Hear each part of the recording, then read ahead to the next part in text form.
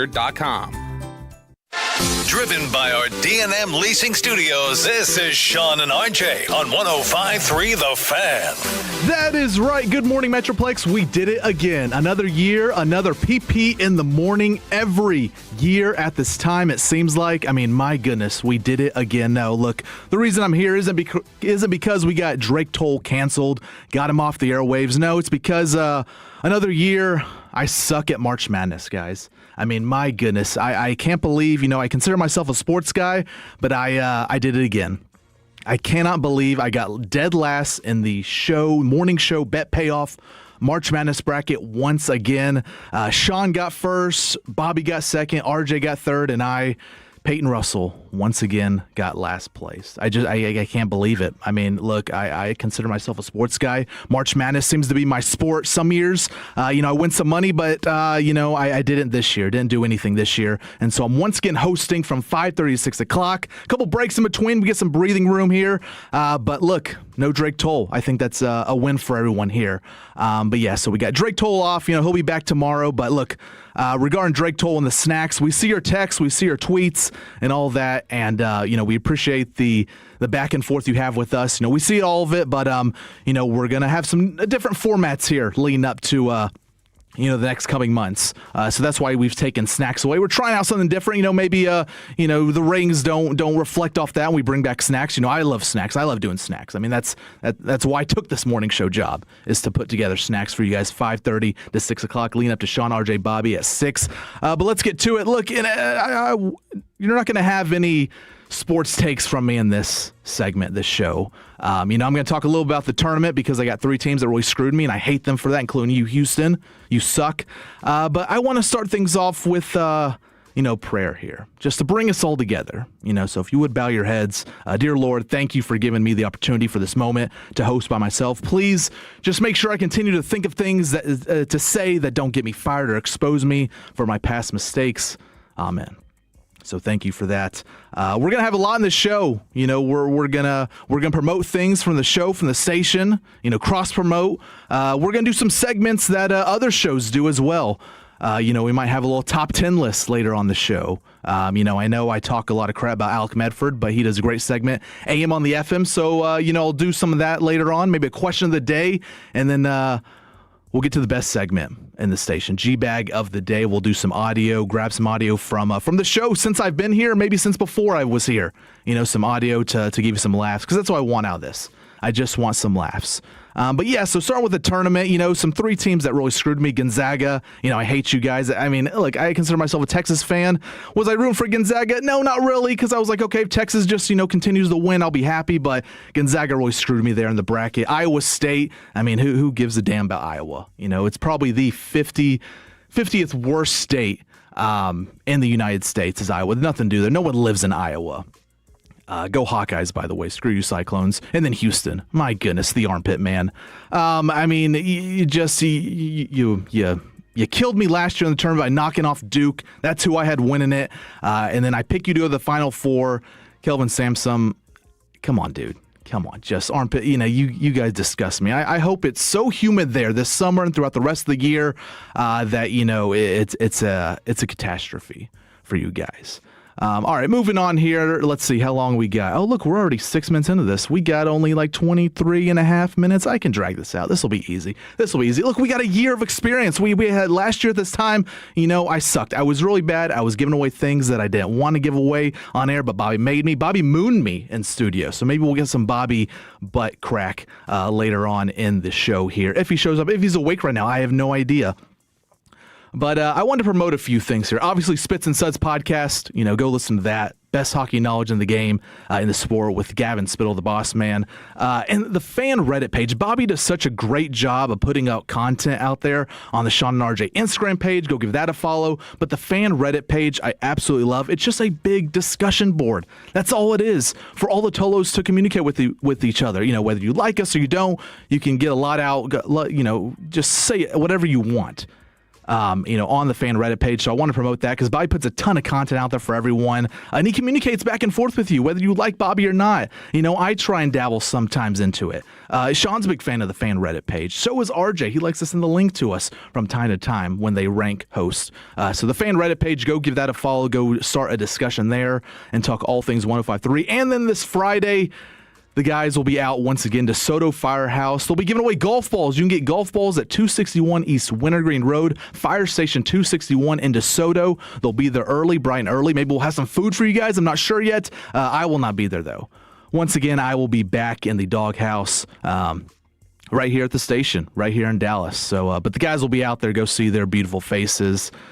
All right, so to start off really this segment thing after I did all the promotion, whatever, I bought some time. Look, 8 minutes into it. We're almost done, basically. I wanted to just be nice.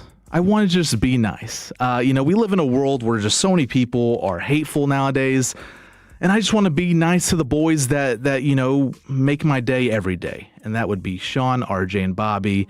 And so we'll get some music here going. So I'll start with you, Sean Sharif, the quarterback of the morning show. His ability to put together a show and have it run so smoothly is insane. He defends his station and this station overall like no other, and co-workers like I've never seen before. It's us and there's nobody else when it comes to this industry.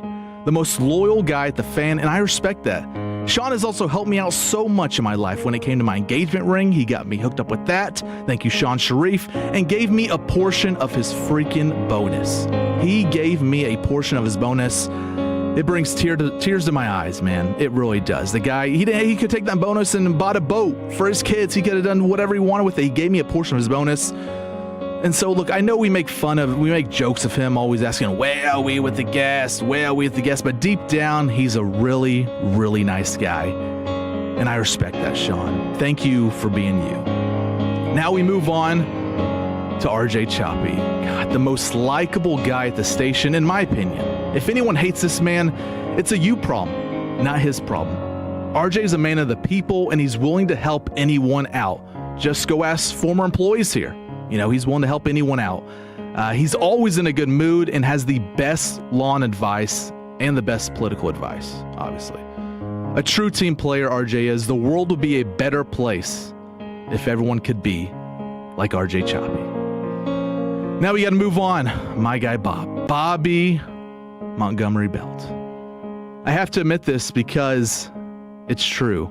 But he is the funniest guy at the station. He really is. The amount of jokes he throws and throughout the show is next level.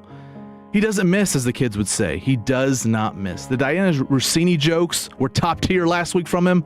Although he can get sassy at times, I think he can admit that. He gets a little sassy, but he makes my job a hell of a lot easier from time to time. Just because of his skill set in this business, the work he puts into the morning show with content, bits, and guests can't go unnoticed, and I respect him for that. I love you, Big Game Bob. I love you. Last but not least, our video guy, Aiden. He doesn't show up till 8 o'clock sometimes. Hopefully, in the near future, he can get the big-time job and start showing up 6, leaving at 10 with all of us.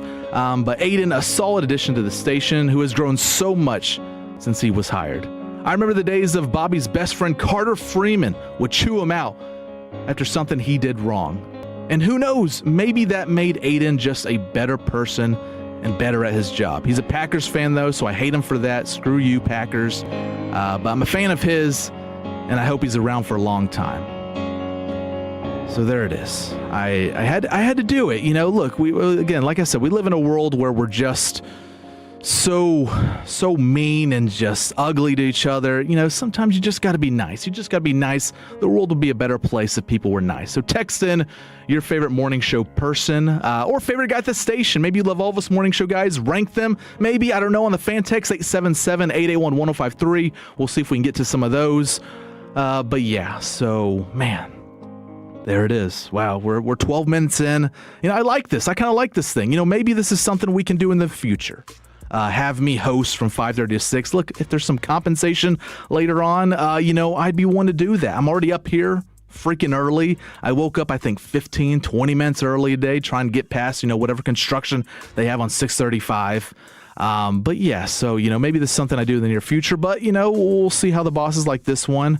I think it's gone well so far. A lot better than last year. Last year was so bad. I've had, an additional segment, since last year, so I think I've gotten a little more comfortable, but, who knows? Again, I just want to be funny throughout this 30 minutes here.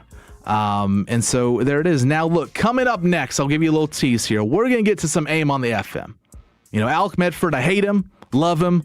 He's small, long hair, needs a haircut. But look, we're going to have AIM on the FM coming up next with me. So maybe it's a PR on the FM, I guess you would say. Question of the day we'll have for you. We'll get to a top 10 list you don't want to miss. And then let's see what else. G-Bag of the Day audio. We'll have a morning show edition of G-Bag of the Day. The best audio since I've been here and maybe even before I've been here. We'll do all that next on 105.3 The Fan. Hey, Dallas. The Rocket Roger Clemens here. I spent years on the mound giving everything I had, and now I feel every inning in my knees, back, and shoulders. But I didn't want surgery, and I sure didn't want to be sidelined. That's why I turned to QC Kinetics. They're right here in Dallas. QC Kinetics Medical Director Dr. Christie and his team use regenerative treatments that help your body heal itself.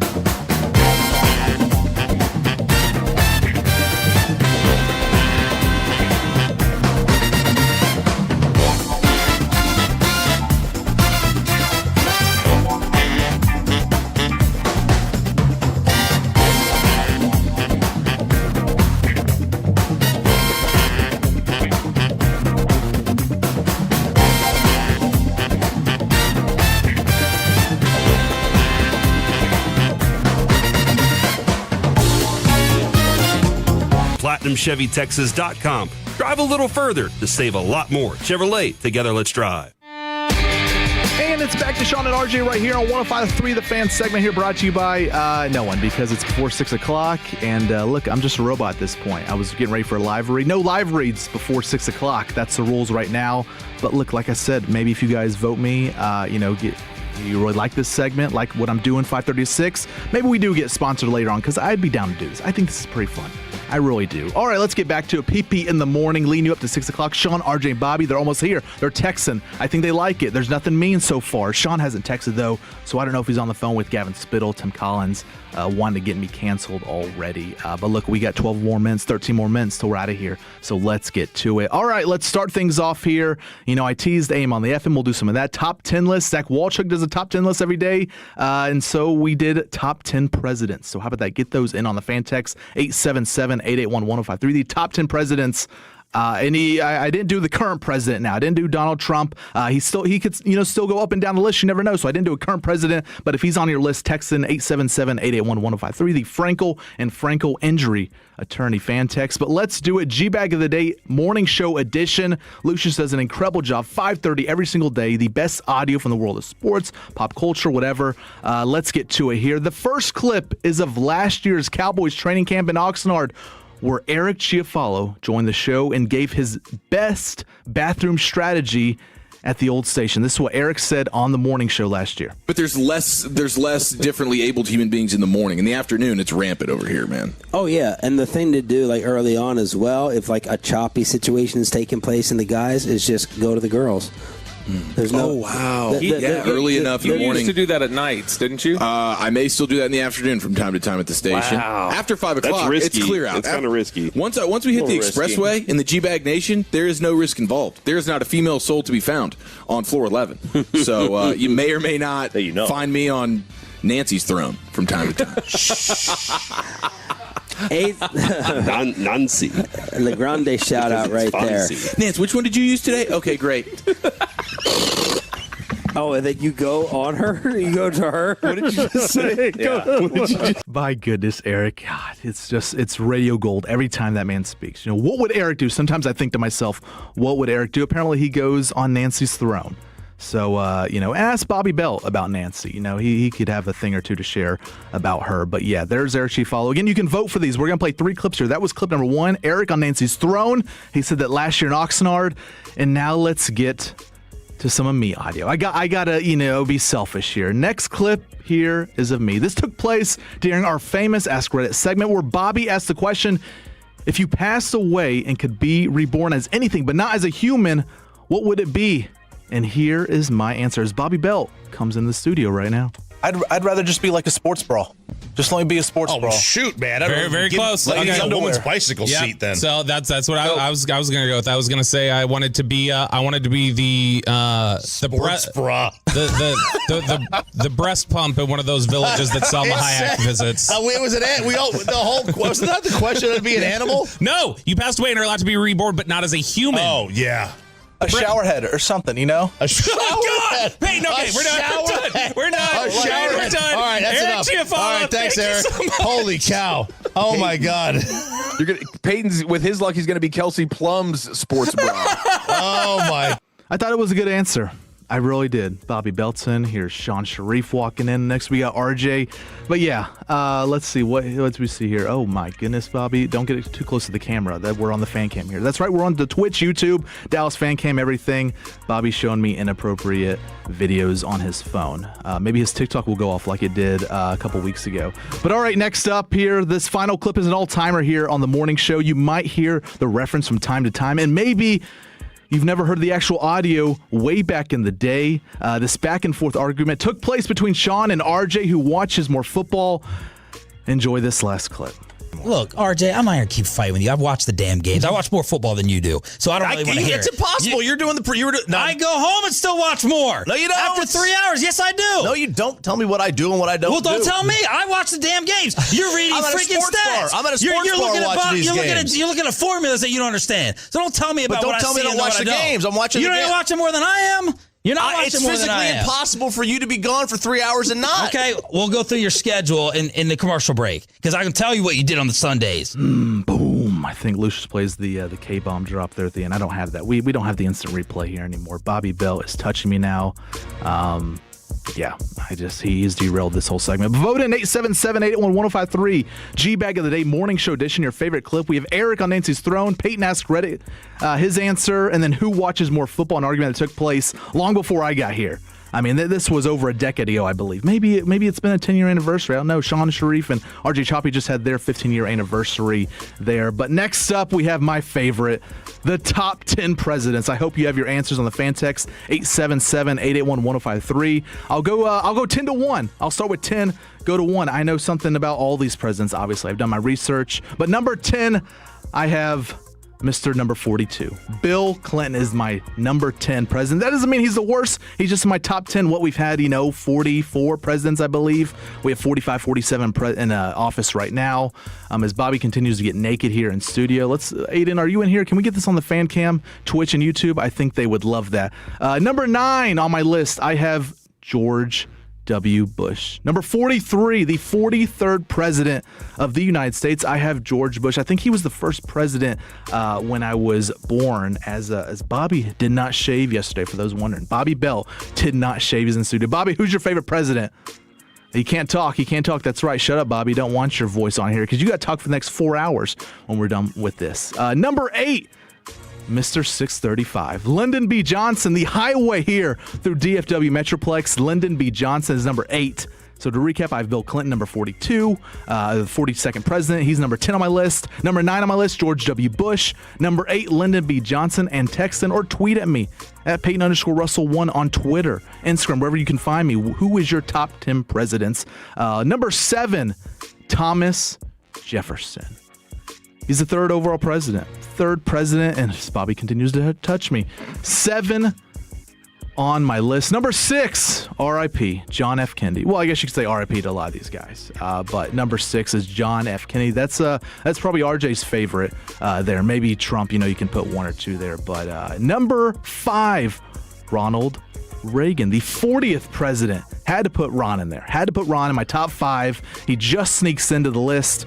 Now we're going up the list here. Again, text in your top 10 presidents. And this is all because Zach Wolchuk does a top 10 list every day. He picks, I guess it's a national whatever day. And I did presidents because President's Day was a couple months ago. But yeah, so we did that. And that's why we're doing top 10 presidents. And it's a segment Bobby wanted to do for a while now. Top 10 presidents. Maybe Fred Davis later on the night show. Fan After Dark. They can do this later on. Number 4. The guy on the $1 bill. I think I have a $1 bill in my pocket right now. But George Washington, the first president, he is number 4. He cracks the top 5. George Washington is up there. And then number 3, my guy, Teddy Roosevelt, the 26th president of the United States, number 3. You got to put Teddy up there, right? Teddy was a good president, right? And again, if you disagree with this list, you let me know. Number 2, we have FDR, Franklin D. Roosevelt, the 32nd overall president. Number 2, he's number 2 on my list. Who could be number 1? It's not Joe Biden. Joe Biden was an honorable mention. He's left off the top 10 list. But number 1, I had to go with it. Honest Abe. Abraham Lincoln, the 16th overall president. Number 1 on my list. He was honest, right? He was honest. Did a lot of things with the Civil War. So, there's Abe Lincoln, number 1. Again, I'll go through this list for any of those who missed it. Number 1, Abe Lincoln. Number 2, Franklin D. Roosevelt. 3 is Teddy Roosevelt. 4, George Washington. 5, Ronald Reagan. 6, John F. Kennedy. 7, Thomas Jefferson. 8, Lyndon B. Johnson. 9, George W. Bush. And number 10, Bill Clinton. So we just have a couple minutes left to go. I think we survived this. I think the guys are happy with this. I haven't got a call or text from the boss yet. Maybe I'll have a meeting with later on. But last thing here for this 5:30 to 6 bet show payoff. PP in the morning. AM on the FM. Alec, I don't like the kid. He's short. He's got long hair, glasses, but sometimes he can be a cool dude. Go give him a follow on Twitter and Instagram, wherever you can find him. But he starts off his segment with a question of the day. It is National Laundry Day, so text in 877-881-1053. Who does the laundry in your house, and why is it your wife? Why is it your wife? Yeah, you heard me, Bobby. It's his wife that does it. Or do you do laundry yourself? I don't know. So text in. Who does laundry in your house? And do you guys combine laundry with your spouse at your house? My fiance, Mackenzie, and I, we still separate laundry. I usually wait 2 weeks before I do laundry. She waits 3 to 4 weeks. So text in what you have. And look, that's how we're going to wrap it up. We're 15 seconds away, Bobby. We did it. Get that out of my face. I don't want to see that. We did it, guys. Thank you so much for listening. Sean, RJ, and Bobby have you next. The real show starts next on 105.3 The Fan. Thank you, guys. Tolo. When I wake up The best mornings in the morning light, start with Wrangler. I pull on my jeans and I feel alright. Jeans, jackets, and shirts that get your day started. Good mornings make for better days. Wrangler, for the ride of life. My name is Whitney Allen, and I'm a widow. My husband, Ryan, died.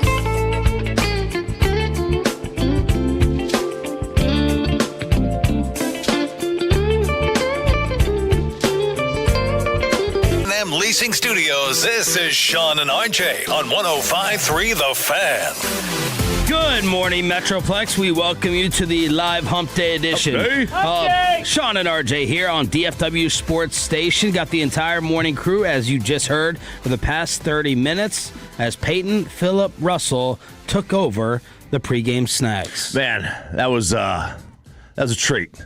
It was. I enjoyed it. It was a treat. Once again, I enjoyed it. Once again. Hey, how did it feel? Better, a lot better than last year. I tried to get some early sleep. I took the melatonin at 8:30. Holy cow! Did not work. I was still awake an hour and a half later. I was twisting, turning in bed. I was like, this is awful. Bad start. But look, I was talking to myself the whole ride in. I was like, all right, we got 30 minutes to drive in. I'm going to run through a show right here in the car. No music, no nothing. And I guess it paid out. Rima got the approval. He liked it. The news staff at krld-fm, they liked it. I thought it was okay. Sean, were you a little conflicted with his statement about you where he said deep down he's a nice guy? No, I mean, I know the perception. Choppy compared me to McElroy the other day. Someone's got to police this place, so I catch the shrapnel. I catch the bullets. I thought it was a very nice dedication to everyone. Yeah. Very nice dedication. What, Bob? Big game, Bob. For those of you that may have misheard, he called me Big Game, Bob. I thought I saw. I was like, what? Not Big Gay Bob. We have to go to the audio tape on that one. Did not foresee the list of president rankings coming. No. I thought it was good. Did he go over the audio limit? No? Good? I don't think so. Okay. Unless you account like the music he put under his statements, because that technically is like that's adding to your bit a little bit. Is it? That specific one a little bit. Felt like it went by fast. I did. You did come I in don't 3 think I minutes was late. drowning. I don't think I was drowning, but You came in 3 minutes late, or 5:33? yeah, well, that's how the format is. The format is set up like it was last year, where there's a hard out from Drake Toll, or whoever does the morning stuff, and then there's a 2.5 minute break, and then I'll take over because there's certain you got to get like 8-9 minute of breaks, and you got to get the sponsor. For the 956, it was like watching a season 1 episode of Friends. 214. Thank God we didn't have to listen to Drake Toll, so we did get that. You got about 45 texts, I believe, in between when I started and when 6 o'clock came in. So there you go. Yeah, next year we either change up the punishment or just stretch it to an hour. I think going in hours. An hour with the envelopes. Yeah. To where we just blind pick things for him. I like it. All right, so Get down with that. Well done, Peyton Phillip Russell. Y'all tell us what you think the highlight was for us to possibly replay a little bit at 8:20 for those who missed it. Hopefully you did not miss a rare victory for NBA Commissioner Adam Silver. James has it. Passes to LaMelo. LaMelo circles. LaMelo into the paint. Goes up for the lay-in. Yes! With 5 seconds left.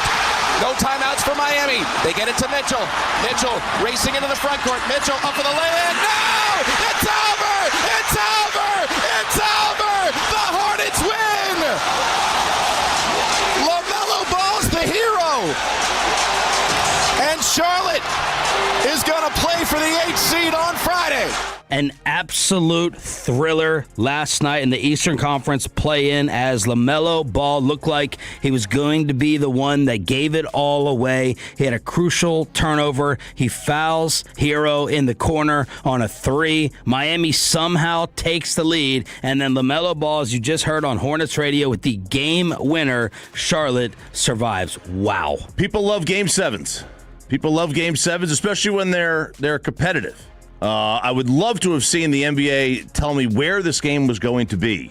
Well, even if you turned into Amazon, I was about to say, you got blanks for a minute or two. LeBron tweeted, he's like, "Is my TV broken? What the heck is going on?" Yeah, that was everybody was getting the screen of the sorry, we're experiencing technical difficulties like right at the very end. As I know, Nick Harris was sweating that big time because he was I believe he had a parlay he was looking for there, and he was stuck. But it was that moment that was almost poetry for Adam Silver there. Of just like, you're about to get a win, and I love that now it's going to get yanked out from under you, but it worked itself out. So incredible game, amazing back and forth. You also have the possible cheap shot from LaMelo Ball tripping up Bam Adebayo as they're losing their best player. So Mr. 80 points. How many did Bam score? Who remembers quickly? 83. It won. 80. Kobe was 81. It was 83. 83. 67 of it from the free throw line, I think. It was a lot. So Bam has to end up leaving. LaMelo screws up, and he's able to go ahead and save the day. As I'm watching this game, though, I'm searching. I'm looking for the NBA Rookie of the Year, and I'm not seeing him. And before I tweet out the trash talk to Con Knipple, I just want to make sure I go on the box score because I was checking out the Rangers as well, and I just wanted to make sure Con didn't foul out because that was the only explanation for not having the best three-point shooting rookie of all time and the NBA Rookie of the Year off the floor. He did not foul out. Con Knipple with the early struggles and the late disappearance as they kept him on the bench for the duration of the closing and deciding moments. And wow. Minus 20 in the box score. So this is the typical group chat discussion you'll have is like, why are you still shooting threes as a team when you're 1 for 17 from the 3-point line, right? Just your random day. And this is the question that a coach has to ask himself, like, when a guy's clearly off, do you just not play him? Or do you keep throwing him out there thinking, if he's a 40% three-point shooter and he's 0 for 18, this guy's about to go on an absolute tear. And he's going to make to his 40%.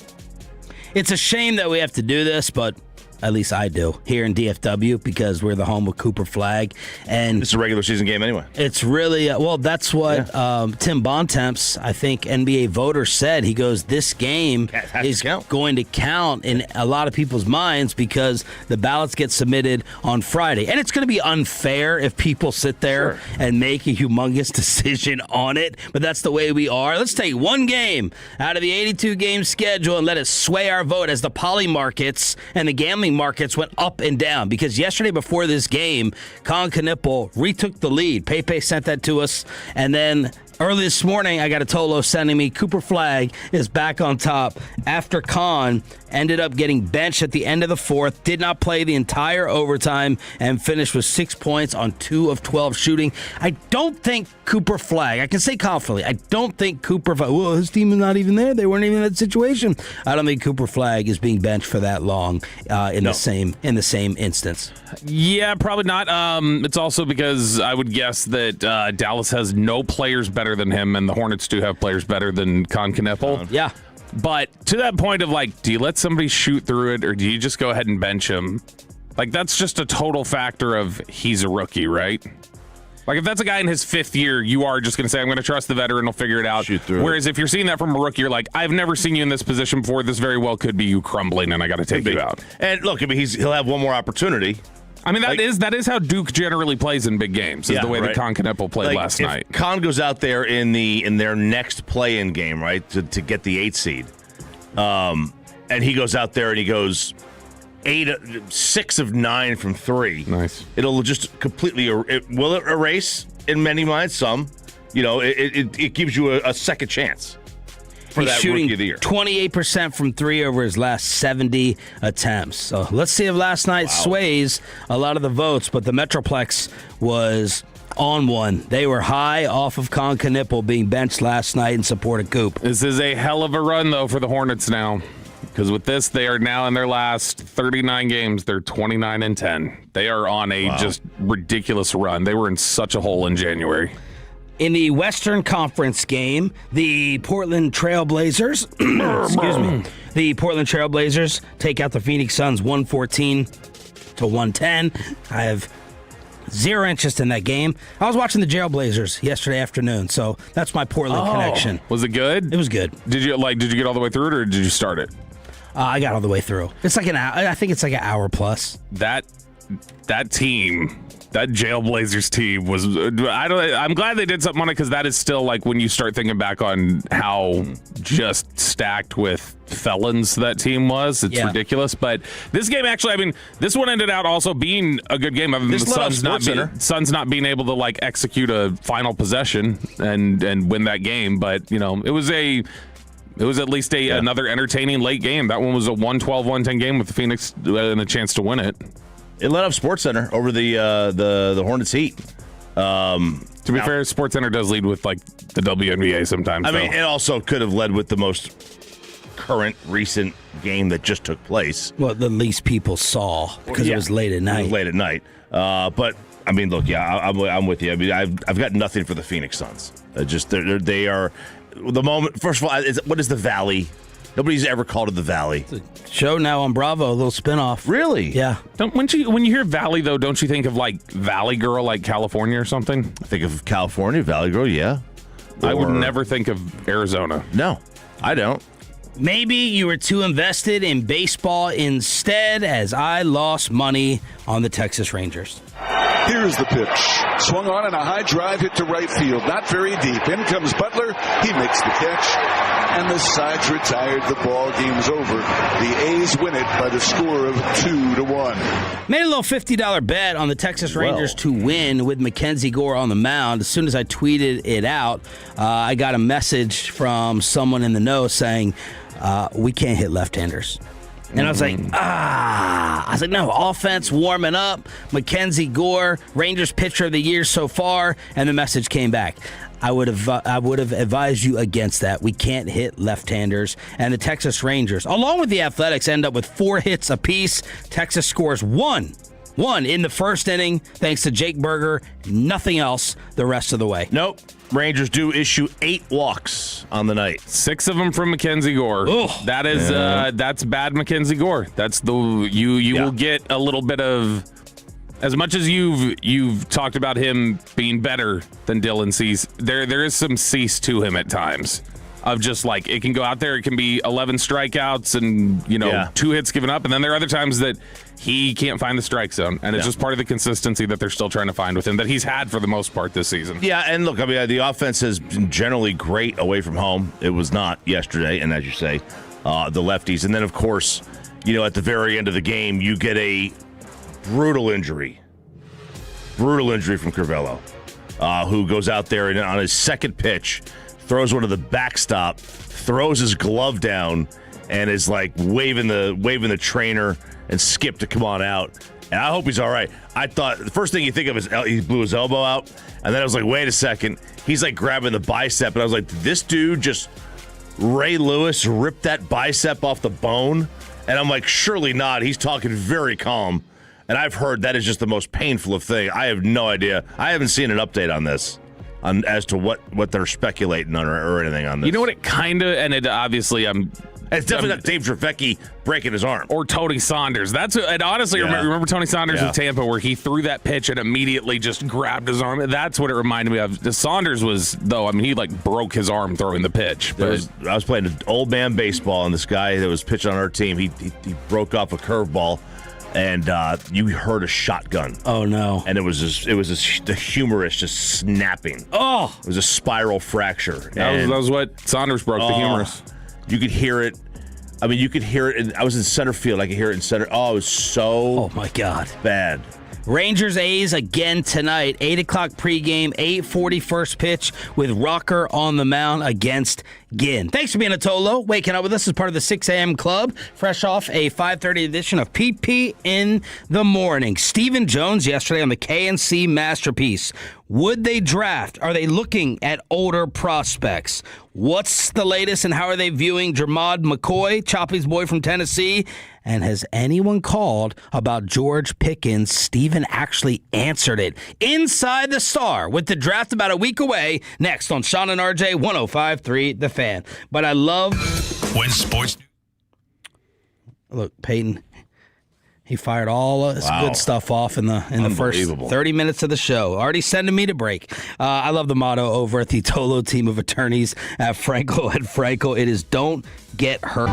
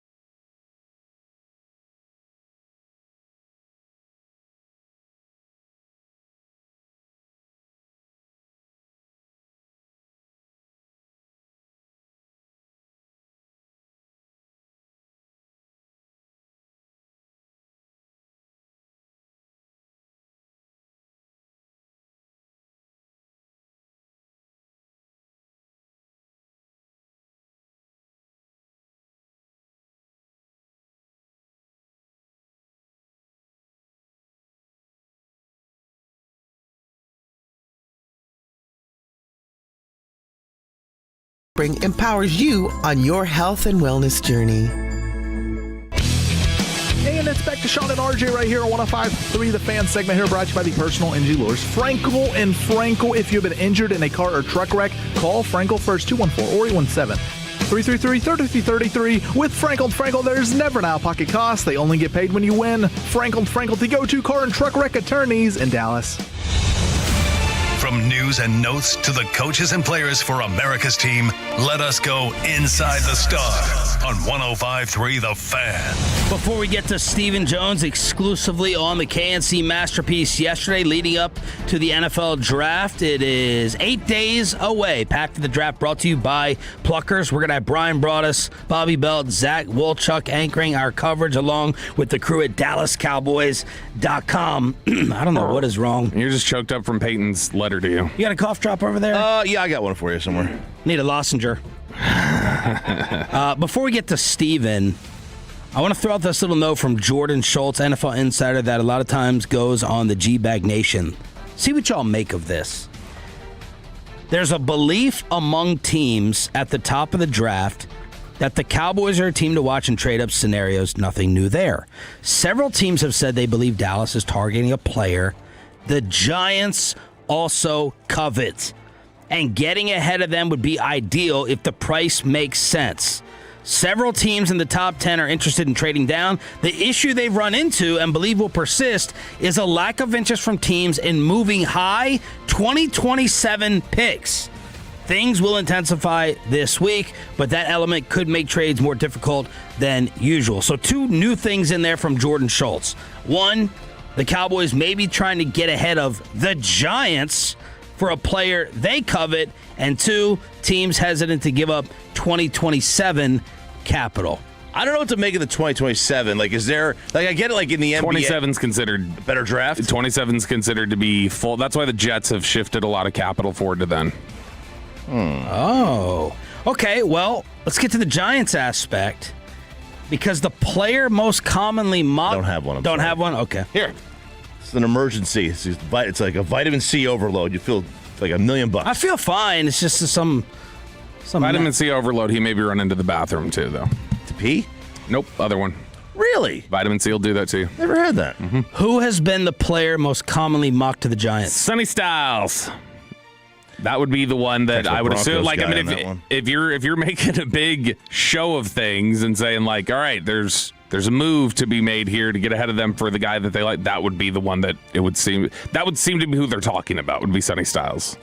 So after this, I went and I'm just YouTube binge watching players right now. Mm-hmm. I'm becoming an expert scout. Look at you. You're going to have a little, what's a composition notebook like Corey Majors came in here with yesterday? I got to say, I knew he had been watching him coming in here with his notebook that he was peeling out with all his little handwritten notes. I felt proud of him. And it was a graphene notebook. It wasn't even a college ruled one. It had the boxes. I told Bobby I had a hot take. It was driving him crazy in the commercial break, trying to guess who I was talking about. I'm talking about Sonny Styles. And my hot take, put it on the board. Yes. I was watching the highlights, and I was hoping for more. Oh, baby. I was watching about 8 to 10 minutes, and I was like, okay, because we all saw up close the freak in Indianapolis. And all the combine numbers, and the size, ran smooth, and the versatility. I was just looking for. There was a lack of like, wow, explosive, oh my God moments from him. So I told myself there in the moment, if the Cowboys moved up for that, just based upon the 10 minutes of highlight reels, I would be pretty furious. I'd be very, very upset if they moved up that much. If the player we're talking about is Styles that the Giants are interested in. I was hoping to be wowed. I was hoping to be blown away. Okay. It made me go back to watch Fred Warner in college. I was like, okay, what do Fred Warner highlights look like? They look better than Styles. I had a lot more fun watching Jacob Rodriguez than Sonny Styles.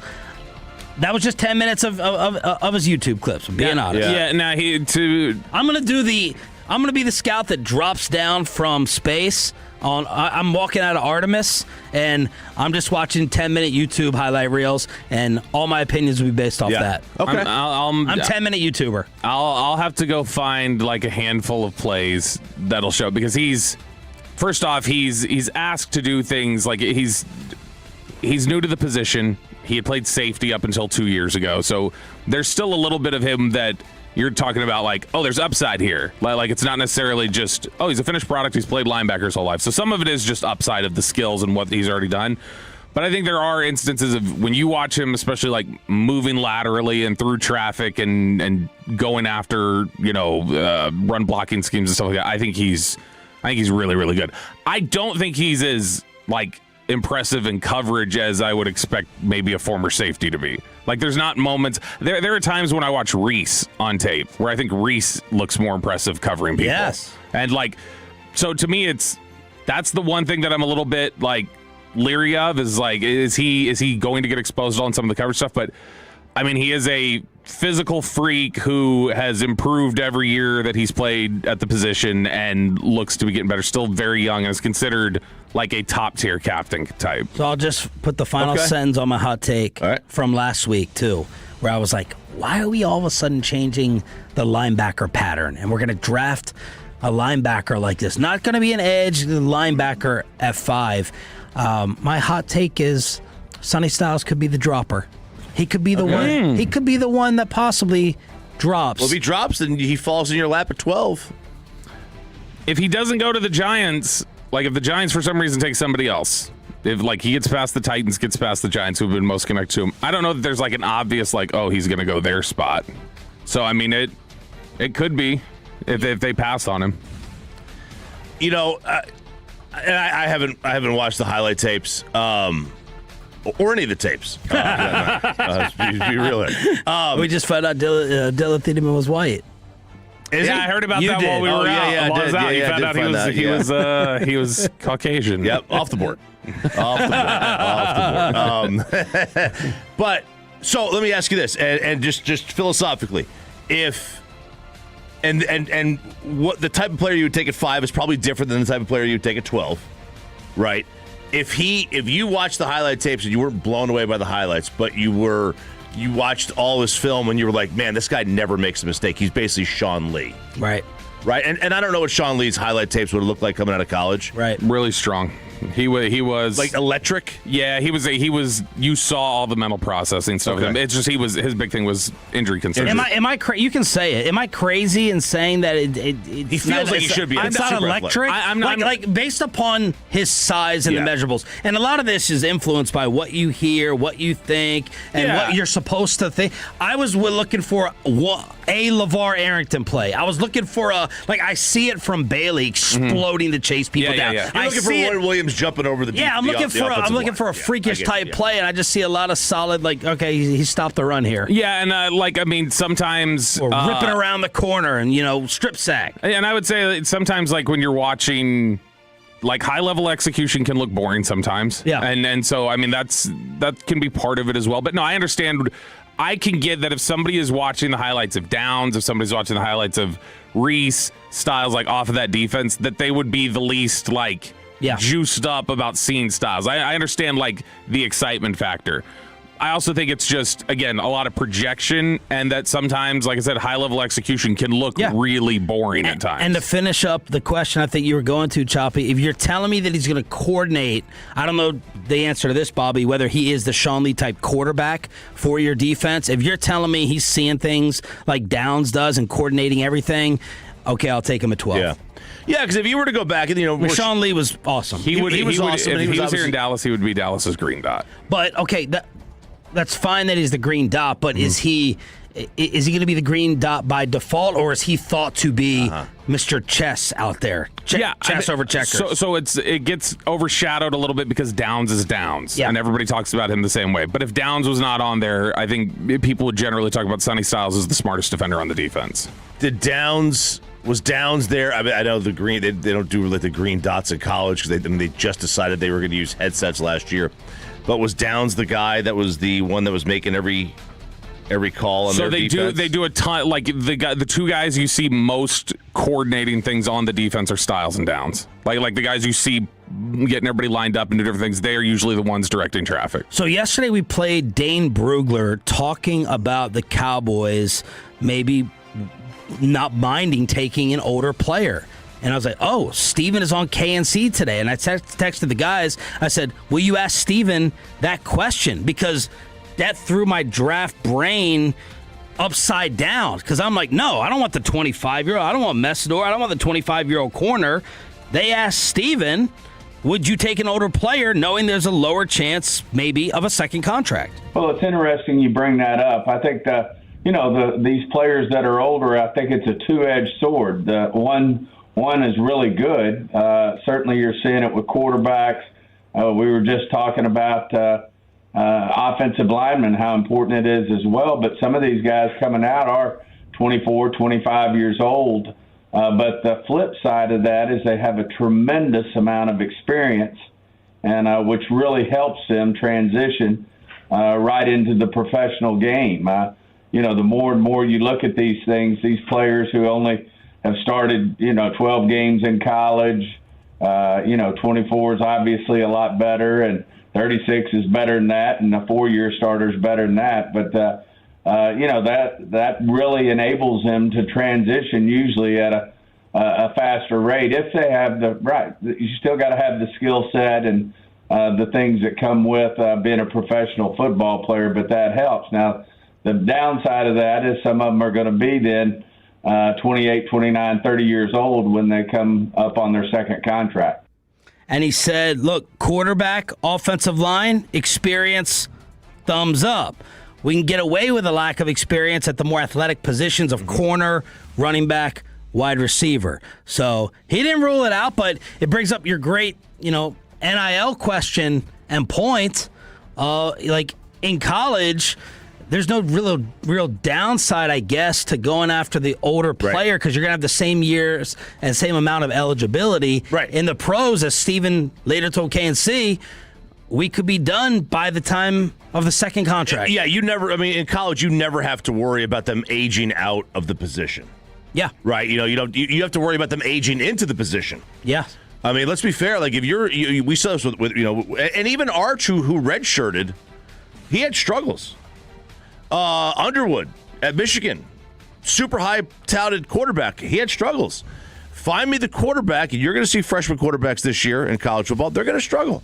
And they haven't even aged into the position yet. So like in the NFL, it changes things up a little bit. But if you're going to say, look, we're not going to take a player who has a redshirt year because of injury, because we have a window, then to me, if your window is that small, on the flip side, perhaps you take the approach, well, we're not going to take an old guy because he might not be here in 10 years because our window is this. The fellows asked Steven, does Jermod McCoy, Tennessee corner, qualify as the red shirt player Jerry wants to avoid? Yeah, that's a work in progress. We're trying to, do all the work that we need to do to get our hands around what his status will be for, we start with everything, what his status is for the mini camps, what his status is for the training camp, and then ultimately will he be able to play part of the season, none of the season. All those are levels that then we put into an equation and decide where we might come down on that particular player. That does not sound like super positive to me. Now, Steven is very, very careful with the way that he talks about things, especially if it's, concealing plans before they go into, something that they're trying to execute. But for him to not just say, yeah, we're comfortable with him when the position seems to be from the McCoy side, like, hey, he's ready, he's healthy. For him to just be like, yeah, we're trying to get our hands around it. I think that speaks to what we've talked about and what we've told you, we've heard about things, which is, I think a lot of teams still have a lot of concerns about Jermod McCoy's knee. The resignation has been turned in for the media story that has taken over the National Football League, and it's made me angrier with Diana Rossini. We'll take you through her statement next. But first, look, affordability is the biggest problem in today's car market. New vehicles average nearly $48,000, and most people's...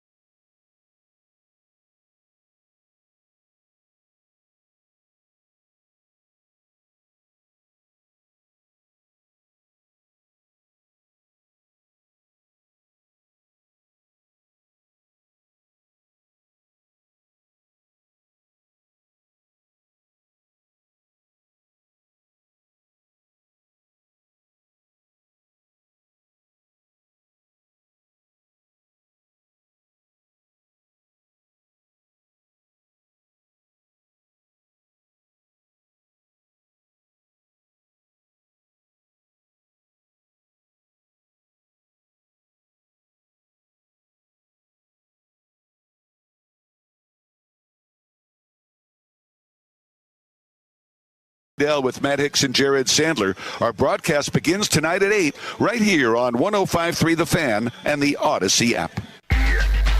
And it's back to Sean and RJ right here on 105.3 The Fan segment here, brought to you by Classic Chevrolet. If you're in the market, upgrade your vehicle. Get to Classic Chevrolet in Grapevine today. The #1 Chevy dealership in the world, 3 years straight. They've got more new Chevys than anyone else, all priced to sell. Visit ClassicChevrolet.com. This is Texas. This is Classic Chevrolet. Together, let's drive, relax, enjoy the difference based on new Chevrolet registrations 2023 through 2025. You are not going to fire me. I'm going to resign. Good morning, Metroplex. Sean and RJ along with Cowboys insider Bobby Belt on DFW Sports Station 105.3 The Fan. Thanks for being a Tolo. That stands for Turn It On, Leave It On. Yesterday, Diana Rossini, formerly of The Athletic, the possible affair with Mike Vrabel, submitted her letter of resignation. Everything I have to say is below.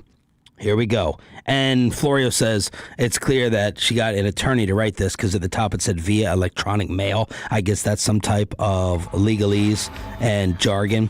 But this is to her boss at The Athletic. Dear Steven, what is this music? Dirty Diana. Please accept this letter as my resignation from The Athletic effective immediately. I have come to this decision with deep sadness, but with clarity about what is right for me, my family, and the work I have spent my career building. You and I have already publicly addressed the recent attacks against me, and I have nothing to add publicly to what we have said. I've covered the NFL with professionalism and dedication throughout my career, and I stand behind every story I've ever published. When the Page 6 item first appeared, The Athletic supported me unequivocally, expressed confidence in my work and pride in my journalism. For that, I'm grateful. In the days that followed, unfortunately, commentators and various media have engaged in self-feeding speculation that is simply, Choppy, help me with this, unmoored? Unmoored. What's that mean? I honestly have no idea. I've never heard that word before. Like removed from the facts. It's like less. Yeah, it's not more. It's unmoored. It's MOOR. Well, that doesn't matter. I don't know. It's not or no longer attached to a mooring. So, read definition number 2. Speculation that is simply unmoored from the facts. Moreover, this media frenzy is hurtling forward without regard for the review process The Athletic is trying to complete. It continues to escalate, fueled by repeated leaks. And I have no interest in submitting to a public inquiry that has already caused far more damage than I'm willing to accept. Rather than allowing this to continue, I've decided to step aside now before my current contract expires on June 30th. I do so not because I accept the narrative that has been constructed around this episode, but because I refuse to lend it further oxygen or to let it define me or my career. Blah, blah, blah. Blah, blah, blah, blah. Are you Diana Rossini. Is it today where we get the announcement she's writing for Patriots.com? Well, Barstool. People say Barstool. Yeah. Who is the guy on Levitard? Stu Gatz. Yeah, she'll find a job. She'll take some time off. She'll find a job. This is just ending the story, like for her, from her perspective. Right, like the whole control the narrative, be first, all that. Was that lock in the comments when she posted this on social? Oh yeah, This not your night. Look, she used unmoored and moreover in a 5-word stretch. Yeah, that's elite. This is really unlikable to me. This makes me root against her. She turned off the comments, so she didn't want to deal with any of that. She blamed the media coverage. By the way, everyone has a humongous problem with ESPN and the rest of these networks not actually covering it. So she's actually catching a break by it not being on First Take. Barstool kept away from it for about a day with the Patriot homerism that was there. Then she kind of blamed them for the employer leaks because you had someone inside The Athletic say, we're a little bit uneasy with the initial defense that you guys had of her. There was some defiance here. Nothing close to an apology. Nothing close to accepting. Now, maybe she's innocent. I don't believe she is. No one in the world believes she is. But you would think you'd be a little bit more contrite and maybe talk about the hardships you put your family through because of this story. Instead, she seems to be maintaining some level of innocence with an arrogance to go along with it. A big turnoff. Deny. That's the approach she's taking. Deny. Yeah, very Pete Rose energy. It is Pete Rose energy. It's a good one. Now, some people are speculating, okay, she's putting this out so The Athletic ends the investigation, right, and we don't get dirty details. Well, The Athletic is continuing with the investigation, and they're going to see that through, according to reports. They did not yesterday. Now, ESPN did post the story that she resigned yesterday. Yep. I did not see it on The Athletic before I went down to the TCU Tarleton game. I didn't see that they posted anything about it on the ESPN website. On the Athletic website. I don't think The Athletic has posted anything, period, to this point. The New York Times did, like their news side, and so I would imagine even still anything coming out of this about the report, I would guess they wouldn't, while they're investigating it, put any coverage of it on their own platform. Tolo's weighing in. She had no issues with comments when she said she married someone who was average. All she had to do was produce photos of the girls' trip. She couldn't. She either lied or participated in the first ever girls' trip without photos. Amazing point. First ever girls' trip without photos, or girls. Or girls. Or girls. That's right. So, Bobby, what'd you think? It was a bad statement. But, I mean, I also understand that if you are going to dig in and just, hey, I'm going down with this. This is going to be my story and I'm sticking to it. Going down with what? This is going to be my story and I'm sticking to it. Then I would understand, all right, I'll quit before they make any sort of a ruling.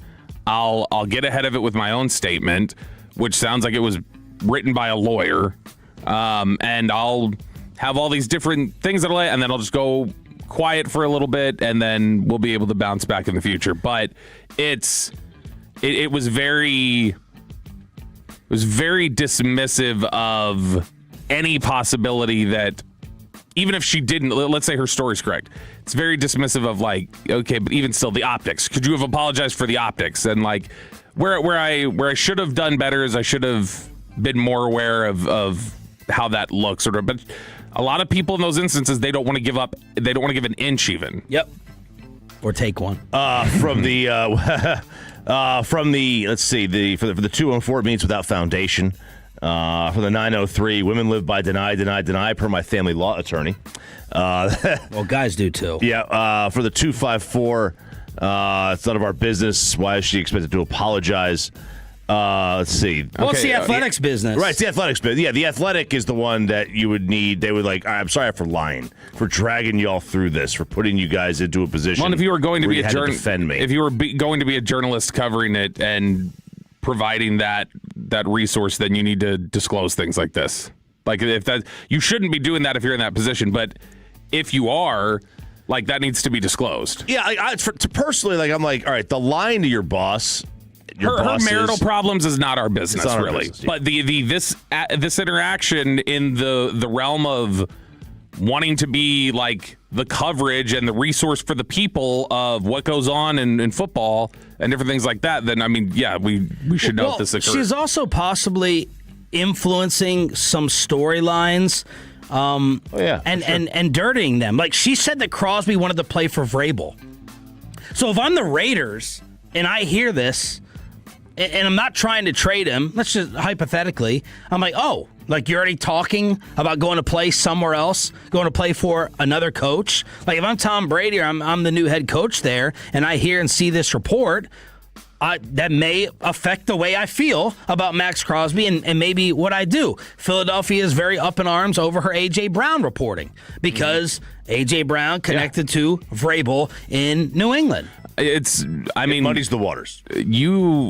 We saw here in Dallas with Nico Harrison, like, how much decisions can be influenced and moved by pressure and coverage and various things like that, to where, yeah, if she's going to have a softer stance on Vrabel, or if there's going to be something else, like, that absolutely could partially protect job status or give him covering fire on things that he shouldn't have. And so there's definitely an ethics question here. You cannot at the same time try to argue for the presence of journalism as, like, being super important in our society, which she would, and then also, like, on that same side be like, well, this is none of your business how I talk to individuals and sources. Look, I was not going to freak out if she kept her job.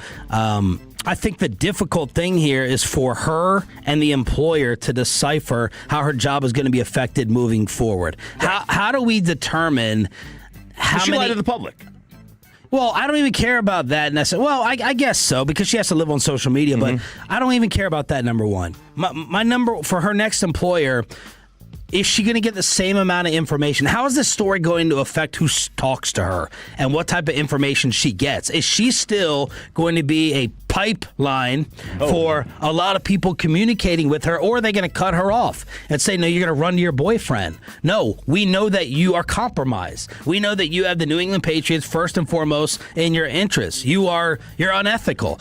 That's what's important for me in terms of trusting what story she puts out there. How is us attaching our name to you going to be received on social media? Because all of your posts for the next 5 to 10 years are going to have a ton of trash talk, a ton of sexual jokes, and a ton of discrediting in them.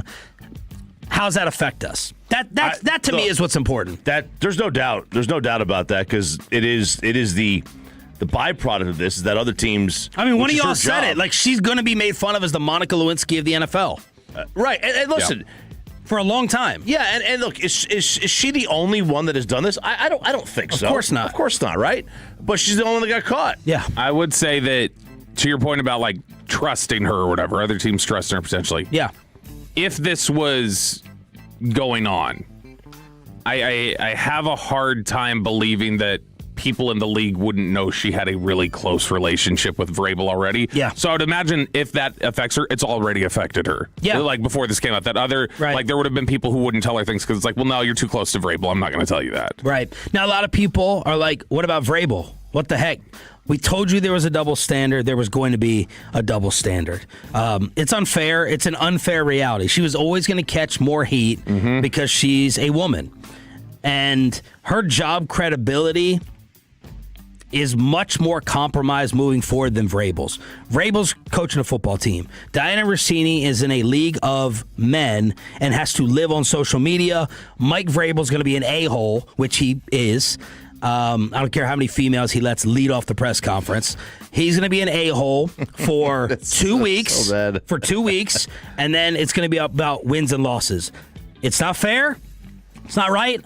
That's the way it is. That's the reality, unfortunately. It also would have played out differently, I think, for Vrabel. Still would have probably been like more focus on Rossini, and that's not even-handed and not fair, but it would have played out differently for Vrabel if we also had a dozen clips of Vrabel talking trash about his wife. Yeah. That would have that influenced a lot of this part. It's a little bit like the Luka trade decision from Nico was one thing. The 6 months of PR missteps that came after that was another. It's like the Rossini story is one thing. The flood of look at her just talking S about her husband who's at home with the kids or whatever. That's what I think really did her in. And we've heard nothing from either of the parties of the spouses, like not a peep. Yes, and it's like, okay, now did obviously some couples have arrangements, whatever, but there's families, not just spouses. There's families here. Back to Inside the Star. You're not going to be happy about it. At 7:20, as Peter Schrager backtracks and drops another name that would make myself and the rest of the Cowboy Tolos very, very unhappy. But first, let's recap what the Rangers did last night. It's some RJ Choppy Diamond Cavs on the home of the Rangers next. But first, let me go ahead and get you set up with DFW Security. I just got the notification.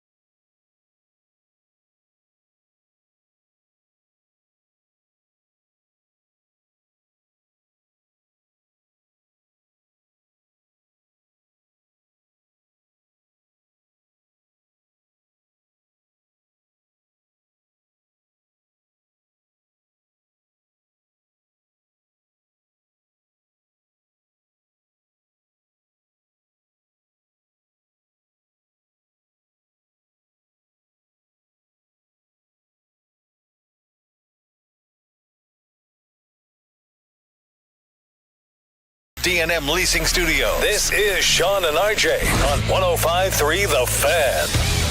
Gore slides home, and that ball is hit sharply past Young to the left, the base hit. Clark is in. Langoliers will score.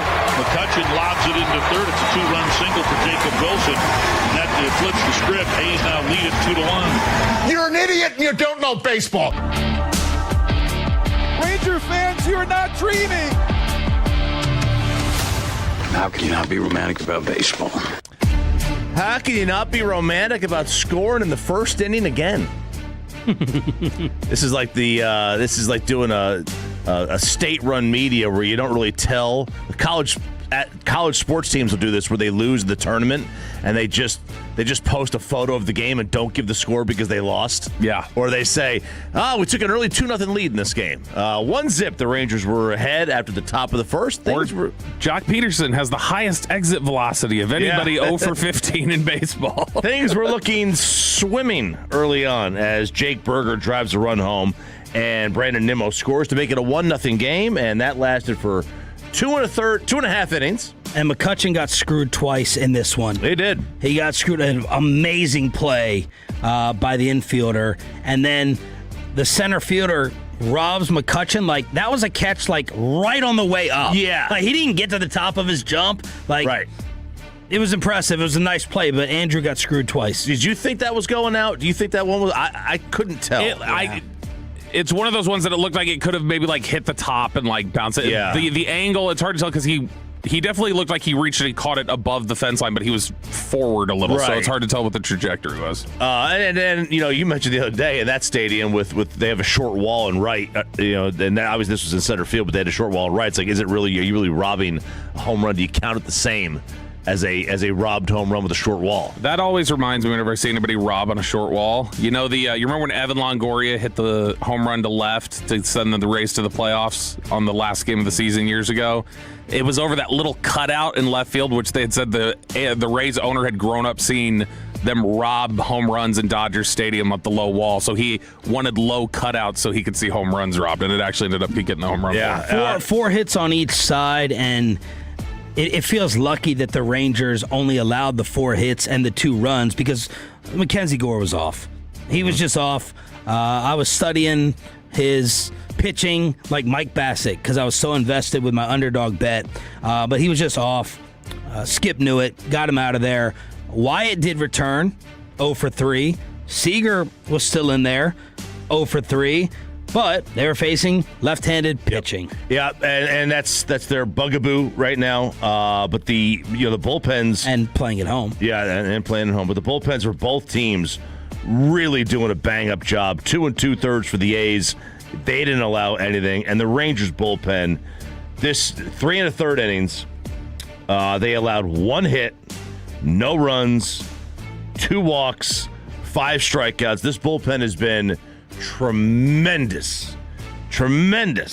And you get out of this game and both they didn't even combine for 300 pitches, these two teams. I mean, you get out of this game and you're talking about 280 pitches that these two teams threw. That's on the lower side, especially in today's baseball. So it was a low scoring game, and the Rangers offense just doing nothing. They are back at it today. They have 4 games here total, so this is not yet the rubber match, and it's Kumar Rocker and JT Ginn on the hill. First pitch, 8:40 coverage here on the Fan. Started at 8 o'clock. Now, there was a very bad injury at the end of the game, and Luis Crivello, who goes out there in the 7th inning, and he, on his second pitch, he threw his first pitch. You could see him kind of wiggle his arm a little bit, and it was a bad pitch. It was in the dirt. And the second pitch, this thing would have gone behind any left-handed hitter, like way behind. The left-handed hitter wouldn't even have moved.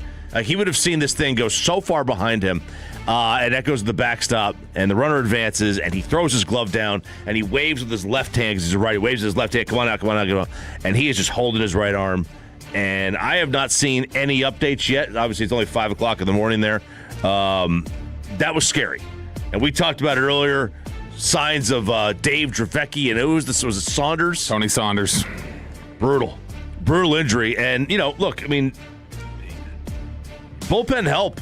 You could never have enough bullpen guys. And when you start to lose one, because the way that looked that last night, you'll see him next year. The way it looked last night, you don't see him the rest of the year. Yeah, that was bad. It was ugly, and I mean, he had been, what had he been, like how much rest had he had recently? I think he pitched 2 innings the night before. Yeah. But he didn't throw a lot of pitches. Yeah, but I mean, this is the risk that you're going to run with some of the workload that they've gotten with their bullpen this year. Because I mean, the bullpen's had to pick up. Let's look up who leads in bullpen innings. So he threw 2 innings the night before per team. He threw 2 innings the night before, but he only threw 19 pitches. That's not a lot of work. Now you're getting up. So he's getting up. He's getting hot. Yeah, but Bassick said last night everyone should have been available. Yeah, that's not a ton of work. So that's what happened with Crivello, so we'll keep you updated on that one. Diamond Cavs here on Sean and RJ on 105.3 The Fan. The Athletic Power Rankings. Oh! This is the longest write-up I've ever seen for any team, for the Rangers at least. And some great news. 2 Rangers are on here who are playing awful in other spots. First off, let's go to the Rangers. Now, it's the best and worst surprise we've seen so far, and the picture is a grimacing Marcus Semien. Oh, man. All right. Now, in very cool uniforms, the NYC Mets uniforms, those are very cool. Very good-looking uniforms. Very good-looking alternates. But you go on down to the Rangers write-up, and, Texas coming in at number 12. They're the number 12. They were previously at number 14. Now, their early surprise, and it says Nate Eovaldi's perplexing struggles. Now, this article came out at 4 a.m. the night after he just pitched in Oakland. So it came out 4 a.m. yesterday. So they probably, put it in before his start. But here's the write-up. And this is the longest write-up of anybody in this article. This is 5 paragraphs. It's not that he hasn't been good. The Rangers are, after a win over the A's Monday night, all alone in first place in the West and generally hitting the ball a lot harder than they did last year. But in the middle of a season that has otherwise been more up than down, the biggest surprise, at least before Monday, has been Nate Eovaldi. In his first 2 years as a Ranger, very good, big part of the World Series team. But last year, he was a monster. A 1.73 ERA, if not for rotator cuff issue, limited him to 22 games. That would have been a league-leading ERA, and he would have been a strong Cy Young contender. But first 3 starts this year, an ERA just under 8, leading the AL in earned runs and home runs allowed. Whether or not that's anything to do with the sports hernia surgery from October is anyone's guess, but literally every one of his 6 pitches has gained velocity since last year. Say that again. Every one of his pitches has gained velocity since last year. Now, when his arm started, and this is not the case right now, but when his arm started having issues in the past, his velocity was up in that last start where he had gotten hurt, and he didn't have control last year. And I remember reading up that you can get guys who start because their arm doesn't feel right, they start overthrowing. So, I mean, the fact that his velocity's up, it sounds good in general, but I mean, maybe that is an indication that just something mechanically isn't there yet for him, and he's overthrowing. Yeah, perhaps. And if that's the case, mechanically, that gets scary because now you get risk for injury when your mechanics are thrown off. So now that's the write-up on the Rangers. But what about former Rangers? They make a point in the Mets blurb on this. Did you have the same power rankings as Choppy had, where you had them? I think they were 8th. Yeah, they were 8th in 3 different power rankings. They were, I believe it was 8th, 9th, and 10th. But everybody had them in the top 10. And every single one of those outlets had them 3rd in the AL, behind the Guardians and the Yankees. Whoa. That's good. By Cleveland's up now, there. This was right after the Dodgers series where those came out. All right, what a great job by the boys. In the Mets blurb, it says, whatever you do, Met fans, do not look up Brandon Nimmo's numbers in Texas. Oh, baby. Started off last night. Yep. Scoring the only run. The Mets infield as a whole struggling at the plate. Mets have lost 7 in a row. Marcus Semien is hitting below 200. Has an OPS of 532, an OPS plus of 53, which means he is almost 50% worse than the league average hitter. Dude, worse. Chris Young with the early fleece. Fleece. Jonah Heim had one of the worst sequences I've ever seen from a high school catcher the other day. Pass ball, and then he throws the ball to third into the outfield on a ball on a play. He never could have gotten that guy. I don't know. It was like eat it. You can hear I could hear the manager in the dugout yelling, "Eat it, eat it, eat it." And no need to throw that baseball. And he didn't throw this ball wide of third. He threw this ball down the fence line. Not down the line, down the fence line. Awful. And, well, he's just took 2 errors of the same play, earned him a demotion, hitting less than 160, and OPS plus a 40, which means he is 60% worse than league average. And like you said, CY, did he cook? Ooh, did he cook? Did he cook? Did he cook in the offseason? I think he might have. So there's a little bit of power rankings for you from Major League Baseball. You want one more? I got one. All right, let's go. Well, did you see what happened to the Orioles manager in the dugout? Hit in the face, right? Hit in the face by this foul ball. And here's Craig Albernaz talking about the damage. Ball hit me pretty flush in the cheek, but I feel good. Luckily, no surgery. I think all in all, it's at least 7 fractures in my cheek area, orbital, and then a broken jaw. But luckily, doesn't have to be wired, no surgery. I just have to eat baby food for 6 weeks. So, GG's gotta have a better diet than I do. Baby food for 6 weeks. Did he say GG's? Yes. No idea what he said. GG, good game? Good game, man. Oh, I thought it was maybe a grandchild or something. Could be a grandchild, yeah.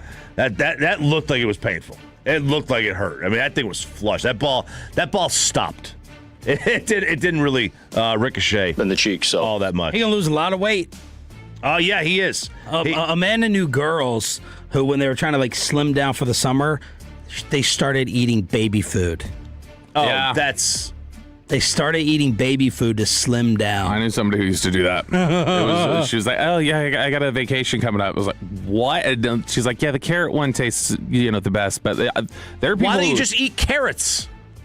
Because this is like pureed. It's a little just different. Nobody wants to just chew on a carrot. They're not Bugs Bunny. When I was doing soda, the chopping up celery and putting Frank's Red Hot on it.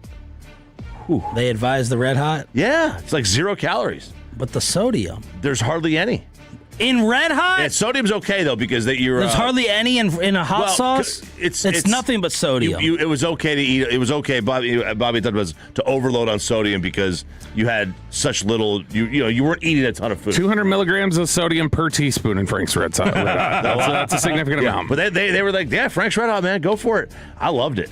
Yeah, I loved it. They would tell you to over sodium a little bit because they said you were losing so much water. And so because of that, they said you needed to kind of balance. The NFL insider who got us really excited last week is backtracking, and the name he keeps hearing that would have myself and Cowboy Tolos, but not Bobby, going insane. A loaded Inside the Star, commercial-free in the Expressway on the home of the Rangers and Cowboys next. After we get you over to basepowercompany.com/thefan, we're going to switch over to Base Power, and we are going to get you cheaper energy prices. That's the key, right? Everything's expensive. Why overpay for energy when you could switch to Base Power like Sean and I did, and you get the peace of mind with the built-in backup battery? You can go energy, low fixed rates below market. You can go backup generator only. Get home backup with your existing utility, and you can go with the option of both. Get home backup with the energy for up to 95% less than the traditional generators, and get a $100 Tolo discount at basepowercompany.com/thefan. basepowercompany.com/thefan. This is the story of the one. As a procurement manager for a hospital system, she keeps every facility in her network stocked and ready. That's why she counts on Grainger to be her single source for thousands of products, from disinfectants to lighting, air filters, and more.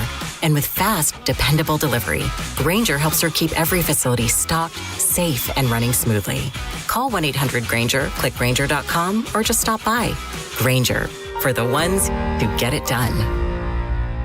This is the highlight of my morning. Hey, what's up? It's Island. And I'm Josh. And a little thing we love about the Chick-fil-A Bacon, Egg, and Cheese Biscuit is that it's our go-to morning comfort. And you've got that nice golden fluffy egg. With a soft, flaky biscuit. Crispy bacon. Melty cheese. You want something quick, you want something convenient, but most of all, you want something good. There's no better way to start your morning. There we go. Start off the morning with a Chick-fil-A Bacon, Egg, and Cheese Biscuit with Simply Orange Juice. Order on the Chick-fil-A app today. Real guests paid for their testimonials.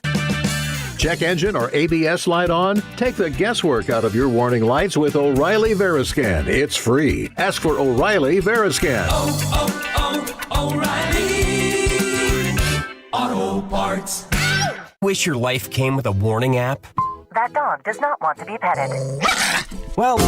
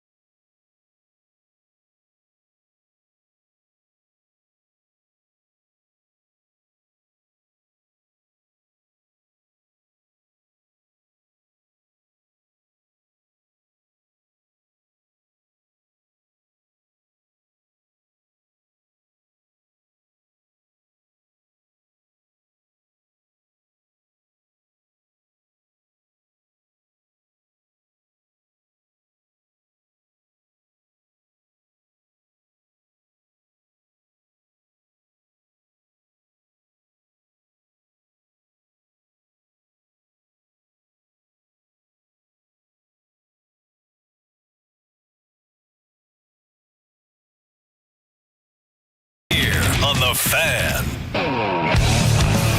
And it's back to Sean and RJ right here on 105.3 The Fan. It is the Expressway right now on The Fan, and it's brought to you by the On-Time Experts. From news and notes to the coaches and players for America's team, let us go inside the Star on 105.3 The Fan. We are commercial free. We will chop it up at 7:40. All the different mock drafts are coming out. We'll do that at 8 o'clock. A replay of PP in the morning, paying off the March Madness punishment at 8:20. Below the belt at 8:40. Former Rangers hitting coach Brett Boone at 9 o'clock on DFW Sports Station. You think this is bathroom or burrito right now with no Bobby? Oh man, it could be both. But I think this is an elevator issue. I saw an email that they were going to work on an elevator. Yep. Was that this morning or today? Surely not. Here he is. Oh, it's coffee. It's his hot chocolate. And then he wants to saunter in like a jackass, like, what's the problem? What's the deal? I heard 5:30 to 6. He can fill in for a minute. What's taking so long? The little espresso thing, and then I went and got a drink, and the elevator stopped on 3 floors on the way up. It's red dyes. Look at that red. Who was at the coffee machine? No, but it's just the espresso thing takes a long time to spit it out. Okay. All right. Springer's always there. I know. Always. Jerry.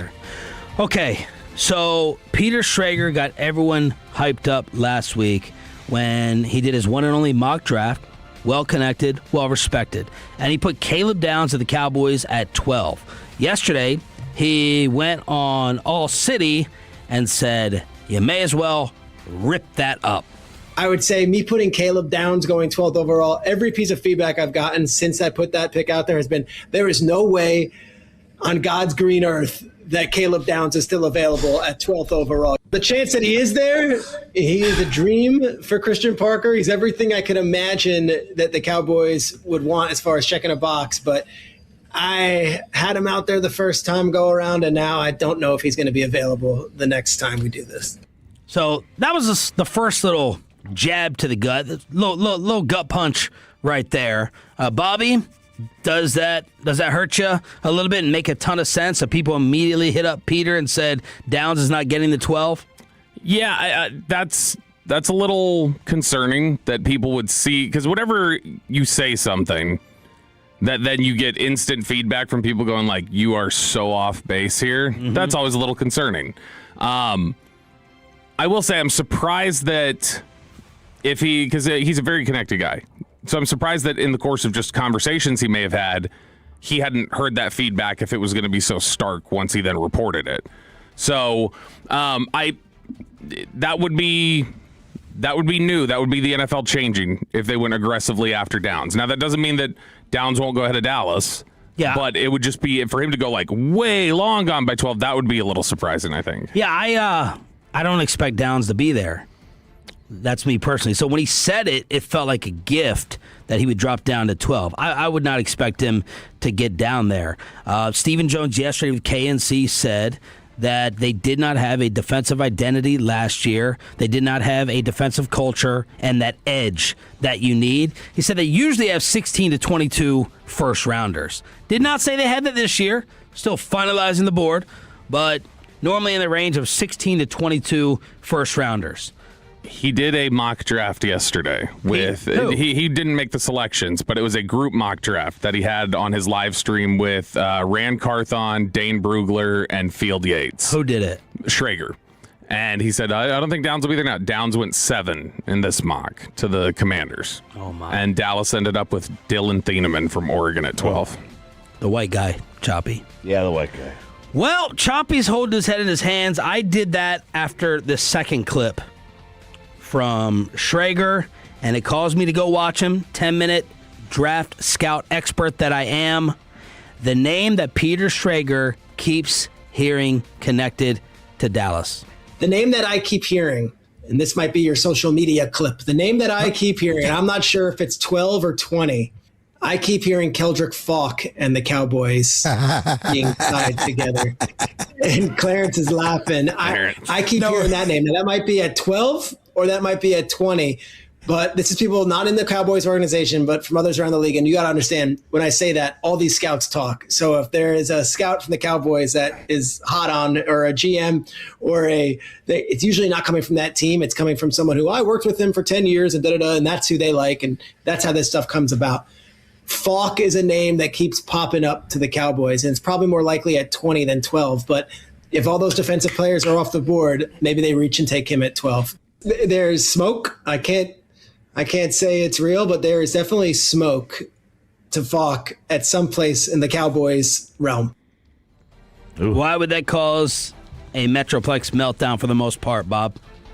So there's just not a lot of fans of Keldrick Falk in the Dallas Cowboys draft community. They are just go down the list of our Cowboys draft influencers. Brian Broaddus, not a huge fan. I don't think Nick Harris is a fan. I know Vach Lombardi isn't. John Owning is aggressively dug in that he does not like him. So there's a lot of resistance there. I totally agree with all of them. He's just there. He's 6'7", big guy, and it's just he's there. It's not. You said that's who they were picking 12. A lot of space to beat up, though. A couple weeks ago, when I was listing off him as that would be the one that you said, who was that one? And you're like, well, then that would be that's who they're going to pick probably then. The disappointment. Yeah, but Falk, I think Falk and McCoy. I'm sorry, Falk and Hood. I think they probably like Keldrick Falk a decent amount. He reminds a lot of people of Mykel Williams from Georgia.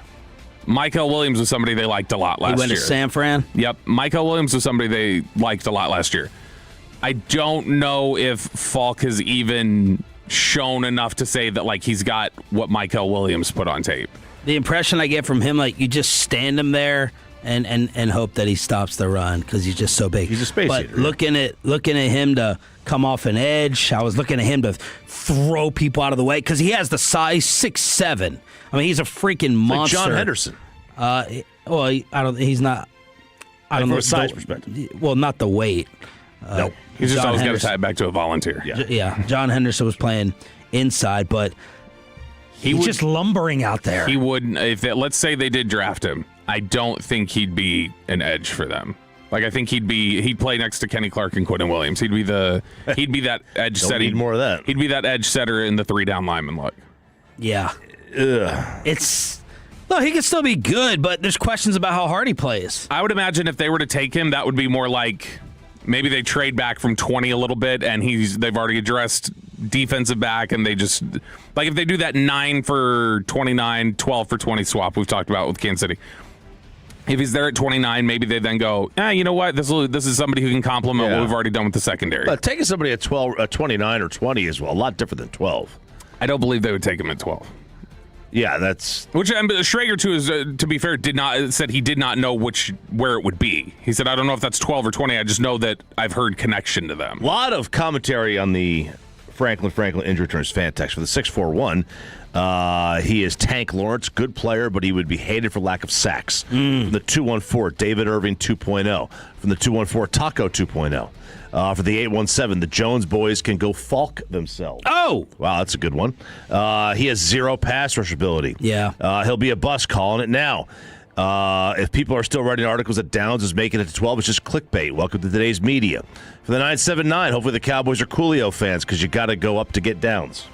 Like that one. I can assuredly tell you that Downs does not make it past the Bengals at 10. Okay. Well, we're getting some mock drafts also saying that. You said Schrager yesterday had the Cowboys getting Thieneman? And it was like a group thing. Yeah. And so it wasn't like just Schrager's own projection, but it ended up being with Dane, Rand Carthon, the old Titans GM, and Field Yates. They put Thieneman 12. Harry is talking about him on All City. Best player on the field right now, and he's a scud missile, and he's all over the place, and he ran a 4.340, and we're talking about Dylan Thieneman, the safety out of Oregon. I think if you're looking at that 12 spot, the guys that are going to be available, I think the way it's shaken out, are wide receiver and offensive line. I don't think the Cowboys are going either one of those spots. So now you're stretching maybe, and you're saying, all right, well, we don't love the safety compared to maybe value-wise, but at 12 and 20, let's get good defensive players. So I look at him. I look at the kid McNeil Warren out of Toledo. I look at Gerard McCoy, who did not play all of last year and has a serious, knee injury. Is he ready to come back and make an impact? I look at guys like that at 12, and it's if Delane's not there and Downs isn't there and Bain's not there, you might have to settle at 12, and then you get to training camp and you say, you know what, we acted like we were settling or reaching at 12, but we have a really good player at that position right now. Let's go to work. Man, it's like, to me, I'd rather take less return on a trade back If that pick is worth 1,000 points, I'd rather take 700 points, 800 points to trade back than take a guy that I think maybe I'm settling on. I don't know. Maybe they don't view it that way. Maybe when push comes to shove, I wouldn't view it that way either. Yeah, I mean, so a lot of people really like Thieneman and have him way up high. I mean, we heard Daniel Jeremiah say there will be teams that have Thieneman above Downs. So, I mean, he's not a bad player. He's just, I think for them, they would feel like, even if they liked him and they enjoyed having him in the defense, I think for them, they would also feel like this isn't really what we wanted out of this pick. Mock drafts are exploding from everyone today. Todd McShay, Dane Brugler went 7 rounds, but the guy who we've had to pay close attention to and has nailed it recently is Mel Kiper Jr. Say what you want about him, right? He's done a nice job. And this is his final mock. And it's a 2-rounder. So let's get to it. Commercial free in the Expressway here on Sean and RJ. Path to the Draft is brought to you by Pluckers for the coverage on Thursday. Mendoza, 1 to the Raiders. David Bailey, 2 to the Jets. A lot of whispers as of late that David Bailey is going to be the second player taken. Arvell Reese to Arizona. Jeremiah Love to the Titans at 4. And remember what Jordan Schultz said yesterday, and I was trying to figure out what agent he was talking to stir this up. And I was like, who is the agent for Sonny Styles? I actually didn't see any representation as of the internet. Who's Caleb Downs' agent? And I'm like, who is Schultz tight with that could stir up stuff around here? Did you find Sonny Styles, or did you find Caleb Downs' agent? No. Sonny Styles' agent is Brian McLaughlin and Mike McCartney. Okay. And then Caleb Downs is Ryan Tollner from Rep 1 Sports. Okay. So I don't know who Jordan Schultz is tight with, but at number 5, Jordan Schultz said the Cowboys may be trying to get past the Giants to take a player New York wants. We all been thinking that's Styles. Well, here's freaking Mel Kiper giving the New York Giants Caleb Downs at 5. If things fall this way, the Giants will have a tough call to make on 3 Ohio State prospects. And I think the Giants the other day were talking about watching all this Ohio State film. T. Rainey sent me that. I could see Carnell Tate as the number 2 opposite of Neighbors. I could see Styles, quarterback in the defense. But I keep coming back to what Downs could do from the back end next to Javon Holland. His incredible instincts would pop in this defense. Downs would be the first safety taken in the top 5 since Eric Berry went to the Chiefs in 2010, and he would be worth it. Downs to the Giants at 5. Have not seen much of that. Mel Kiper dropping it. It's odd because Harbaugh's come in there and he's running the show now, right? Like he's in charge, full autonomy. So look at Ravens. Look at Ravens, but also because of that, there's been so much certainty from everybody. It seems like that Styles at 5, Styles. When the sense that I get from people in New York is like they don't have a good grasp on what the Giants want to do, and so it's odd that we all do kind of like center around. Like the Giants are. They need a lot. Giants are one that I don't. And Dexter Lawrence, by the way, they've agreed to talk to teams to trade him, so keep that in mind. Yeah, Giants, I don't know that that's a team like I feel comfortable like knowing, they're going to do this, whether it be Downs or Styles. Why would or I feel comfortable about anything Arizona, Tennessee, or the Giants do? Now, the Giants are probably they're in a better off position than the other two. But the other two have needs everywhere. So why am I like, all right, definitely Jeremiah Love to Tennessee or definitely this to Arizona? My Vikings guy did tell me that the Giants love both, but they like Downs more than Styles. They like Downs more than Styles? Yeah, that's my Vikings guy. So, do you know? Right, let me put this on the clock. Draft day is happening. Mm-hmm. The Cowboys find out the Giants are going to take Downs at 5. Mm-hmm. Are you willing to move up to 4? That's 12 and 20 flat for 4 probably. I would. You would. I would. I don't know if they would, but I would do that.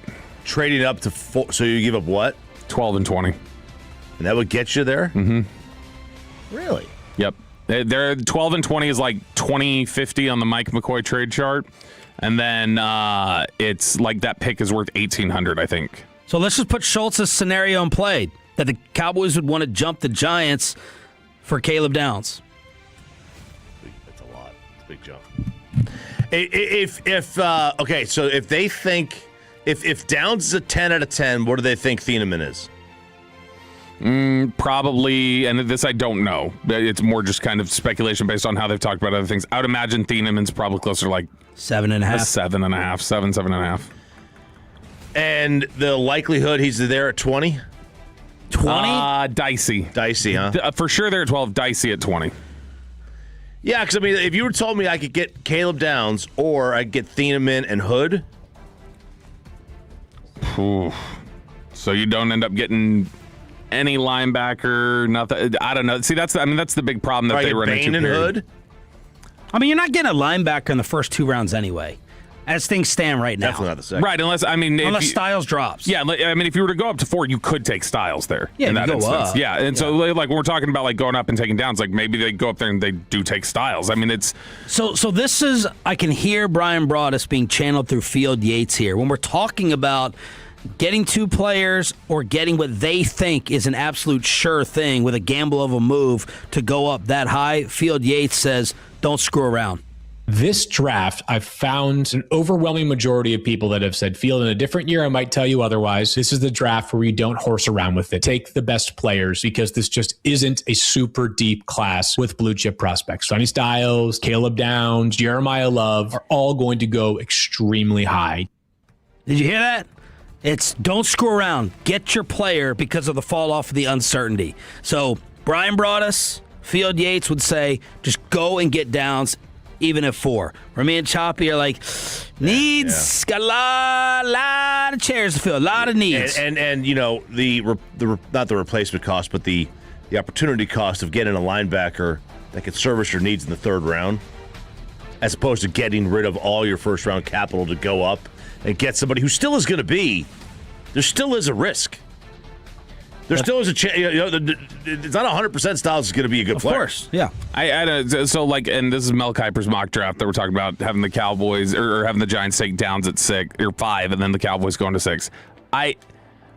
Here's the thing: we don't know with certainty what the Giants are going to do, right? Like we're all just kind of speculating. Everybody generally has said Titans probably going Love or maybe Styles. Everybody pretty much has now settled in on Bailey's going to the Jets. It's unsettling to me that that's what the group is saying, but then Rich Cimini, the reporter in New York, has said Reese, and it continues to say Reese, will not move off of that. For the Jets. Paul Kowarski, who's one of the bigger Titans reporters out there, has recently put multiple times Ruben Bain at number 4 to the Titans. Oh, and nobody has said. So when you start seeing stuff like that, and it's like, okay, I know what the group said, but does that say that we really have no clue what's going to happen in the top 10, and all these assumptions we've made may be off? Mel Kiper Jr. has the Dallas Cowboys making their move at 6. He writes, let's have some fun here. Dallas and Cleveland each have 2 first-round picks coming in the draft, which gives those front offices some ability to maneuver. With an elite prospect still on the board, I have Jerry calling up Andrew Berry to make something happen. In this scenario, Dallas would trade 12 and 20 to Cleveland for 6 and 39. That means the Browns suddenly have 3 first-round picks, and it means the Cowboys add Sonny Styles, linebacker, Ohio State. Dallas was not stopping anyone last year. Allowed 6.1 yards per play, second worst in the league. Allowed 30 per game, worst in the NFL. Far and away the league's least effective defense by EPA. We've all wondered whether the Cowboys would use both their first on defense this month. This trade up the board might have a greater impact, even if it means sacrificing one of those day 1 selections. Styles is my overall number 4 prospect, explosive, rangy, and productive. So how about that? The Cowboys making a move to 6 for Sonny Styles. Which I don't think anybody would... getting 39. And that's the thing. I don't think anybody would be that frustrated by a move up, even those who don't want to trade up, knowing that if you... All right, well, then that 20, you still get to just move down some spots and have a pick in the second round. Yep. And so as long as you've got that, then that'll calm some people down, I think. Yeah, it'll calm me down. Carnell Tate to the Commanders at 7. Ruben Bain to the Saints at 8. Jordan Tyson Bobby's favorite wideout to the Chiefs. Boy, that's starting to shatter up a lot. Schrager put Tyson in there. A bunch of the Chiefs reporters lately have been putting Tyson at 9. Tyson to Kansas City. Mm-hmm. Delane to Cincy at 10. Maui Noah. Good gosh, there's no N in that. None. Maui Noah to Miami at 11. From Miami, the Browns, because of the Cowboys trade down, then take Caden Proctor, Bama tackle. Mekhi Lemon to the Rams at 13. Spencer Fano to the Ravens. Sadiq, tight end to Tampa. Omar Cooper, who the Cowboys had him for a visit, to the Jets at 16. Monroe Freeling to the Lions. Thieneman to the Vikings. McNeil Warren, another safety, to Carolina. Denzel Boston, Cleveland 20. We'll skip down. Vega Ioane. No, I'm going to skip. We're running out of time here. Jermon McCoy, Cleveland 24.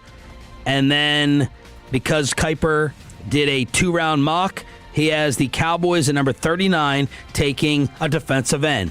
TJ Parker from Clemson, the final pick involved in my proposed Cleveland deal. I love Parker's speed to power, how he plays with the whistle. His sack count dipped from 11 to 5 last year, but he knows how to cause problems for opponent quarterbacks with 114 pressures over the past 3 seasons. Cowboys traded for Rashawn Gary. They can continue cleaning up the pass rush with this promising prospect.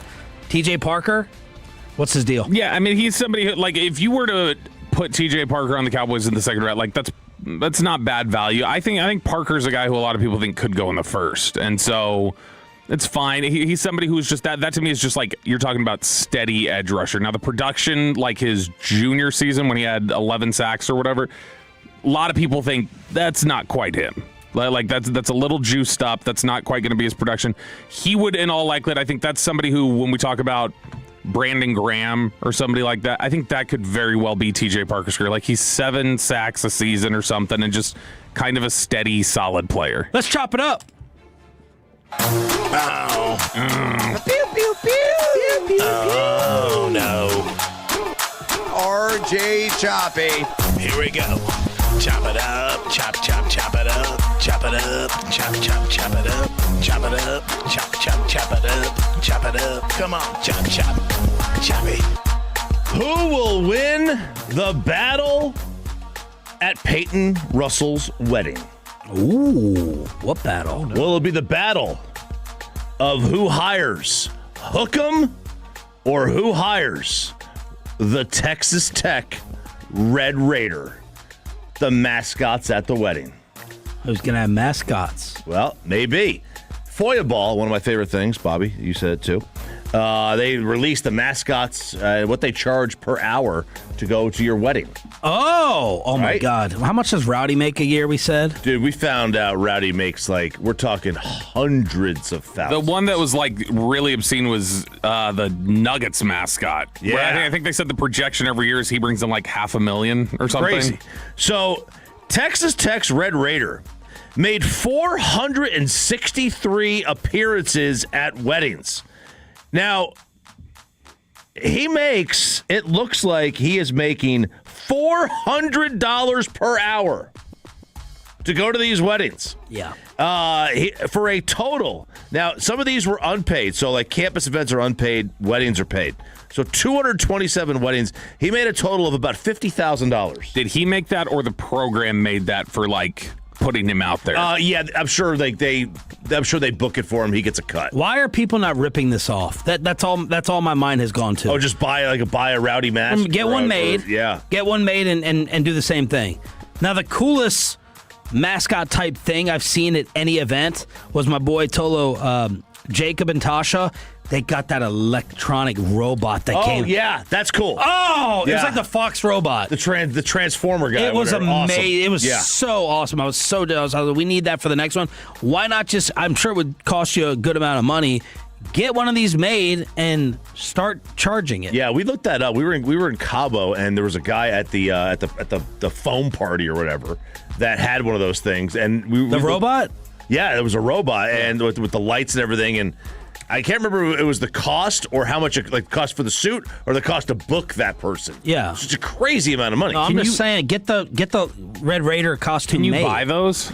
Probably not. No, well, so that's what I meant. Like, I would imagine. So, like, you know how we've seen before, somebody will make, I've made the Lightning McQueen car from Cars. Like, some guy did that, started posting it on TikTok, and he got a cease and desist from Pixar. And so I don't know if Tech found out you were. Oh, yeah, they would. Yeah, you couldn't advertise that loudly. You would have to make the outfit, and in order for it to, you wouldn't want it to look like Temu. And if it looked too good, then maybe they'd start suing you. The Hook'em mascot, which is There's a lot of bars around here who throw team names on it, and they slide and get away with it. Really? And they throw sandwich names after teams as well. Hook'em, the Texas mascot, was booked 61 times at $750 per hour. Hey! So if you just book it for 1 hour, he made $45,000 just off weddings. And now he may have gone there for 2 hours on some of these. So he even made more. The most obscene is both out of the SEC. One is the Auburn mascot, which charges an absurd rate of $3,000 per hour.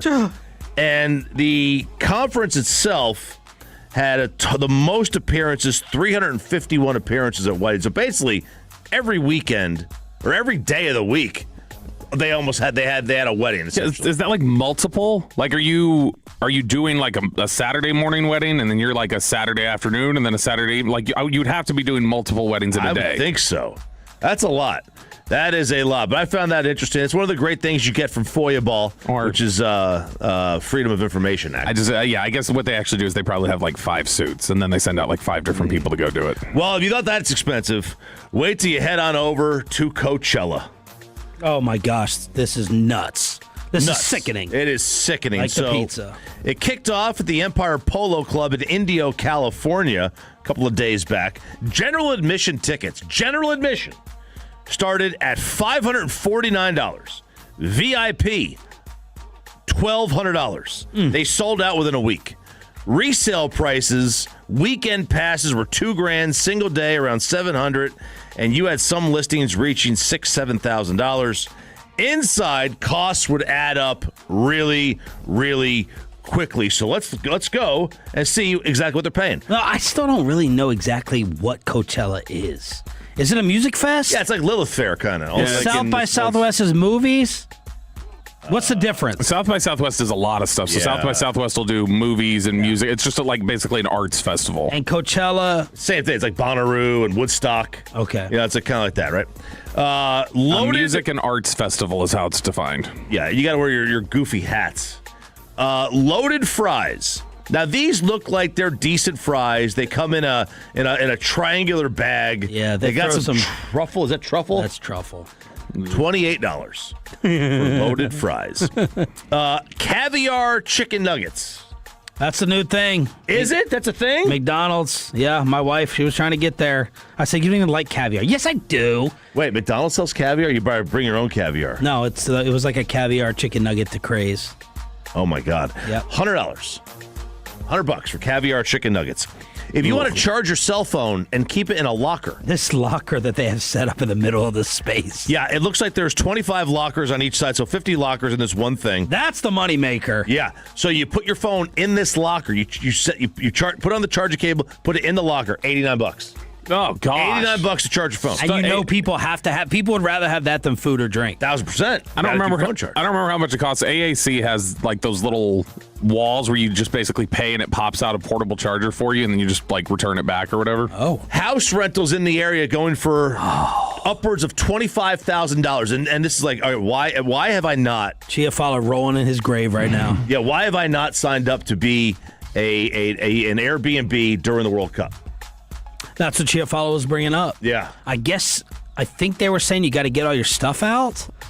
You got to empty the house? That's what Zach and them were speculating. I'd be like, no, you can be in the house. I'm not taking out my clothes. Like, oh God, they were speculating that. But no, you should look into it. I mean, if it's for $25,000, I'll take everything out. Then I'll just use that money and rebuild the closet when I'm done. Well, I mean, then the value of the World Cup, Airbnb is going to go down now that Hugo Ekitike is out for the World Cup for Liverpool, or whatever. I don't know. Shut up. All right. It's just right here on Twitter. A VIP suite plus artist passes is $40,000. Parking. This is the one that's going to bother me. Preferred parking. $299. Oh. A cup of coffee, a simple cup of coffee, which probably cost you 13 cents if you buy in bulk with the grounds. Yes, love. $17 for a cup of coffee. This isn't an. How many ounces? I mean, it's a ripoff either way. I'm just curious how many ounces. It looks like a standard cup that you have right there. Yeah, it looks like a smaller one. $17. A slice of pizza. And when you hear the next story, you'll be even more disgusted. Yeah. $34 for a slice of pizza. What's the most you've ever paid for parking somewhere? I think I've paid $100 or something before for a venue. I think it was at a Ranger game or something. For some reason, we ran out of press passes. Will Chambers took them all, and then couldn't even get into the game. Probably. Yeah, I think it was $75 what I paid it at a Cowboy game or a Final Four. Or $300. Like I'm not doing that. They're talking about lemonade at $17, tacos $102. Bobby, you throw out $300 for much less. Yeah. So Not for don't parking. talk about being stringent. You Uber. You're going to go park there for $300 and then not be able to drink, or then you're drinking and drive. Hell no, I'm not doing that. People are saying acid. You do have to take out your clothes if you Airbnb for the World Cup. They're saying the fan text. Okay, I mean, no. Yeah, $102 for tacos. Now that pizza is ridiculously priced, and apparently it is also making people violently ill. How do you make sick pizza?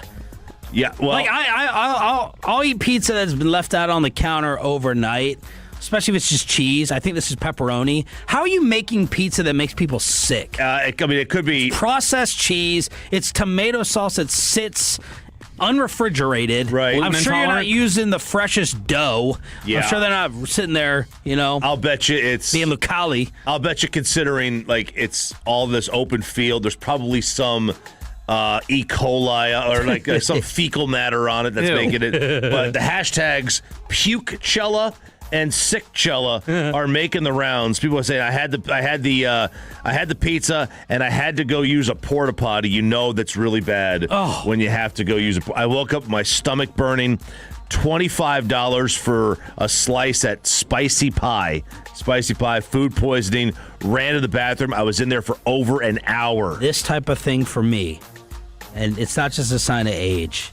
It's a little sign of age. What a nightmare event for me. Like, this is like St. Patty's times 1,000. Yeah. And you're getting ripped off. Stepping in puke puddles, urine, porta potties. Did you see you saw the Woodstock documentary ever? Yes. Amazing. Gross, amazing. Though, right? So if it's called Spicy Pie, then what, are they doing something to it that like people are just like their intestines are not being able to handle whatever heat is on there or whatever? Yeah, I mean whatever they put on Red pepper flake. Red pepper flake. Can't handle some red pepper. A arrabbiata. Oh, what's that red sauce? Arrabbiata, right? Arrabbiata, I think so.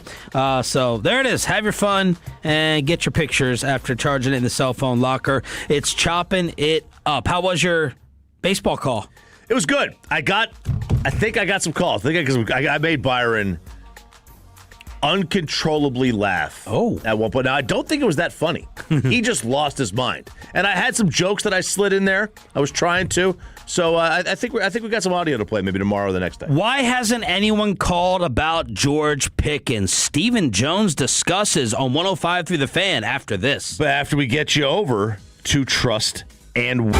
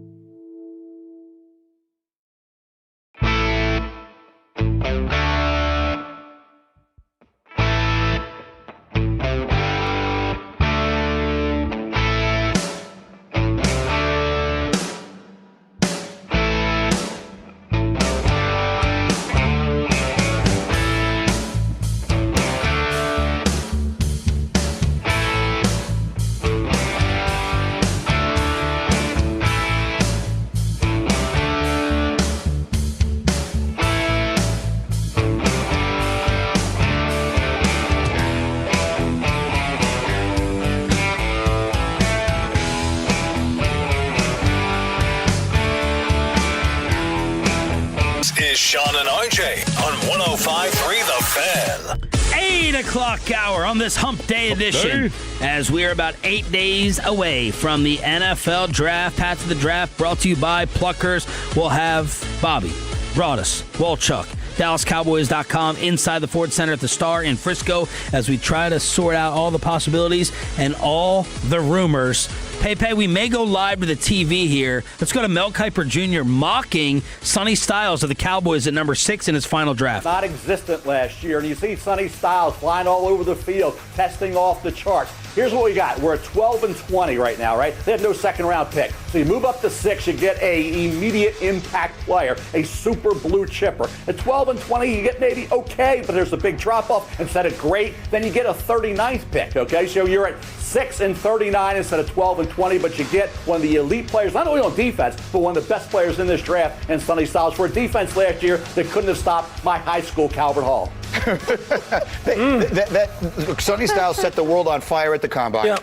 Everyone fell in love with him, and I feel like that's what the purpose of the Combine. Everyone says, oh, the underwear Olympics, all that kind of stuff. What it does is it makes you go back and you look at things more closely. And I feel like Sonny Styles has risen through this process more than any other player since the season ended. Yeah, and look, obviously the Combine had a lot to do with that because it does confirm some of the great stuff that you saw on tape. Now you see the physical traits. You realize that he's still young at the linebacker position. You're going, man, his ceiling is even higher than maybe I even thought. But you know what really takes his ceiling and blows it off the foundation, so to speak, is who he is as a person. See, that is the thing that we have to pay attention to when we're really talking about how you go from good to great, great to being Hall of Famer. It's usually these guys' mindset and what they do to other people around them, how they elevate people around them. That's all everybody says about Sonny Styles. That's all they say. They're like, oh, my God, I don't have enough words to really say how great this kid is. That's what you're looking for when you move up to do this kind of thing that Mel's talking about. So let's talk about the Cowboys again. You'll be stationed. So there's Mel Kiper with a little trade action. Sonny Styles at 6 with the Giants taking Caleb Downs at 5. Yeah, so I've said before I need my 2 picks of the first. So 9 and 29 is what that's my dream scenario kind of because I think I'm okay going up to 9 and I'm okay dropping down to 29. I don't want to do 39. I know that people are saying that there's not a huge difference between 20 and 39. I mean, in a vacuum, I just find that hard to fathom that 20 picks later there's a difference in a player. That said, here's my thing because you mentioned Styles that you were like, or you were like, wowed. Yeah, I was hoping to be. I was like, all right, I'm going to see some craziness here from this freak. So before the Combine, nobody had him at 5. People had him ahead of Dallas, but I mean, like not many people had him going to the Giants at 5. We really going to let? And again, don't we do this every year? We let the Combine sway our. I think it's also important to remember the Combine isn't just like, what did you do at the Combine? The Combine is also when people are around decision makers and they start hearing things. And so it may be that they got to Combine, they heard the Giants liked him. Yeah. And that's where they discovered it. Like, it's not necessarily the teams. Gotcha. It's the media. Yeah, a lot of times it's not just, it's not necessarily a performance bump. It's the media discovers what teams think about some of these guys while they're out there.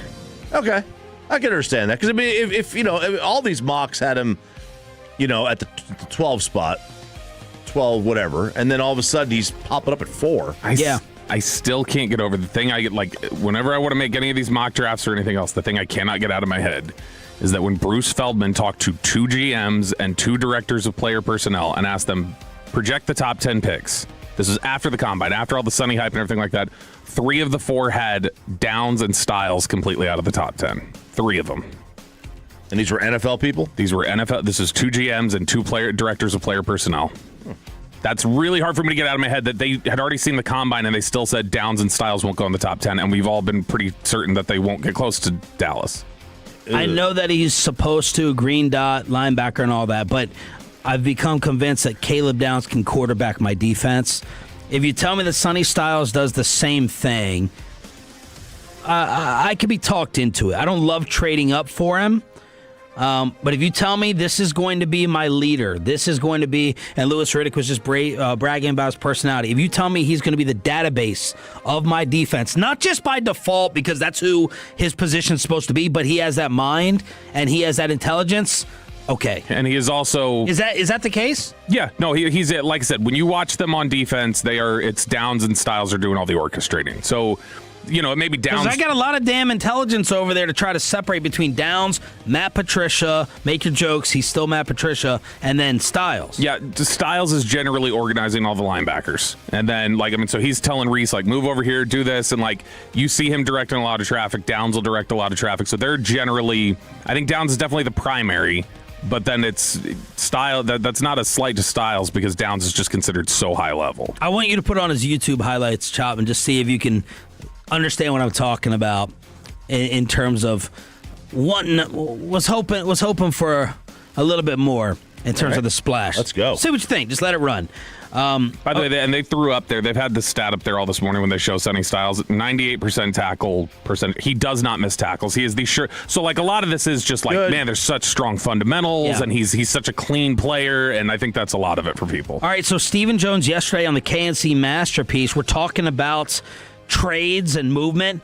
They asked him to explain what a draft day trade kind of looks like in the moment. My past experience is that normally when you're on the clock is when the activity starts, and usually it's someone calling you wanting to move up is usually how it happens. Usually if you're wanting to move down and you're starting to have to call the next 15 teams below you, that's not a good sign. Usually if someone's wanting to come up, they're calling you, and especially in the first round, but usually that holds for the whole draft, that teams see a player they want and they call, and you hope in a lot of cases that 2 or 3 teams are calling for the pick, and then you have a competitive situation for your particular pick, and especially if you're willing to come out of it. And then great questions by KNC yesterday, especially the one I told him to ask. Is the trade chart still the same? Is the Jimmy Johnson trade chart, how much of it is still in existence? Well, I have to correct you in all due respect. That was a Mike McCoy draft chart. At the end of the day, I watched him put it together, and he showed me how he was putting it together. Obviously, Jimmy and Jerry used it, but that was a Mike McCoy draft chart, who was a valedictorian at Oklahoma and Petroleum Engineers, and understood how to chart those things and come up with values. Now, you can imagine with analytics and AI the way they are today, these charts are constantly evolving. You got to know the data that's going into them to understand it. Everybody has, what is quote unquote what most people feel like is a standard over the last 3 to 5 years, but then there's always one that you might have that you say, hey, we think the draft chart's evolved, and it may give you an advantage if someone's willing to go off the old chart. It may give you an advantage in what you feel analytically is the true value. I texted Bobby. I said, oh, God, poor Steven. He's going to catch another stray here. Someone's going to think that's a shot at Jimmy? Yeah. Yeah. It's not the Jimmy trade chart. Yes. Get that out of here. That's not what I just said. That's interesting, because I do wonder how the chart has evolved over the years, and whether or not what it's evolved to. Whether these points, because we all just use the generic. That's the one you Google it. That's the one that pops up.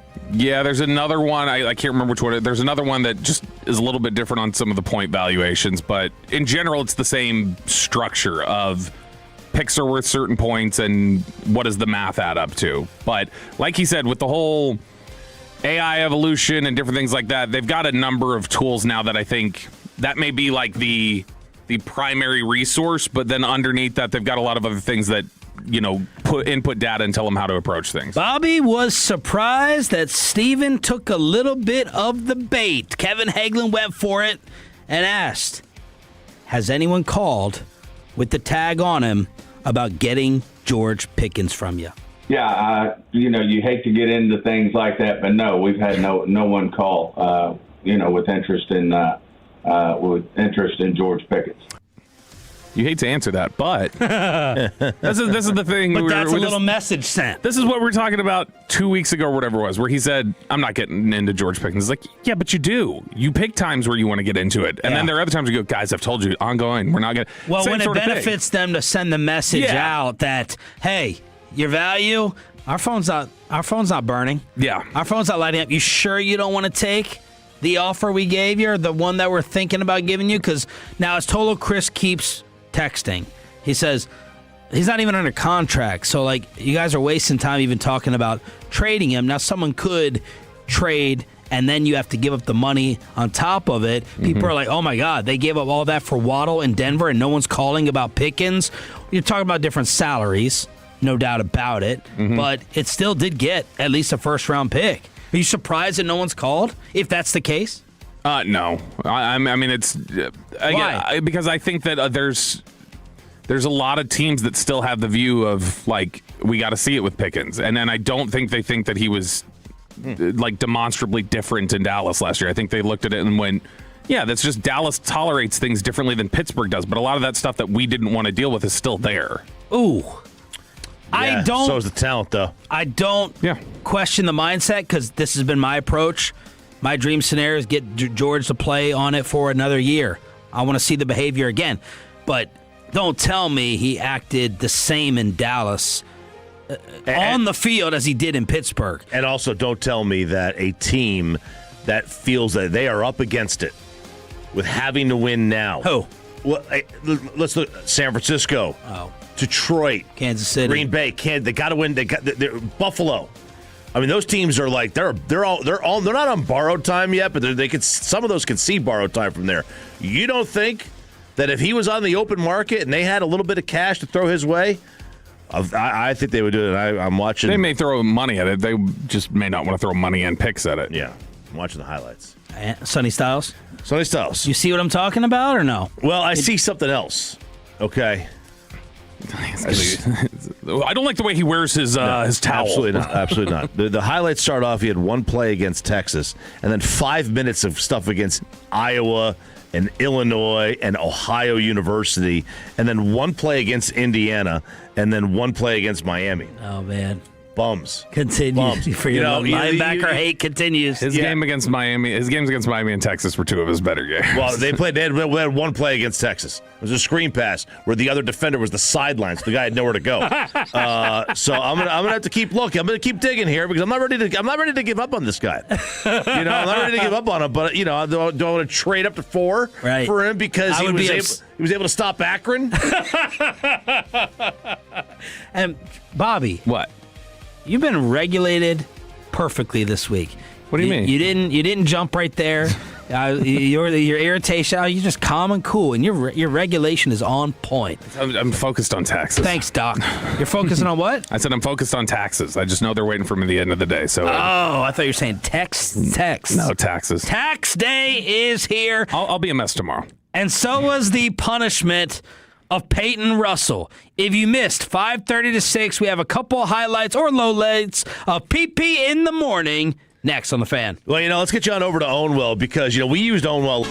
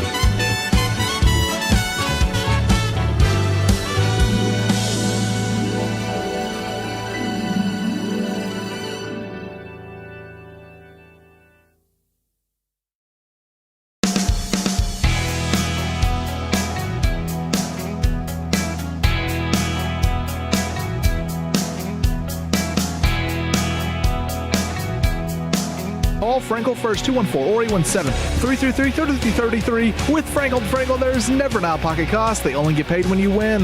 Frankel & Frankel, the go-to car and truck wreck attorneys in Dallas. James has it. Passes to LaMelo. LaMelo circles. LaMelo into the paint. Goes up for the layup. Yes! With 5 seconds left. No timeouts for Miami. They get it to Mitchell. Mitchell racing into the front court. Mitchell up for the layup. No! It's over! It's over! It's over! The Hornets win!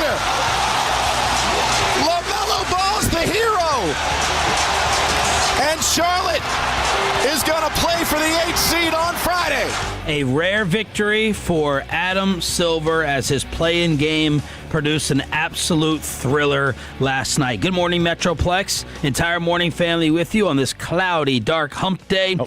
With Sean, RJ, and Bobby. 105.3 The Fan. LaMelo Ball goes from the GOAT to the hero as he has a crucial turnover, a bad foul. Did you think that was a foul on Hero? Did you watch it closely?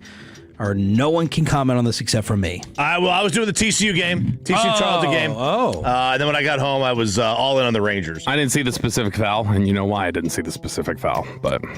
No, I don't. Well, because I was busy last night. Yeah. That's right. Okay, you're both excused. Pepe, did you watch it live? No, I was prepping for my segment, Sean. Wow. God. So it's we're going to take your word for it. It was a foul, Sean. Take your word for it. Tyler Hero gets fouled, shooting a three, makes all 3 free throws. Oh, my God, Miami's going to pull this out without Bam Adebayo. With the controversial play of LaMelo Ball injuring him, Spoelstra said that LaMelo should have been thrown out. Instead, he hits the game-winning layup. But I don't care about any of that. I care about Bill Simmons. I care about these supposed voters, Kendrick Perkins, who said that Con Knippel should be the NBA Rookie of the Year. Because when I tuned into this game, solo, Aiden, maybe I can rely on you? No? No, he didn't watch it either. Kid Muse texted he watched. He said it was a foul. Who did? Kid Muse. Kid Muse thought it was a foul? He says. I didn't see Con Knippel. I know Kid Muse is watching because he's out for blood. Everyone's out for this poor kid's blood. Con Knippel. We want it on the street because we want Cooper Flagg to win Rookie of the Year. Con Knippel is benched and does not play through stretches of the fourth and the entire overtime. I don't think Cooper Flagg would have been benched. So there's your Rookie of the Year. Polymarket yesterday getting benched and then apparently causing Polymarket to switch things up. I think over the last 12 hours, Flagg has moved ahead. Listen, we've been on this train that Flagg is the Rookie of the Year, and I understand the metrics. I get it. To me, it's just who's better. He's better. Cooper Flagg's a better player. Does that mean that Con is not a really good player in his own right? Of course he is, and some of the numbers bear out that he's more efficient and does some things better than Cooper Flagg. But Cooper Flagg is not benched in a game, in a playoff game. Or whatever you want to call this. What? Because they can't afford to. Yeah. Cooper Flagg has had already a couple different, 5 for 21 nights and stuff. So that's happened. Yeah. It's just Dallas literally has no one else to go to. Brian Windhorst on the Rookie of the Year race on the Hoop Collective. Say whatever you want to say. When Bontemps' poll came out last week, and it showed that Con Knippel had a commanding lead, the next game, the Mavericks were basically feeding Cooper Flagg like he was Bam Adebayo. And I'm not taking anything away from his 50-point game. I'm just stating those two things happened. And then he had a high point game after that. But don't worry. Do not worry. The Mavericks aren't going crazy. Last night they were playing, Tuesday night or Wednesday night, they're playing in Phoenix. It's a 1-possession game. 3 minutes to go, Cooper Flagg is on the bench. Let's not get crazy and try to have Cooper Flagg win you a game. Oh, no. Get him 50 in a loss. Sorry. Windy. Hang on a second. I try to do everything I can to defend you around here. I really like Windhorst. He's one of the few NBA insiders who will text Pepe back that he's not able to make it. The rest are snobs. Screw you, Shams. Screw you, Woj. Mannix, you're cool. But God, Wendy is just trying to poke and prod the Metroplex. What? But he said it the other day too. He's like, I just want to needle some of the Mavs fans. But You're telling me because of Tim freaking Bontemps, which nobody knows, and I respect Bontemps' knowledge. I do. Nobody knows who the hell Tim Bontemps is. That the Dallas Mavericks, they created a game plan. Jason Kidd is like, we have to react to this. We have to force feed Cooper Flagg because of the Hoop Collective podcast with Tim McMahon, who I love. But come on, that is not likely. I agree. But I would say they were like overly prioritizing, like, oh, come on, get to 50. This is going to be the biggest. Because so you missed that day. I know you saw it. Yep. Was the celebration of the dousing of water bottles after he scored 50 and they lose by double digits a little much? Loser move. Okay, thank you. I'm glad you felt that way. Loser move. I didn't have a problem with the team, the players doing it, or Coop. I didn't have a problem with the fans celebrating 51. I had a problem with the team posting the video. I was thrilled that the next day when he was getting interviewed in the pregame, Coop, he said he was uncomfortable with it. Yeah. He's like, we lost. I mean, he didn't look like he loved it. To say that he was being fed like he was Bam in that game, Bam attempted 43 free throws and 43 shots. Yeah. Okay. I mean, Cooper Flagg joking. Attempted 46 field goals, 3-pointers, and free throws combined. Yeah. I think he's being a little bit, he's trying to take a shot at Bam as well. Yeah. So that was last night. By the way, Portland takes out the Phoenix Suns 114-110. But this morning was the payoff punishment for Peyton Phillip Russell for coming in last place for the second straight year in our March Madness competition. Pepe, how did you think it went? 5:30 to 6 on your own. 100 times better than last year. Last year, I was barely treading water. I was struggling. The first segment last year, I think, was okay. I got into sports there, but I was like, this year, it's got to be better. And again, I had a whole week or so to prepare for it. I was, brainstorming at home. Okay, what can I do here? What can I do there? And so I just decided no sports opinions, no sports takes. You didn't want that, Sean. That's for you guys to start at 6 o'clock all the way to 10. And I was like, let me just go through whatever I can come up with. And so I started things off, I thought in a good way. We needed to bring everyone together, bring all the Tolos together that were tuning in. And so this is how I started things off this morning at 5:30. I want to start things off with prayer here, just to bring us all together. So if you would bow your heads. Dear Lord, thank you for giving me the opportunity for this moment to host by myself. Please just make sure I continue to think of things that to say that don't get me fired or expose me for my past mistakes. Amen. Amen. So thank you for that. We're gonna have a lot in the show. We're gonna promote things from the show, from the station. Cross promote. We're gonna do some segments that other shows do as well. We might have a little top 10 list later on the show. I know I talk a lot of crap about Alec Medford, but he does a great segment, AM on the FM. So I'll do some of that later on. Maybe a question of the day, and then. We'll get to the best segment in the station, G-Bag of the Day. We'll do some audio, grab some audio from the show since I've been here, maybe since before I was here. Some audio to give you some laughs, because that's what I want out of this. I just want some laughs. But yeah, so starting with the tournament, some 3 teams that really screwed me. Gonzaga, I hate you guys. I mean, look, I consider myself a Texas fan. Was I rooting for Gonzaga? No, not really, because I was like, okay, if Texas just, continues to win, I'll be happy. But Gonzaga really screwed me there in the bracket. Iowa State, I mean, who gives a damn about Iowa? Man, and then you took shots because you said it was the 50th. It was the worst state. State. I don't know that Iowa is worse than like North Dakota. The Dakotas, I think, are Is this heaven? Worse. It's Iowa. We had a Tolo say he was a little offended he has family in Iowa, but it does stand for idiots out wandering around. Well, there you go. Did he tattle on himself just there? He did not say, I am a Texas fan. He goes, I consider myself a Texas fan. Ooh. I feel like that's wormy language for fandom. Broadus would agree. He didn't go there. He's not a fan. That's true. You're not allowed to be a fan. So we had prayer We had politics as he ranked his top 10 presidents. Only thing missing was your take on abortion.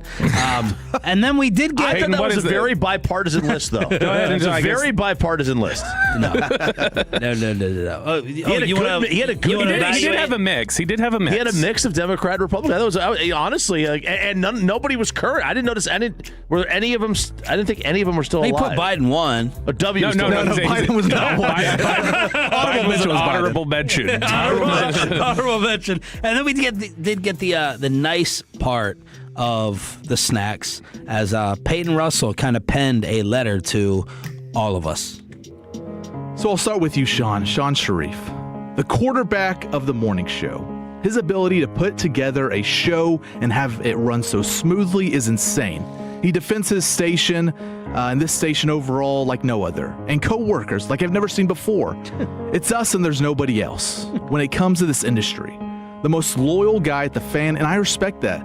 Sean has also helped me out so much in my life. When it came to my engagement ring, he got me hooked up with that. Thank you, Sean Sharif, and gave me a portion of his freaking bonus.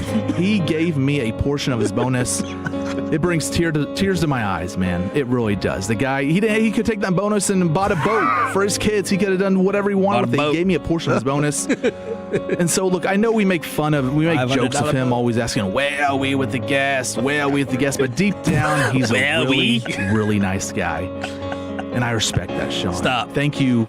I love the accent. Yeah. Where are we? Where are we? Where are we? Well, how does RJ do it? Red rum. Where are we with the guests? Yes. You think you put a little like New York on it? Yeah, there was like I don't know what that was. There was like a little Northeast flair to it Where or are something. we with the guests? So Let's continue. And I respect that, Sean. Thank you for being you. Now we move on to RJ Choppy. God, the most likable guy at the station, in my opinion. If anyone hates this man, it's a you problem, not his problem. RJ's a man of the people, and he's willing to help anyone out. Just go ask former employees here. You know, he's willing to help anyone out. Well, hang your TV. He's always in a good mood and has the best lawn advice and the best political advice. A true team player, RJ is. The world would be a better place if everyone could be like RJ Choppy. Now we got to move on. My guy, Bobby Montgomery Belt. I have to admit this because it's true, but he is the funniest guy at the station. In your face. Wow. The amount of jokes he throws in throughout the show is next level. He doesn't miss, as the kids would say. He does not miss. Diana Rossini jokes were top tier last week from him. Yesterday. Although he can get sassy at times, I think he can admit that. You know, he gets a little sassy, but he makes my job a hell of a lot easier from time to time. Just because of his skill set in this business, the work he puts into the morning show with content, bits, and guests can't go unnoticed, and I respect him for that. I love you, Big Game Bob. I love you. Big what? Big what? Last but not least, our video guy, Aiden. He doesn't show up till 8 o'clock sometimes. You know, hopefully, in the near future, he can get the big-time job and start showing up 6, leaving at 10 with all of us. But Aiden, a solid addition to the station who has grown so much since he was hired. I remember the days of Bobby's best friend, Carter Freeman, would chew him out after something he did wrong. And who knows, maybe that made Aiden just a better person and better at his job. He's a Packers fan, though, so I hate him for that. Screw you, Packers. But I'm a fan of his, and I hope he's around for a long time. Very nice. That's very good. By the way, he did get that gig, Peyton. So Aiden Butler did get the job. Aiden's giving a little round of applause as well. Nice job, pay in the morning. It's Sean and RJ here on DFW Sports Station. Thanks for being a total. That stands for Turn It On, Leave It On. Brett Boone on your Rangers at 9 o'clock this morning. The Red Zone at 9:20. But first, we go back inside the Star. Yesterday, we heard about David Bailey. What about the other white whale the Cowboys might have their eyes on? Next in Below. Man, y'all, just like watching an NBA game by myself on the home of the Cowboys after this.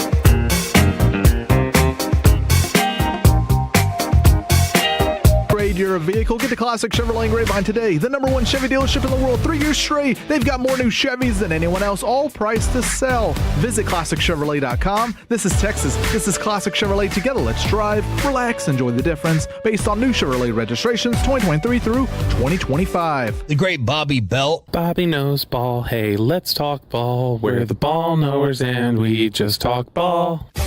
The solution to all your problems, a.k.a. Arvell Reese.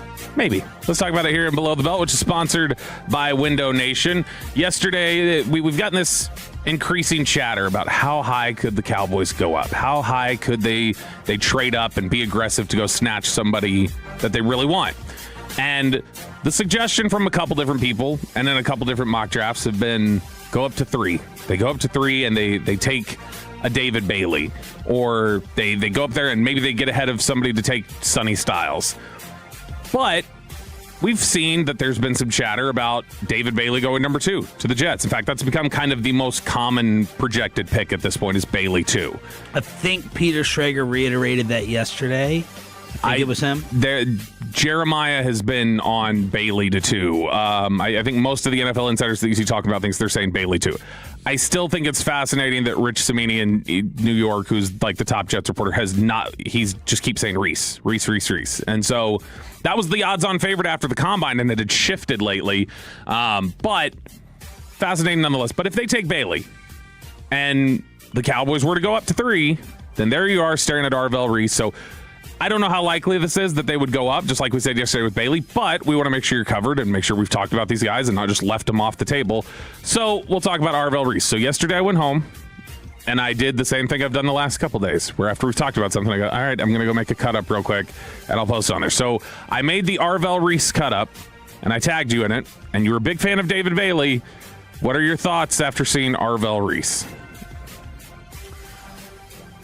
I think he, along with Downs, I go to Christian Parker, I sit down, and I say, is this your super weapon?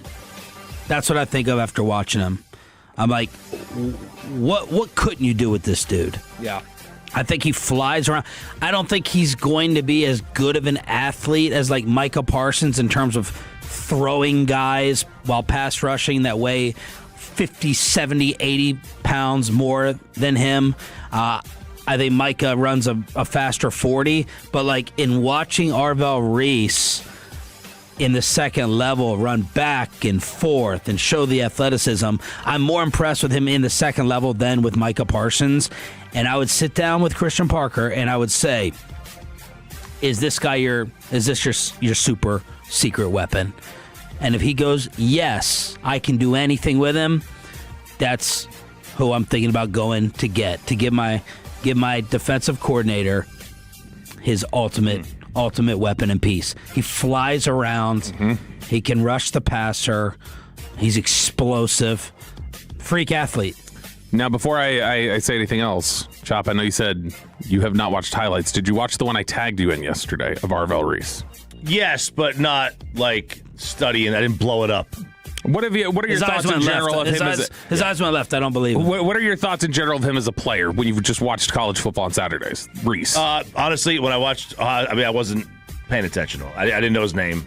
When I was watching him during the season. Okay. Here's Bruce Feldman, and he talks to a lot of people. I think this is the surest bet for future stardom in this draft. There's a handful of other guys with really high ceilings. Reese not only has a sky-high ceiling, but an extremely high floor. Point blank, not even the Jets can screw this up. At 6'4", 241, Reese, who turns 21 in August, overtook Caleb Downs as the biggest star of the Buckeyes' terrific defense. By mid-September, rival Big Ten coaches were raving about his ability to menace their offensive game plans. He's rangy. He's explosive. He ran a 4.46 at the Combine. He strikes violently on the field with elite knockback. His stats might not have been eye-popping, but his film is. A Big Ten offensive coach, quote, they asked him to do a ton. He's elite at everything that they asked him to do. he's playing stack linebacker better than the guy who only plays stack linebacker. Then he goes to edge and rushes the passer better than the guys who only have to rush the passer. He's setting the edge just as good as guys who are 40 pounds heavier. Then he's just covering as well as the nickel and Caleb Downs are covering. The guy is an alien, and he's clearly very smart because he's doing so much for them. He's playing that adjuster spot, which is what they call that position in the Belichick tree. You've got to be really smart to play it. I think he's incredible. I hope he goes somewhere that is going to be aggressive in how they use him, the same way as McDonald did with Imam Wari, Dallas with Micah. And then another Big Ten offensive coordinator quote to finish up. Man, he's super impressive. They did so much stuff defensively. He was so dangerous as a spy. He's really freaky. He's different. I don't. This is not a slight to Micah. I don't believe he'll be as good of a pass rusher as Micah Parsons. Yeah. You have to say he's going to be a Hall of Famer. There is a chance he could be a better overall player than Micah Parsons because he is a very good cover player. He is a very good run defender. He is a very good pass rusher. Micah is a historic pass rusher who is decent at times in coverage and struggles sometimes against the run. And so, if you depending on how you weight things and different things like that, you could look at it and say, Reese, if he reaches that level at the NFL, then he could be a better player overall. Because he's just, I think most teams are going to tell him you're playing edge. That's what you're going to do. You're going to rush the passer mostly. There was not a game he played at Ohio State where he was primarily a pass rusher. He played linebacker most of the time, and he would rush in spots, and he would, be asked to play some edge. He had given an interview with Ben Solak over at ESPN where he said because he was a linebacker and he was just kind of used situationally, he never worked as a pass rusher at Ohio State. So because he's never worked at pass rush into his entire career, it never worked in terms of putting him there, produced. He didn't practice there at all. Right. And he had basically said that I've never really learned how to pass rush and learned how to do that. I've never been coached up on it. So he said his pass rush plan, he was kind of making it up as he went along just based on feel, which is kind of how Micah did it early on. And then Micah started learning, okay, I got tools, I can use this. And that's the reason why people have such scary upside for Reese is because they're he hasn't even been coached up on this. As soon as we teach him how to use those tools, you are not going to be able to block him. Franklin Injury Attorneys fan text 877-881-1053 from the 901. Trade these picks for proven all pros. This team stinks at drafting and developing. Go check out their first round success. It's just not true. Yeah. Even though there's been a lot of misses in some, weak recent draft classes by Will McClay and his staff. Compare their first round success to others. And to be fair, the misses. And they can't afford to trade for all pros. Current all pros. And also, to be fair, their misses have largely come in the 20s. When they've been drafted in the 20s. Which are, surely not sure. If guys in the top 10 aren't sure things, the guys in the 20s aren't sure things. Second round has not been consistent for them. They make a lot of throws there. But, they are the best early day 3 drafting team in the NFL over the last 10 years. Early day 3? Early day 3. Fourth round, they have, I can't remember what the numbers. They've put out several Pro Bowlers from fourth round picks, and even the guys who aren't Pro Bowlers are regular. Dalton Schultz was a fourth rounder, Tony Pollard was a fourth rounder, Dak. They've hit on fourth round picks consistently. But also in second round, they're right at league average in terms of getting guys second contract. And they just gamble in the second. Yeah. They go, we get a more sure thing in the first. Let's take a little bit of risk, see if we can get something there. But they've been a solidly drafting team for the most part. Have they had a couple classes that missed? Yeah, but that is the norm across the NFL. You will have classes that basically miss the entire thing. Genty looked like a beast in college. Now he's just a guy. I think it's early to tell on that one. Arvell Reese reminds me of Ryan Shazier, another Ohio State player. Spend the money, other teams do it. So there are times when you look at him, it does look like Micah. Yeah. Like if you told me that's Micah in an Ohio State uniform in college, I'd be like, yeah, I could see some of the pass rush stuff he does when he gets extends the arm and jabs, and it looks like him. Now that you've seen both of them, and we're talking about trading up and going up, and Reese, like I said, I think the Cowboys would play him at edge if he was here. I don't think he'd be playing linebacker for them, so he'd be rushing the passer pretty much all the time. But now that you've seen both of them, Bailey or Reese, who would you say, I feel more confident that guy's going to be a stud? You may feel like both of them are, but who would you, if you had... I feel more confident that Bailey is going to, if you're telling me... If you were the Jets, who are you picking? I don't know the rest of their personnel, but the way I'll answer it first is if you're telling me that Reese is also just going to like primarily rush the passer, I'm going to probably take Bailey to do that. I'll take Bailey as the pass rusher. I'll take Reese as the weapon. I asked Christian Parker, like, how much do you want to use him at linebacker? How much do you want to have him do different things? And I would hope that he says versatility. That's all we keep hearing is versatility. If it's just going to be to rush the passer, I've seen Bailey do it more, and he's a freaking monster. Yeah, and it's when you watch, there was some stuff in that cut up that I put in there. Like, I would hope that Reese does help solve my linebacker room a little bit. There are a lot of people who think he should play linebacker in the NFL, that he should not go to edge. Most of the NFL thinks he should go to edge because, like I said, when they watch him rush the passer in such a limited opportunity and be as impactful as he is and not even really knowing how to do it, it's really easy for them to look at it and go, that's Micah. That was Micah, and this is our chance to go get the Micah player. But man, if he had to play linebacker, I think he is an all-pro linebacker if he comes to it, because just what he does, he's so smart. He is relentless pursuing guys. Yeah. He is really great at, I mean, you probably saw in some of this stuff, he will blow up a blocker. He'll crash into him, knock them off their feet, and then wrap up the ball carrier. He will cover tight ends 25 yards down the field, and then he's just flat out rushing on the next play. You can see him blow up a play as a linebacker. You can see him cover 20 yards down the field on the next snap, and then on third down, you can see him collect a sack. Like, that's the ability that he has. Bailey, on the other hand, is just going to be, hey, if you need pure defensive end, pure edge rusher, that guy is just, that's like the standard. That's a guy who can come in, start, and be a monster for you. Who do you think Christian Parker would have more fun with between Downs or Reese? In his system. As in, who do I think they would have higher, or who do I think that he would like using the most? Like using. I think he would have more versatility with Downs. I think they would probably, if they were facing both of them, they would pick Reese. And I think if the Cowboys were faced with Reese or Bailey, I think they take Reese. Reese or Bailey? Yeah, I think if they were looking at Reese or Bailey, they would take Reese. That's just my guess based on. So you think they think he's going to be the better edge rusher? Yeah, I think they think that there's I think like most of the NFL, they think there's just a massive upside there as an edge rusher. And I think that just going by the way Christian Parker has talked about things, Reese sounds more like the player he's described than Bailey does. But I think they love Bailey. Should the Rangers clubhouse, do you think that they want to play all their games on the road? Let's ask a guy who spent last season with them. Rangers hitting coach Brett Boone on the Fan Cam, Twitch, and YouTube. Next on the Home of the Rangers with Sean and RJ, 105.3 The Fan.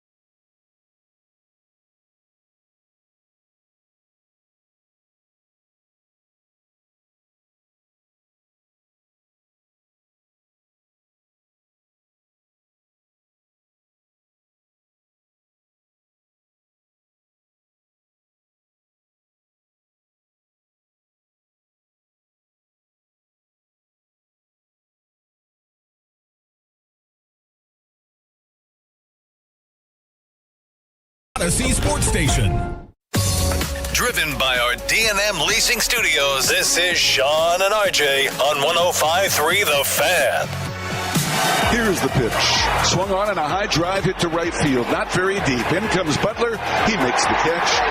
And the side's retired. The ball game's over. The A's win it by the score of 2-1. Offense cools down. Of course, it cost me money, as I thought Mackenzie Gore and the offense warming up was going to get it done again in, where the hell are they, Choppy? Sacramento. Sacktown. Yeah, Sacramento. Rangers lose 2-1 on DFW Sports Station and the home of former Rangers hitting coach Brett Boone, live on the Fan Cam, Twitch, and YouTube, here on Sean and RJ. Good morning, brother. How are you? I like that shirt.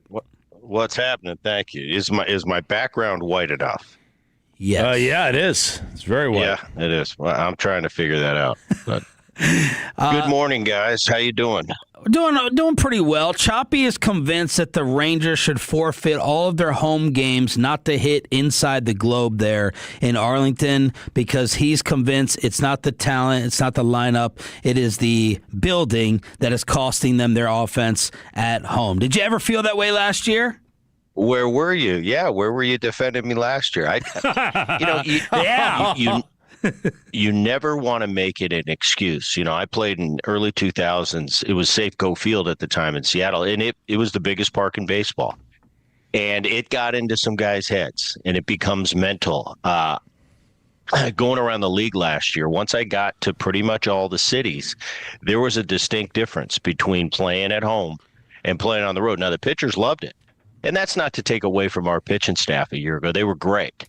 But I'll tell you, from a mental standpoint, it's like early on in Colorado. You'd go to Colorado, and boy, those hitters would be smiling on that plane. Those pitchers would be, hiding in the back going, oh, I got to pit. Hopefully my start doesn't come up in Colorado. It becomes mental when that's your home field, and you have to play there all the time from a hitter's standpoint. And I saw it, last year, my job was to get that out of their mind. There's nothing you can do about it. You play a game, the other team has to play at the same facility, so it's equal footing.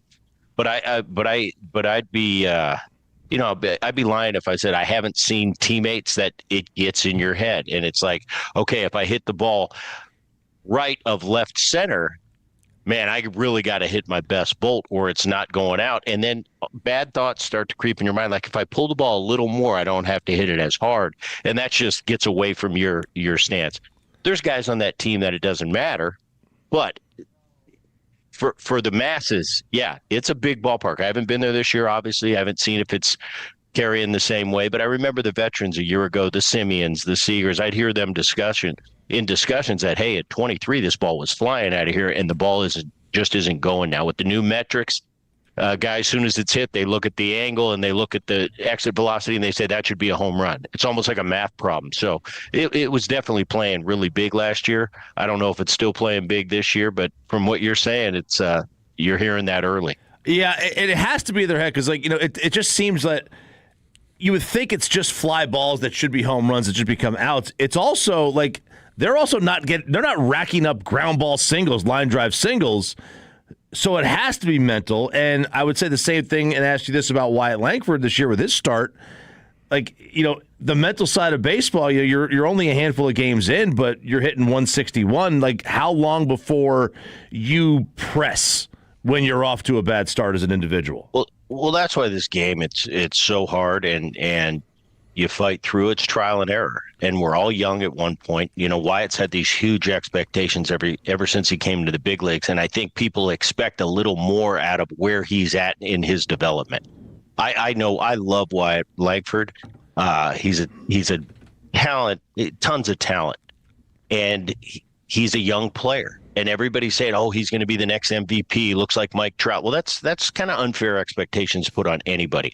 I think Wyatt Langford's going to be better than he was a year ago. I don't think he's going to be that MVP this year that everybody thinks he is. I think in a year or two, when Wyatt really starts to come into his own, I think he's going to be one of those players that you talk about in the MVP race But I think the expectations that have been put on him a little bit unfairly, let him develop. Wyatt's a good player. He tinkers. He's one of those guys that figures it out himself. And a lot of us have to do it that way. You can't just go in there and put hands on and say, you got to do this, this, and this. You can give your advice. You can give your trial and error. That's what I used to tell him, my experiences, what I went through as a young player. But Wyatt's one of those guys. He'll sit in that cage and he'll tinker. He'll figure something out. I saw it on several occasions last year. It's going to be the same. I don't worry about the rough start for him. He's going to be fine. I think he's going to be a little bit better version when it's all said and done than Wyatt Langford was a year ago. But I don't see him going from a year ago to he's going to be contending with Aaron Judge for the MVP. I think it's a process, and I think Wyatt's in the middle of that. He's still a young kid. I said a couple of years ago, I watched him. I said, this guy should be playing in the minor leagues, but he's too talented to play in the minor leagues. So he's in, it's kind of it's a compliment in a way, but he's still a young kid. He hasn't had much experience in pro ball except for at the big league level. And he's going to be, I'll tell you, he's going to be the only thing, the negative thing I have to say about Wyatt is he's almost too physical. He goes too hard. Ken Griffey Jr., when they used to tell him early in his career, hey, don't be running into those walls. Well, you can't tell somebody that. You're wired the way you're wired, and he's fun to watch. And when he puts it all together, gets all this experience under his belt, he's going to be a lot of fun to watch. But I don't worry about the early, really rough start. Brett Boone, brought to you by Grainger. For the ones who get it done, Grainger offers the professional-grade products you need, delivered when and where you need them. Call, click Grainger.com, or just stop by. Brett, Nimmo's been a revelation for the Rangers at this point. He has been the stud in the lineup so far. Obviously hitting above his career numbers, and it's early, and a lot of these things will probably balance out a little bit. But how sustainable is it, do you think, to rely on Nimmo to be this type of an impact player in their lineup the whole year? I was really interested to see how this season started. Man, Nimmo, I can't say enough about him. As far as, and I ping pong around the league and I watch a lot of games in a lot of different divisions. Nimmo, to me, as far as impacts of new players, is going to be, for me, is one of the best. I watch him. He just seems comfortable. You always come to a new team with expectations. You want to do good. You want to show that they traded for somebody that you're going to make them proud. I'll tell you, he just seems like he just, for some reason, just fits really good at the top of that lineup. He's been the biggest positive I've seen in the Rangers lineup or their starting rotation. So I think he's just fit in really great. I think he's going to be a huge boost for that offense at the top. Obviously, he's hitting .330 already. He's got 2 or 3 homers. I think that's going to be a real win in the long run for the Rangers getting him. And I was, when I heard they got Nimmo, I was kind of skeptical a little bit. He hit 25 home runs a year ago in New York. I said, you're going to come to Texas if the ball's flying that way. Probably not going to hit 25. And it's interesting to see how people react to a trade going from New York to Texas. But I'll tell you what, he seems right at home. I think that's a huge acquisition for that offense. And, they need someone like that at the top. Brett, what's your take on the West so far? We had Seattle in last, then the Astros lost 8 in a row, then it's the Athletics at the top, and the Rangers at the top. What's your take so far? Interesting division, and coming in, I thought from what I saw last year, and I think I told you guys, is I think the class of not only the West but of the American League, I think is the Seattle Mariners, and they got off to a horrible start. They've kind of rekindled that. They're getting it going a little bit. It was like, who's going to be second, third? You always say Houston. Houston's been there for so long. You're just used to Houston knocking on the door every year. Man, with those injuries, Javier goes down, their big guy Brown goes down. The huge thing I think they're going to miss is Framber Valdez, who's been a staple in that rotation for a long time. He's gone. So I'm looking at Houston early. Yeah, they're really reeling. They lost, 7, 8 in a row. I'm starting to think, I don't know that Houston's going to be the factor that they have in the past in this division. The wild card for me, A's are playing better. The Angels, a year ago, we played the Angels, and man, they were scary offensively. I don't think they can pitch enough to contend for that division, but that offense is scary. We went to Anaheim, and man, they gave us all we needed to handle. We'd score 3, they'd come back with 3. We'd score 2, they'd come back with 2.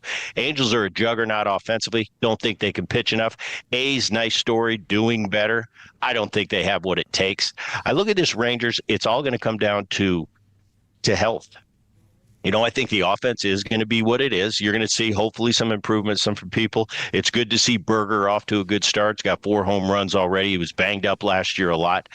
It's really good to see Nate come back. The way he started, I kind of watched him. Something was off early in the season. The last 2 starts have been the Nate Eovaldi that these guys are going to need. DeGrom's been great the last 2. Gore's been steady. Josh Young has bounced back. Josh Young, that's good to see because he had a lot of stuff going on a year ago. He got sent to the minor leagues back and forth. He's got to be a huge part of it. And I think the key to this Rangers, how about the new guys in the bullpen? They're second in all of baseball in the bullpen. They've been doing a great job. It was good to see Martin get an out last night. It was good to see Garcia get a clean inning. But the guys at the end, it's been Junis and Beeks and I think Latz is going to be a huge swing guy. He can spot start for you, but he's also really useful out of the pen. Alexander, I love Cole Winn. I think he's going to be a future closer. He's the real deal. So that pen's good. As long as that rotation with DeGrom and Evo, they're a little bit older. Leiter's going to come along. He's got great mentors in that room to help him. Rocker's rocker. He's going to have his learning pains, but I think he's good. I think it's a solid rotation. If everybody's healthy, I don't see why the Rangers aren't the one that gives Seattle a push. But I think clearly in that division, line to line, talent-wise, 1 through 5 pitching staff and the lineup, I think Seattle's definitely the class of the West. Brett Boone joining us here, 105 through the fan. You mentioned health. Last night Curvello leaves the game after 2 pitches. He threw one in the dirt. He's moving his arm. The next one he throws his glove down, motions the team to come out. And it was like one of the things like, oh, man, his reaction is like, we're not going to see him maybe for the rest of the year. First thing I thought of was like, look at his bicep tendon rolled up on him where he was holding his arm. Yeah. And then you see the Orioles manager take one in the face. What was the worst injury you saw on the field during your playing days? Worst injury? I saw a kid named Holman. This is early in my career in Seattle. We're in Texas, actually. Not the last stadium, the original stadium. And a line drive from a Mario Diaz, if that rings a bell, hit him right in the forehead, right here. I'm playing second base. I run in. He's out cold on the mound. It looked like a bullet hole in his forehead. I almost thought he's dead. And he was unconscious. They brought him back. And it's just one of those line drives back to the pitcher, hit him right in the forehead. I also saw Tom Browning broke his arm on a pitch. So those are 2 of the worst. But you never like to see anything like that. And I was pretty lucky to avoid those major injuries where you got to get carted off or something like that. I kind of avoided those. Booney, your guy Ichiro had the statue unveiled. The broken bat. The broken bat. Tell us something that we wouldn't know about Ichiro Suzuki, and how many straight pure hitters would you take over him? Best hitter, my thoughts on best hitter. Bonds, and it's not even close. It's not even close. Pure hitters that I played with or against. Albert? Albert Pujols? Yeah. Yeah, how about I thought you were going to say Albert Bell. He wasn't bad either. Yeah, but we're going to talk just pure hitter. Yeah, guy I played with, that righty lefty. I don't care if it's Randy Johnson. I don't care if it's Pedro Martinez. I'm dating myself with these pitchers. I've got to send him up there, and I need a hit. Throw Bonds out of the equation, because you know what I think about him. I'm sending Tony Gwynn to the plate over anybody. Yeah. He's just. I thought you were going to say Edgar. I thought you were about to go Edgar. I'll tell you what, Edgar, mid-90s, he's no joke. You could start him with 2 strikes, and that would be fair for the rest of us to compete with him from an offensive standpoint. But I think my life's on the line. I hate to get grim here. My life's on the line. I need a hit. I'm taking Tony Gwynn. I thought you were maybe too young for Tony. Wow. I played with Tony in 2000. Wow. Yeah. Well, how did he approach it? Did he blow you away with you? No, he's talking hieroglyphics. Hey, Booty, what you got to do is you got to get it back here. And I go, Tony, first of all, you're left-handed. I can't even talk to you because you're left-handed. Everything's breaking into you. Everything's breaking away from me. And it was one of those guys where you try to listen, you respect what he's done in the game, and you try to get that info. But I'm serious about the right left. Yeah. Righties are tough. Or lefties are really tough to relate with because they just see it from a different angle. I remember Johnny Olerud, one of my favorite teammates of all time. We couldn't have a conversation about hitting. He'd come to me sometimes when there was a tough left. He goes, Booney, what would you do here? And I'd give him my best advice. But it's really tough talking righty and lefty. Tony, I just kind of watched how he prepared. If I tried to get anything from him, it was how he went about his business, and he was prepared. He was a big tee guy. He would hit for days and days and days off that tee, but he just got in position, got his foot down. He used to say, with that voice, he'd say, I'd get that foot down and wham. But, man, to watch him hit, the eye that he had, it just seemed like he slowed the game down like a Barry Bonds more than the rest of us. And, man, he was he was a lot of fun. He was a lot of fun to play with, and what a hitter. This was awesome. Thank you so much, man. We'll do it again. You guys. See ya. That is our Odyssey Baseball Insider, Brett Boone, brought to you by Grainger. For the ones who get it done, Grainger offers the professional-grade products you need, delivered when and where you need them. Call, click Grainger.com, or just stop by. I wanted him to reveal the dirty sense of humor from Ichiro. What are you laughing at? Man, every time. Oh, what, his dismount? His crotch. His Zoom His dismount. he's wearing. Text him. Give him a call in the commercial break. Tell him we're tired of seeing the crotch. Did that go out? Did that go out? No, I think Aiden got rid of it. Aiden always gets rid of it. Hit your boy up. Shoot him a text message. Dane Brugler. Oh, man. With a 7-round mock. His final one for the Cowboys selections. The Red Zone is next. After we get you over to basepowercompany.com.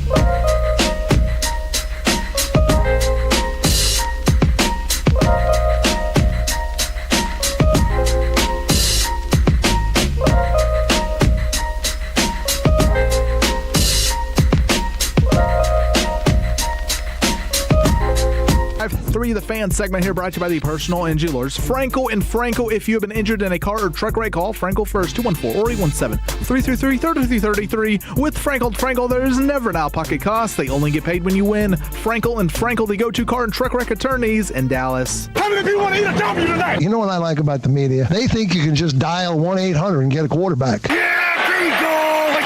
Did the Commanders just go back to the R word? Need you to check this out, RJ. You can be our official uniform designer since you... I thought you were going to say racism insider. No. Okay, I was like, all right.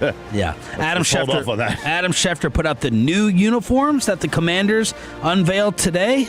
At least the white ones look very similar to the old ones, and I love the old ones anyway. The Commander, I hate the whole Commander's name, the whole Commander's look. So are they slowly trying to go in reverse? What do you think?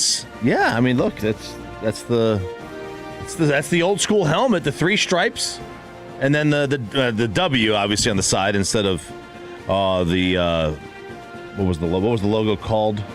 What was their No, did they had a name like the Cleveland Indians logo was Chief Wahoo? Yeah. Did it have a name? I can't remember the name to it.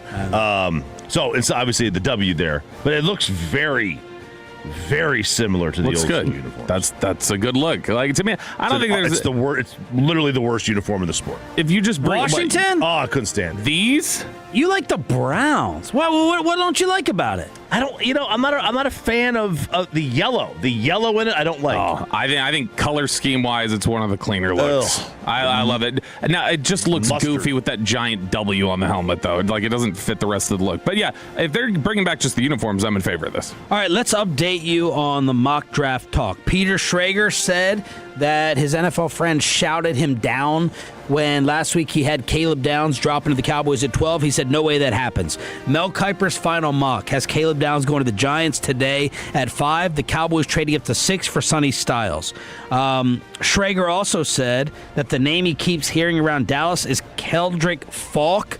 Bobby does not dislike him as much as me and everyone else in DFW. He said that would probably be the pick at 20, not necessarily 12, and maybe if they're wiped out of everything else.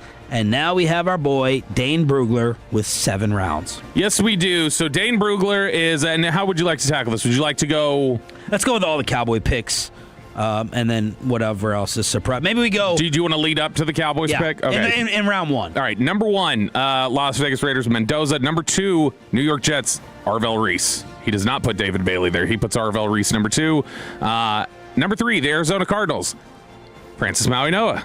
So David Bailey gets out of the top 3 picks. Number 4, then, the Tennessee Titans would take David Bailey, edge rusher, Texas Tech. Number 5, the New York Giants take Caleb Downs, safety, Ohio State. This is the same setup as Kiper so far with the Giants angle. And then number 6, the Dallas Cowboys trade up with the Cleveland Browns. They go 12 and 20 and a 2027 4th-round pick in exchange for 6 and 39. And it's 6? 6 is Sonny Styles, linebacker, Ohio State. But they end up it's not just a clean 12 and 20 for 6 and 39. You're throwing in a 4th-rounder next year, too. I think that makes more sense that you'd have to add that. Would you like to go down now to the 2nd round or clean up some other stuff in the 1st? Clean up. Okay. The Commanders end up with Jeremiah Love in this mock draft. Mansour Delane, another Cowboys interest, goes to the Cincinnati Bengals. Keldrick Falk, who we've talked about, he goes 11 to the Dolphins. And that's earlier than a lot of people have been putting Falk lately. Jordan Tyson ends up 13 to the Los Angeles Rams. Some of the other ones of interest here, you've got Jermod McCoy going to the Vikings at 18. It says McCoy's a tough player to project because of all the questions that are out there. Omar Cooper Jr. ends up. Let's stop down on McCoy for a second. KNC asked Steven about it yesterday. Of course, he was non-committal, but Bobby did not think it was, glowing endorsement. It was not pointing the right way for McCoy being drafted here. If they're not going to draft him, or they wouldn't consider it, unless he dropped, is that because he is a redshirt freshman or long-term? Long-term concern, or he's not playing year 1, we think. Which one? Because this goes to our whole window thing. Yeah. And I hate the idea that you think Jermod McCoy's good in year 2, and I think he can be great or the best corner, but they're not going to do it because they're more heavily weighing the first year. I think it can be both, where if he had to have a year off, then that would then make them wonder long term. He hasn't played football for 2 full years. Yeah.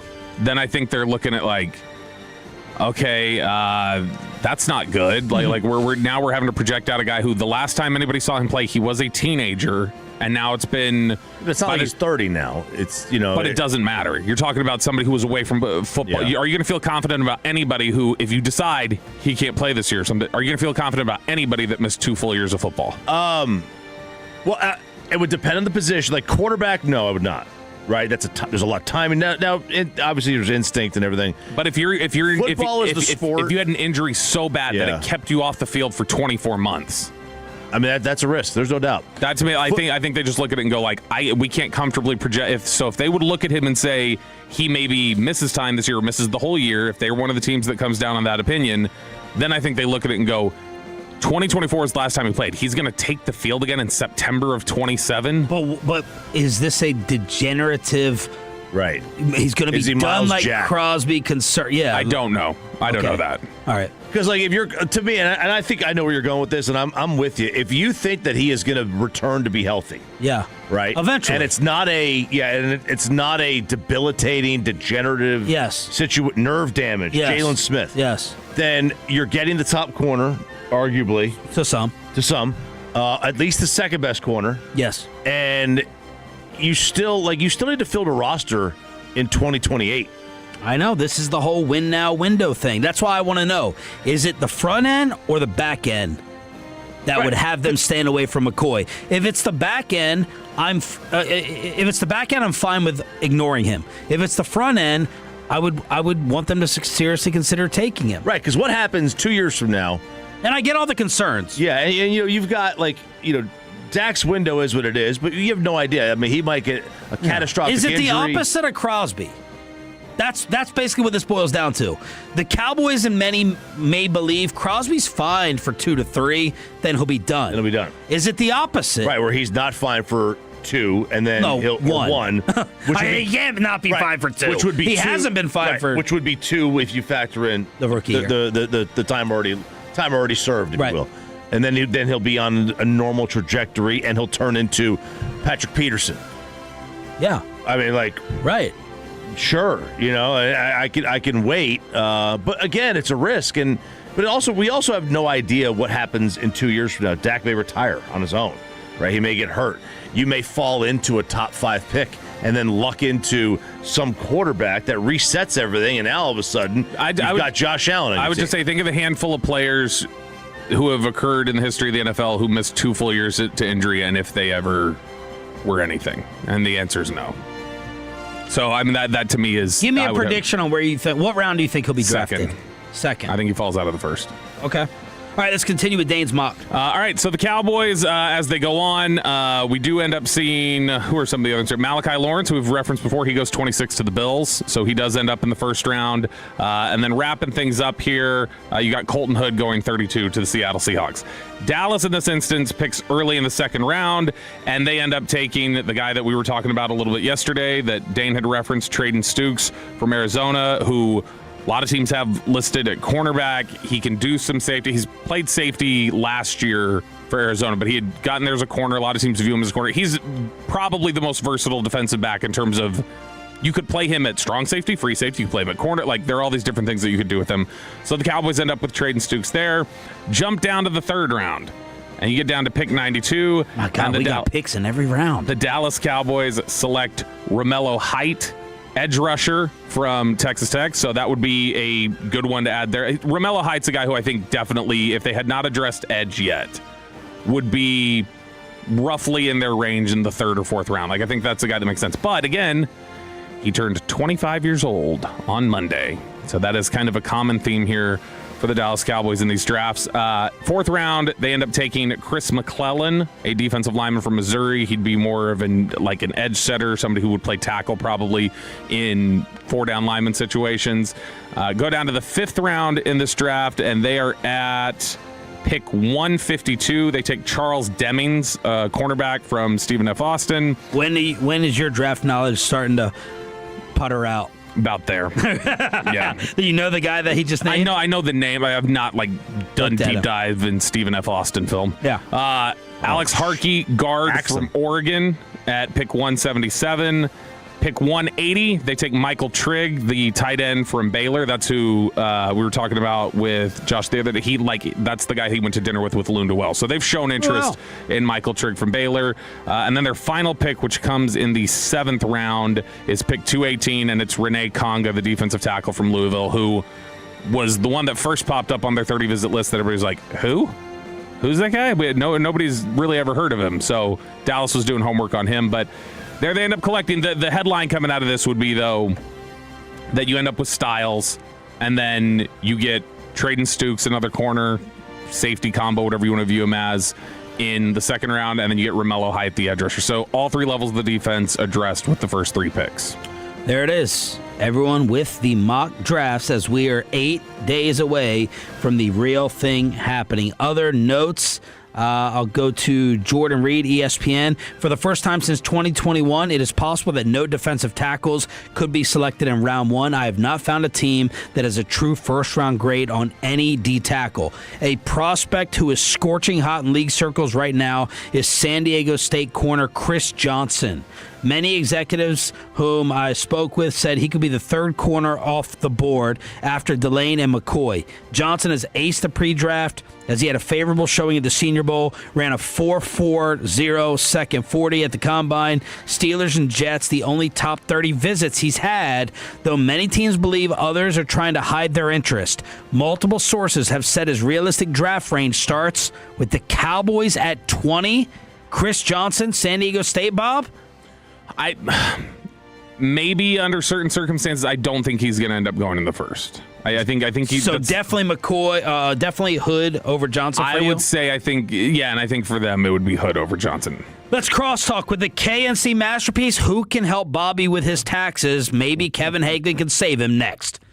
But first, let me go ahead and get you set up.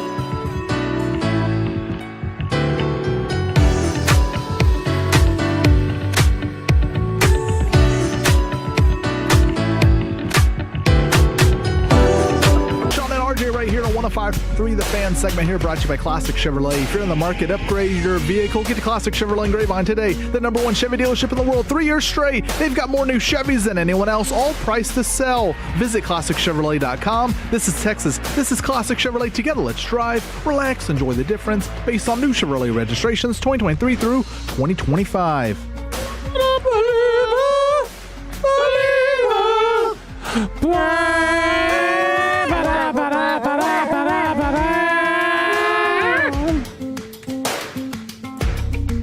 Sean. I was waiting for the final Waiting for part. that beat to drop. No, Bobby is he's kicking out the musical opinions in the commercial breaks. Hates that song. Kevin kind of likes it. I apologize to him for that too. Yeah. No, I you don't don't know, like Utah, it. right? They're from Utah. I'm not an Are Imagine they? Dragons Yeah. fan. I think they're Utahrians.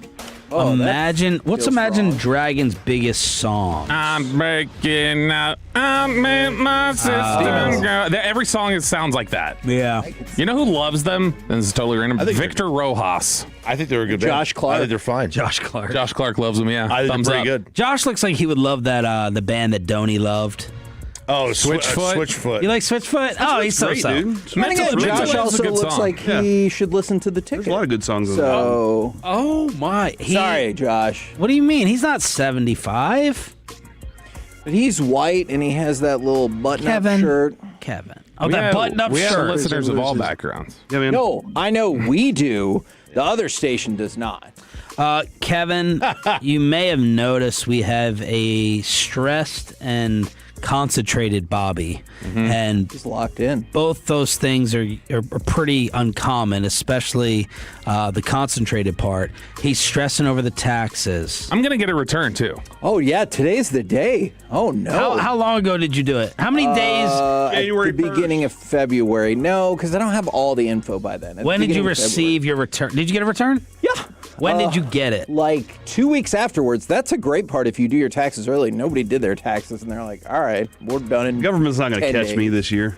Oh, They goodness. have too. They don't have enough people. Why even do it? You know? Oh, why even do it? Yeah. I don't know if you should. They're not going say to come that after me. on the air. Police are on their way, mofos. They're down to like they cut like they're down to like a third of what they usually have. Well, wouldn't that be just to try to get away with more? Just don't not do it. Yeah, but just try harder. Cut more choppy corners. I also helped my older son by telling him he actually had to do his taxes because he has misinterpreted the no taxes on tips, and he's like, "Yeah, no, I don't have to do them." So today, so No your taxes on wife, tips. your wife's birthday's on tax day. Yep. And you're gonna stress her out by. It's also Jackie Robinson Day.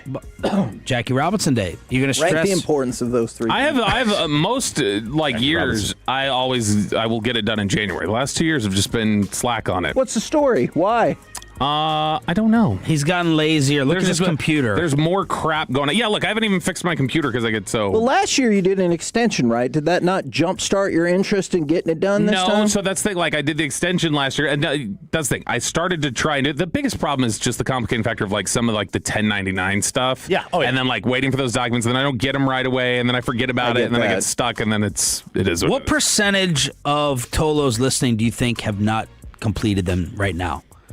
Is it over 20? I would think, yeah, 25-30%. Are you serious? I mean, Are you my surprised? wife did hers last night. Yeah, that's I a didn't. really high number. Society. But like Bobby's taxes I are did mine probably more Monday. complex than the average person, right? Complex? Why? Oh, because it was 9 jobs? Yeah. I guess. IRS. It doesn't sound like He plays in different states. IRS data.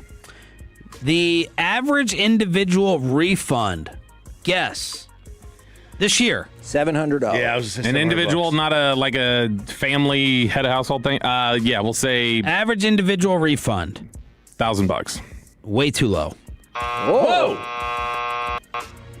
4,000. We owe money again. $34.62. There's wow. Up 11% from last year, or $346. Number of Too much. refunds issued is up 3.1% from last year. That's according to IRS. You need to change your deductions. Then. The standard deduction did go up quite significantly. It's over 15,000. So if you don't even own a home, you get automatically a $15,000 deduction right at the top. It's pretty good. Your goal should be to get it to zero.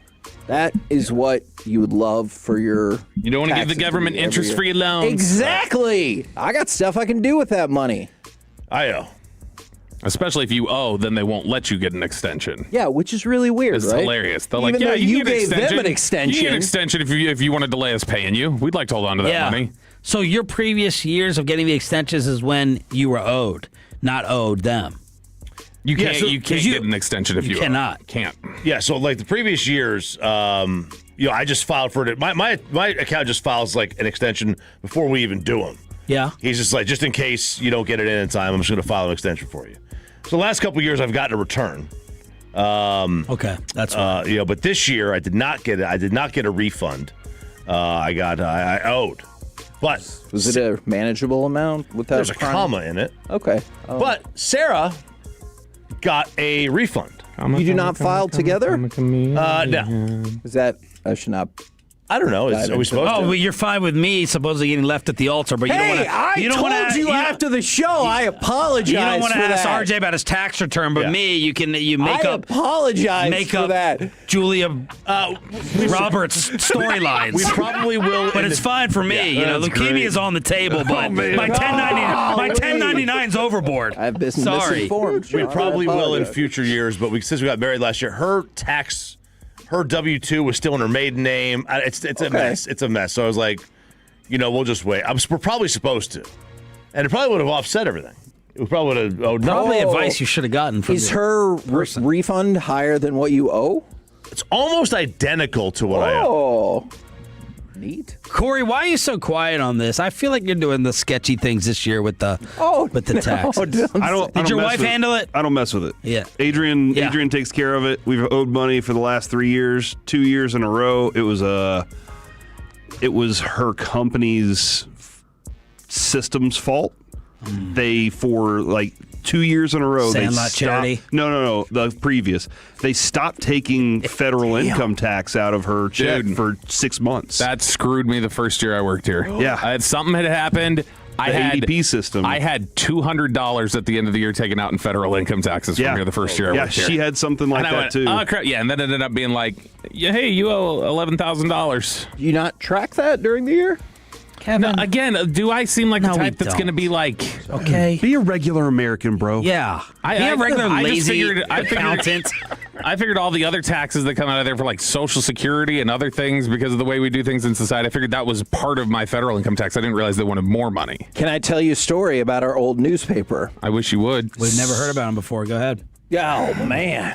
Spicy this morning. Yeah. And they smashed heads for real. That's why she's all busted up. That's legit. Oh, dang! This is who's this wrestler? That's Liv Morgan. That was the week before, but still. I don't know who that's in reference to. Steven Tyler's daughter? So our old newspaper, kind of like that, forgot to tax insurance benefits. And so we had this meeting like 2 weeks before Christmas, maybe 3 weeks before Christmas. And they explained what they did. And they said, so we're going to hand you an envelope and it's going to say how much money we're going to have to take out of your next check. And I was like, holy crap, right before Christmas? And so I raised my hand and I was like, since it's y'all's mistake, why don't you just eat the difference? And they said, well, that is actually illegal. And I said, well, it would be illegal by itself, but you could also write a separate check outside of that to cover the difference. And then it was just silent. Yeah, they did not end up doing that. They were terrible. Corey, what's coming up? Guys, today at 12:20, we will have Skip Schumacher joining the show. I did confirm 12:20. Okay, that, so. hopefully to tell us who's going to pitch in the bullpen. Yeah, down 2.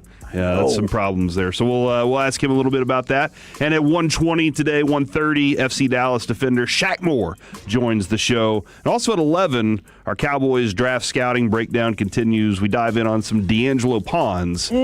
But man, after that conversation y'all had just a few minutes earlier with the Dane Brugler trade up, I kind of like that. I like that draft a little bit. You're about to say something, Gumby? Yeah, why wouldn't you just like tease ahead and just say we have Shaq coming up? Shaq, 1:30. Oh, that's what Shaq, do you have to be big? He slid into our DMs. Can you be like 5'8" and be named Shaq? Bobby, just finish your taxes.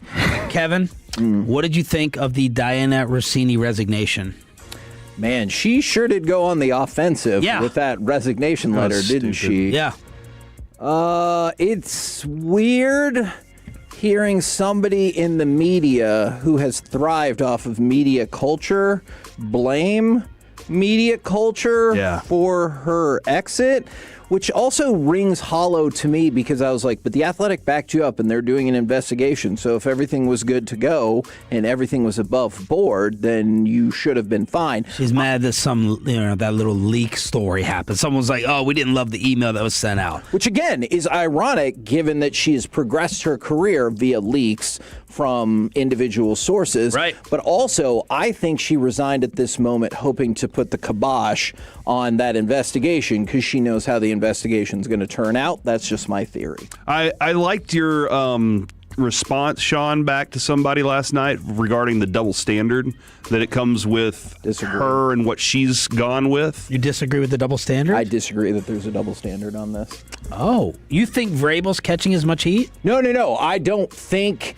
that they're... That's the double standard I was referring to. And job loss. No, but why? I'm seriously asking, why would Mike Vrabel lose his job? I agree with you. I was kind of... Go ahead, Corey, you finish. Yeah, no, I think tell me why my point was so great. It was... Vrabel doesn't have to live on social media like she does. Yeah. Like that's where... Kevin, I think you might be misinterpreting what I'm saying here a little bit. And me. But like... Tell him what he's misinterpreting. They live for in me. two different worlds. They live in two different worlds where he's protected and she's not. I just think it's a double standard of insults. Okay. You know what I mean? No, yeah, Mike Vrabel not going to lose his job, and he shouldn't lose his job. Right. Yeah. The only thing I would question about Rossini for her next employer and for The Athletic was, how is this going to affect her info? Yeah. That's how I'm going to determine. Choppy thinks it's because she lied to them, allegedly. But for the next person that hires her, is her info and her sources going to be compromised or affected by this? Mike Vrabel doesn't have to worry about that. Yeah. He's going to be an a-hole. Just like Sean McVay didn't. Whoa. Sean McVay. Why is my mind going blank? Is that confirmed? No. Is it not? I don't know. Yeah, I don't have that. I'm sorry, Sean Payton. Oh, Sean Payton. holy cow. My apologies. My apologies to Mr. McVay. Wow. Sean Payton. You should have had Rossini's legal team go over that Holy cow. accusation. Right, I am unmoored by what you said. Yeah, you're thinking of McVay and Slater. Oh, my goodness. With what Jane said in terms of Sean being awkward around her. Not Stand a that couple they feet away from me, please. Not that they Oh, messed my around. goodness. If you Tolo, you already knew that. Daddy. I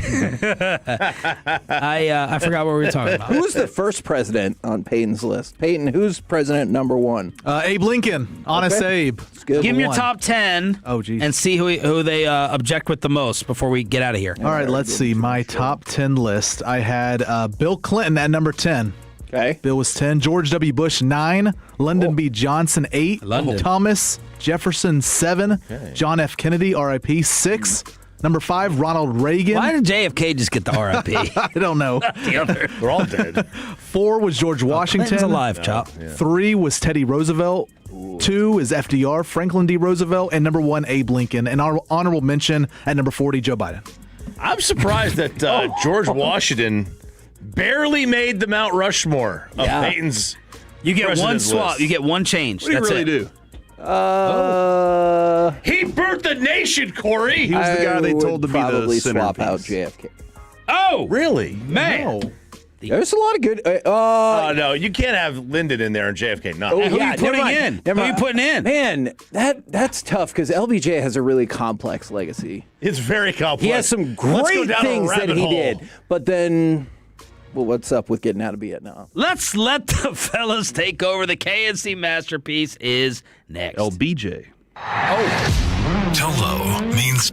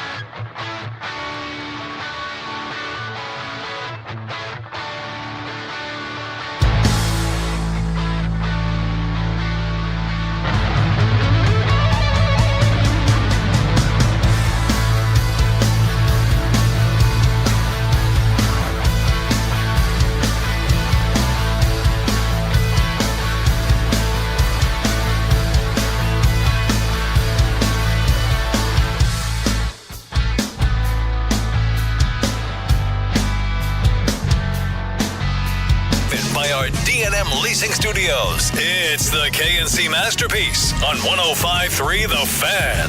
KNC Masterpiece right here on 105.3 The Fan. I just want to point out, first text I saw of the day was no Calvin Coolidge. Okay. And then Corey made fun of me because I was like, ooh, that is a good answer. So presidents and taxes is really what we've covered earlier today. Here's the thing. Today? It makes sense on a tax day. That's true. Last day to get that extra 5% off with Rhino Shield, by the way. Kevin, you know how affected I am by my environment. True. You know, I can sense things in the world. You know when it's going to rain. I've often said that. Bobby's stress level right now. Is it stressing you? Is bringing extra stress on my body. But it's less his stress level and more his computer. Once I walked past that and I couldn't see half of the screen. In a tough spot. That looks brutal. Yeah. That looks brutal. But, we always are supportive of Bobby sticking in the room. But right now you can really tell that he's focused, stressed, and it's affecting me. I have the potential de-stressor. Noah's getting his cast off today. He is getting his cast off very near, and he has not seen the new office yet, and he wants to come up once he gets his cast off. Is he still loud? Oh, my God, he's Loudest so loud. Kid, yeah. Yeah. Right. That's fine. I mean, it'll be awesome to see him. It'll be really cool. I dated a girl once in high school that she just texted me one day and said cast off. And I was like, you're sailing somewhere? Yeah. And she was like, no, I'm getting my cast off today. And I was like, well, congratulations. See, Alec, I knew a person once, they were like on again, off again with this gal, and then she just showed up to his work and texted him that she was in the parking lot. Sounds oddly familiar, oddly specific. I also had a friend, he was in a terrible plane crash. And you'll be glad to know, I told Noah that. I said, see you later, Tom Hanks. And Jess just looked at me and she's like, huh? And also, I found out she's never seen that movie. And she goes, yeah, there's like a plane crash and a volleyball.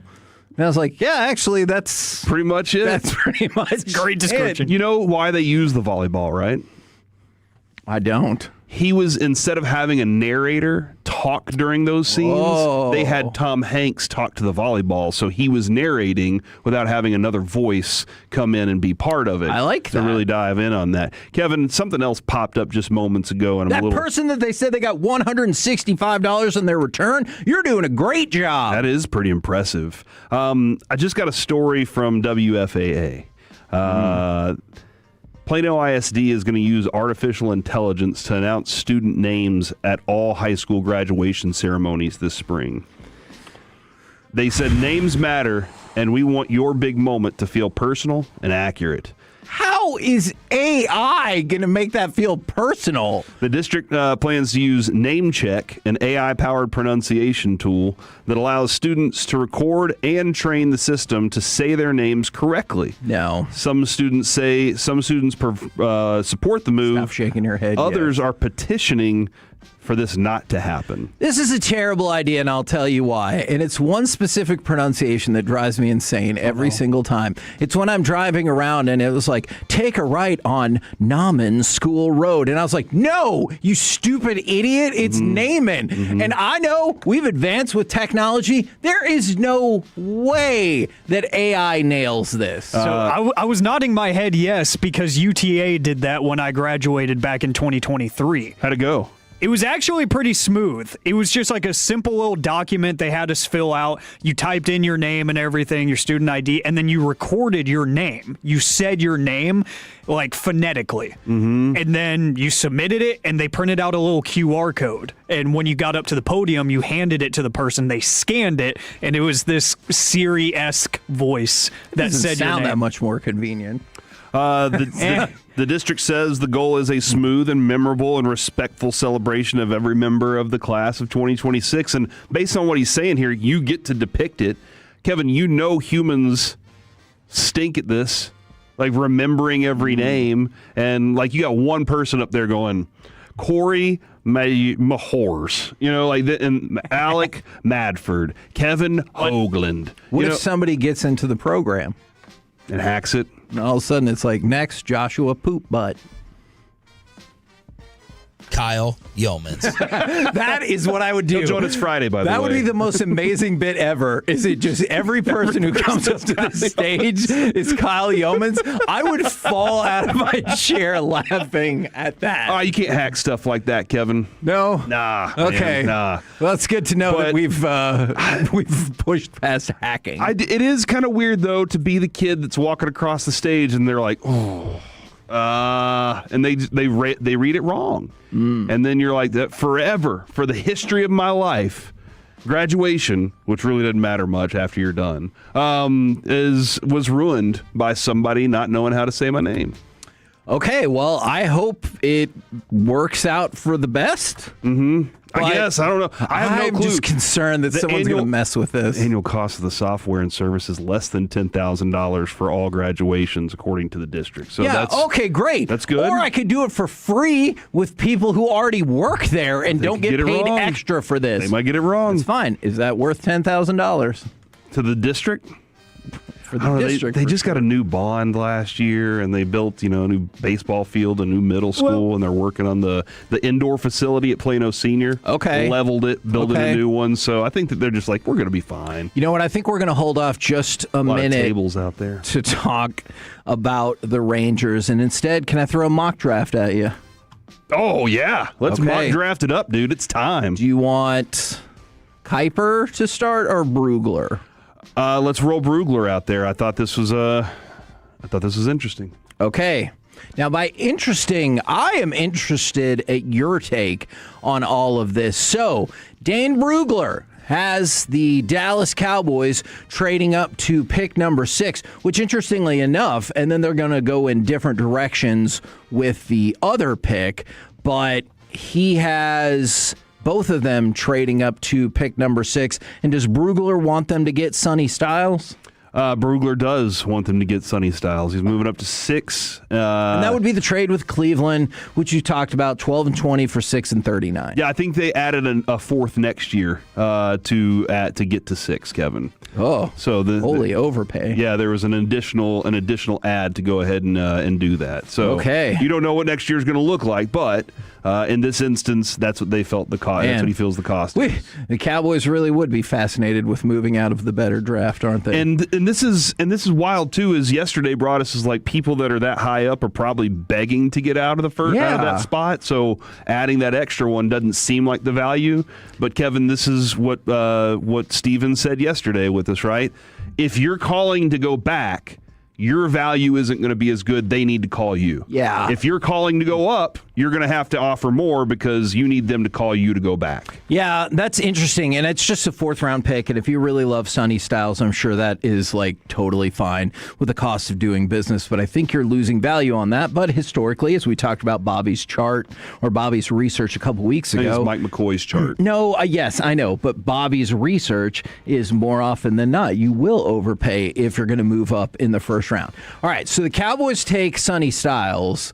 I don't know if you care about this, but in the meantime, at 12 and 20, the Browns take Spencer Fano and Casey Concepcion from Texas A&M. But you're probably I wasn't taking them. More concerned. I mean, true. Far more concerned with what the Dallas Cowboys do. And they take Traden Stukes out of Arizona at pick number 39. So Sonny Styles and Stukes.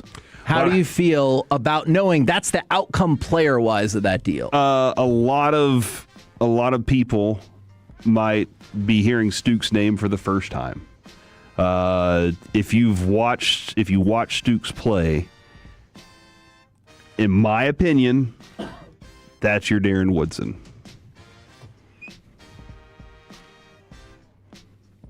Bobby, your thoughts? You need to do your taxes. Why do I have to put my driver's license number in every year? And why do I have to call Kristen to get her driver's license for the same damn thing every year? I did. He was reacting to his driver's license. He's This said I was done right now, dude. 17 pages ago, and it said, wait, you need one more bit of information. Screw you, TurboTax. But you reacted at the exact same time. I know, I understand how that was he confusing. Said Darren Woodson. I understand how that was confusing. He is focused on something else. Here's why I say Help me out, because this morning it did not seem like you were high on him. Right. And then I went back and looked and re-envisioned him. And go back and watch where he plays most of the time. It is the middle of the field. He is playing in the slot. He's playing in safety spots. He is playing in that area at 6'1". Now, Caleb Downs obviously is the guy that we feel is the best player out there. A lot of people feel like he's going to be gone at 5. If he's gone at 5 and the Cowboys go, okay, we're not getting him, they make this move up. That's what I envision happening here. And for a guy like that late in the draft, where I think he is accurately going to go, I'm not saying he's better than Downs.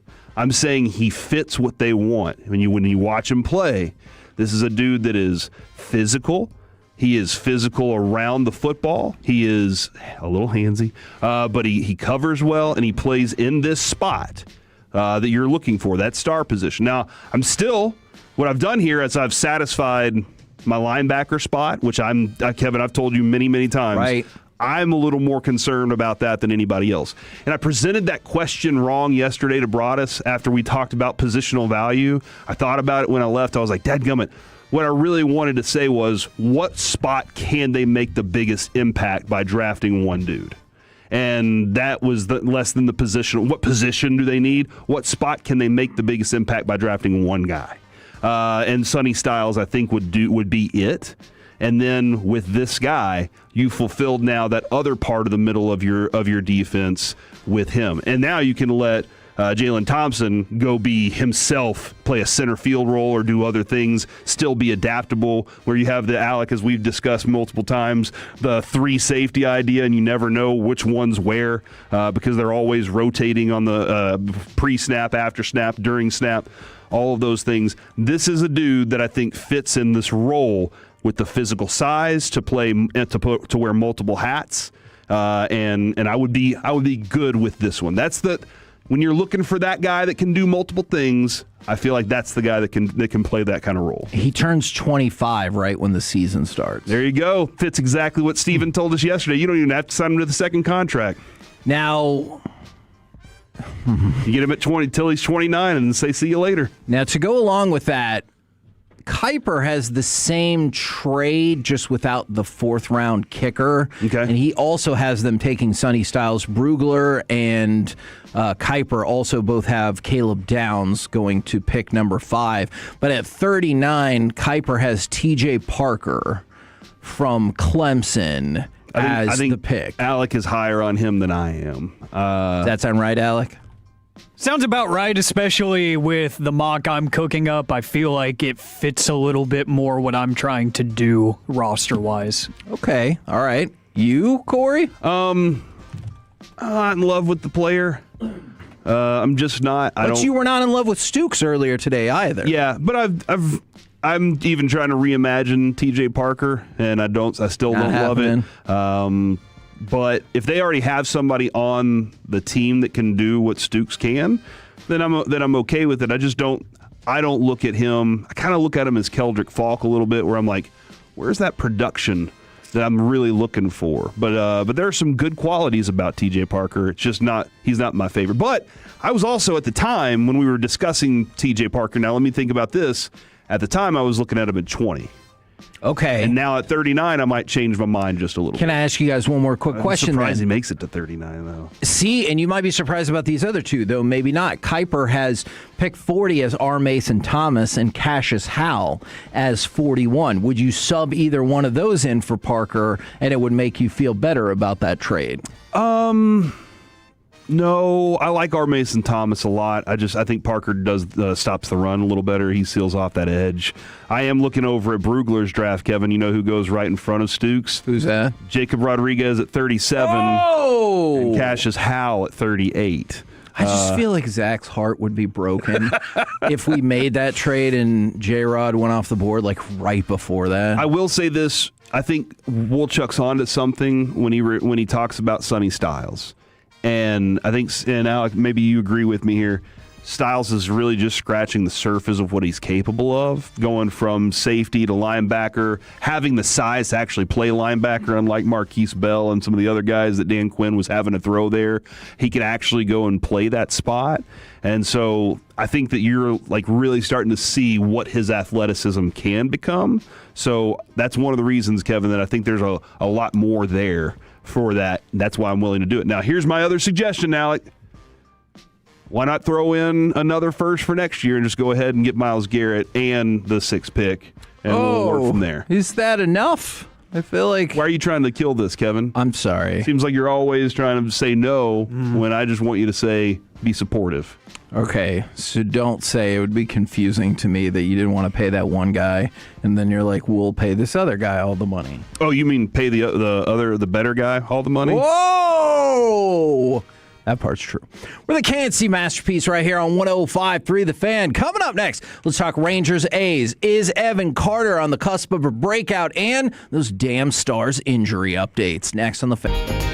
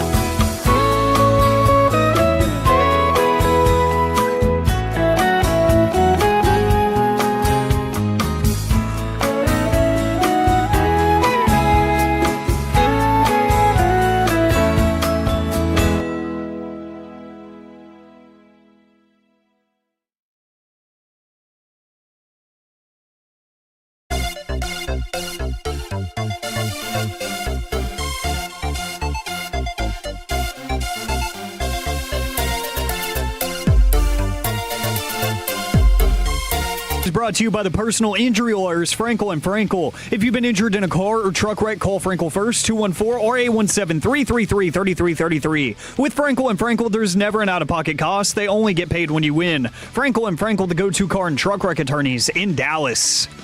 Here's the pitch. Swung on a high drive hit to right field. Not very deep. In comes Butler. He makes the catch. And the side's retired. The ball game's over. The A's win it by the score of 2-1. KNC Masterpiece right here on 105.3 The Fan. We're going to talk some Rangers A's here, perhaps some Evan Carter and those stupid Stars injuries and how they are going to trickle over into the postseason. Do you want to start with the Stars real quick? Yeah, let's do that. So Glenn Gulletson told the assembled media, all of us, we were all there, that Roope Hintz is not going to play in either one of the Stars' home games against Minnesota to start the game. And then he added this. Certainly, Roope won't be in game 1 or 2. We don't know when he could come back or if he could come back. We'll see. Or if he could come back. I think he means for the series, but still. I don't think he means that.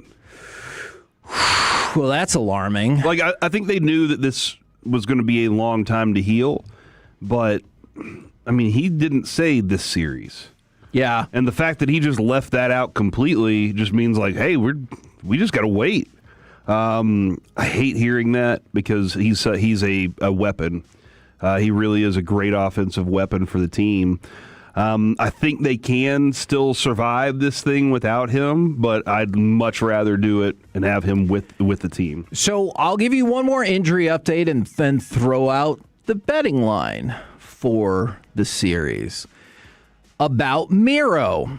Miro, we're not sure yet. I haven't got an update today, which was yesterday, but we'll probably know more in the next 2 days. So just be on the lookout for that today or tomorrow, an update about Miro. But obviously you have to look at this and wonder, like, are you going to be without Roope and Miro for those first 2 games? And perhaps because of that, the betting odds on this series are the tightest of any of the series that are set. Now, only 5 of the 8 series are set so far because you still got one more regular season game and some things could change and everything like that. But the Stars are a minus 120 with Minnesota at a plus 100. If you want me to break that down to percentages, it's probably easier. That means Stars 54.6 and Minnesota 45.4 to win the series. So obviously, that's pretty damn close. Somebody from the 940, unfortunately, once again, is not going to be the Stars' year. Can I say this? They are still the 4th favorite to win the Cup. So all of that being said, tough first round, they are still 4th behind Colorado, Tampa Bay, Carolina, and Dallas. And Dallas is 4th. They're behind Dallas. No, so Dallas is 4th. Essentially kind of, the idea that they probably are going to be in the Western Conference Final or the team that wins the Colorado series. You can't look ahead to the Colorado series yet. For sure. You're going to have a absolutely physical battle against the Minnesota Wild because, as Brian Ray told us the other day, you saw the formula. They are going to come at you, and they're not going to make it an easy one. And Kevin, the last time I remember with the Dumba series, that was a physical series, and the Stars had to be prepared. They had to wake up for it. Yeah. Here's the thing that I think: without Roope, Miro's a different story because Miro takes up so much ice time for you defensively. That is a great point. And he has such a great skill for you, but you are deeper defensively, I think, than you've been for a while, so that's a positive thing. So we'll hold off on that just a little bit. But without Roope, I do feel like you are just as physical of a team as you've ever been. This is, I think, the most prepared to be physical that I've ever seen the Stars, and I think it starts with Mikko and the way that he's played this year, the mentality that Glenn Gulletson's asked of the players, and then Jason Robertson was like, all right, I'm going to grow up.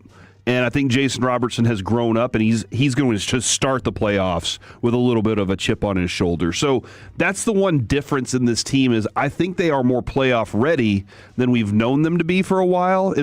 As they've gotten to the playoffs, it's just that the confidence I've gotten from them over the last month has not given me the confidence. But we've seen them go into the playoffs and turn on a switch before. Sure. So I am concerned about it. I hate seeing that because, again, he can be a good scorer for you, and he's effective. But on the defensive side, I think that I think we've built something that we can be excited about. And I've seen a couple texts about this, and we've brought this up, and you're totally right. The bizarreness of the playoff seedings continues to perplex. As right now, the Stars have the third best record in the NHL, and they'll open up the playoffs against the team with the seventh best record of all 16 teams. And if they win, they'll play the team with the first best record. So instead of playing the 14th team and then the 6th team, which that's if they were all in the same bracket, you get Team 7 and Team 1. Yeah. If you win. So, yeah, I agree this playoff system is weird, and I don't think any of us like it. But I think Bettman loves it because he wants people paying attention. He knows that those series can create not the top teams. Yeah, right out the gate. You're right. Because of the way the playoffs function. So he understands that, and he's like, hey, let's go ahead and give them something fun to watch immediately. So the playoffs, hockey playoffs are a blast. And it has been especially here in Dallas, for quite some time now. And then, of course, the 469. If the Stars don't make it, but Dallas does, I'll be fine with that. That was just a mistake by me. They're fourth on the list.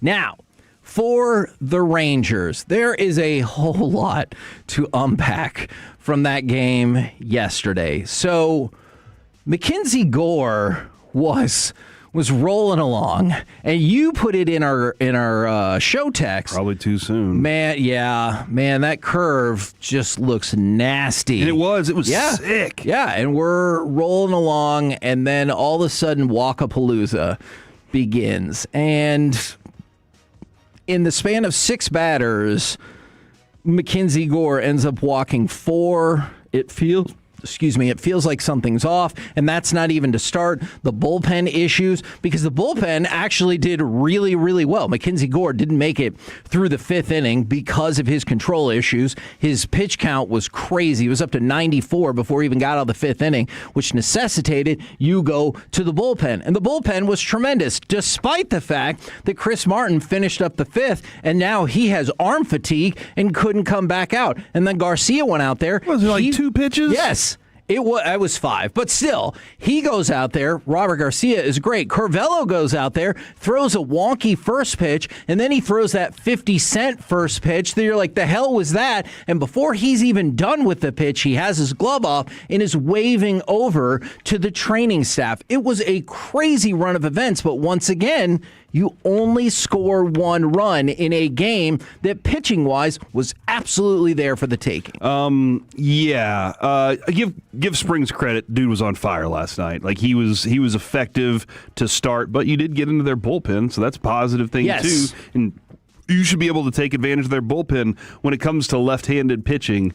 The Rangers, I think Jared said before the game, they haven't hit left-handed pitch. They don't have a hit off left-handed pitching in like the last 60 years. That's what it felt like. He was like, "It's been a while, guys," but he goes, "But I think they'll do it tonight." And I was like, "All right." And then Nemo starts off hot. I was like, "There we go, baby. Let's roll." But I'll give them a little bit of credit there. But this Rangers team should be able to score more. Like that's an absolute fact. You shouldn't be held to 1 run on a night like that.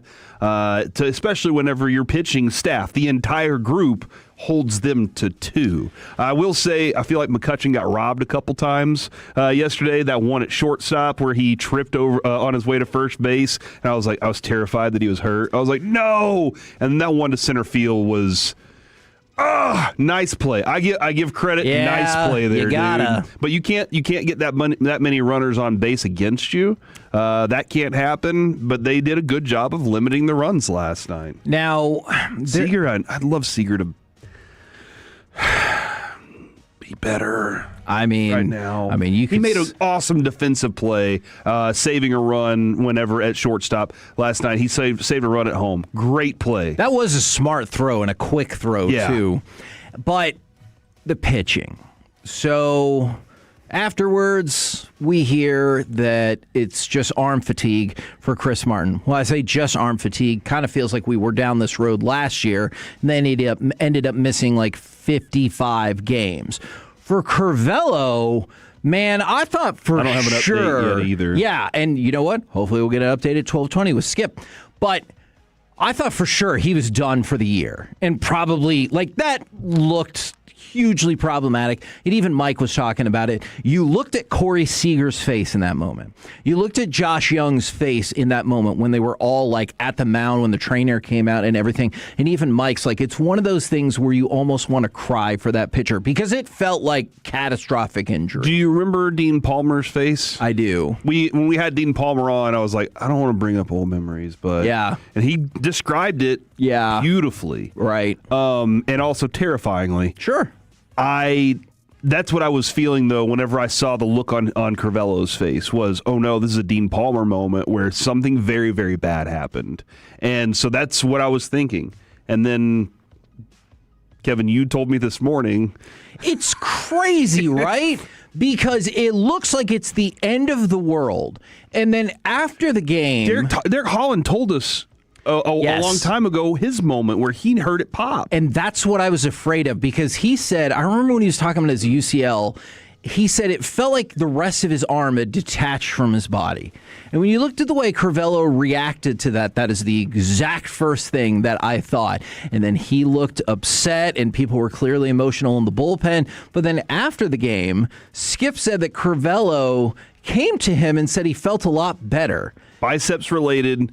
And then the feeling had abated. I don't know what that means. It means it gone down or gone away. So there is confusion. Yeah, and so, I mean, look, and that might be just in the moment. You're like, no, I think I'm good. I think I'm good again. But, like, the way he reacted to that. So we'll look for some updates. But you have to imagine the Rangers are going to make a couple of moves today to bolster their bullpen. Because one way or another, there's no chance in hell that Martin or Curvello are available today. And perhaps for a while, we will see about that.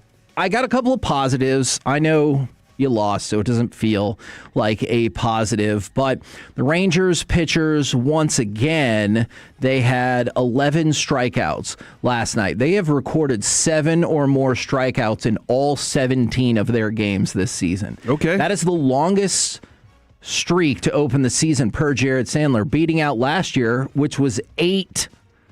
And they're at 17. Let's go. All right. The Padres had 7+ strikeouts in the first 25 games in 2021. So this is the best streak since then. They struck out 11 last night. And then for Ezekiel Duran, we talk about it. It didn't translate to runs on the board, but he drew a walk in his 3rd straight game. So that's the kind of like smaller progress that you like to see. But you're right. When I know they both got a walk, but for when Wyatt Langford and Corey Seager are 0 for 6.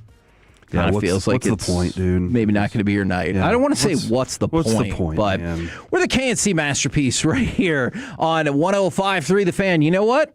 I got great news for you, Corey. I'm about to do this tease, and the Rangers aren't part of it, okay? It's time for Baseball Nuggets. Are you ready to declare these teams are already done? Next, right here on The Fan.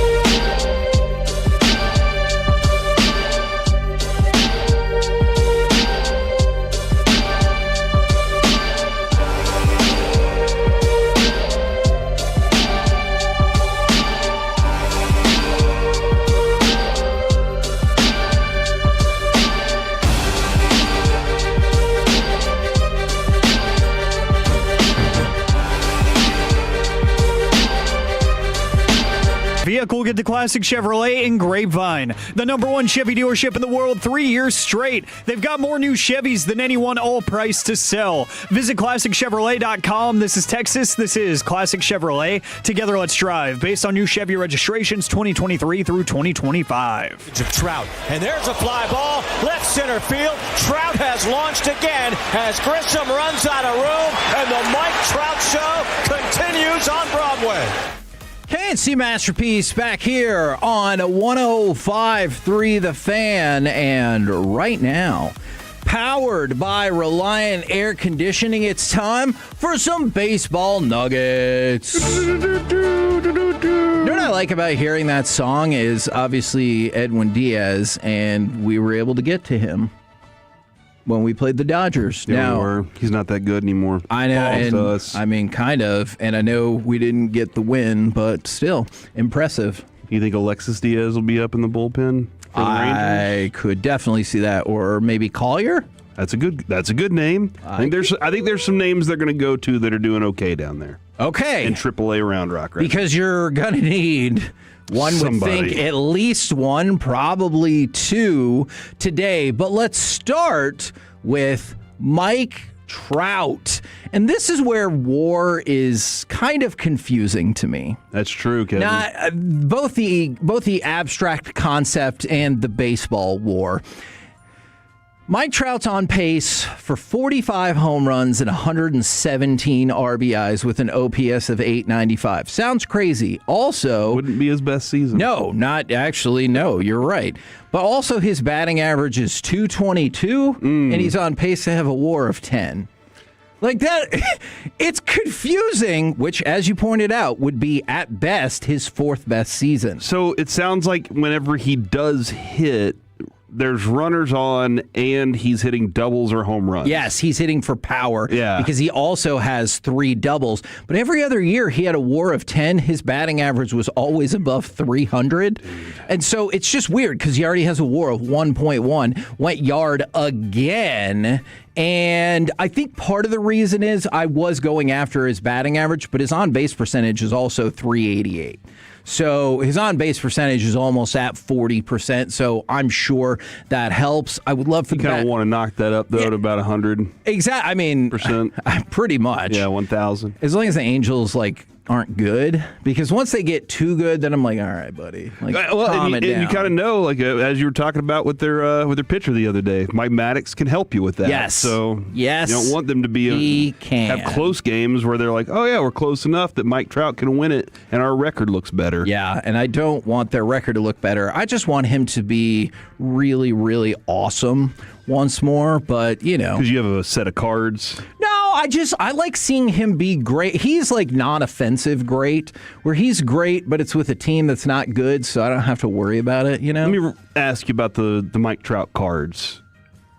Have they declined? A little bit. But they won't decline too much. Exactly, because he already set the standard. He's secured himself in the Hall of Fame. Some would argue he's secured himself in the Hall of Fame of the Hall of Fame, Yeah. So he's pretty set. Now, the other day, we talked about Pirates super stud Connor Griffin and his contract extension. Well, that record lasted less than a week, as the Tigers and Kevin McGonigal have agreed to an 8-year, $150 million extension. Now, that extension starts next year, so it will run all the way through 2034. Now, McGonigal only played 17 games, but he has hit the ground running this year. He has an on-base percentage of .417, a batting average of .311, and an an OPS of .908. He has gotten off to a torrid start, and he's the favorite for not only Rookie of the Year, but people think this kid could be a stud for a long time. Yeah, that number, is he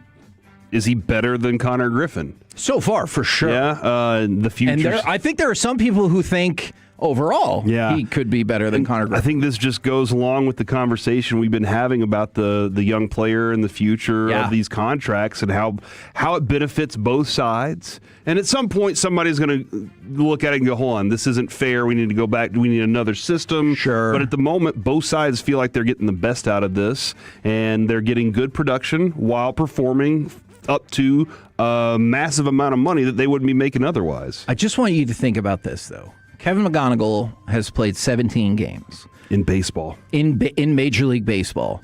And he got an 8-year, $150 million extension that buys out 2 of those cheap years, 3 years of arbitration, but only 3 years of free agency. Now, what do you think Wyatt Langford costs? And you're buying a year? Yeah, no, total, because you're buying out his arbitration years, so you're not even buying out any cheap years that would get you a discount, and he's already proven to be a 4-5 WAR player. So when people $32 million? I think it'll be way more than that. No, I mean, like, right in the time that he gets to his contract, you think he'll be in near 150?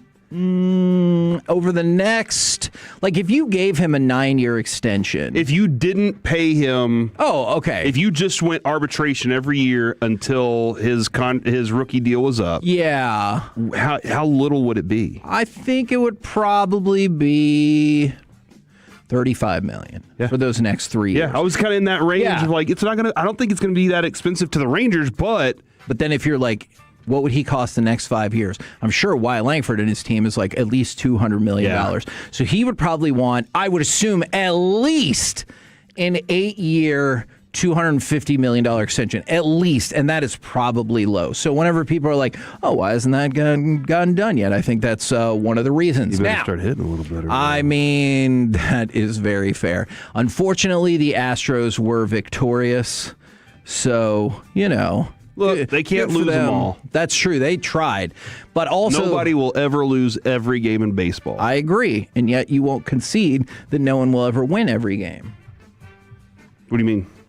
All right. So the Astros are still in last place at 7-11, but they are not the worst team in Major League Baseball. So my question here for y'all was, I got 4 teams. Are these teams already done?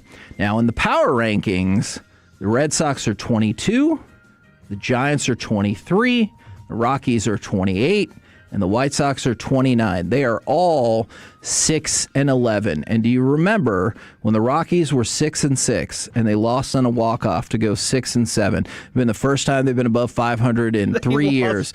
And I said I was worried that this was the beginning of the end. Flash forward 4 more games, which, as Corey just said, they lost all of them. They're now 6-11. So, I mean, it was the Padres. And then a game against the Astros. Yeah, who had lost 4-game series against against the Padres. They had lost 8 games in a row, though, and you lost them. So I'll start with them. Are the Colorado Rockies, are you ready to declare done? D-U-N, done, Colorado. Boom. All right, Alec, it's your turn. The Chicago White Sox, they're also 6-11. They already have a run differential of an MLB worst -33. Are they done? Ooh, yeah, that's it. That's an optimist look and approach. I kind of like that, Majors. No, they're absolutely done, but they're going to be the most fun done team in my mind because Munetaka Murakami is such a fun player. I think he's 3rd for Rookie of the Year in the AL right now. And I'm so sad that he's on that team because he's probably going to hit 40 bombs this year and nobody's going to care. Yeah. Nobody's going to care. Now, the next 2 might be more complicated. San Francisco Giants. D-U-N,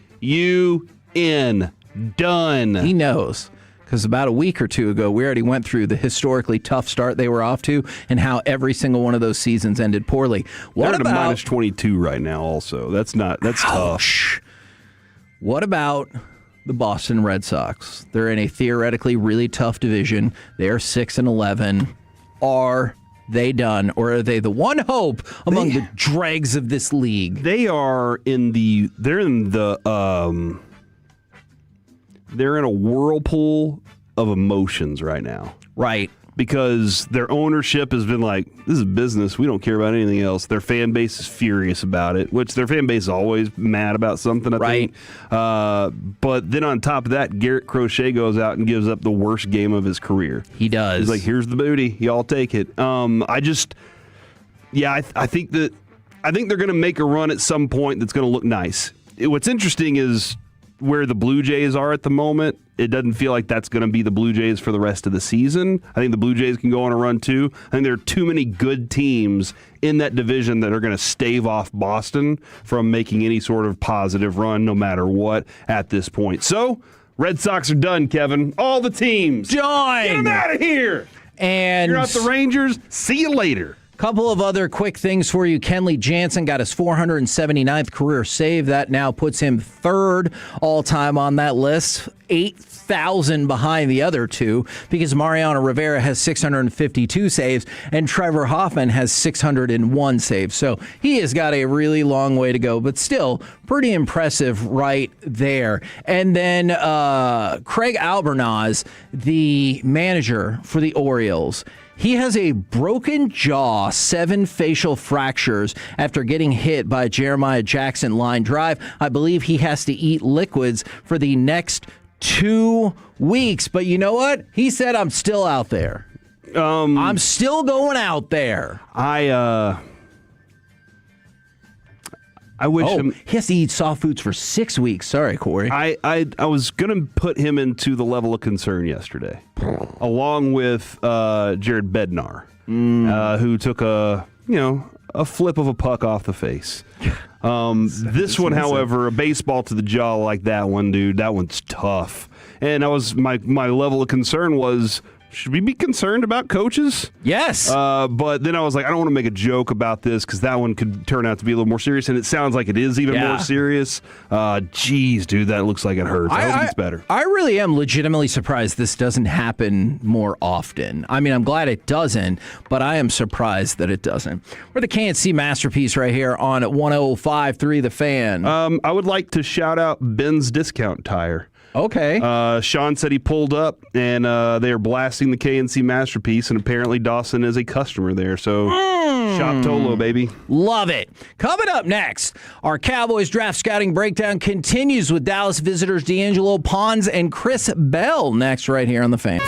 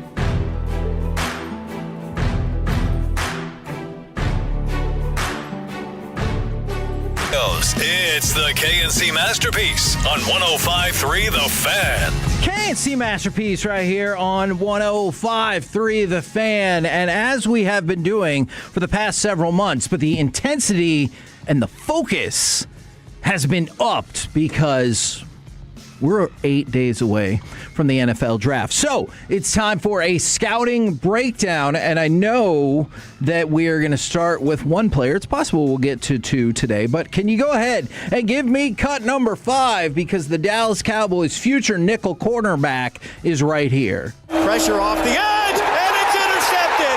D'Angelo Ponds roll out the big red carpet. Touchdown, Indiana. You like that guy, Kevin? I'm going to go ahead and make that prediction. Okay, hold on. Now, this is our text exchange last night. I'm going to read it verbatim. Please don't. Alec, do you want me to read it verbatim? I don't know. There might be an FCC violation or two in there. You know there is. All right. Just trying to be nice. Just like why you couldn't post my run sheet verbatim yesterday. That's right. Kevin texted last night, who are y'all going to break down tomorrow? And I said, have we done Ponds yet in Medford? And Medford said, don't think we have. And I said, boom, there it is. Let's do that. Because he was one of their 30 visits. Sure. And then Kevin replied back, Cowboys are taking Ponds in the second round. And Kevin, when you do that so confidently, I'm usually like, oh, wow. So I asked, how are they getting a second? Also, Gore's curveball is so sick. And that part didn't... We had some problems with that down the line. At that point, my son came in and he said, oh, Gore's a bad name. It means bloody. And I was like, he created the internet and weather. And Kevin can't prove otherwise. I guess that's true. Alec replied, Ponds is an absolute dog. And then Kevin replied, I just got you MFers 3 second-round picks today, which then made me laugh really hard, too. And I said, I changed my mind. The Ravens gave me a solid offer. They're 1 and 2 for all my 5s. And Kevin Obviously, I would do that. Kevin didn't reply, so I don't think he agreed to the terms on that deal. That being said, D'Angelo Ponds was the person, again, because he is he's a person that was on their list. Now, he is small. I wanted to go to a couple of things before we break him down. All right. Yesterday, we had Stephen Jones on, and what I can only imagine is now being touted as the greatest interview on the planet. Wow. Great. That's what Alec told me when we were leaving yesterday. He was very proud of us. And so Stephen Jones, I wanted... There are a couple guys in this draft. I think Downs is one of them. I think Ponds might be one of them too. But there are a couple of people in this draft that I think change not just what you do on the field, but who you are in the locker room. And I think that's really important because last year, this team they said it multiple times, they had no identity defensively. Sure. And let's talk about some of the best defenses we know. The Ravens in the past, not last year. Sure. What did you always just felt like they're just going to be brutal. Toughness, big hits, and leadership. Yeah. The Seahawks in their championship. I would argue you might use those exact same and it goes across the board. There was nobody that, when you take leadership into consideration last year, it was 0. Yeah. Kenneth Murray tried, and it worked for a game, and then it just didn't exist from there. Yeah. Now, I'm not saying bring back the hot boys, but maybe if Alec really wants that to happen. What? So Stephen Jones with us yesterday, I asked him, how much of a culture-changing mentality do you want from your first couple picks? Yeah, I think it all factors in at the end of the day. And certainly we're trying to create an identity and a culture overall for this football team. Certainly on defense, we felt like we lacked that last year, defense in particular, that we didn't have the identity, the culture, that we needed, that the players were buying into and playing with an edge. And certainly that's the goal. And then ultimately the goal is to have a culture and an identity for our entire football team that Shotty's trying to develop in terms of, the type of men that we bring in here to compete day in and day out. That certainly, when they're working together every day are a positive influence on what we're ultimately trying to be as an organization, as a football team. Just real quick. I mean, and I know you were there, and I was too, and so was Alec. But It always surprises me, or it's always of interest to me when you get that sort of candor from somebody who put it together or makes the decisions. Because he didn't just say defensively, he was like, I feel like we didn't have that identity, that edge, especially on defense, which also kind of lends itself to maybe across the rest of the team a bit as well. I feel like they did have it some offensively. I agree. But because of the lack defensively, it was like, what's the point? Yeah. Earlier when I was saying, what's the point with the Rangers? And you were like, come on, Corey. And you're trying to say, be a little more chipper. And I was like, I don't want to. That's usually what I do. Yeah, that's usually you. It is just fascinating to hear that person in charge be like, yeah, no, you're right. And Kevin, I think that, and Alec, maybe you've learned this about us and how we approach our work day. There is a certain hope that we've always wanted for everything that we've done. We've kind of looked at it and been like, these are the stages we'd like to go through. What are we going to do to get there? D'Angelo Pons went to Indiana. He won a championship at Indiana. Yep. He also was with Kirk Cignetti before. Whenever he was at... Did he wear the shorty shorts on the field then, too? Yeah, he did. He did wear the shorty shorts. He also, Kevin, covered Jeremiah Smith daily at Chaminade Madonna Prep. Worst case scenario, that kid goes second in next year's draft, it feels so like. there's a little bit of, I know what it takes to cover the best out there, but here is Kurt Cignetti on how not to be average. It's a process, and it's a way you go about doing things. It's a standard, it's an expectation, a high standard, a high expectation. It's accountability, right? It's discipline, commitment, toughness, work ethic, pride. It's wanting to be great versus wanting to be normal. And, normal kind of equals average. And average is okay. There's no problem with average, except in my business. My business, average is the enemy. And to be great, you got to have special focus, special commitment, special preparation, and discipline, and the ability to say no to some things. All right? So you stack great days on top of each other. Mm-hmm. You play the game the way we want to play the game, one play at a time, 6 seconds a play. Every play's got a life and a history of its own. Play every play like it's nothing. Don't be affected by success or failure. Be able to compartmentalize and go to the next play. Playing it the same way. Because what happens then?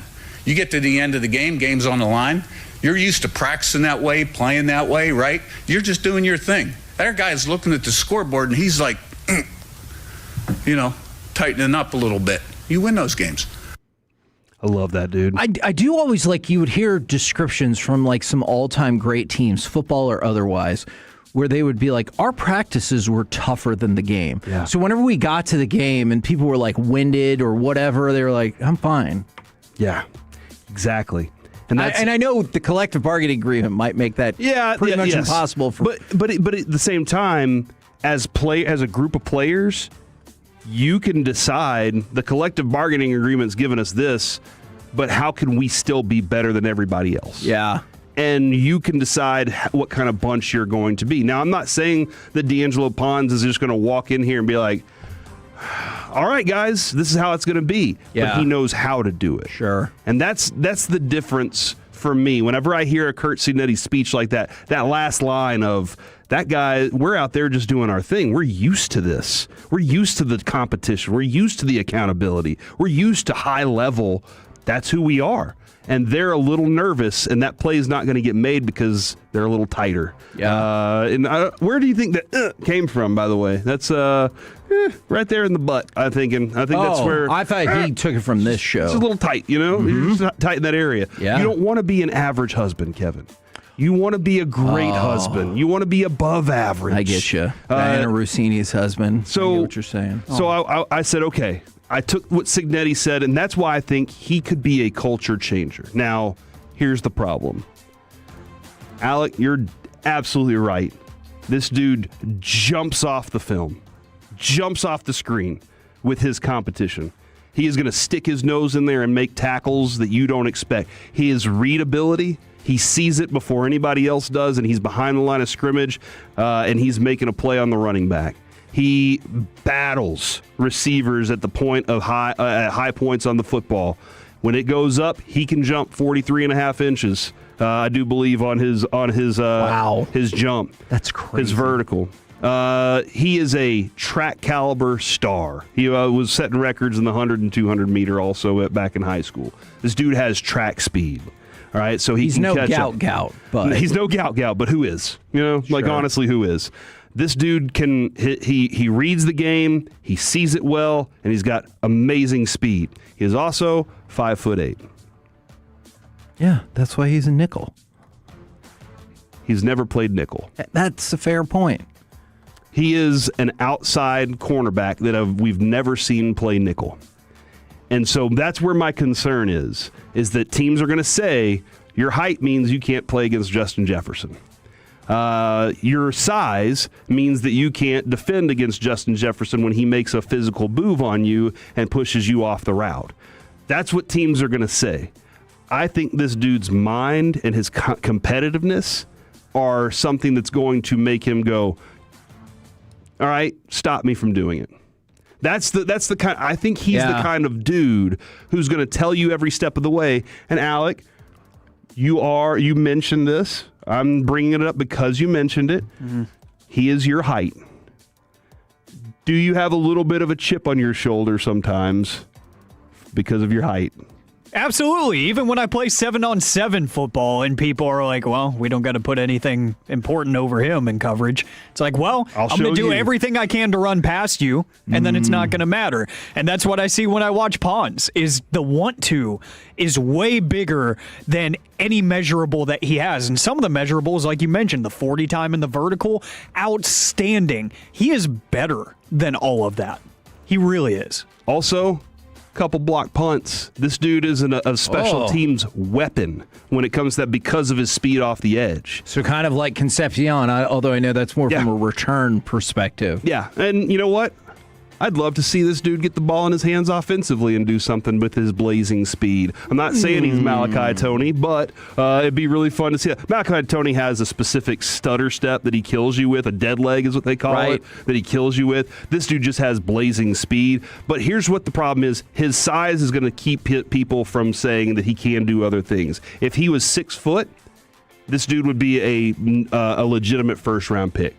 Maybe maybe CB1 or 2. Potentially. I wonder. Yeah, and right now, in the second round, Kevin, that's where he's projected second to mid. Yeah. And so that's where you're kind of like, okay. I think he goes in the second. I don't think the Cowboys move up for him, but, man, if this dude was available at some point in this draft, there's no way that you pass on him because, again, culture-changing mentality, played for a successful team that knows how to win and can always go back to that kind of mentality. Dudes that have never been there have to learn that. And this guy's ready to play right now. And I know Downs would be more of a stretch, but I keep thinking, like, if you could figure out a way to get, like, even if you traded out the first round, and I told you come out of this draft with, like, Downs, Pons, and J-Rod, aren't you like, okay, let's effing go? Wow, that's an interesting group right there. I'm still needing a left defensive end. But, Fair. Kevin, I don't think there's any way. Maybe we get Romello Height. Maybe we're feeling pretty comfortable with him. So I think it was Dane Brugler had him in the third round. So that's, and did we discuss him in like the 7th round or something like that with Joseph Hoyt's mock draft earlier whenever Kevin was out? I think it was a day 3 pick. Day 3, yeah. So that's fascinating that he would move up there, but that's the kind of player he is. A lot of people. We had Jacob Ray who went to Tech fan was like, no, Romello Height you're gonna love. So that would be another dude. So yeah, Kevin, I feel like you can solve a lot of issues. Those guys have to catch up real fast. Yeah, I think you're reaching on 2 of them. Maybe not Rodriguez if you're getting him in the 3rd. I'd already traded. Okay. Oh, look at you, still going after Wolchuk. But this dude right here, I love. Like I said, Steven admitted it. They have a culture change they have to find. It can't be just Christian Parker. Yeah. It's got to be the dudes they bring in also. They have to take ownership of the defense. This is the kind of dude that plays with the style that I want. With a KNC masterpiece right here on 105.3 The Fan. Coming up next, it's time for AM on the FM. We got the question of the day, plus the greatest 30 minutes of radio happened this morning. Next on The Fan. The more time you give,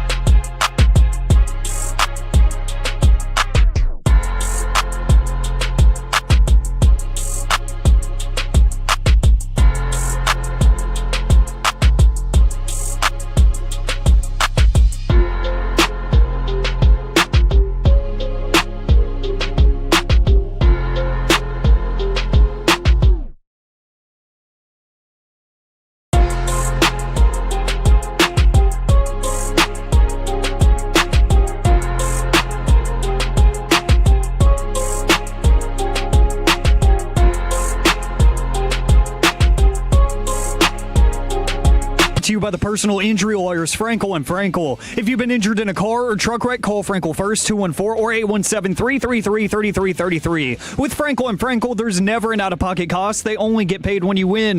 Frankel & Frankel, the go-to car and truck wreck attorneys in Dallas. K&C Masterpiece right here on 105.3 The Fan. Don't forget, in about an hour, we've got Texas Rangers manager Skip Schumacher coming up. How you feeling? I feel very good. Nice to see your kid around here. Yes. He's an awesome kid, dude. He is an awesome kid. He said Nana and a boo-boo to me. And maybe in My Buddy's an Idiot, we'll discuss how you need to learn how to cut off a Do it cast. right. Do it right, people. Don't send a bunch of videos that say it can't possibly penetrate the skin if it does. And if they don't do the right thing, we'll go from there. Right now, though, it's time for the man who always does the right thing. It's time for this. What does this button do? Please, please, do not push the button. You have no idea what it... Alec, you be quiet. Alec, that was awful. 1 for Alec, 0 for Peyton. Don't you dare touch that dial. Don't you dare do it. It is time for AM on the FM. My name is Alec Medford, the man that they call... Yeah! That's a WrestleMania-sized, the man that they call the pride of Mansfield, Texas, and the mayor of the Medfordplex. 877-881-1053. That is the Frankel & Frankel Injury Attorneys text line to answer today's question of the day. Plus, we're going to roll the tape on what I thought was... probably the best half hour of radio I've heard in a very long time. Oh, man. That happened. Listening to his presidential rankings was fascinating. Yeah, I heard they weren't too popular on the fan text, so we're not going to run through those. But, I just can't imagine, seriously, what top 5, top 10 presidential rankings could you give that wouldn't piss off a section of people? Not a single one. Yeah. That doesn't exist. That concept has not been created yet. But... he did give his own take on this segment, so we will get to that here in just a little bit. But we start with the question of the day, as always, gentlemen. Today is International McDonald's Day. It is celebrating the opening of the first McDonald's in Illinois in 1955. I prefer Whataburger. And then that guy stole the whole deal from him. Is that what it happened on Super Size Me? Yeah, and that's the different. That was a lot later. Those are different things. But yeah, very different. Look up the history of McDonald's and who really figured out how to do all that, and then the other guy who's like, "Hey, I'll take that." Oh, that sounds like a common theme around here. But good point. I've heard Peyton's segments. That's right. I'm just kidding, Peyton. I'm just kidding. The question of the day today, gentlemen. Oh no! What happened? Did you see the text from Bobby? No. Dear Robert Belt, your federal return was rejected. Oh, no! After all of that? He was so... That happened so fast. Wow. He was so stressed out, What dude. did he do? He typed in his driver's license number wrong, huh? Guarantee it. I'm sorry to kill your segment here. Oh, man. I hope that's Bobby. what happened. Is just a driver's license error, and that was it. And Peyton, I was just kidding. I said I was just kidding. I bet tomorrow on Sean and RJ, you'll hear about this. Yes, you will. Multiple times, I'm willing to bet. I need to tell Peyton now, because I've offended him, that I thought some of his top 10 president picks were really good. Ooh. Maybe we can dive in on which ones, huh? We'll get to that here in just a little bit. But the question of the day for International McDonald's Day, what is the one fast food item that you can never say no to? 877-881-1053. Twitch and YouTube want to hear from you as well. Because, if somebody offers you, I feel like a low-hanging fruit, the McDonald's fries. If somebody has some and they're like, you want one? Sure. You're going to take a couple. You're never going to say no to that. But maybe you're driving down the highway or something, you're a little bit hungry, and you just think of that one item, and then you see that place, and you're like, oh, yeah, we're stopping. It's the curly fry. The curly fry, and I think of it from Jack in the Box, though obviously you can get curly fries other places. By the way, Jack in the Box, up your game on your sandwiches. You charge like $58 per sandwich, and they've gotten worse. They're known for tacos. I know, but they're also like drunk tacos. They're like, you like the sourdough, Jack? It's $7 now, and it's worse. Dude, like, you know they need what? to fix that. I never had the sourdough back in the day. It was good. And I never ate sourdough bread. I was like, I don't want something sour. And then my kid brought home some, and I had butter and honey on it, and now all I do is eat sourdough.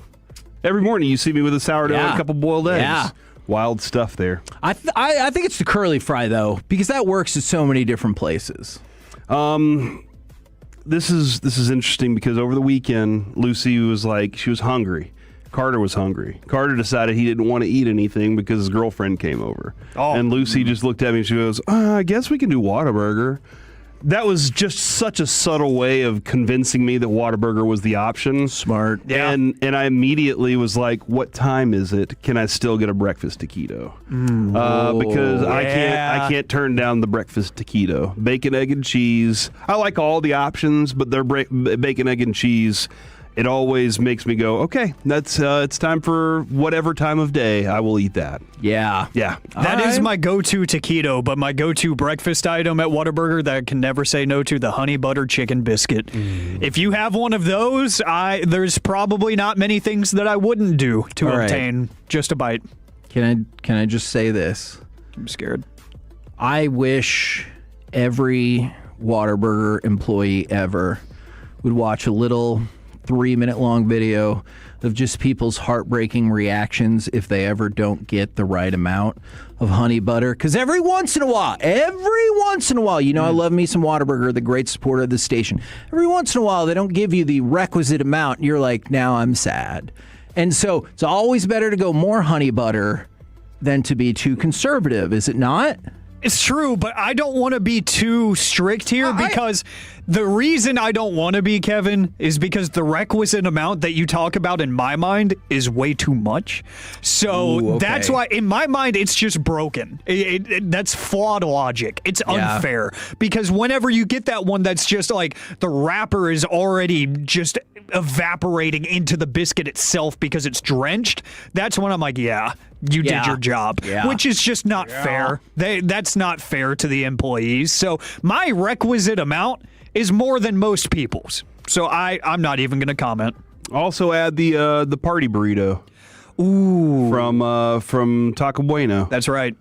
Just beans. Oh, okay. Beans and cheese. Yeah. It's a little snack. Snack size. Little snack. Yeah. It's what you need to get by. You know, just get some party burrito going. It's only like $1.69 too. So if you're a little more hungry than just a snack, get 3 of them. Get 3 of them. Okay, let me ask you this then. Get 4. How do you weigh the deliciousness of something versus the price? Where, like you just talked about, that's $1.69, and that other thing is like $5, and you're like, I don't know though. I could get these 3 things that are they're good enough. Versus this one thing that's like, oh, that's pretty tasty. You know, here's the other thing that I got to consider a lot more now is if I get something and I arrive home with it, like if I don't eat it in the car, which if I arrive home with it, if I arrive home with just the wrapper, I have 4 other people and a dog that are all looking at me like, why did you not bring me some? So, Kevin, when it does come to price, that is usually the consideration I'm taking. And should they change the name of the medium or large fries to car fries? Because they know when they're handed it over. They're like, nobody else is going to see these fries. You know what I did whenever Lucy got her lunch? I got myself a thing of large fries. I love Whataburger's fries. I really, do they make him home? I'll be honest, I DoorDashed it. Oh. Because I had to be home to watch the 2 middle schoolers that are on a date, a study date. Right. So I DoorDashed I get you. I did question whether or not that had been tampered with. I was like, did he have some fries on the way over? I wouldn't blame him. And how would I even know? The seal is not there for like safety or germs. It's there for your peace of mind. Yes. So you're not thinking that guy's like, fries, here's your food. Fry tax, yeah. You know what's the most humbling thing ever is whenever you order online and you go to pick it up in the store and they seal everything up and they think you're a delivery driver. It's like, no, all that's for me and my friends or me and my family. That definitely happened one time at a Golden Chick where they were a little bit behind. They were frying up some fresh chicken, which I'm never mad at.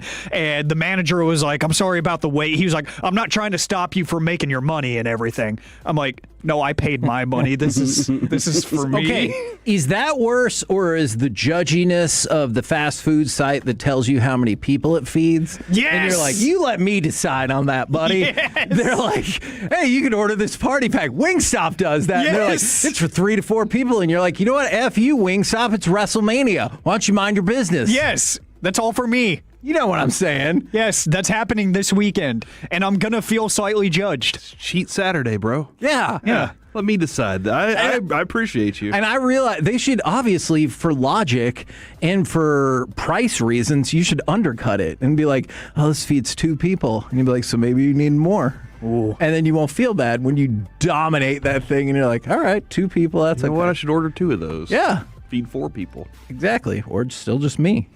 Let's see. From the fan text, I see egg rolls for the win from the 817.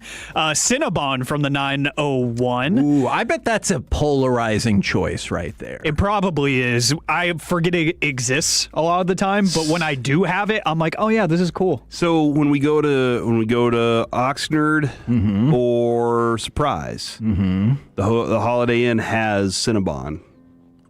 Oh yeah, they always have that little. And I'll take one, put it on a plate, store it in the fridge, and then later in the day I'll have it. Because they shut down that breakfast at like whatever time. They shut it down. Yeah. And you can't get any more, so you gotta have to sneak some a little bit. Yeah. But here's the thing, I don't get Cinnabon outside of that. It's only whenever I see Cinnabon that I want Cinnabon. Yeah. And then while I'm eating it, I'm like, why would I ever eat anything else? Yeah, I get that. But it's a rarity, because if you went back the next day, you'd be like, I'm going to die. Yeah, there's so much sugar. Let's see, from cinnamon. Yeah, and speaking of so much sugar, from the 469, the McFlurry, if the ice cream machine is working. Okay. Is that more heartbreaking, or is it's 10:31 or 11:01, depending on where you go, and you missed it? Yes, because that's happened a few times, especially with Chick-fil-A breakfast, like on a Saturday, because I know Sunday I can't get it. Is there cutoff 10:30? 10:30. Okay. Yeah, and sometimes I have a late night on Friday, and I'm like, I'm going to sleep in. Then I sleep through 3 alarms, and then I'm like, oh, I have 20 minutes to get 10 minutes down the road and get clothed and everything and get an order in. So, yeah, not always the greatest situation. I had a heartbreak at Whataburger once when I went there at like 11:05 p.m. and I tried to order breakfast, and they're like, I'm sorry, man, we're behind. We're not even close to breakfast. Yeah. I was like, oh, but those are the rules. Oh, well, sometimes we break the rules. Rules are made to be broken, if you ask me. And speaking of that, Peyton took my segment this morning. Ranking the presidents? No, I would never even attempt.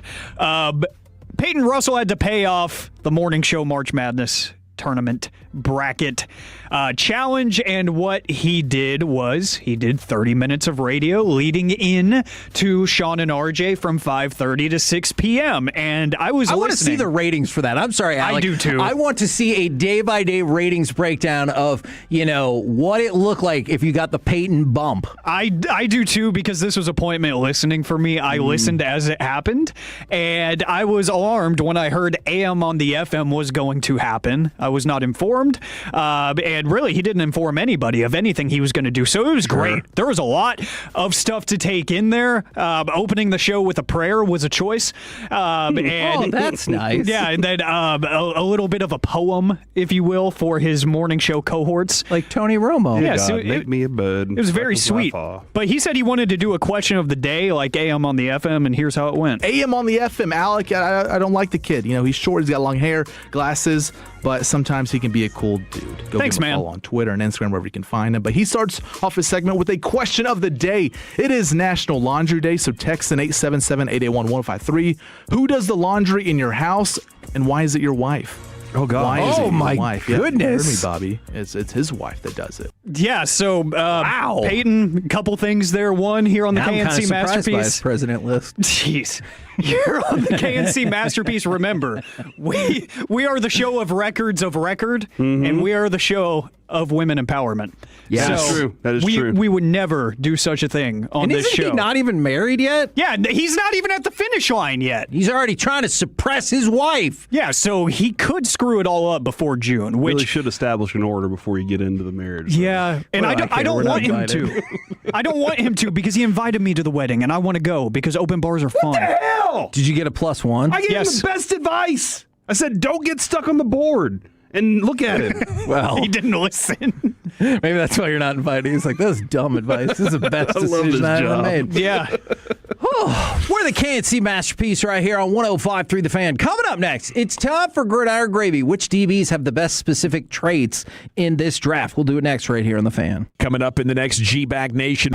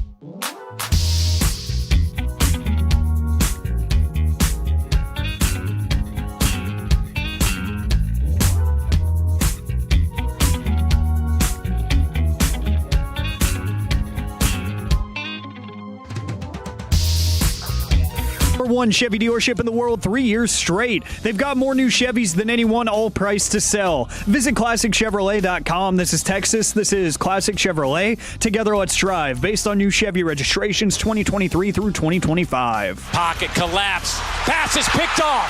Colton Hood will high step it into the end zone. Touchdown, Tennessee. K&C Masterpiece right here on a 105.3 The Fan right now. This might be just to spite Alec.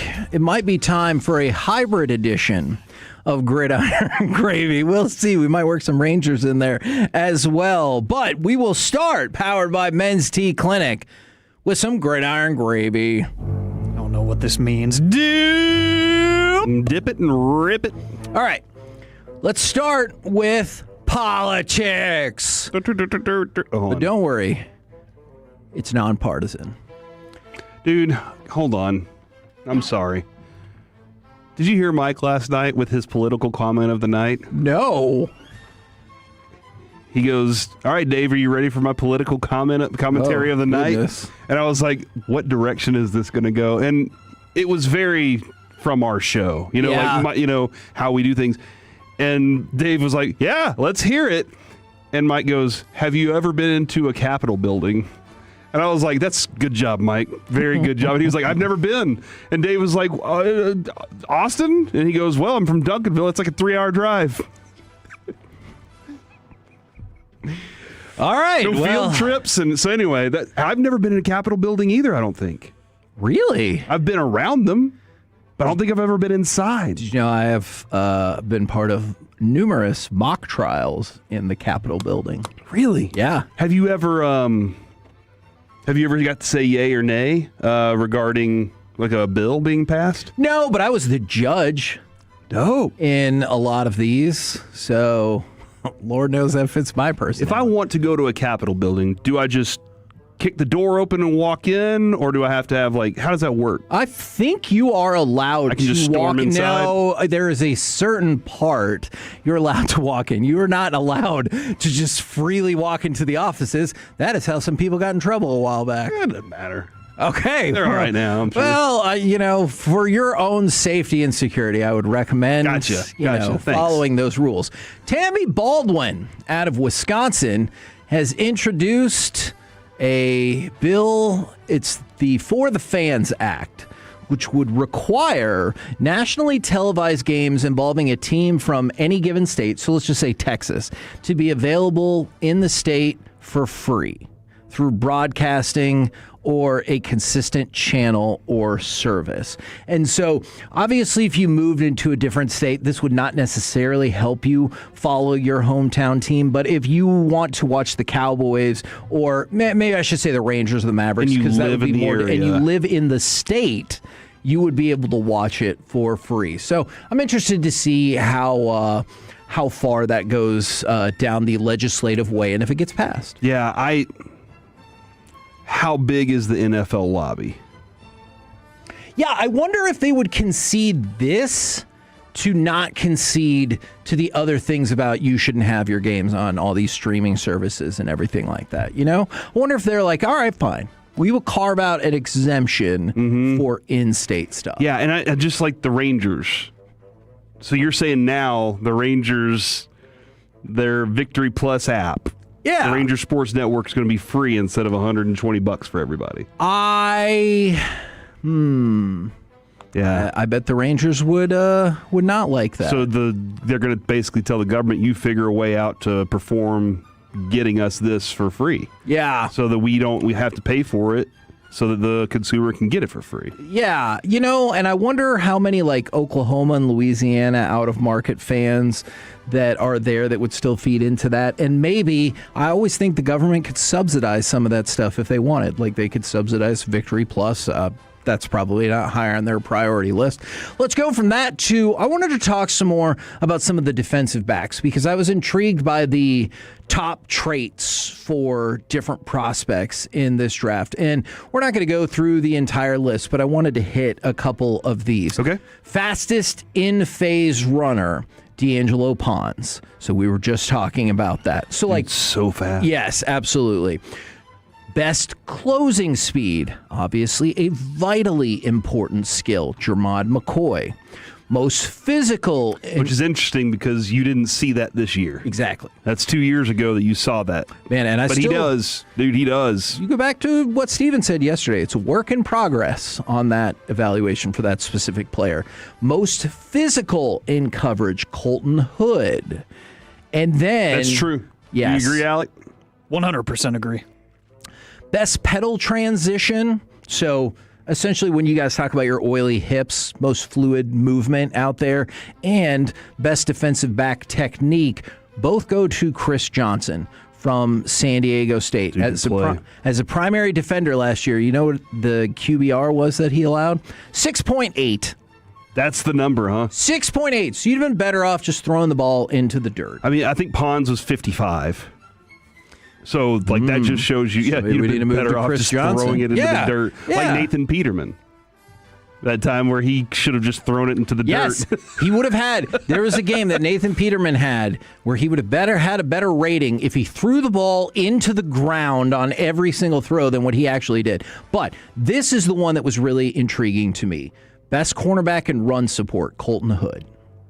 And so I continue to be intrigued by him, whether it's at 20, whether it is a trade down later in the first round. You should be. And I think that's a big part of it. You know, I think here's one of the things, because there's a good collection of cornerbacks in this draft, and all of them have such unique styles that they play with. Finding the one that you want to play with that fits your scheme is what obviously is the skill. Trying to figure out which one it is, and Will McClay said that's what we get wrong the most is true fit for the scheme. Right. But that's the great thing is this is like going to the grocery store and having whatever selection you want at all those steaks. You're just like, I got all these different steaks I want.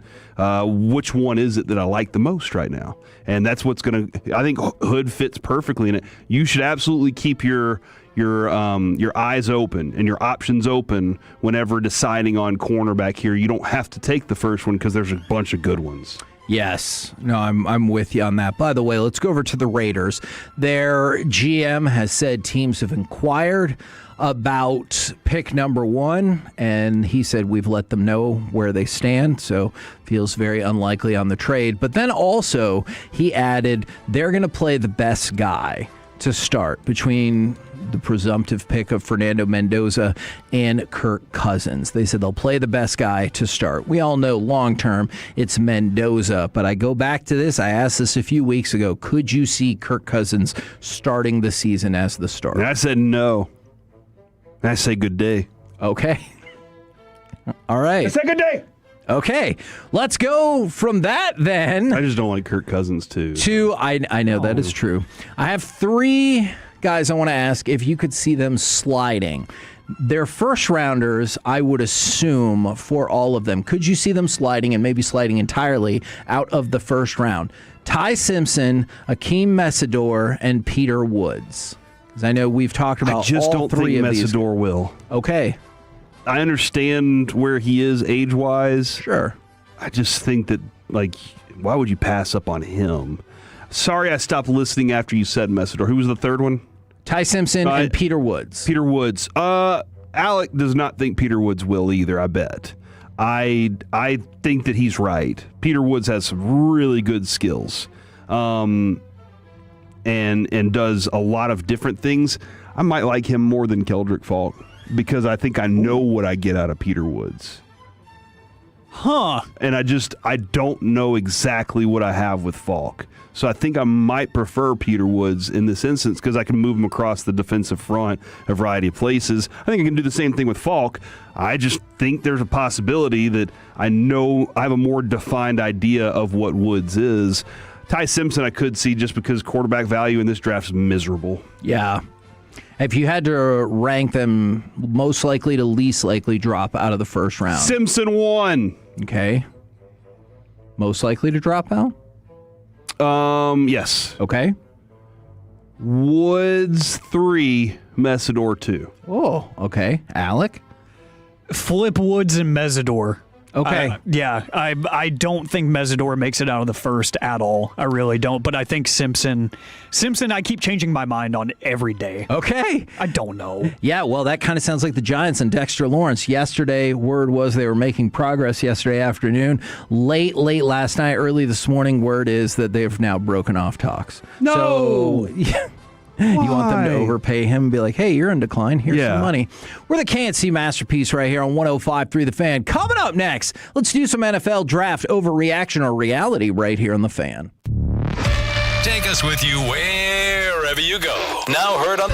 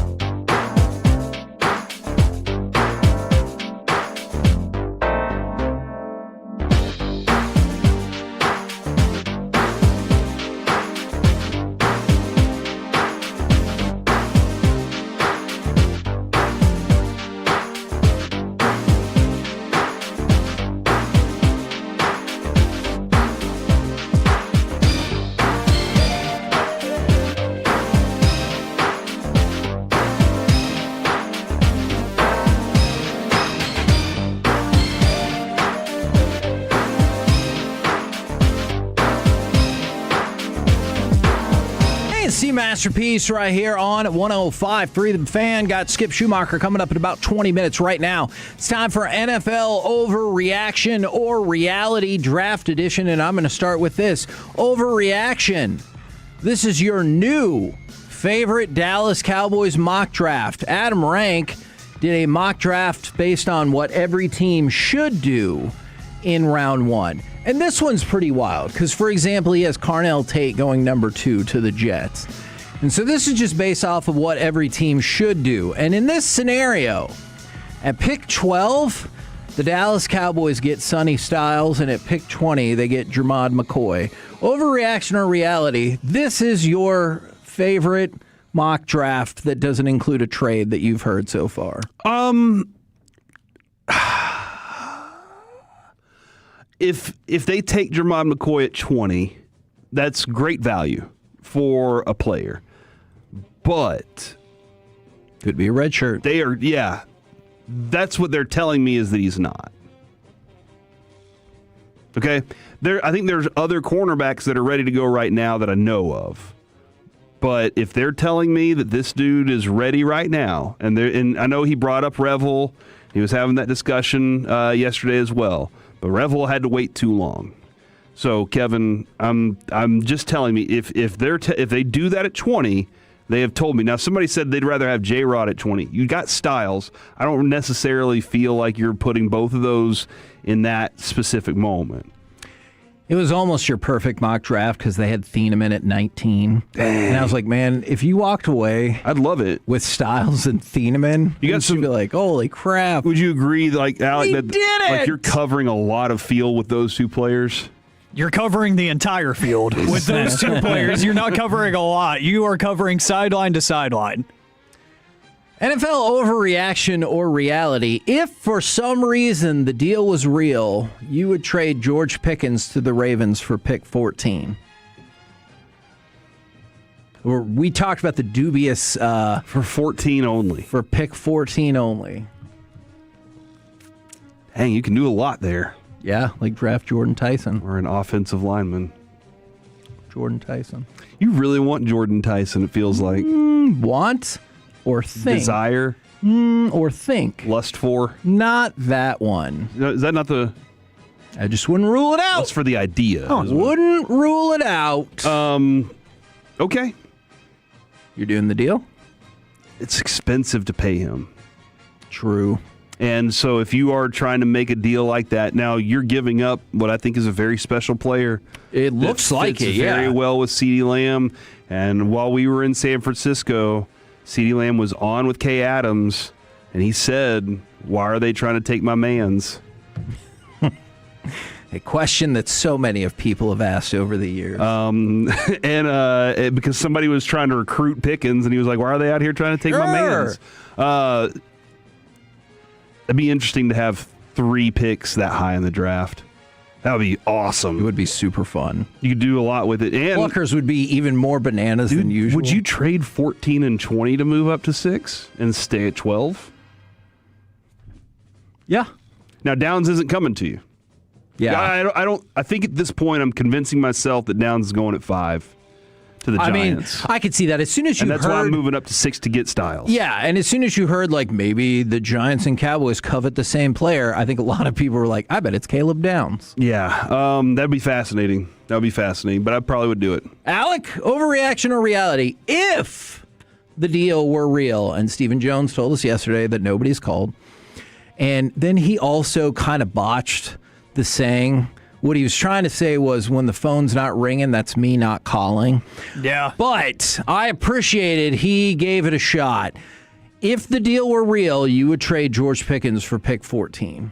Reality, just because I don't trust them to get this deal done on time.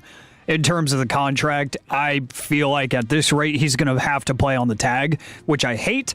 So I'm going to go ahead and do it. And the reason I would do it is because the perfect dream scenario in my head is that you get pick 14, but you already make the draft day trade before where you move up to 6 with Cleveland. So they don't even know that you're about to have 14. Then you immediately make the pick, and then you pivot right after you make the pick. Yeah. You call Baltimore and you say, done deal. Then you have yourself another first-round pick. So in that scenario, I'm getting myself my favorite defensive player. Yeah. Whoever that is at 6. And at 14, I can take a wide receiver if there's one still there that I really do love. Or I could take one of the corners, and I can really bolster that defense. So it's best of both worlds for me. Oh, I like that. NFL draft overreaction or reality. Topgolf is a great place to take your pre-draft visitors. So once again, the Commanders, this is their annual deal. I was like, Pluckers is the place. Sure. But the Commanders chose Topgolf. They don't have that same. Yeah. It's the I assume, or they're too stupid. Yeah. So the Commanders took 20 prospects to Topgolf. So overreaction or reality, Topgolf is a great place to take your pre-draft visitors. Did they take them individually, or did they take them like in groups? Because I understand the idea of wanting to see them compete, but how competitive are I think it was as a group. Interesting. Yeah, because Arvell Reese, David Bailey, Caleb Downs, Sonny Styles, Tate, Love. Man, I wonder how much those guys are all like, oh, I saw you mocked at 7. Oh, I saw you mocked in the second. That's some BS. You know what I'm saying? I have no idea. Where you think you're going, man? Or maybe they don't care. Maybe. And maybe they're just like, the Giants told me out. They'll take me at 5. Yeah, actually, the Raiders said they're taking me at 1. Well, that's what I would tell everybody. I did not see Fernando Mendoza. No, that's what I would tell everybody, no matter what. I'd be like, Raiders said they're taking me at 1. I wonder if you could get that to catch on. Mm-hmm. Like if you told everyone, you're like, I promise. Mm-hmm.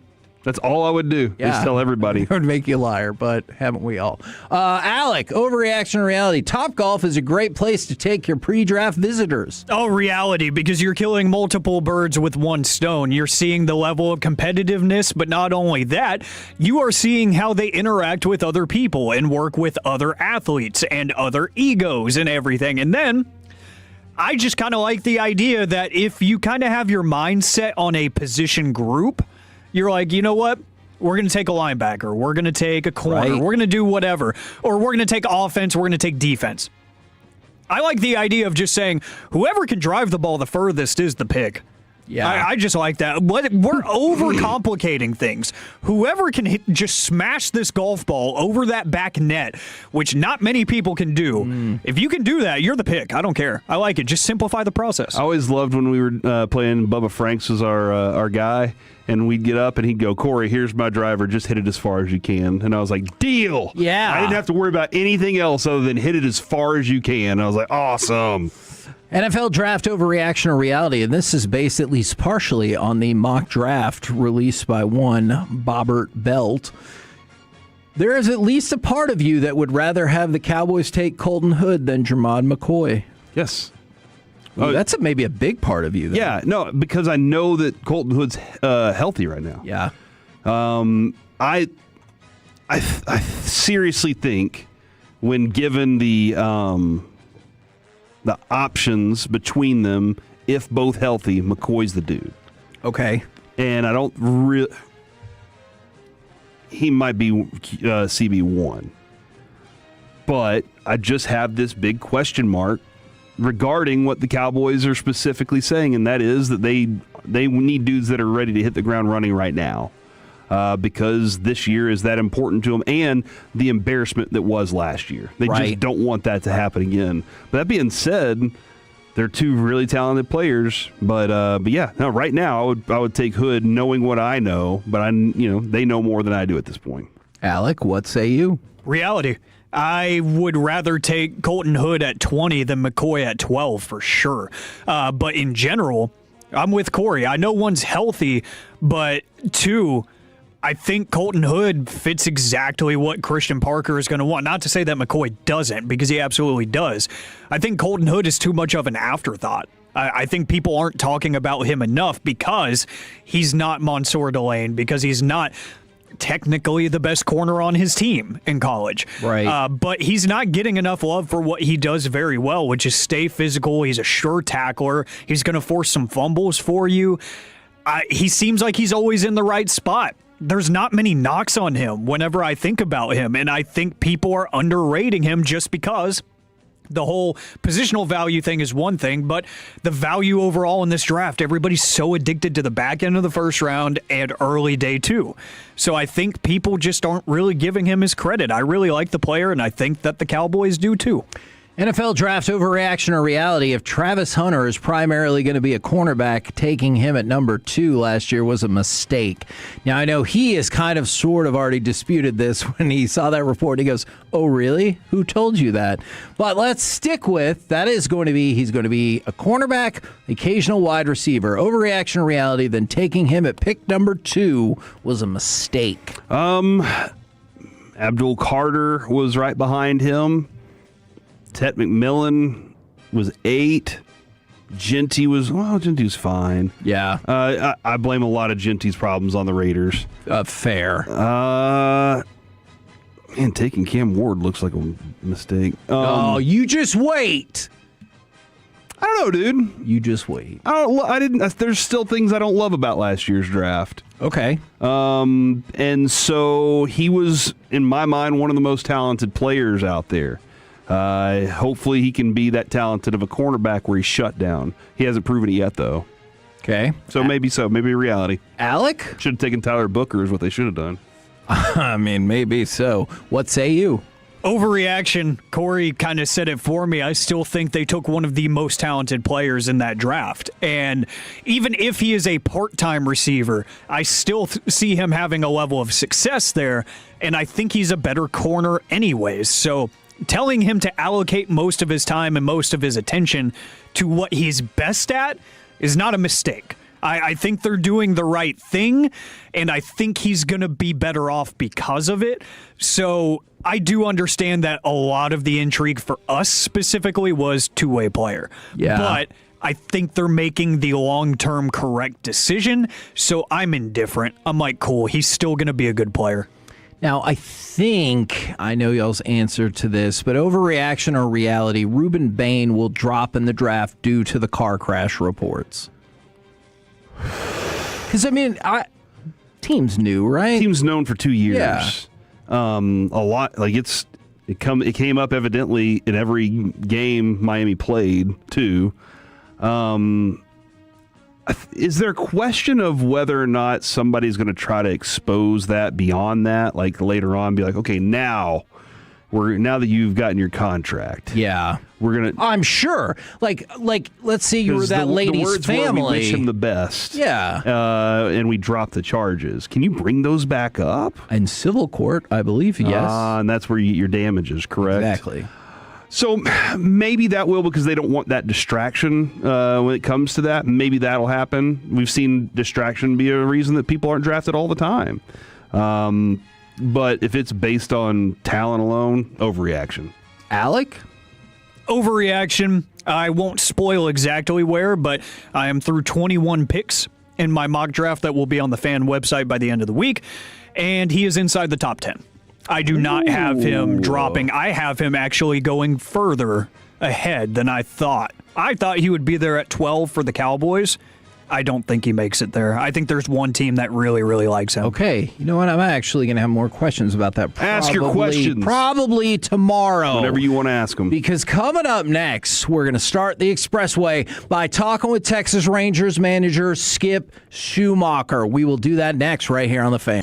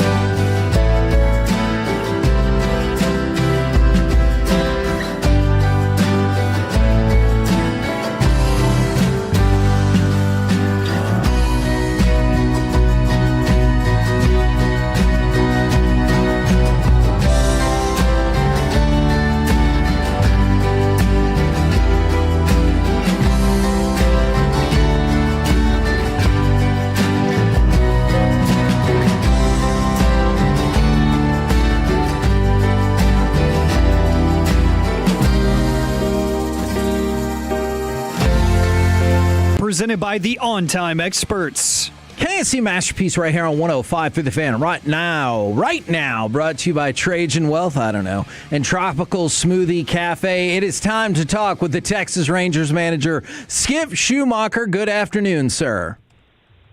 Hey, guys. Thanks for having me on. Yeah, absolutely. Can you walk us through the balance you have to have when Crivello comes out? It looks like a major injury in the moment, but at the same time, it's 2-1 and the game is still up for grabs. Like, how do you balance all of that in the moment? Yeah, pretty scary situation, first of all. You never want to see a pitcher, yank one like he did and then come off the mound and calling for the training staff or trainer. So when we got out there, he was pretty emotional at the time. You're thinking the worst. And then you have to, make a decision on, where the game is at and also think about, what Crivello is going through. So, yeah, unfortunate situation. Luckily, we had Alexander ready and fresh, and, he put together, a really good outing to keep us in the game. Also, was it complex at all with Crivello being in a ballpark where did you have to wait until that half inning was over to be able to get him to the clubhouse? Yes.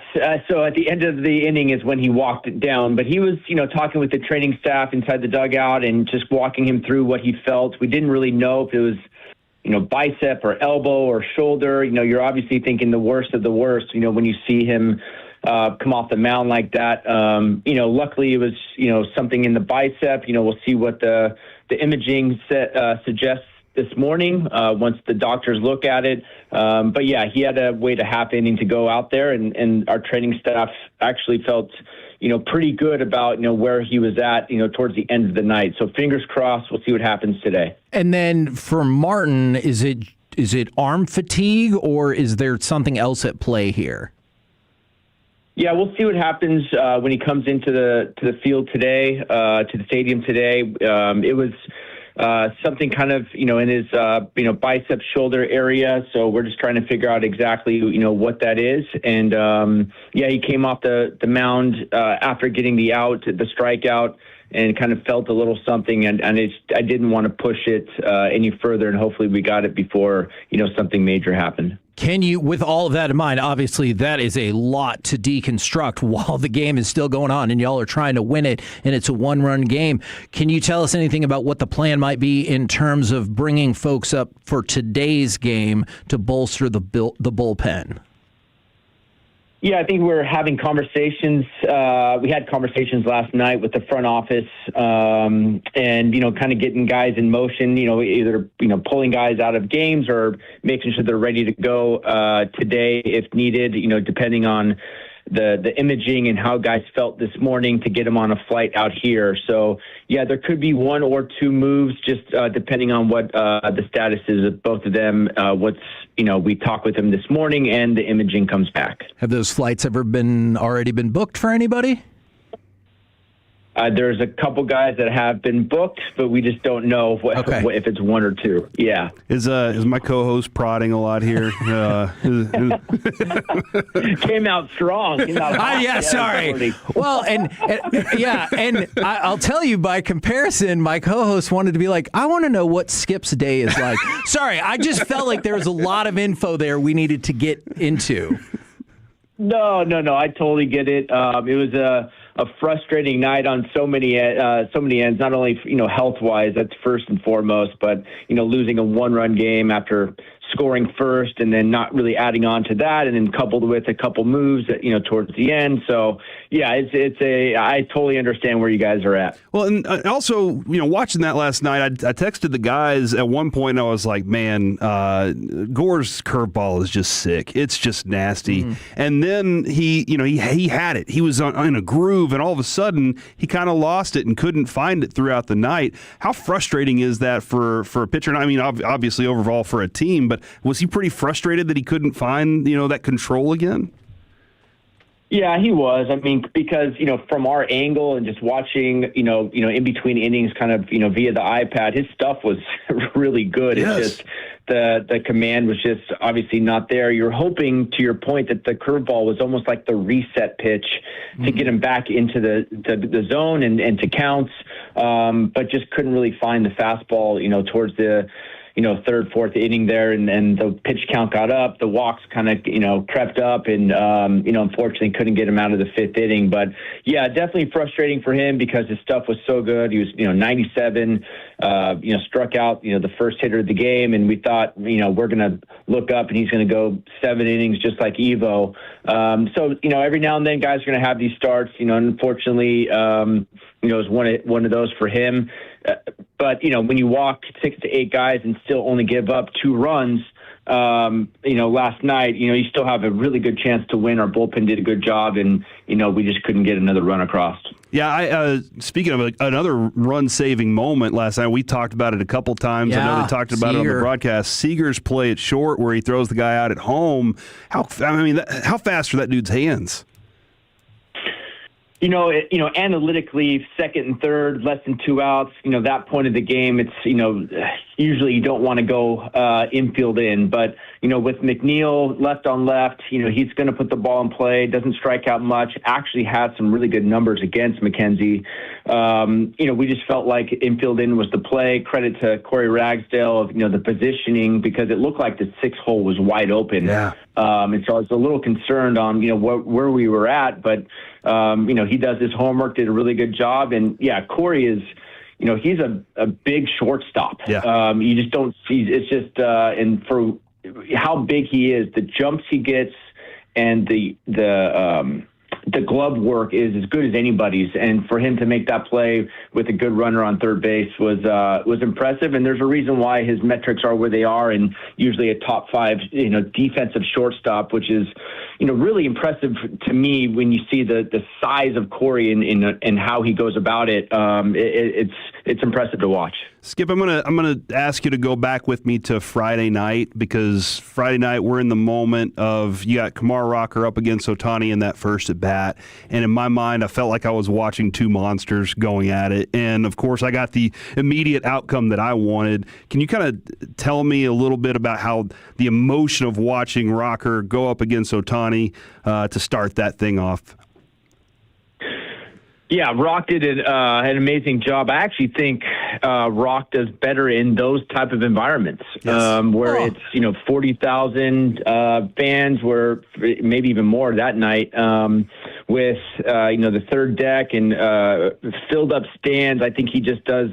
He's on the attack, and I think does better in those high pressure, high leverage situations. I think if we can get 50,000 in front of him every game, I think you'll see more of that. Okay. He was talking to you, Arlington fans. Let's go.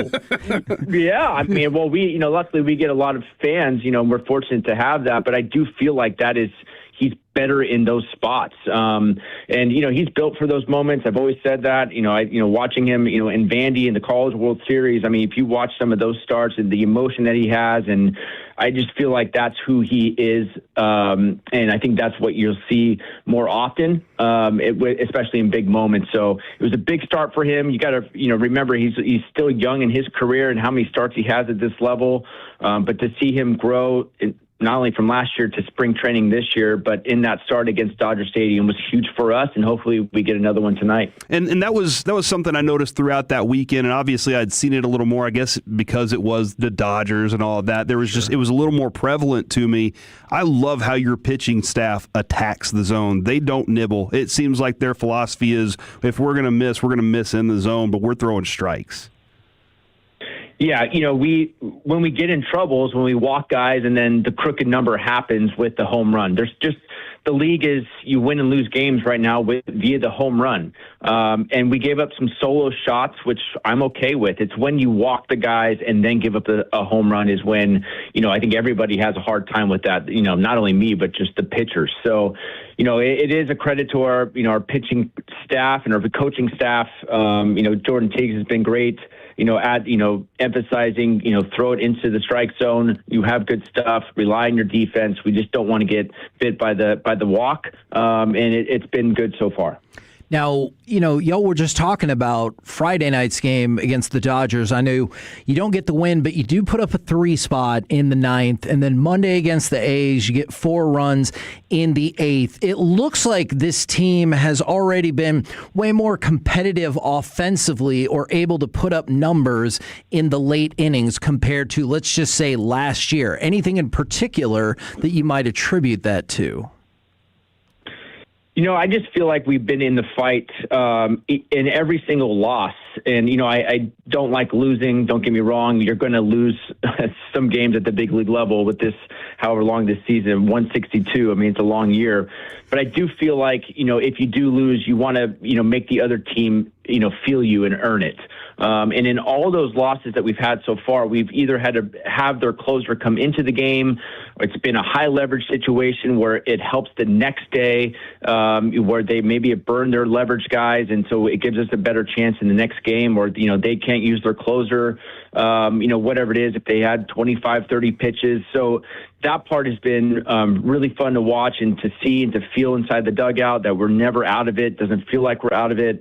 But last night was frustrating, right? I mean, we've had, feel like you scored early and then, really didn't get an opportunity to score late, in middle innings and late. We just kind of got away from our approach, which we were, very disciplined in the first couple innings, kind of got away from it. And then, when you get to the back end, even last night, you get to the back end of bullpens, it's tougher, right, in this league. There's just a lot of swing and miss with elite velocity.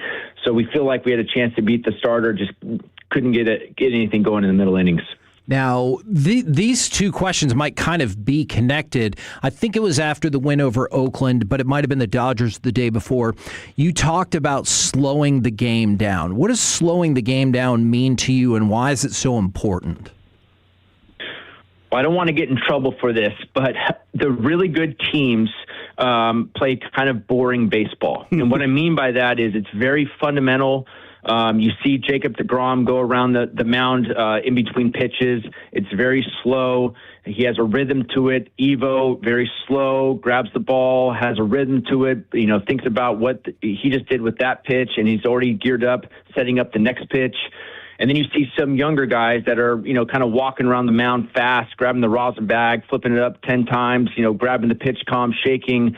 So I think there's different things that, guys do that can, help slow the game down. And a couple of the guys to watch are Corey, deGrom, and Evo go about it. Jacob Junis is really good at it. Just, walking around, slow heartbeat, thinking about, pitch to pitch and not thinking about, 4 or 5 pitches ahead or the what ifs or, fearing failure type of thing. So I think, as far as slowing the game down, there are guys that are learning how to slow the game down, whether it's setting up pitches as a hitter or as a pitcher. And then there's other guys that are still learning how to do it. Yeah, it seems like with those guys specifically, Kevin, that he's saying everything seems very intentional.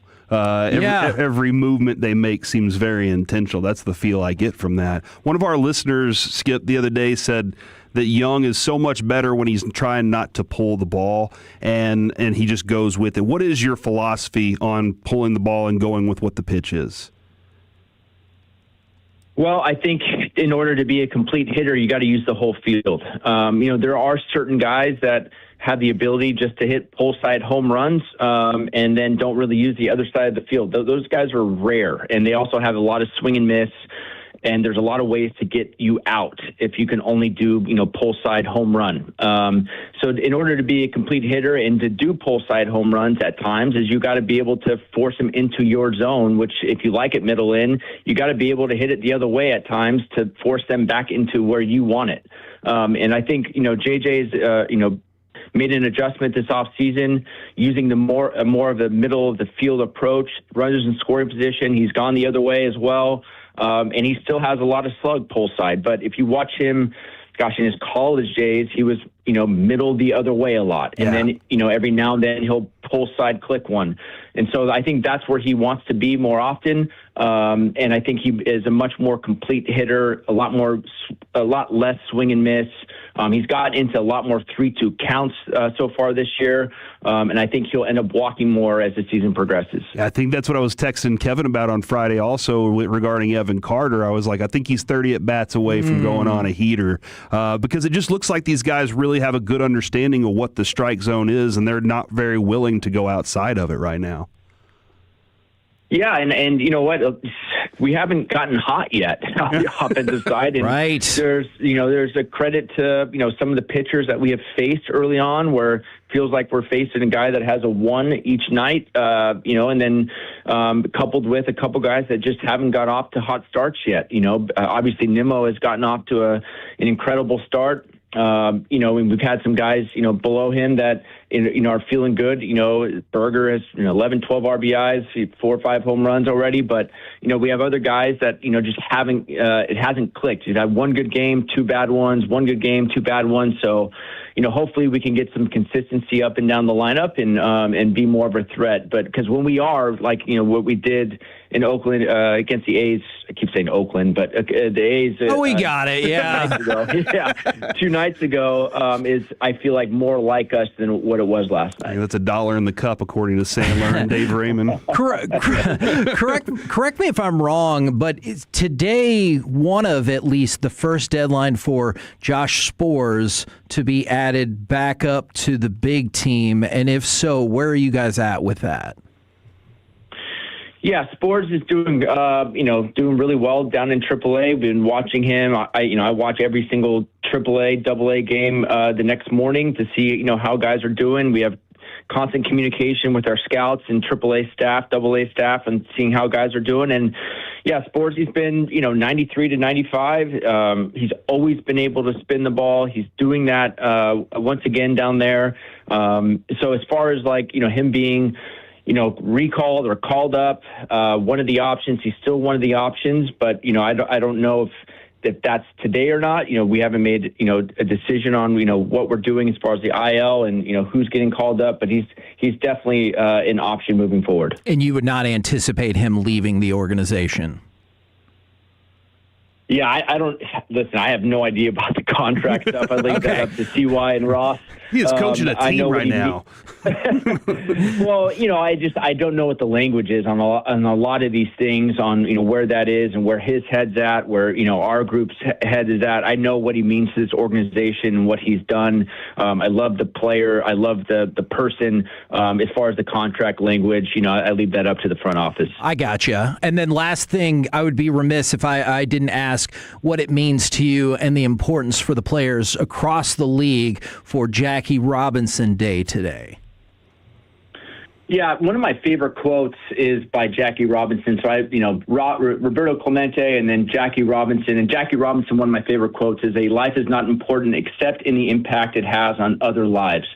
And when we do that, when we think about that, this game is about relationships, and what Jackie has done for this game and what he did for the game on and off the field. I think, we all know what that means. And, but I always think about that quote and, what the platform that, he was given and what he did with it and what we can continue to do, with our platform and not just play the game, but the impact it has on lives around us and others is significant. What can we do to help others? Because we're wasting this time on earth if we don't help others, right? I mean, that's kind of the reality of this thing. And Jackie, that quote, it always stuck out to me. And it's a privilege to wear, the Jackie Robinson shirt, the Jackie Robinson socks, the Jackie Robinson cleats that guys get. And obviously 42 means the world to every baseball player, not just in the big leagues, but, little leaguer. It should at least around the world. So, yeah, very grateful for this day and what Jackie did. Love that answer. I love that quote. And as always, good sir, we appreciate the time. Thank you, guys. There you go. Texas Rangers manager Skip Schumacher right here on 105.3 The Fan. And Corey, I want you to be proud that was my last question instead of, is Gavin Collier on a plane right now? Look, did I kind of want to ask that question? Sure, I did. But felt like the Jackie Robinson question was a smarter way. From the 214, they are a Strohs fan. And they said they really like Schumacher and root for him. And May 27th is the Skip Schumacher concert tea giveaway, which is their birthday. And they're definitely getting that one. So Jagon and Terrell. Okay. We're all rooting for Schumacher, too. That's fine. Jagon and Terrell still knows that he picked C.J. Stroud to go number 1 at that Buffalo, or at that Pluckers. That's him? That's him. He's the one? I am almost positive about that. I'll just say this, man. When it comes to Please Skip, confirm. He's really fun to talk to. Did you hear him break down that Seager play? I did really like that. The thought that went into it before the play even happened and the positioning that they put. That's what I'm talking about with this team. They seem more prepared right now than I've seen them in a while. I really liked what he said, too, in reference to you talking about Mackenzie Gore's curve last night. And he was like, man, I was really hoping that would end up being the reset pitch for him. I enjoyed that as well. And maybe just throw it every single time and never go back to the fastball, but he can't do that. Maybe next time we just ask, how's your day been? How's it going, man? Yeah, Last time we started off kind of hot. And, look, hey, we did the exact same thing with Steven yesterday. Dude, listen, the way that started also was that's the first thing that's on everybody's mind right now. Is what was going on in last night's game and how that all went. So I think he understands. Right now, it's time for My Buddy's an Idiot, 877-881-1053. Does your friend have a terrible sports or pop culture opinion, or did they forget to tell you that Skip Schumacher is brought to you by Trajan Wealth and Tropical Smoothie Cafe? Because you got to say it twice, Corey. So nice. You got to say it twice. You got to say it twice. Now, we could start a few different places, but I think the most logical place to start is with a question. Is it Diana Rossini? Is it the Athletic? Is it the potential double standard? Because Diana Rossini did, in fact, resign from the Athletic, but man, her resignation letter that she gave to the Athletic and then made public on Twitter and then said everything I have to say about it is below was pretty aggressive. And she did not... I'm not going to give it any more oxygen. She did not back down. She did not admit any fault or anything like that, and then did blame, at least in part, media culture and leaks, which are a big part of her business. And, I mean, let's be honest, not just her, but all reporters. That's a part of the way she was able to break these stories, is because of media culture and leaks. What's the thing that you never want to become part of? Part of the story. You never want to be the lead either. So true. You never want to become part of the story. You definitely never want to be the lead. And that's why. She's going through the experience of it right now, and she's combating it the way that she sees fit. I think we'll all handle it a little bit differently. The approach to it. I'm curious. Anybody outside of our business, are they concerned how she gets the information? Most people that get that information, are they concerned about how it gets done? I think here's the big concern. The big concern is, do you hold off things that are important because of the relationship? Yeah. I don't think they're concerned at how you break the news. They're like, hey, however you got it, that's fine. Unless you had to kill somebody for it. I guess that's one of those. We're ranking the sins now. But I don't think many people are concerned about how you got it. It's how does it affect your reporting in the future? And I think, honestly, that's one of the reasons I care about this so much, is because we worked in a newspaper, we worked in journalism, and there are plenty of times that you've wanted to get a story or a scoop, and then that your source is kind of like, well, what are you going to do to make it worth my while? And you don't cross that ethical boundary. Yeah. And then when you see a reporter that it looks like, I don't know, I've heard the same, well, probably some other rumors that people haven't heard, but I have heard all of the same things that a lot of people have, and it certainly appears as if she crossed an ethical line, whether it's this one, whether it's going back 10, 11 years or whatever the case was with the other coach and the Britt McHenry thing and everything like that. It does seem as though she crossed the line. And so I have an issue with that just from a journalistic point of view. But I bet you're right. I bet there are tons of people out there, and it was like, it sucks for her husband and it sucks for her kids. But otherwise, I'm glad I got the info about if A.J. Brown's really going to get traded to the Patriots. You know what I'm saying? Yeah. And Kevin, I think when I said double standard this morning, that was wrong. Now, is there a double standard for hot and not hot? Yes. Sure. Absolutely. That's the world. People, we see this. Do more attractive people get certain jobs? For sure. More attractive people get paid more. We see this in studies all the time. I think I misspoke when I used the word double standard. Gotcha. Here's why. Sean tweeted this last night. Comments turned off, blames media coverage and employer for leaks, defiant instead of apologetic, which appears to maintain innocence. And then somebody said, what about Vrabel? And so I used double standard because of this. This is what he came back with. Rossini was always going to catch more because she's a woman, an unfair reality. That's real. You're going to catch. Kevin, you've often said this. What is the thing that women can be and men can't? Sluts. Mm-hmm. And that is a that just seems to be the way society operates. Like if a woman does something, it's her fault, not the guy's. Yeah, I hear what you're saying. But the other two I thought were more important. Her credibility and ability to move forward is much more compromised than Vrabel coaching, and then one has to live on social media and the other doesn't. Mike Vrabel doesn't have to do anything. Sure. He never has to answer another media question if he doesn't want to, honestly. Right. He can tell the PR team, look, I'm not going to. I'm just going to coach this football team. Now, that's not going to work, but he can stay away from a lot of things and be very protected. He can go walk out in the middle of the field and then wait out the reporters if he doesn't want to answer their questions, like we've seen some coaches do before. That definitely happened to us and Jason Garrett before. In order for her to have another potential job in Not this the same field, scenario. she's going to have to live with the comments that come along, or I guess with Skip Bayless, he only follows one person or 0 people. I guess maybe that's the case too. So, yeah, man, we'll see. Only time's going to tell us what the next step is going to be for her. Yeah, and that's the tough thing when you have to figure out the difference between like morally wrong and ethically wrong, right? Because I would argue, unless you have an agreement with your spouse, like obviously what Vrabel did was morally wrong. Now, to be fair, they might have an agreement that I know nothing about, and then, well, what can you do? Mm-hmm. But did he do anything ethically wrong? I'm not as familiar with the ethics of coaches. I would assume you probably shouldn't do that, but maybe people are like, that happens all the time. It's not ethically wrong. I also like comes to the conversation of, all right, you get another job now, and everybody thinks this about you already.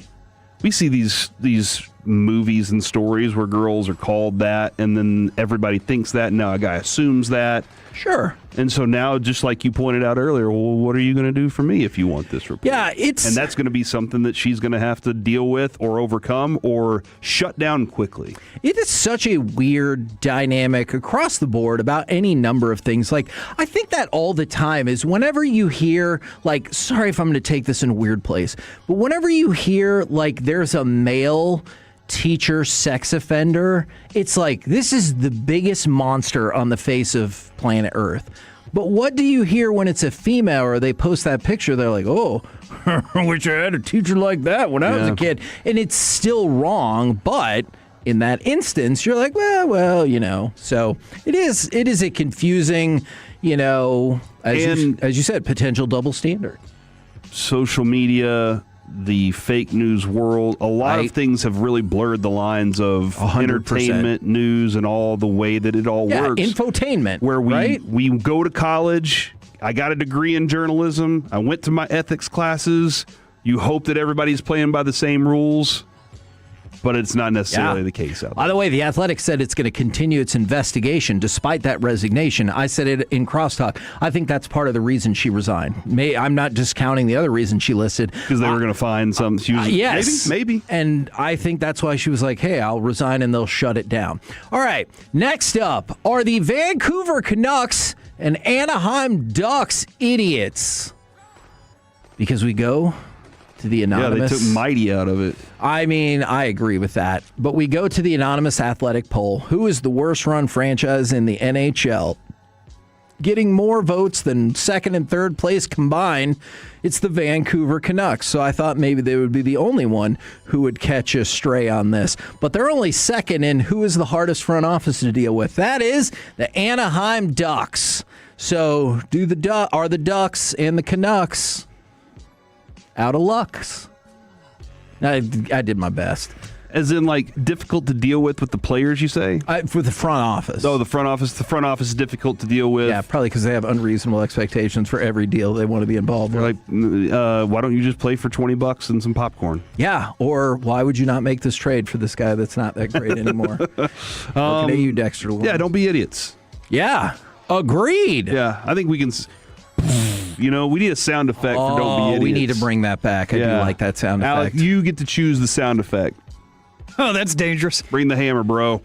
Is the U.S. Soccer Sporting Director Matt Crocker an idiot? He's leaving the Federation, makes it sound like Star Trek, to go to Saudi Arabia 2 months before the World Cup. Or did he desert before he got fired because he's like, man, our team sucks. Our organization sucks, and we're about to host the World Cup and maybe get worked. I need to go take another job while I'm still eligible. Maybe he was misunderstanding the word desert and desert. And he was like, I need to go to the desert. And he was like, oh, hold on, dessert? Remember, dessert has the 2 S's because you would want more of that. That's the way you remember that? Yes. Yes, it is. I always remembered alliteration because 2 L's are next to each other. Okay. And so they're 2 of the same things. That's how I always got alliteration. Oh, I like that. Should you be an 18-year-old person and still look at your hands to figure out which one's left and right? I want to say no, but I will argue whatever makes it work. Is that hurting anybody? No. Then you're fine. Yeah. And I don't know if this Good is fair, but also are the Brewers idiots? Christian Yelich did go on the injured list with a grade 2 groin strain. He's going to be out till late May, and then the Brewers also found out that Jackson Chourio won't be ready. Oh, no. When they thought, so he'll probably be ready at the beginning of May now instead. So it's not really their fault, but it's the Wisco jerseys. Yeah, you know what? Maybe you're right. We're the KNC Masterpiece right here on 105.3 The Fan. Coming up next, it's time for the C Block starring Cordy Majors. Elton Brand and Steve Francis, Grant Hill and Jason Kidd. Are these 2 next? We do it on The Fan. When your friends say, hey, did you hear? You can proudly say, I heard it on The Fan. Keeping you...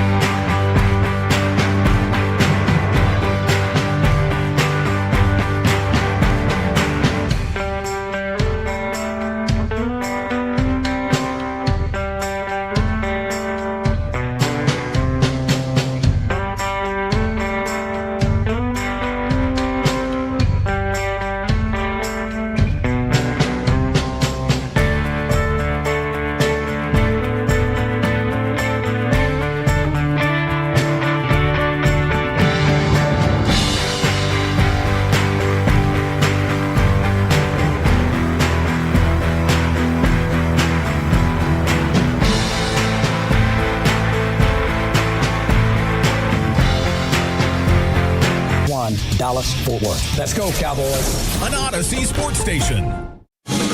Driven by our D&M Leasing Studios, it's the KNC Masterpiece on 105.3 The Fan. KNC Masterpiece right here on 105 through The Fan. Right now, it's time for the C Block starring Corey Majors. As is the custom today here on 105.3 The Fan, question of the day. We are asking because Peyton did it this morning because Alec does it, and then I am now doing it because I've been wanting to ask this question for a while. Does everybody out there lick the lid to the Raising Cane's sauce? Yes. Okay. Without shame. Now, Kevin, you don't seem to be a fan of the Raising Cane sauce, which I think is ridiculous. Give your life some flavor, but it's you did put yourself into the scenario. Yeah. And how did you present yourself in this? It's the barbecue sauce. You take off the lid, lick the lid. It almost feels like a bonus. It's like that extra fry. Or if you got that chicken sandwich, it's kind of like a mutant chicken sandwich. It's got that little part sticking off, and it feels like an extra little nugget that you get to bite. It's a bonus. Yeah, I always look at it as it's the beginning to the flavor. It is the extra. I did this as a kid too. In middle school, I didn't want to waste anything.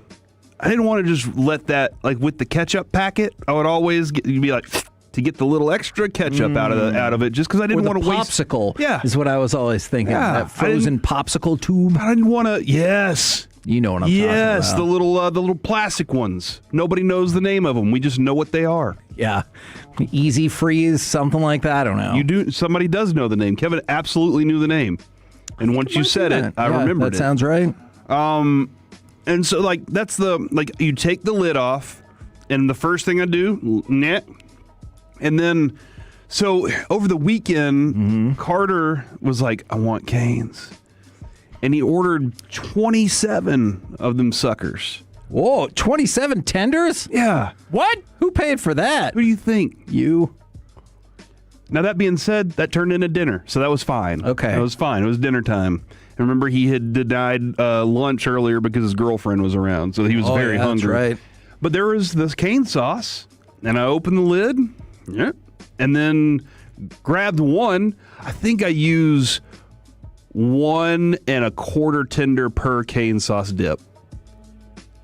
Oh, wow. I probably go. Holy moly, that is a lot of dip. I only usually eat about 3 of the tenders, but I use a lot of dip.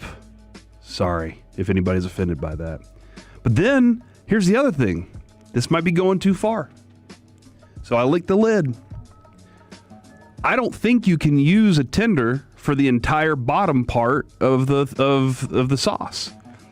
So there's always a little left over. So I run my finger around it and get whatever's left in the middle.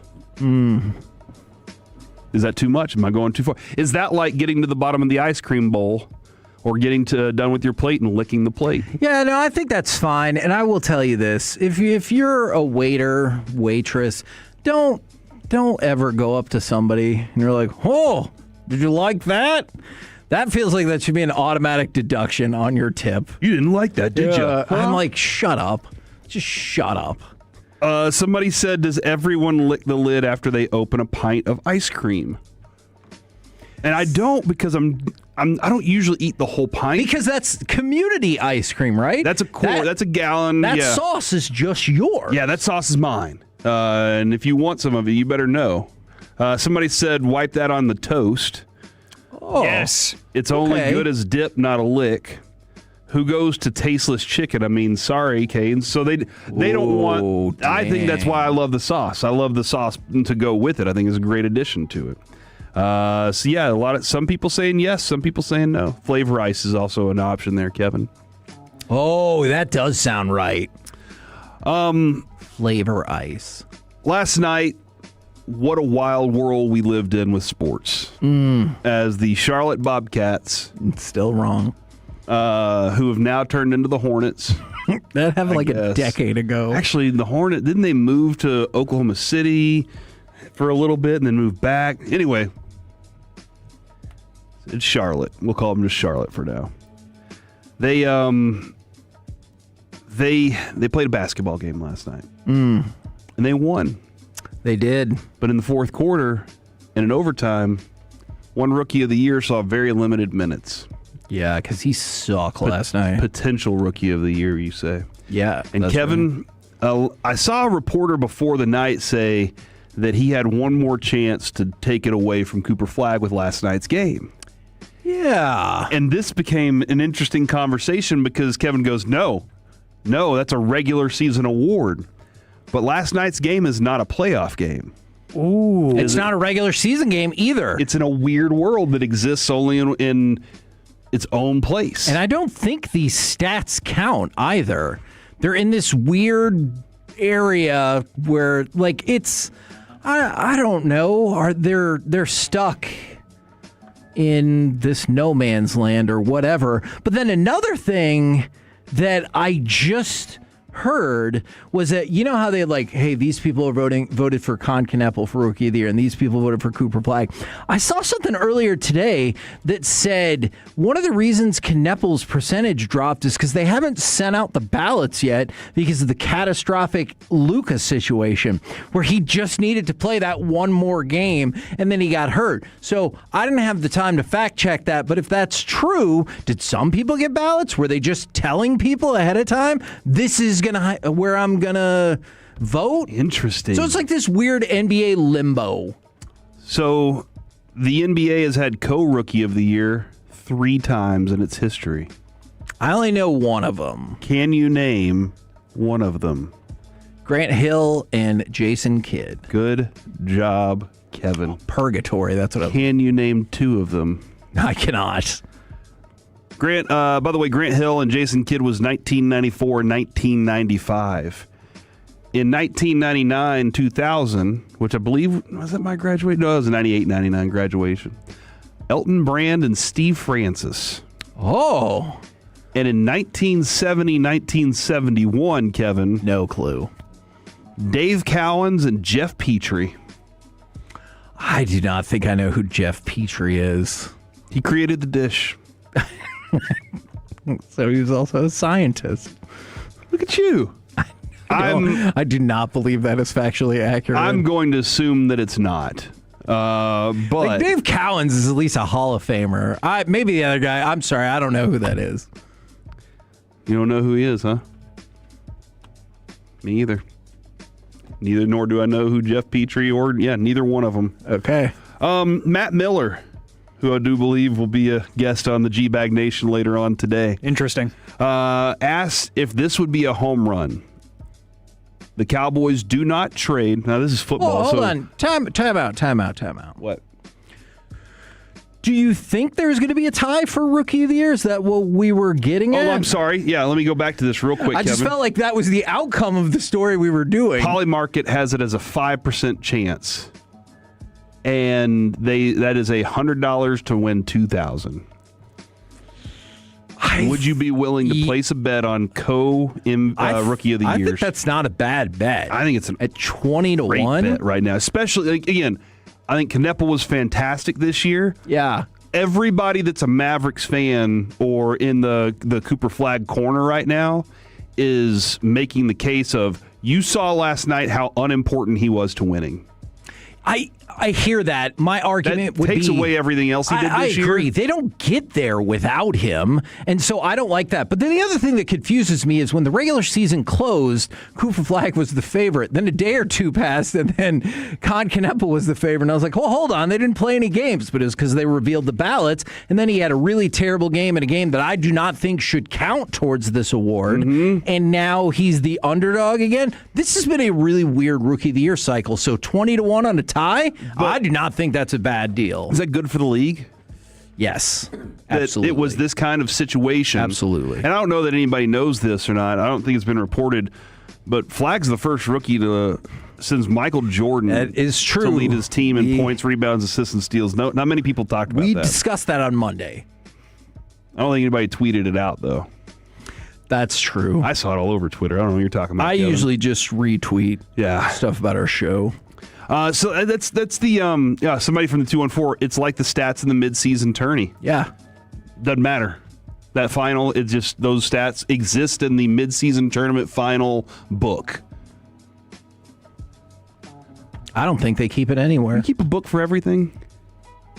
Do I? Yeah, because I was watching Young Sherlock, and they ran out and they were like, "Oh, let's look at this, the game book."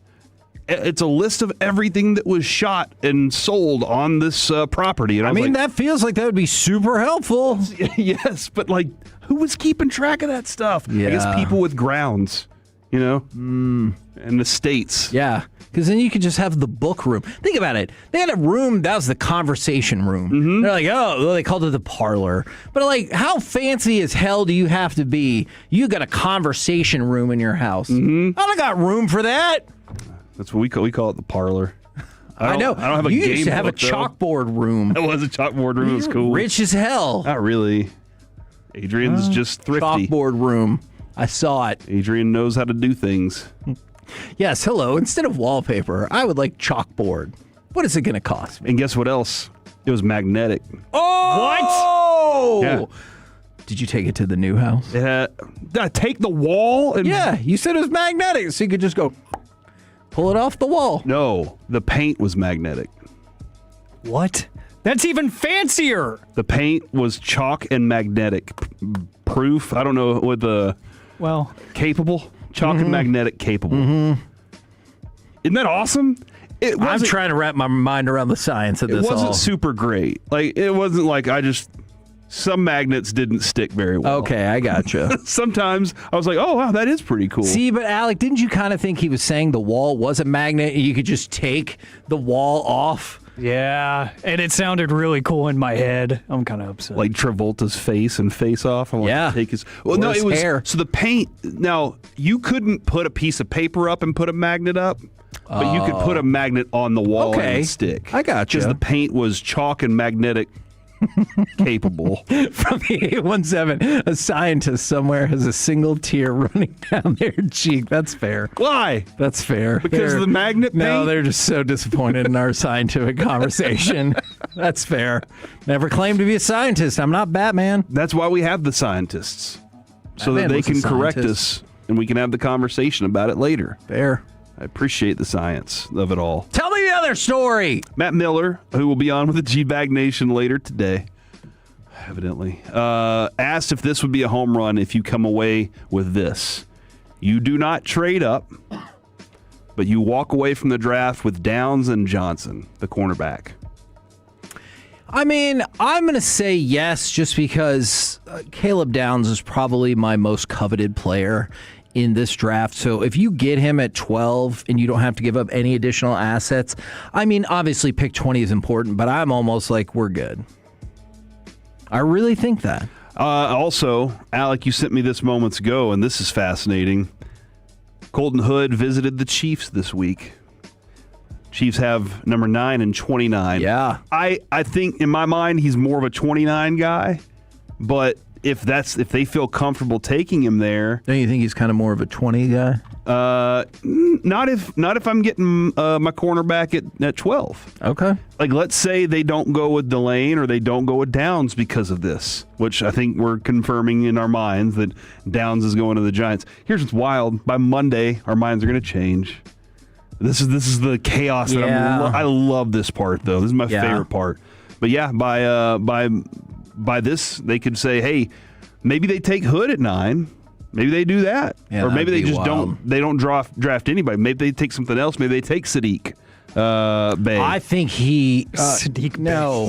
I no to that. Kenyon Sadiq. Yeah. I think he's going to go higher than a lot of people are projecting. Yeah, maybe they're like, you know what, we can do that and we can get Hood down at 29. Maybe that's the case. So a lot of movement that they could do there. And then lastly, the Sabres and the Stars are going to square off soon. Tonight.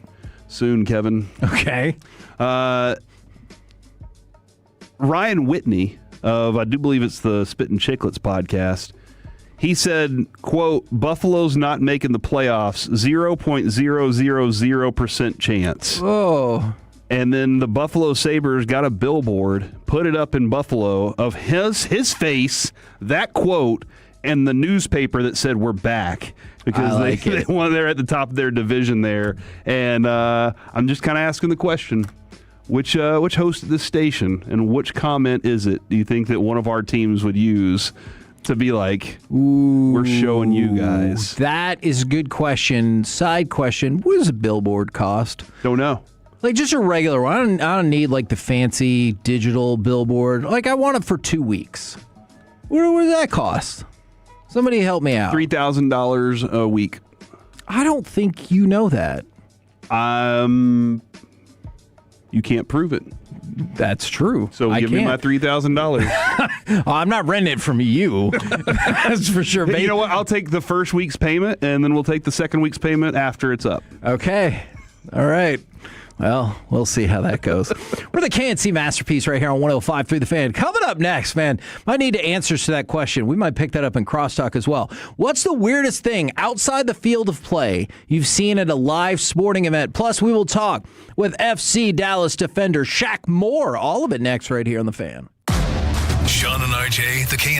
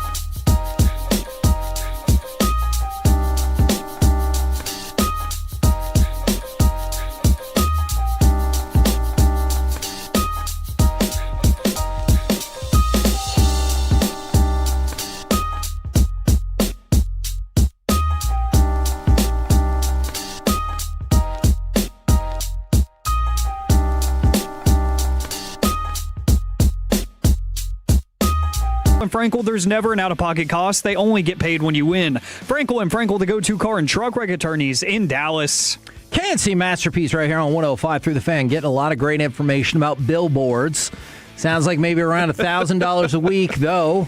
Between $250 to $50 to $15,000 a month, depending on location. Mm-hmm. A lot of it is location. So much like real estate, location, location, location. We're going to talk with Shaq Moore from FC Dallas in just a few minutes. But first, I was at the FC Dallas match on Saturday. Awesome. By the way, you know what's really cool? Saw a lot of Tolos there, and several of them just walked by when they saw me sitting with the kids, and they were like, "Sorry to bother you, Tolo." Mm-hmm. And I always think those people are super polite, and like, we're just hanging out watching a game. Please, say hello. It's not like there was some crisis or anything at the moment. Offer to sign Noah's cast. Yeah. Not anymore. I mean, it looked like Jess had the cast in her purse. Wow. So I don't know if this is going to be a weird memento she's going to keep. Carter and Avery kept theirs for years until one day they were cleaning their room and they're like, "I don't want this anymore." Yeah. So, yeah, it's like keeping your baby teeth. I mean, dude, never mind. I'll tell you that story off air. So at the FC Dallas match, I get it. People want to like post stuff up, or they're doing a TikTok, or they're posting stuff on Instagram, whatever the case is. Somebody 2 rows in front of me was shopping on Amazon during the match. And it wasn't halftime or injury time. This was like during the flow of the actual game, and they were just looking around on Amazon for like a lamp or something. I don't know. And I just... You didn't look that hard? No. You're just like, I noticed what they're doing right now. And so I just thought that was super weird. And so I asked the question, outside of the field of play, what's like a weird thing, or maybe the weirdest thing that you've seen at a live sporting event? Early on, lots and lots of answers about people trying to do it, or maybe successfully doing it. I'm assuming like in the bathroom or something. Hope that's not just happening up in the second deck. You're like, yeah, go Mavs. Those people are banging right there. That's not good. There's some construction going on at the FC Dallas games. Oh, no. Are they hiding under those? Probably not under the tarps over the seats, because those are pulled pretty tight. I feel like you would notice. Hold on. What's that big lump over there in the... That's somebody's buttock. It seems to be... How often do you use the word buttocks? Not Never. at all. Okay. Do you usually use it, or was that special for us? I felt like in that moment, it was special. Mm-hmm. Oh. So, congratulations, everybody that was listening in this moment. For the 469, I want to know more about this lamp. I don't know. It was something like that. Was it like a tall corner lamp, or was it one that sits on a table? I don't know. Did it have a leg? But y'all brought up like maybe they needed their groceries. It did not appear as though they were finishing out their grocery order. It just looked like a, maybe not like a super pressing thing that they were shopping for. Not like an iron. You think that's... Oh my gosh, not today, dude. Not today. I swear to you, I did not think of that until in the moment. Don't care. This is all a real segment. This is not a 3-minute setup for that iron joke. Feels like it was, though. It feels like all you were trying to do was get to their iron and pressing joke. I get what you're saying, but I swear that was real. Holy cow. From the 214, I went to a Mavs game a few years back when all those celebrities pictures leaked, and this dude was searching them all out at the Mavericks game. That's crazy. Okay, so now in public? This actually, remember I told you about the night that I snuck into Game 5? You did, yes. And people in the elevator and people at the thing, they knew me, so they didn't even check my credential. They just knew me. Right. So I didn't have a seat, so I was just kind of walking back and forth behind the media, and there was somebody at the very end. I was walking to the restroom, and I looked down, and I saw a guy, and there was a picture of a ding-dong. And it looked like he looked at it and then immediately put his phone down. And I couldn't tell if it was because I was walking behind him and he didn't want anybody to see it, right, or like what was going on. But I was just like, oh man, why did I see that? So that was probably the weirdest thing that I have seen. And that was in the media area. Yeah. And you know who the media member is. Oh, really? Okay. Well, I don't think Alec does, though. Okay, I'm trying to think about this now.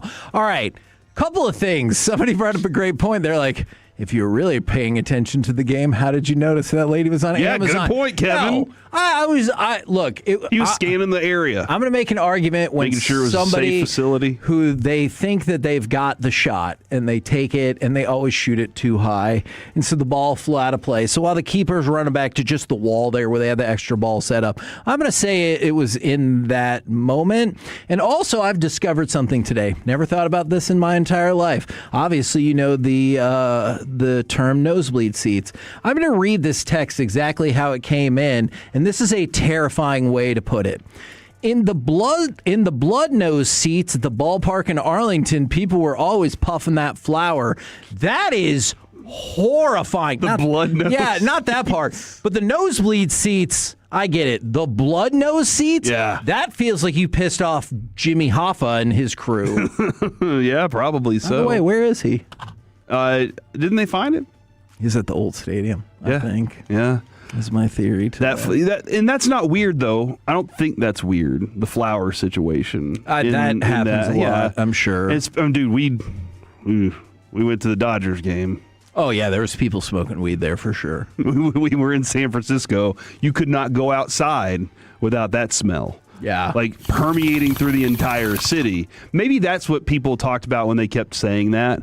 They were like, oh, they must have cleaned it up since I was there. And I was like, huh? What are you talking about? Maybe that's what they meant. From the 214, was it dim in there? Maybe it reminded them they needed to get that lamp. Here's exactly, Kevin, it was not. This is exactly what I'm thinking.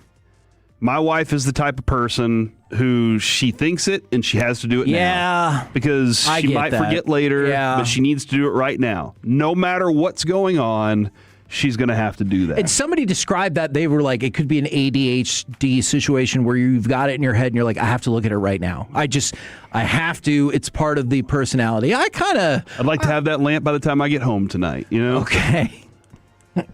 Okay. That's a cute lamp. Okay, I was not expecting any of that, but thank you for sharing along those lines. And then other people are saying those seats should be called the red eye seats. And how are we still getting the Angel Reese thing? It is a question it's until you address it, I think you're going to continue to get that question, Kevin. You haven't addressed it the proper way, and that's been what do you want me to say? We've talked about this like 4 times now. Yeah, I don't know. I don't know exactly what you should say. Okay, you know what? Instead, I'm going to talk about something else entirely. Okay. Howie Roseman. Did you see Howie Roseman? He was talking, and I wonder if you would carry this around as well. Maybe this is something we can ask Broadus. He said, I think about the first-round picks I've missed on every single day. And he goes, if I'm being really honest, when I think about the picks and the reason why I missed on those picks, sometimes I even overcompensate. So if you bring me somebody who looks like one of those guys, I'm going to ask a lot of questions and be skeptical. And he goes, but I think it's also helped me get better at my job. Mm-hmm. And like, I know we don't like the Eagles or Howie Roseman and the whole crew, but man, I love the honesty about that. And that does feel like something that could potentially help you get better at your job. Think about... When we talk about the Cowboys, don't you feel like they say they have the 5-year plan, but you question how often the immediacy of something impacts that 5-year plan each year? Yes. And so the 5-year plan feels like it changes year in and year out. And that's what I was thinking about that last night as I was kind of going through my mind about what Broadus said yesterday. What Broadus said yesterday was they screwed this up. You know, with the whole free agency situation, they said they were going to do it, and then things just didn't work out, is what they've told us with some of the guys. Yeah. Well, now they're in a position where, you kind of have to do a bunch of different things to be able to fill this roster, so good luck. Well, if you kind of have a bigger plan with these 4 picks, was it always their plan to move this to get Quinnen? Was it always in the are these all paperclip to Lamborghini moments that they've been going through to get to this spot. When it comes to that, go back to Randy Moss. Stuff that happened previously set up them not drafting Randy Moss because they were afraid of optics. Yeah. And so I think that not only do we do this on a daily basis, but I think drafters do this all the time. They went out and they sold. This was the dude. And then it failed on them, and they're like, crap. How am I ever going to regain the trust of those people? How can you trust yourself? Fantasy football GMs do this all the time to themselves, too. Oh, I can see that where you kind of blacklist Christian McCaffrey or something. Yeah. I got what you're saying. Yeah, that happens all the time. We're the KNC Masterpiece right here on 105.3 The Fan. Coming up next, let's chat with the fellas from the G-Bag Nation right here on 105.3 The Fan.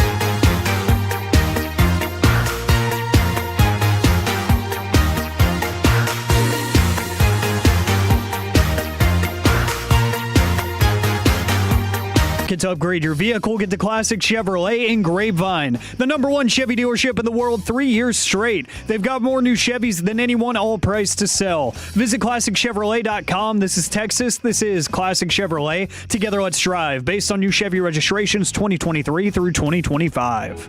Wilson 2 for 13 with men in scoring position. A very open stance, and then he closes up quickly as Gore slides home, and that ball is hit sharply past Young to the left, the base hit. Clark is in. Langoliers will score. McCutcheon lobs it into third. It's a 2-run single for Jacob Wilson. And that flips the script. Hayes now lead it 2-1.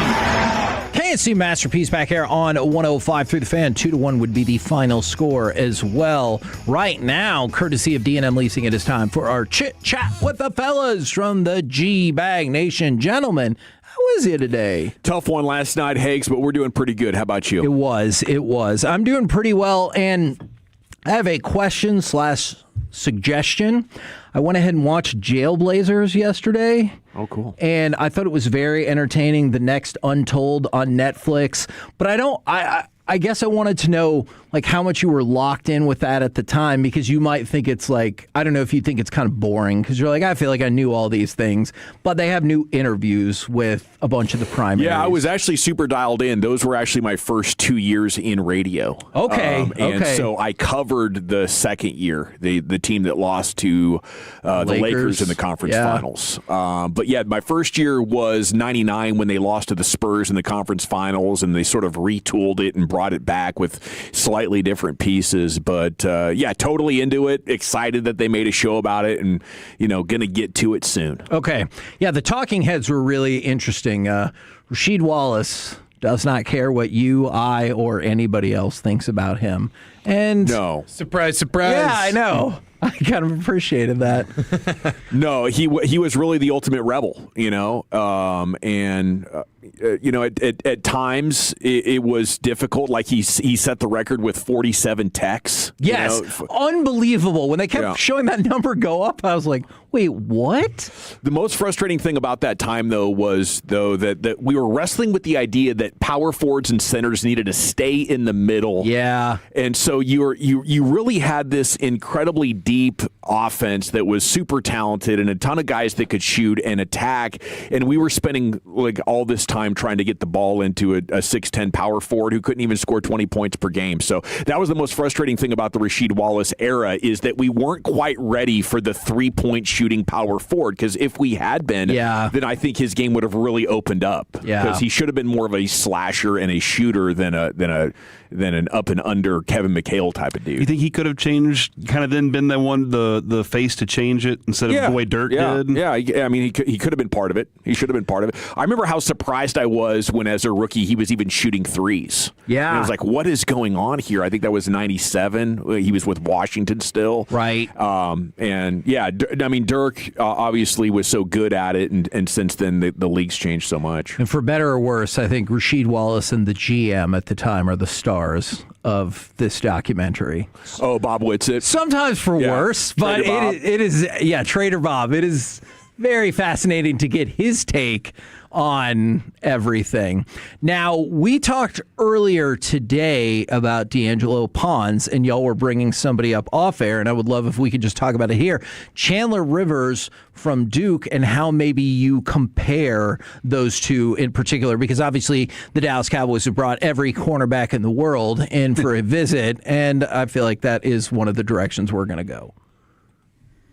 Yeah, Pons is, you guys did a good breakdown of him earlier, and I loved the battle back and forth with him and Jeremiah Smith. I mean, the dude he plays big. I mean, for being 5'9", which he is. And Jeremiah Smith is a absolutely. And watching them battle in the red zone, attitude, toughness, the swagger he plays with. But Chandler Rivers from Duke is an inch taller, 5'10", 185, Beaumont, Texas guy. We actually just talked with Fred Davis about that. He spent some time in Beaumont, Texas yesterday, eating a lot of possum over there. Did you say Beaumont? Beaumont.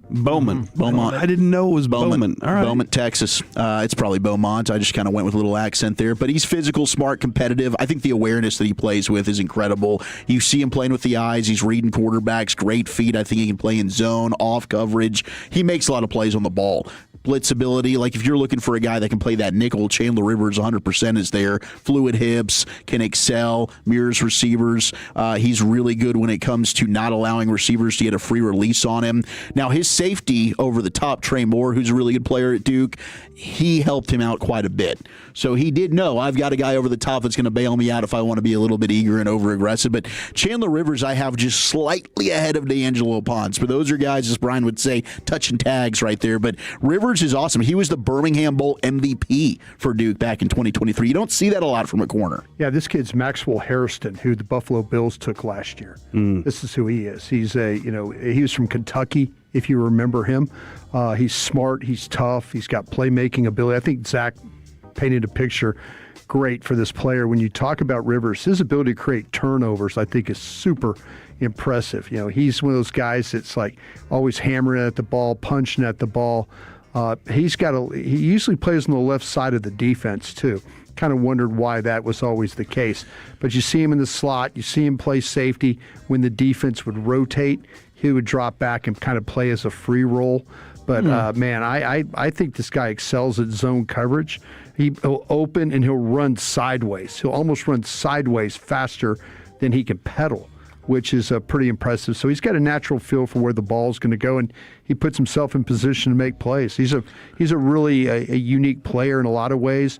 He's a little bit of a shorter guy, but, man, he's super tough. And this Chandler Rivers it's a surprise, but he's not one of Phillip Rivers' 19 kids. So that's something to point out. Doc Rivers. Or Doc. Yeah. And then, or actually, I don't know. Like, do you feel like, would you rather, what excites you more, a pond or a river? When you start thinking about what would you rather do? I thought it was pond, but now based off of this, I feel like Rivers is better suited for maybe waiting. Rivers are flowing. Rivers, exactly. But they're more dangerous. Ponds are stagnant. There's a lot of people that really like Ponds a lot, though. I mean, because you can watch him play against bigger people, and he's done a great job. Like I said, at Ohio State game, line up against Penn State, Oregon. I mean, these teams have receivers, and he does a really good job. Super competitive, super athletic. The second rounder, both of them, yeah. A couple of things I'm curious about. One, more stuff I see from Nick Saban. He hated backpedaling, and he's like, you run sideways. Does that stick for y'all? Is Christian Parker's philosophy more of stay standing sideways and work that way, or have y'all picked up on any of that? I haven't picked up on anything. Like I said, with the thing with it's like you're trying your best to kind of figure out what type of player that they really like. For sure. And we've interviewed him, a couple of different times. But, man, when we won't know until they actually physically start. We could take it, we could talk about the guy that they got from the Rams. Durant. Yeah. I mean, the way that he plays, if that's the route you're going, that's a little bit more square pedal. Sometimes you see the open. But yeah, it's where you're trying to kind of figure that out right now. Yeah. Without with these other defensive coordinators, you have an idea, like you've seen them coach. Mm-hmm. This one, you're not really sure. So the type of player, we're making a big deal about these nickel safeties for sure. And hell, he might Christian Parker. He might be like, I hate that. He might, but he's talked about it, how important it is, but. Is he talking about it in a way that he would rather he'd just like to have a nickel corner too? Mm-hmm. Because Christian, when you look at Cooper DeJean, Cooper DeJean was really a corner first. He was never thought of as a nickel safety type of a player, but he uses him that way. Mm-hmm. He uses him. They used him more that way than they use Mitchell. There's people we didn't think that Mitchell coming out of Toledo, we thought that was just a kind of a normal playing corner. Yeah. A guy that play, he's not boundary guy, yeah. And that was the other thing with Ponds. I've only seen him play outside. Right. True. So people everybody's like, well, he goes in the slot size-wise. Yeah. And I'm like, well, but I've never seen him play. We make a lot of assumptions as scouting that aren't always true. Colton Hood is similar to that, right? Like if and I do believe the Cowboys like Colton Hood. And we've had this discussion. Could he kick inside? Could he kick inside? And I don't know. I mean, Jonah Tolles, who we had on Love of the Star, thinks yes, he could. And he's the biggest Colton Hood fan that I have found during this entire process. Do they view him as a guy that can do that? He hasn't done it, but just because we haven't seen a player do that, I do think D'Angelo Ponds projects to be a slot player because of the size, but he also shows you the play temperament stuff that you need, being willing to come in, play the run, be physical, and I think a lot of it is short area quickness, right? You're going to have to carry a wide distance there. How quick are you? How sticky are you? That's why I do think Chris Johnson from San Diego State, to me, I think he's got the foot quickness. If you needed to kick him inside the slot, he can do that for you. If you got a guy that's playing just boundary corner to the sideline the whole time, he's protected. He might not be a nickel corner for you. Don't think about projecting that guy to a slot position because he's not comfortable covering. Now, maybe, like I say, maybe there's a situation. Hood plays a lot at Tennessee, plays a lot into the boundary. And that's because they had McCoy playing the other side. So, you got to be careful when you say he might be a nickel corner or you could kick him inside. Well, he's already playing in a small area, and what does a nickel corner do? He covers the whole field. He carries the whole field. So maybe guys aren't comfortable doing that. Because your Cole Beasleys and those guys, they shift left and right, and you got to be able to turn on a dime. Teams are putting their best players, their best receivers in the slot. Yes. And letting them run on you. What do you fine fellas got coming up on the program today? Pure Gold as always, Heggie. Thanks for asking. We got a triple guess Wednesday. Dane Brugler's coming up at 2:40. Matt Miller at 3:30. Sands is going to join us at 4 as Rangers are looking for Game 3 of 4 tonight against the A's out there in Sacramento. I love it. I'm really looking forward to that Brugler interview for sure. Roll home with the G-Bag Nation. We have been the KNC Masterpiece. Make your way back with us tomorrow, 10 a.m. to 1:30 p.m. right here on 105.3 The Fan. Good night, Kevin. Good night, Kevin.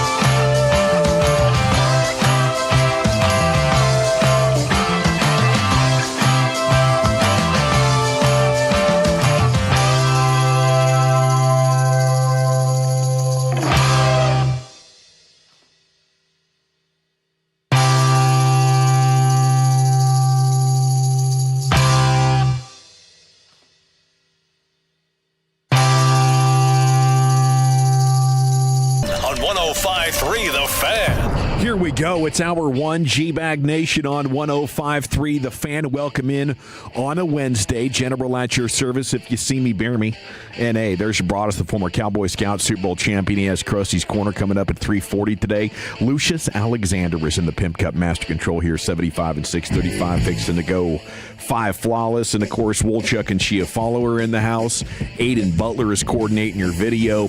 And along with you, we are the G-Bag Nation here on 105.3 The Fan. How's everybody doing today? Everybody good? Doing great. Doing great. Man. Thank you, man. Got a loaded show, a lot of good draft talk going on, and hopefully our Rangers get back in the win column. A week and a day, yes, and we do have Rangers pregame coming up at 8 o'clock, first pitch at 8:40, and then tomorrow you're going to have the pregame at 1:30, first pitch 2:05, so we won't be on tomorrow till about 5:15, somewhere in there. I am coming into the show today a little bit rattled, right? So if I'm on edge, I apologize. Something happened? Well, Remy, today we're out there on the trampoline. That's my 4-year-old little girl, and she goes, "Dad, hold Mr. Beanie and watch this." And Mr. Beanie is her Beanie Baby cat, right? And I was like, okay, cool. Pretty standard. I'm used to doing all this kind of stuff as a dad. And so she gives it a couple of bounces, and then Smooth tries to do a backflip. Oh, my God. And I don't know who she saw do that. Oh. But it's too late to react. I'm like 8 feet away. At this age, it takes me 2 seconds to get moving on a trampoline anyway. Understood. So I just had to watch there as in slow motion. She's like fully inverted, trying to put her head back so she can get the rotation going, and just, lands right there on the head. No spinal damage, but definitely put the fear in me. Like a scorpion? Yeah. Is it like one of those scorpion kind of deals? Like a scorpion where the feet are coming over. Yes.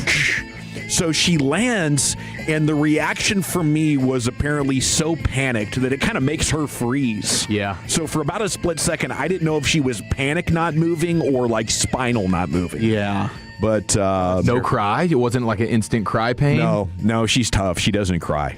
I don't know why. I don't know why she doesn't cry from physical pain, but I'm pretty sure she can feel it. Maybe she got that from Dad. You're like not an anti-crier. Yeah, maybe she's picking up the context clues. If you're going to cry, there better be a good reason for it. I do have respect for her just, and maybe it's courage. Naivety, but the courage to just be like, dude, I can do a backflip, Dad, watch this, hold my beer and watch me work. Yeah. It's like, oh no. Yeah, you're right. You got to give her the credit for being confident, and you don't want to discourage that. Right. So there's this place in parenting where you want to encourage them to be bold and courageous, because fortune favors the bold. Mm-hmm. You don't want to make them scared. That's well documented. Same time, right. It's all about your reaction as a pops. Yeah. As long as you don't panic, they won't panic. You can see some things like, oh my God. And they get me like that. How did it look? You're like, oh, hey, good job, buddy. Wow. Oh my God. I think I failed that test this morning at about 11:15 in the backyard. But that'll jar you, dude. Anything neck, head, face, yes. that's a scary dynamic. Yeah. I don't think she'll be trying that one for a while based on my reaction. Did you ask her where she saw it? Did you say? In what world did you think that was possible? Please don't do that again. What are you watching to see you need to do a backflip today for me? I mean, her front flips look great. Her front flips look great. It took Abby till she was about 7 or 8 to land one on her feet. I think Remy might pull this thing off in the next couple of weeks. Like, she's really whipping around there. Okay. So she's seeing it somewhere, a cartoon or a video or something like that, and trying to. She's definitely not seeing it from me. I'm a pretty straightforward type of. You're not backflipping in the backyard, dude? No. 2-footed bouncer myself. Okay. Up and down, up and down, up and down. Yeah, dude. It's rough. I'm just counting the steps until I'm out of breath, pretty much, to be honest with you. Rangers' momentum was tripped up by an incredible performance from Jeffrey Springs last night in the A's bullpen. 2-1 the final. Rangers with just 4 hits. That's going to happen, But Springs went 6 1/3. He outduels Mackenzie Gore, who did not get out of the 5th inning, gave up 3 hits and 6 walks. And the bigger story might just be like the kind of chaos that happened between his start and then Chris Martin couldn't come back out for the 6th with arm soreness. Yeah. And Cervello threw 2 pitches and then spiked his glove, had to come out. And Skip is saying, yeah, he's fine. Cervello saying, I'd never felt that before. It didn't look good. So it's somewhere between a tweak and a torn ligament. I don't know. I guess we'll find out more in the pregame tonight when Skip talks. We'll have Sandler coming up at 4 o'clock. Maybe he can fill in some details there, but we might be watching Rangers Twitter a little bit later on in the show for updates as we get the lineup and the manager's going to speak and everything. Cervello, one of the encouraging stories out of this bullpen, Chris Martin, just crazy. We were just talking about it yesterday. I'm surprised, man. What are we doing here exactly? Guy's got good stuff. He's had a good career, but pretty disappointing. Tonight it's going to be Kamar Rocker against JT Ginn with, again, the pregame at 8 o'clock, and then day baseball tomorrow with Leiter against Lopez. This Jack Leiter trending towards being a top American League starter, probably trending towards All-Star as he's getting ready for, I believe this is going to be his 4th start of the weekend. And then it'll be on to Seattle. Bring on the M's. Before coming back home, finally, a 10-game roadie, second series of the year against the Mariners. Could you be lucky enough? I mean, Seattle's been a house of horrors.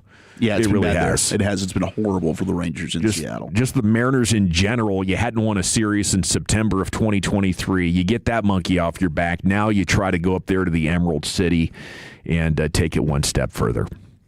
All right, Astros got some good news in what has been an otherwise disastrous week with their Japanese righty Tetsuya Amai.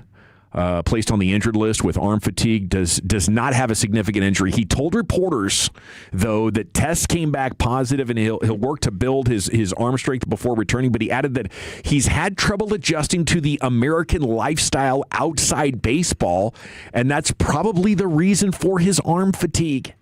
Gaming? I don't know. He says the travel is different from Japan. Says the timing when the players eat. In Japan, when they get back to the hotel, they eat their dinner.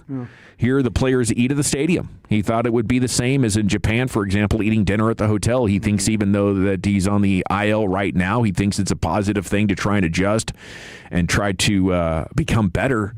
But it sounds like he's homesick to me. Yeah. Sounds like he just doesn't like anything about his American experience so far. And big jump, man. Living in Houston's rough on anybody. I don't. It's a bit sticky here. Yeah, it's a little humid. Smells a little. Yeah, it's kind of trafficy. Can't get around easily. I don't know if that was lost in translation or what, but I thought that was one of the more interesting sports answers of the year. Yeah. Food's a heck of a lot more expensive here. You can't just walk into your quality, attention to detail. You can't just go into a gas station and get like top tier restaurant quality sushi. Mm-hmm. That would throw me off my game. Delicious egg sandwiches. Is Houston bringing bidets into the clubhouse? These are questions you got to ask. How hospitable have you been? Right. Probably not very. There's seat warmer on that thing? I don't think there is. Probably not. Now, the bidet angle is the first thing that's actually made sense about this story. Maybe it's like I'm having to actually wipe my tush for the first time in my entire. That would throw anybody off. And maybe there could be a straining. I mean, Sammy Sosa famously cracked ribs sneezing.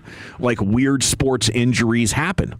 But I would not imagine having to eat dinner at the ballpark as compared to the hotel would be a complicating factor for the IL. Creatures of habit, bro. Creatures of habit. Is he struggling because nobody's eating dinner with him? Is it one of those things? Supposed to be more communal. Just by himself. Like he's by himself, like he doesn't have his gambling interpreter along with him. Well, that's on him. Bets. He should have brought him. Yeah, betting are you homesick? What's the problem, man? You look down. Yeah, maybe. Is he sitting by himself and nobody recognizes him and nobody wants to eat dinner with him? Nobody's inviting him out. Probably should get traded to the Dodgers, man. Seems like they got about 6 Japanese dudes, don't they? Is there more people in a dugout in a Dodger game than? There's not a team that has more people in the dugout than the Dodgers. They got translators for everybody. They do. Probably. They have a lot of translators. Yeah, it's a technicality. Little loophole there in the rule. Okay, top Cowboy story today is discussion around the concept of moving up in the draft. Everybody's doing it, seems like. And going to 6. Dane Brugler's coming up at 240. Yeah, all the top mockers are doing it. I guess the belief is strongly that Cleveland wants out and the Cowboys are going to have the best offer because they have the strongest need to move up. So that would be awesome. Did Todd McShay do his mock on a trade-up without giving up 20? He gave up next year's 2. Is that what he did? Yeah, he gave up next year's 2. So he went up to 6. He gave up 12. He gave up 3, and he gave up next year's 2. I think is what he did. Yeah. I never could figure out, and I was in the league 13 years, I could never figure out what the value was for next year's pick. So he gave up 92 in next year's 2 instead of 20? Yeah, that's what he did. That's interesting. Thinking that maybe Cleveland, you guys are telling me the 2027 draft is going to be better. You guys are all telling me that.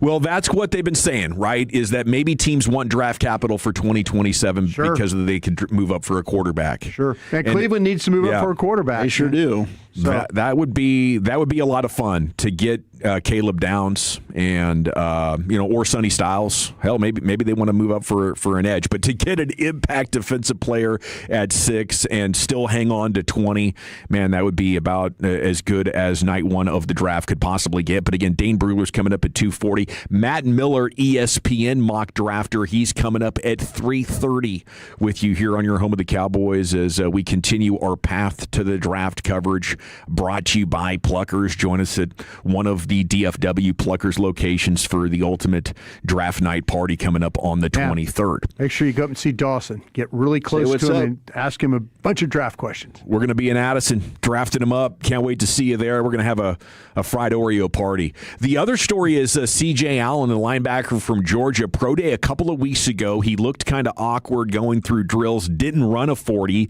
Today he ran it. And the times that were reported ranged from 4.45 to 4.50. Let's see if we can get confirmation on that one. Okay. Yeah. I like the player. Who knows? Who knows what happened Let me see here? if I get some confirmation there. Not buying it? That was no. That was a 34-yard dash. If he ran it, if you like the guy, you can get him at 37. I've done that before. You think this doesn't change anything for him as far as the slide that he's been on? No, he's a good player. He is a really good player. I just personally like Hill. I know Zach likes Rodriguez. They're kind of all in that.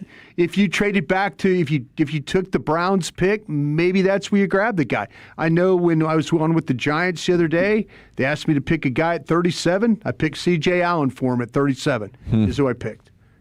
So let me ask. Okay, we'll get some answers on that here. Hopefully. I think Dane had Downs at 5 and then Jacob Rodriguez at 37 to the Giants, and that would just hurt my heart so much. Oh, wow. If they get Downs and Rodriguez. He went full 7. He went full 7 for everybody? That's the animal that is the beast himself, Dane Brugler, who's joining us at 240. He's incredible. All righty. Stars finish their season tonight. They'll be in Buffalo. The playoffs underway on Saturday. Gulletson saying yesterday hints out for at least the first 2 games of the Minnesota series. And he said we'd get an update about Miro in the next day or 2, so maybe that's tonight. We could get an update about Miro tonight. The awkward way that he fell, what do you expect in Wolchuk? I mean, I guess the leg was bent a little bit, maybe a little strain, maybe a couple of weeks at most. Yeah, they said today, just a couple hours ago at the morning skate, Glenn said we hope that he's going to be ready for game 1. So he's getting better, but it is day-to-day, and they're optimistic he's going to be ready to go for the start of the postseason. So Rope, you're right. I don't know about Rope. I mean, that might be one. I mean, I was talking with Spitzy before the show. He did not sound optimistic, but you get Sam Steele back tonight, and I do think Miro's going to be good to go for game 1 against Minnesota, but going out without Rope Hintz, potentially round 1 and round 2 is kind of what it's hearing. That could be a tough one. Drama-filled first night in the NBA play-in. That was crazy. Yeah. The first game was pretty much all I watched, the Miami-Charlotte, as the Heat controlled the entire game. But Kobe White was a man possessed, and so was LaMelo Ball. White forces overtime. LaMelo fouls with like 15 seconds to go, giving Hero 3 free throws, makes them all, and you're like, holy crap, LaMelo Ball just had the worst foul in the history of his life in the corner. Yeah. But then he comes back and makes a lay-in to win it. He also took down Miami's Bam Adebayo. It did not look good in the first half. I don't know if he tripped him or it just looked like he tripped him, but Bam went down on his keister and could not return. Tailbone, man. It did kind of look like he stuck his hand out there. It did, for sure. Him. I mean, it looked intentional. Yeah. And I think he apologized to him afterwards. Yeah. So Spo was not happy about it. But either way, you went from what could have been the butt of the joke to the hero. Yeah, in multiple ways, it was an incredible night for the Hornets. But in some ways, like it's one of those events that could seriously shade his reputation. Hopefully Adebayo is going to be okay, but I thought that was pretty dirty. And the fact that the guy got hurt, I would expect a suspension coming in for LaMelo Ball here from the league.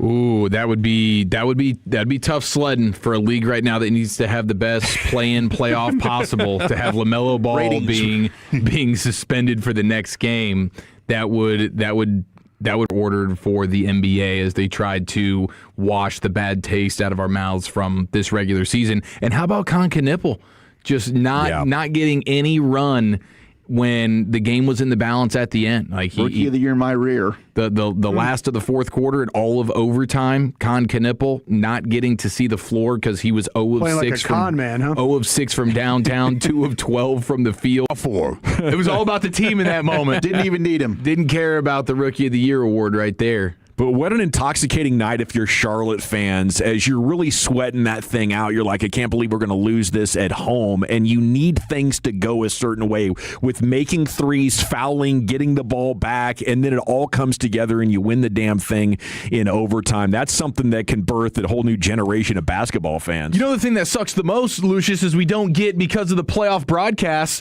we don't get the Eric Collins electric. Remember, he's the TV voice of the Hornets? Yeah. That would have been a historical call. Yeah, we don't get any of those. I know that's such a shame they don't do the local broadcast for the playoffs now. Like Mike Breen was complaining about, like we wouldn't get Mike Followell doing Mav games. That's ridiculous. None of them? Not TV anymore. It's all national. It's crazy. Because LaMelo lost the game for them and then came back and won the game for them. And I thought he was going to shoot a three. My man did the basketball move and dropped to the hole because you needed one, and he did it, and it worked out for him. He's so good, man. He is so damn good, and I hope he has more playoff success so we can see even more of him on national broadcast. The other game, Portland takes the 7 seed with the win over the Suns, as Denny Avdia had 41. He's a poor man's Luka. Another player that the national audience doesn't get to see very often, but that guy is a hooper. Clippers and Warriors tonight in the West, 9-10 game, and Magic and 76ers in the East tonight, and that 7-8 game to play in continues. We got the champ on the other side, then Wolchuk's a top 10, buddy. Where are you taking us? It is Jackie Robinson Day. What are the top 10 sports days on the calendar you look most forward to? That's next in the nation. But Telos, you're losing your hair and you need...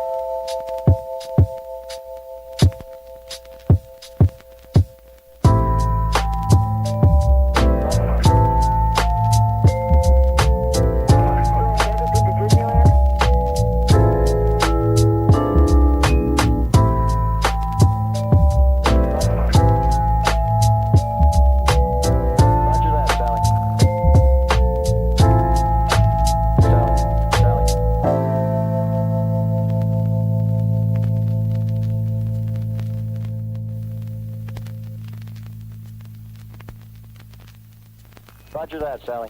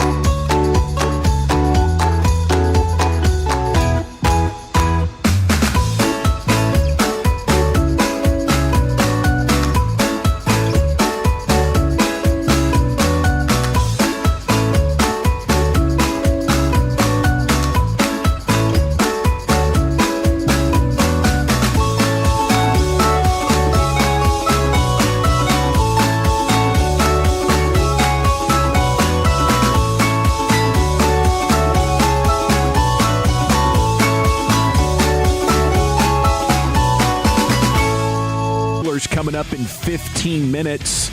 A draft guru. We'll talk all things Cowboys and NFL draft with Dane Brugler here coming up at 2:40. Segments brought to you by the Frankels. If you've been injured in a car or truck wreck, call the Frankels first, 214 or 817-333-3333. Franklin Frankel, there's never an out-of-pocket cost. They only get paid when you win. Go to Car and Truck Wreck Attorneys in Dallas. Let's go into the Pimp Cup where Lucius Alexander has your champ. All right, this particular piece of audio is going for day 2 today at 5:30. Stick around for that. It is from the hands of the mad scientist Bobby Belt from the morning show. He put this together right here. It's AI Broadus. He's got his cape out for Diana Rossini. Saving her. Go ahead and save her, Captain Save a Hope. I think people are being really unfair to Diana Rossini. Yeah. People love to talk about the grind, but this is a woman who grinds and swivels too, I imagine. Everyone wants to make fun of her, and that's fine. That's fine. But which is more difficult? Never being away from your phone like Chester, or having to grab a towel every time you need to know if Ramondre Stevenson's hamstring is an issue? That's crazy. Seriously, I feel for the lady. I really do. Faking an entire marriage is way more difficult than Tom Pelissero having to memorize Mike McCarthy's coffee hoarder. I think a lot of you are jealous that you couldn't do what she does. I know Bobby's jealous. You know how clearly you can see Bobby's uvula when he's asking about Jermod McCoy's knee? And he still doesn't know. Yeah, stick around. 5:30. It's going to go up and get some nominees right there. Jeez. AI brought us one-time champ. I don't think Mike McCarthy drank coffee, right? I think it's probably like beef broth, warm beef broth. So, with chunks of meat in it. Some extra cream. The Pittsburgh flair. 2 packets. AI brought us back once again as the champ, and the champ faces challengers every afternoon, 5:30. I did want to say, like, what do you do if you're one of these party gals and you really also want a family? You know, your mom's pressuring you. She wants grandkids. You want a family. You also want to party your balls off. You got to find an understanding man. Yeah. You have to find an understanding man. It's a good PSA. Yeah. Usually God is like out of his peak. Yeah. Go do what you want to, honey. I'm too old. As long as you hear from me, you love me, you wipe my cheeks when I get old. I see why gals want guys to pay their bills. I get it. Me too. I do. I totally understand that. Yeah, me too. I totally understand that. Like, I would too. I wouldn't want to work. I want to be a kept man. Yeah. I wouldn't want to work. Stedman living in the back of the house of Oprah's. Yeah. Having a sugar mama do what you want to, Oprah. Runs amok in the streets. Yeah, do what you want to. Just leaving your dignity at the door every single time you walk the dude's inside. on the other side of the house, like watching sports. All good. She's back again. Like, If you hit her up a few times and she don't answer the phone, just make sure you strap it up next time you see her. Yeah. That's still my baby. Love you, sugar. Run by CVS. I'll pick up your penicillin on the way home. It's time now for Wolchuk's Top 10 at 2:20. Here's Zach with Mage. All right, let's do it. Top 10 sports days of the year. 877-881-1053. Jackie Robinson Day, always a fun day in Major League Baseball as we honor him. And we'll get more during Around the Bases on what the Rangers and some other teams around the league are doing for Jackie Robinson Day. But the honorable mentions, you've got the Champions League Final as an honorable mention. The October Sports Equinox, which is the rare day where you have the NFL, the NBA, the NHL, and Major League Baseball playoffs all occurring simultaneously. Sports freaking heaven. That's why I still think October best month of the year. Personally, the fall, It's I love hard it. to beat. All the sports are going on. You still have some football hope. Yeah, it's early in the season. The ball could bounce your way that Maybe year. it's been a bad start. We're but we doing the still got a pregame chance. show, and Eric gives it like, this is the game you need to think about because if you don't win it, game, we're not thinking about winning anymore. This could be a turning point game in This October. is the turning point game of the season. Yeah, It's the truth show up or serum. go home game. Eric always comes up with some really cool The truth serum game. Yeah, these cool things. It's the must-win game. Loser leaves town match. The how not piss Brad Sham off today game. Loser leaves town match is What fun. question can I ask Brad that'll really hack We him had off? the first ever Old Testament game this year. Remember We that? did have it. We did. A Thanksgiving Day. We had an Old Testament game. Where The parting of the Dak seas. needs to part the Red Sea as I love Kansas it. City Chiefs fan took over AT&T Stadium. Hysterical. We did. Shout out to the story of Passover. We had the Red Sea game. The part the Red Sea game. It We worked did. out. It worked. Well, it was just the Old Testament game. Yeah. Quite simply. But yeah, it did. It worked, man. We were on top of the mountain at that point, dude. We had been on a run. We were on a run. Yeah. Beating Philly, right? That 3 in a was row. just 7 days from the Detroit Lions disaster. Yeah. It was all good just a week before. Then all of a sudden, what the hell happened? George Pickens didn't decide to play that day, and it all went to hell. The Kentucky Derby, other honorable mention. And Jahmyr Gibbs was just undressing defenders. He was just ridiculous. Yeah. Deron Bland still has PTSD. Yeah, it's bad. He's going to be on the injury report out next time Jahmyr Gibbs is on the same field as him. Hopefully. Just for emotional reasons. Out. I mean, that was the day. Emotional distress. Deron Bland Chris Arnold out. with our pregame interview. Deron Bland. Deron, what do you think about the game? Lions week. I'm out. I'm out. I am not playing this game today. I'm not playing here. No way. Opening day for baseball from the 817. January is also a great month for sports. It's the 214. Bobby Bonilla Day from Polo Sean. Bobby Bonilla Day is the best. Yeah, that's what I had written down. What else you got, Lucius? No, that was it. Just it's getting like Bonilla a 1.1 million or something like that every year until forever, basically. Until his great grandkids find the grave. Until the sun burns out. Got him. Forever and ever. He's just getting paid. The rivalry Saturday post-Thanksgiving is the final honorable mention in college football. That is a fun weekend overall. It's where you get Texas A&M now. Thank God that rivalry's back. It's not really a rivalry. The Iron Bowl. Texas has kind of figured that one out. Yeah, Texas has really kind of always dominated it, but I don't know, you just throw the records out, right? Yeah, then sure Texas will find a way to win. Sure you do. When you're A&M and you're like 11-0, sure. Man, we should ask our rivals arbiter on this, Sean, if that's still a rivalry. I don't even need to see the list. I know the list. It's a bunch of crap. Doing radio with you guys is crap. The list's crap. Bobby's crap. Spittle's crap. Did I tell you that? Spittle's crap. You can throw Tim Collins in there, too. He's crap. If he's listening. on. You know I hate all you. I'm the only guy that matters at this point. I'm the only one that cares. I'm walking down to the news area and kind of putting my 2 cents over there, too. Did you really put in a vote that it should be 105.3 The Sharif? Yeah. You know. Sheriff. Yeah. 10 is college football. I tell you, Choppy's got more reads than me. That drives me damn nuts. It's pretty close. You guys are putting up numbers. You guys have got all the reads. Yeah. New Year's Day college football at number 10. Now you get the playoff involved in that, so that's a blast. Opening day in Major League Baseball is 9 on the list. You have Final Four Saturday, which this year was epic. Not number 8 on the list. 7 is Christmas Day. Now, it used to be the NBA on Christmas Day. It's in NFL now you've on got Christmas the NFL Day. and the NBA on Christmas Day. The NFL's not letting anybody have what was theirs. It's ours, so we take all of it. 6 is Thanksgiving Day with the NFL games. 5 is Masters Sunday. And gosh, Masters Sunday was great this year. It really was. One of the best. 4 is opening Sunday in the NFL. The first opening night of March Madness, number 3, that Thursday that kicks it off. Super Bowl Sunday coming in at number 2 on the list. Yeah, not into it? It always falls apart. Like, the lead up is so great. Like, all right, here we go, Super Bowl. When you get there, it just never really hits the same way. People over talking the game, commercials not hitting. For some reason, you don't see everything. Yeah. Somebody tells you a play, you're like, damn, when did that happen? It was People second are quarter. talking. Like, I was watching. No, you weren't. You were back on plate number 2. Yeah, you were. You're right about the over-talking, man. How about the party you go to where everybody's analyzing every play? Oh, jeez. Yeah, the guy who's look at the backside block in there. What the hell? I'm like, trying to win what? football guy of the day. That's when you need to just watch by yourself. That's why I do it. Yeah, that's one of the problems going to the actual games. If the game's not exciting and the crowd volume comes down, there's a guy 2 rows back, 6 seats that Analyzing way. every play. And he and his buddy think they're freaking Marv Albert and Bill Walton up there. They're crushing it. Yeah. Absolutely. But number 1 is Championship Sunday in the NFL, which they say is better than Super Bowl Sunday. I tend to agree. Isn't Wild Card Weekend up there big time? I think It's so. become pretty big now, the Super Wild Card Week, because they added a whole game. Sure. But the divisional round, I think, has always been considered the best one. Yeah. You get rid of the bum teams for the most part. Like the Carolina. Although Carolina played a fun game this year. Some storylines flowing. Panthers. All righty, thank you. We got Dane Brugler coming up from The Athletic. The Beast is out. The best annual NFL draft preview publication, Dane Brugler does it. He published it last week. He joins us next to answer all your Cowboys and NFL draft questions here on your home of the Cowboys.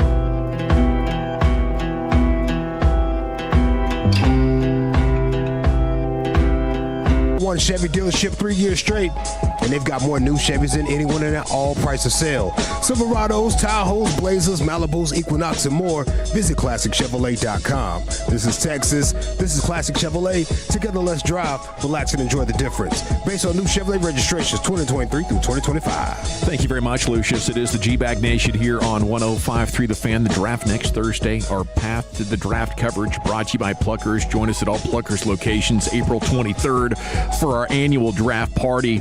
The Beast is out on The Athletic, Dane Brugler's annual NFL draft preview, and Dane joins us now here to talk about all the angles. Good afternoon, Dane. How the heck are you? Good afternoon, gentlemen. How are we doing? Doing wonderful. Enjoying all your content, perusing the Beast. Got to start with, maybe the biggest Cowboys storyline or rumor going into the draft. How sure are you that the Cowboys and Browns have a trade that'll get done next Thursday night? I wouldn't put it at any type of confidence level. It's more about understanding that the Cowboys are in position to be aggressive, and we know the Browns are always willing to move. And so, obviously the Cowboys aren't going to tell me what they're going to do. But when you talk to other people around the league, they feel like the Cowboys are in a position to maybe go get the guy if they have their eye on somebody, whether that's Sonny Styles, one of these pass rushers, Caleb Downs. They have the ammo to do it, and I think there's a good chance we see at least one trade in the top 10, and the Cowboys are kind of that team that other teams feel like could make the most sense to go and make it happen.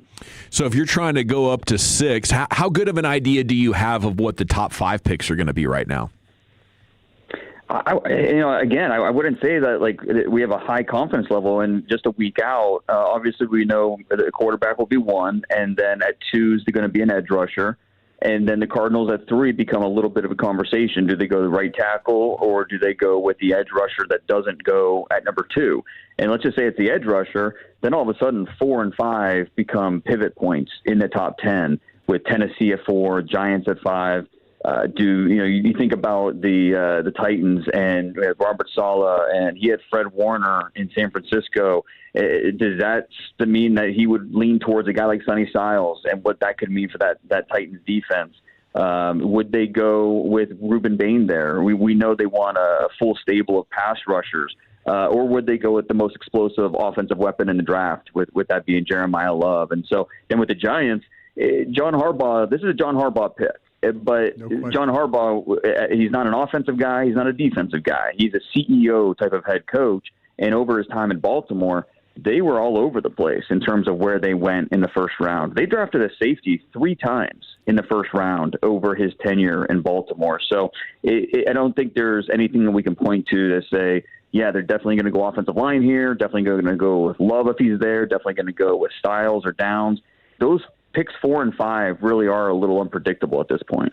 When you're going through your mock scenarios, how much does what the Giants do at 5, depending on if they take Downs or Styles, impact in your thinking what the Cowboys would do moving up to 6? Is it we'll take whichever of those players they don't, or is it specifically a Sonny Styles thing for them to move up? Yeah, I think that's a good question because obviously I think they would feel good about either of those guys, but it's a lot to move up. If we're talking about giving up that they are both first-round picks, and obviously getting back that second is a big part of it. They don't currently have that second-round pick, so getting back into the second round, the player you draft at 20, probably the grade's not all that different than who you're going to get at 39, and so that's a key part of it. But you're still, it's an aggressive move. So do they have a similar grade on Styles as they do Downs? Potentially. I think if one of those pass rushers were to get there, I think that also changes the math because I think that's something that they'd also be interested in. So I think there are several players on the board that they could be aggressive. And maybe it's not the Browns. Maybe they move up with the Chiefs at 9, or if Styles has gone at 4, say, to the Titans, maybe instead of making that move up to 6, maybe they make more of a short move up to 9 with the Chiefs, where they look to get whether that's Bain or whether that's Caleb Downs, and so maybe it changes the trade and how aggressive they're willing to be. But that's something obviously we're still trying to figure out at this point. Dane, who are teams having the most problems with right now getting a handle on, Bain or McCoy? Yeah, both, right? I mean, I think if you're gonna have a list of the biggest wild cards in the first round, obviously Ty Simpson's in there. Just when's that quarterback 2 come off the board? Is he still around by the time Friday starts in round 2? I think Caden Proctor, the offensive tackle from Alabama, is on that list. Keldrick Falk, the Auburn defensive lineman. But then also the 2 guys you mentioned, I think, are on there as well. And with Jermon McCoy, it just comes down to each team's appetite for risk, right? In terms of that knee, and not having the 2025 tape is obviously not ideal, but you love the 2024 tape. So we feel good about that. But if we're worried at all about long-term and that knee, that's the type of thing that throws a wrench into everything. And, for some teams, he won't be on the board. For other teams, they might be willing to take that risk at a certain point in the first round. But I don't think it's going to be Dallas. I know that's been widely reported, and I think that makes a lot of sense. Dane Brugler with us here on 105.3 The Fan. Bane in the arm length for you when you talk with teams. For us, we just see a great player, right? An untrained eye here. I'm like, man, I'm watching Ruben Bane Jr. He's a phenomenal player. Why wouldn't you take him? But what makes the arm length so important to these teams?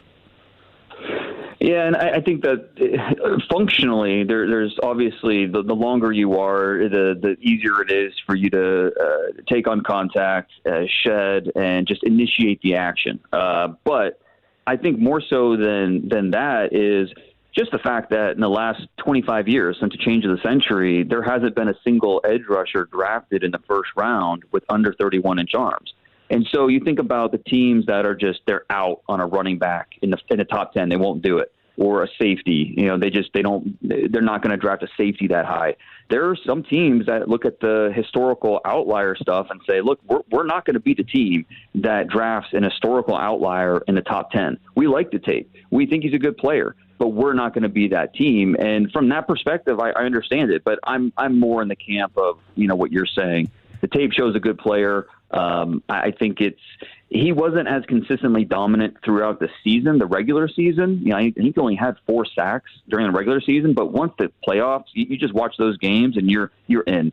His ability to deconstruct blocks, especially in the run game, his ability to put pressure on the quarterback, that's something that is he's going to go top 12 in the draft. It's just a matter of where is that going to be. I think the Chiefs are in on him.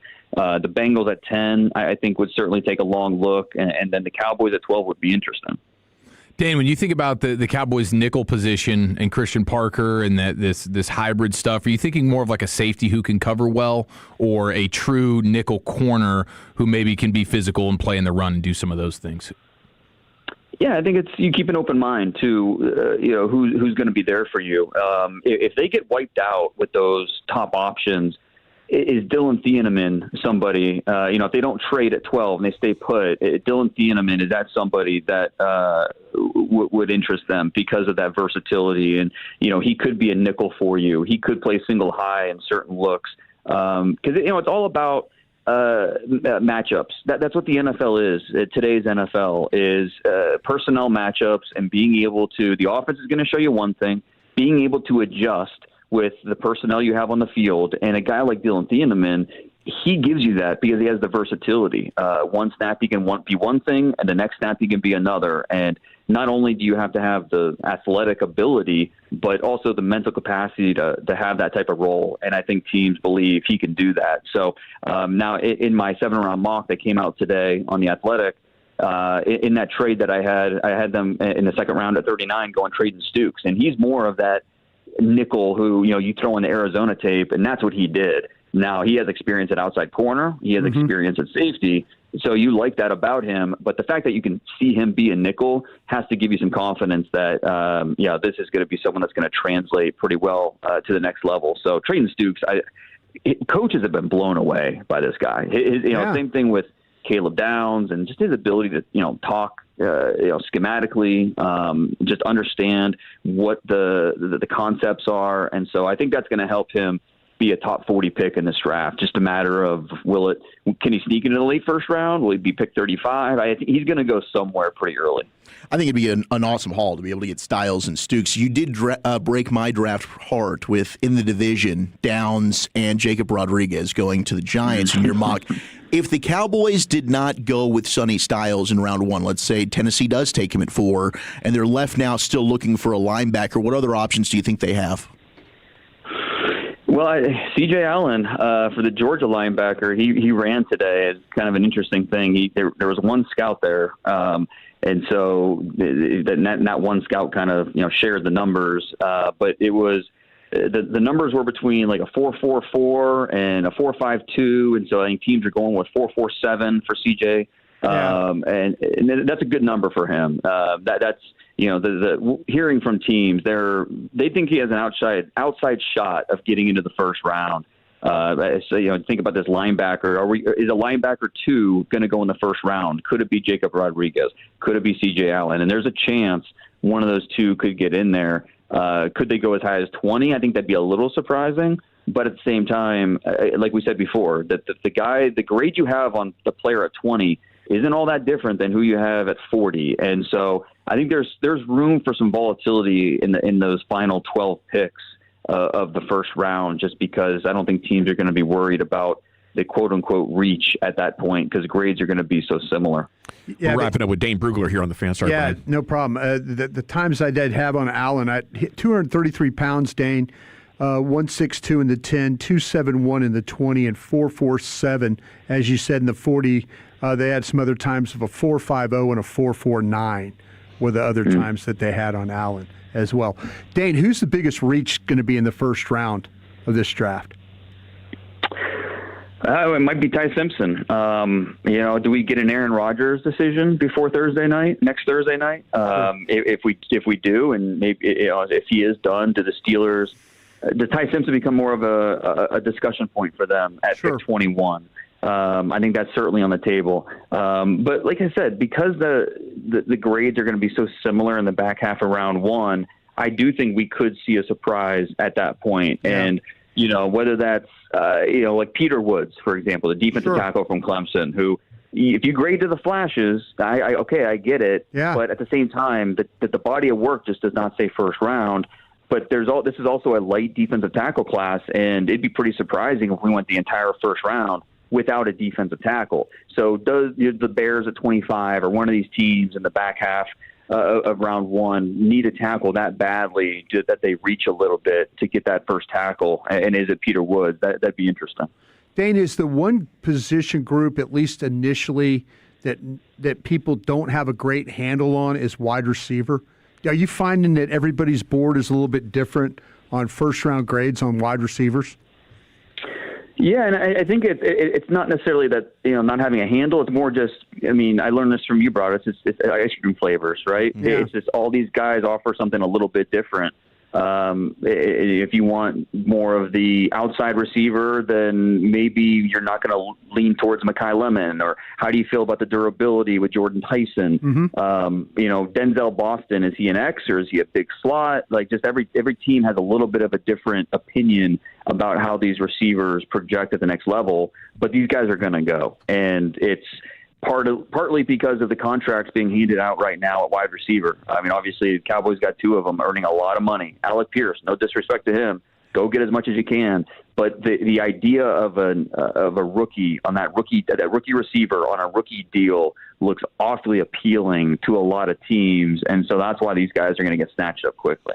Dane Brugler here with you on the Fan. By the way, a fun thought in Pittsburgh is that maybe Aaron Rodgers would announce his return at the draft. Like, hey, I'm Aaron Rodgers. I'm coming back, and here's the 21st pick in the NFL draft with the Steelers and everything. Just something to look for. But Dane, even better if he announced Ty Simpson too. Awesome! Wow, that would be something. Hey, what is Keldrick Falk's most likely role as a player? I'm trying to get prepared for the possibility the Cowboys take him. How much do you think he would help the Cowboys need to get pressure off the edge?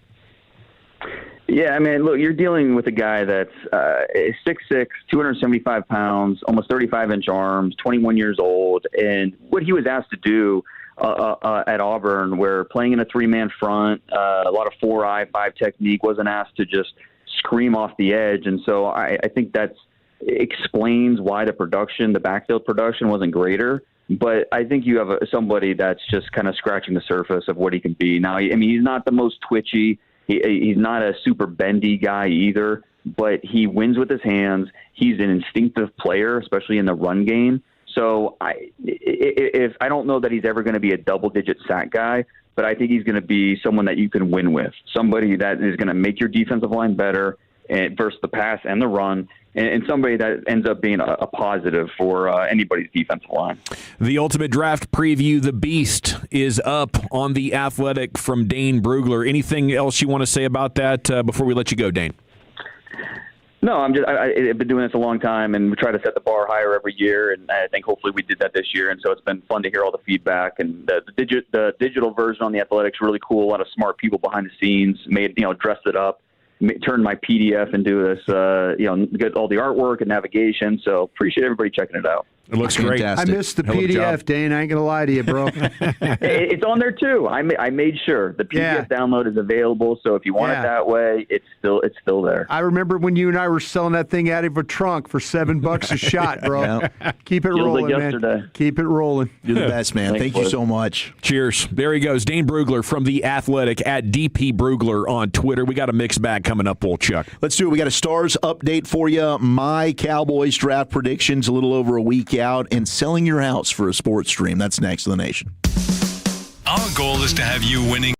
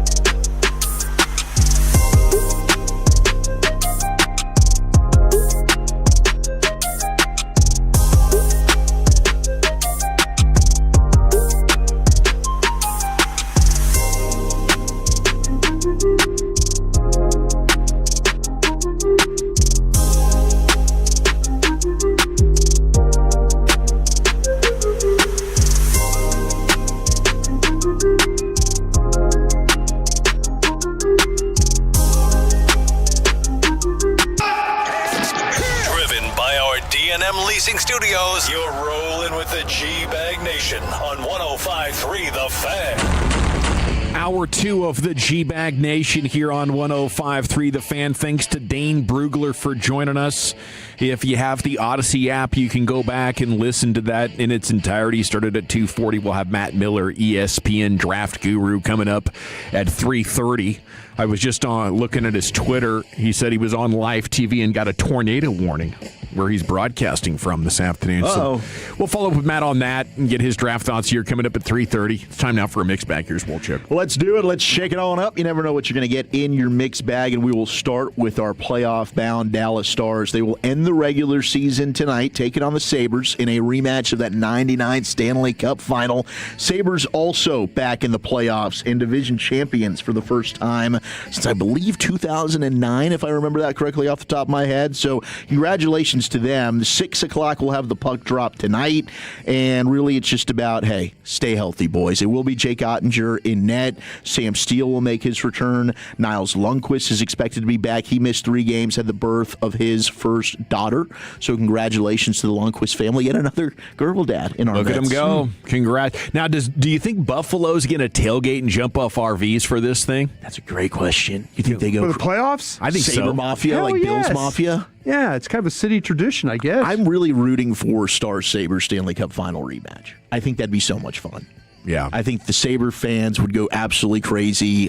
Clearly, we just own Buffalo when it comes to championships with the Bills and the Sabres. So I think it does us well to see Buffalo in a championship. Yeah, history's been good to us in those matchups. I would consider if the Stanley Cup final was in Buffalo, would be going to a game there. I think Buffalo's got a great tradition when it comes to their fan base and stuff. When I was growing up, they had a place called the Aud, is the auditorium where they played. Man, that was that'd be fun. It was dark and crazy, and I mean I'd love to go to Buffalo for a Cup final. That'd be so much fun. Yeah, I mean I've never gone to never been to New York. Trip. That'd be let's do it. G-Back Nation takes on Buffalo. Buffalo's not the easiest place to get to, but to go watch a hockey game there, I think would be cool. Would you fly into a separate airport and then drive to Buffalo? I think you could fly into Buffalo, but I knew when, I had to go. One time, Jerry sent me from Oxnard. They were their training camp was in Rochester, so I had to fly into Pittsburgh and all kinds. It was crazy what I had to do to get there. But yeah, I mean, I think we could go direct Buffalo, but it's a little bit wonky. A little bit wonky, yeah, a little bit. Well, Dawson, you mentioned in the beginning of the show the Stars have ruled out Rope Hintz games 1 and 2 for their series against Minnesota. Fingers crossed, it's not more than that. But I'm kind of just getting my mind prepared that he's not going to play in the opening series. Now, Stars fans, you were able to beat the Colorado Avalanche last year without Jason Robertson and Miro Heiskanen in the first round. So this is not uncharted waters for the Stars to be down some of their top players heading into a series. The big news is, you don't want to be down Rope and Miro. And right now, the latest update we got on Miro Heiskanen is, quote, we think he's going to be available to start the playoffs. That's from Jim Nill, who was telling Pierre LeBrun that earlier today. So that's the hope, that Miro is good to go. And as I mentioned, you will have Petrovic, who will be sitting tonight. You'll have Sam Steele back. Colin Blackwell and R2 Huru are scratches as well. Blackwell, hopefully that's just rest, because Colin Blackwell's been absolutely phenomenal for you. But there's your Stars update as they close the regular season finale. And tomorrow, Brian, we should get the date and time. It will be Saturday. We know the date. We just don't know the time of Game 1 against the Minnesota Wild. Are we in for playoff day hockey? I think Saturday, yes. Yeah. No, are we into that? I like it. Watching? Yeah. Oh, yeah, you got a day party. You got to call your bro, especially if you don't have a family. I'm kind of into the day hockey. Guaranteed. Yeah, we're grilling, we're drinking. We're going to get a kids' pool, fill it with ice and cold beers. Oh, let's go. Hang out in the driveway. Oh, yes. Put the TV on a garage. It's on. Everything's positive, but do you dread the 9 o'clock start in in the weekdays? Yeah, I hate it. Oh, yeah, absolutely. Yeah, that's brutal. Especially when it's you're playing Minnesota, 2 Central teams. Yeah. Why the hell are we having to do the 8:30 start, which really ends up being an 8:50 start? Because you got to wait on the previous game to end, and it's national TV. It's annoying. It's just it's brutal. I don't get that. But I'm down for a noon game if that's what they want to schedule the Stars on Saturday. Sign me up. I'm in for that, too. I got a random 5 o'clock wedding. My aunt decided she wants to randomly get married. Good for her. 5 o'clock? Are you in the wedding? No, it's at her house. My sister's officiating. Just like a random, let's do this. So you could be watching the game, and then just turn it off or pause it, go do the wedding, and come back to it if need be. If you get a 3:30 start, something like that. Yeah, I might have to just punt on the wedding if that's the case. Stars take priority. Have you ever taken a radio to a wedding, or like you ever listened to a game at a wedding? Would that be rude to just have like one of your AirPods in? No, I don't think so at all. Just like, hey, I ran a wire one time up my shirt into my ear, like back in the day, so I could listen to a game. Respect. You had shrimp in the other pocket, right? Yeah, I had shrimp in the other pocket and the earpiece in the right ear. Listening to I was at my cousin's wedding in Indiana, and all the uncles were sneaking out to their cars to listen to a regular season Indiana Hoosiers basketball game. They were playing Purdue. It just means more, man. It's the old Oak and Bucket, man. What are you talking about? Yeah. Well, we're trying to get into the tournament, Who cares? That's Hoosier basketball. It's finest, man. That's crazy. Was this a Bob Knight-led team, or was this like, what are we doing here? Was this Kelvin Sampson? What are we doing? No, it was Mike. What was his name? Oh, the guy. Yeah, Mike. I know who you're talking about. That Mike guy. No. Yeah, he's a brother. Who is he? Mike. What was about 2008, 2009? I don't know. Mike Davis. Mike Davis. Yeah, Mike Davis. Right. That's right. You got it. Mike Davis. I think you're right about that. Mike Davis. Us black people, we live. Yeah, Mike Davis. Mike Davis. Okay. Or Tom Crean. Tom Crean was after. God, Tom Crean was there. Gosh, they have gone through a who's who at Indiana here lately. But college basketball better when Indiana's good. I will say. Was I right about Kelvin Sampson? Was he coaching there at one time? Yeah. Okay. And then Crean, Davis, Sampson. He had some rule violations. Same with Oklahoma. Come on, what are we doing? Dan Dockich took over as the interim. Dan Dockich. Wow. Okay, former Stars head coach Rick Bowness. It was a terrible ending to the season for the Columbus Blue Jackets. You got beat last night by the Caps? They did, by the Caps, 2-1, in what could have been Alexander Ovechkin's final regular season game. Yeah, they're in the playoffs. Don't worry about that. Yeah, but final regular season game, and the chance there in Washington are like one more year, and he might. I mean, Ovi has not confirmed whether or not this is it for him, but Rick Bowness, after they go 2-8-1 down the stretch, they were a team that had playoff aspirations. They end up blowing their chance to go to the postseason. You get fired again? Not yet, but he was emotional, and he gave us quite a rant post-game, calling his team out. What do you guys think? G-Bag Nation, you make the call. You side with the coach, or do you think the players are going to have an issue with this, and he can't come back next year? Here's Bones. No. And you know what? All you got to do is look at the stat sheet. 3 hits, 23 giveaways. Like, I don't know if I'm back. But if I'm back, I'm changing this culture.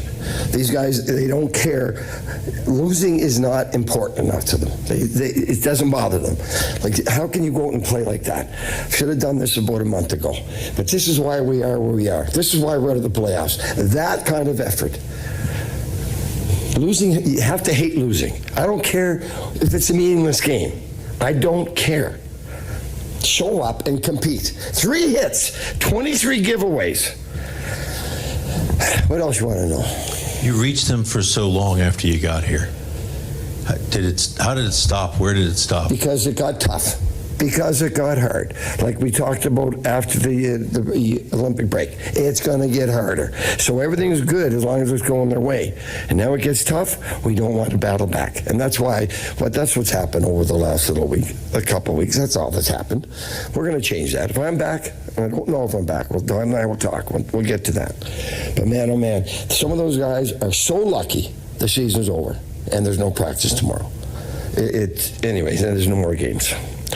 What else you want to know? I think even in the long history of this franchise, I don't think they've ever lost 6 games in a row to end a season at home. No. Is that worse?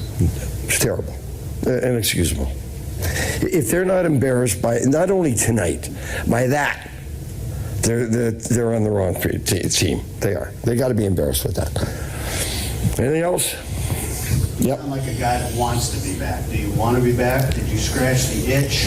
Where are you? We scratched the itch.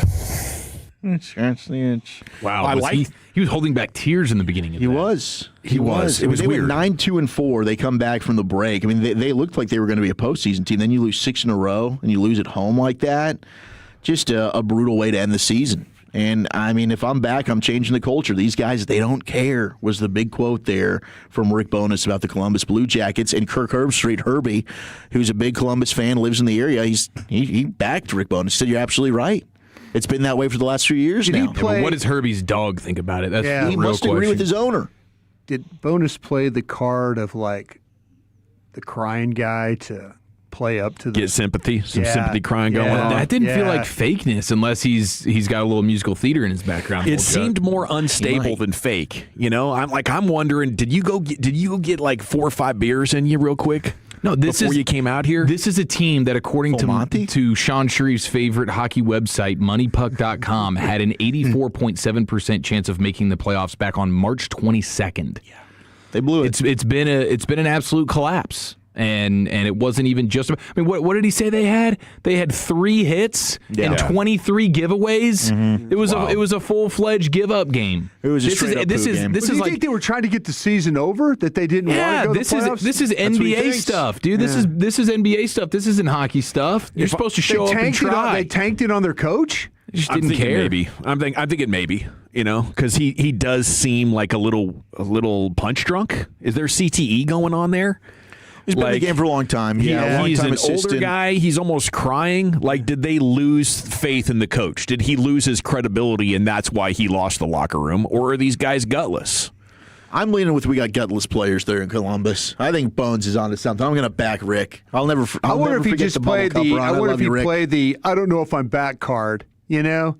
Scratch the itch. He's trying to scapegoat the players. Yeah, maybe a little bit. But the players, maybe they don't want him back. To your point, I mean, like I don't know. Can you talk like that in today to these younger players? If he comes back and he doesn't get rid of anybody, then you'll know. Yeah, then you'll know. We also did have the Caps missed the playoffs. Philadelphia fought them and knocked them out. So Philadelphia ended up getting that final spot. So the Caps are out? Yep, Caps are Dunsky. So if the Caps are out, that could have been Ovechkin's last game. I don't think he's going to go out that way. I think he's going to come back for one more. But we'll have to wait and see what his decision is. This is crazy. I mean, I look, as a sports fan, I think we all appreciate this. I don't know that I'd go this far unless the Cowboys made a Super Bowl. English superfan is selling his house to fund a World Cup trip to the U.S., specifically here to Dallas, because England is playing here in the opening group stage, and he has sold his home to be able to purchase tickets, flight, and stay here in DFW to watch England most likely crap the bed per usual. And I hope they don't. At 62 years old, he's an England super fan. He did make the major financial decision to go ahead, and I guess he's making the rounds like wherever England's playing, not just Dallas, but wherever they might be.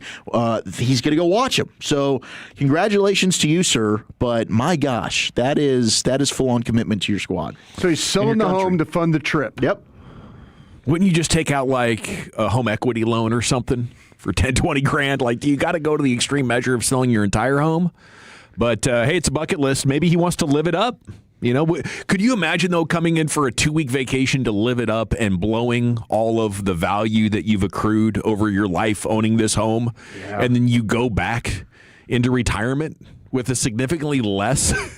I mean, he's a crazy super. He's attended over 500 English games. He's also a big Man U season ticket holder. He's preparing for his 10th World Cup. Well, it's not like it's his first one. It sounds like he's of significant financial means, and selling the home to go to the World Cup might just be an attention. What we don't know is he's a second home. It's a second home. Yeah. If he's like gone to over 500 matches across the globe, it's crazy. Man, he's got money. He doesn't need to sell his home. He's just doing this to get attention.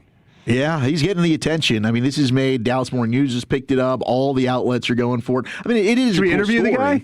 But yeah, I wouldn't mind having him on. I'd like to give him the third degree here about the accuracy of these headlines. I mean, he's got pictures of himself in Russia at the 2018 World Cup. I mean, this guy. Come on, you got money. He must. Let's not. He's flipping homes. Yeah. This guy's a real estate magnate. He does look. I mean, he looks very British. He looks like he has not showered. Okay, we got the scene. I thought you were going to say poor teeth. The teeth are actually pretty solid. Okay, then he doesn't look British. What? Hey, the dentist. What's the biggest British tell? Onto something. What's the biggest British tell? Is it a hat? No, the teeth usually would be the hat, but like also, I mean, certain hair. He's eating fish and chips. Certain hair. Can I cigarettes? 13-year-olds smoking cigarettes. Can I tell you the biggest tell I noticed at Disneyland or Disney World? Euros wear different shoes than us. Oh, yeah. They will wear like random ass shoes. They're not repping the Hokas? Yeah, I mean, I'm the one that probably, but they will wear some crazy looking, what are those shoes? You know, Really? That's how I could always tell. And it got to the point where I'd go up and ask people where they were from. My buddy Hey, bet me- noticed your shoes here. I go Euro. And they go, no way. I go, look at his shoes. Look at his shoes. Another way is you can tell us if they're at the urinal and they just drop their pants completely on the ground. Yeah. Oh, yeah, they'll do that. That's very European. That's a very tactic. That's a very European man. thing See to a do. lot of butt cheek. Very much so. Well, thank you, Wolchuk. Thank you. It's the G-Bag Nation here on 105.3 The Fan. Matt Miller, ESPN Draft Guru, is going to join us coming up at 3:30. We'll get you some Cowboys news coming up next here in the C-Note. G-Bag Nation here on 105.3 The Fan. I want to chat with you about...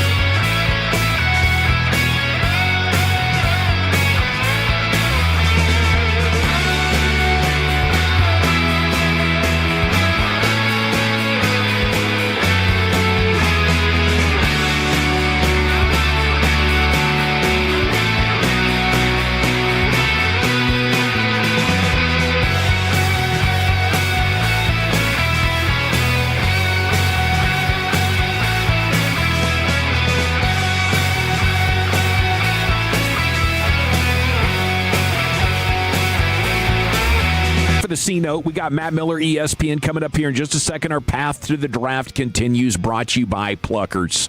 Okay, segment's brought to you by the Frankels. If you've been injured in a car or truck wreck, call the Frankels first, 214 or 817-333-3333. There's never an out-of-pocket cost. They only get paid when you win. That's the Frankels, the go-to car and truck wreck attorneys in Dallas.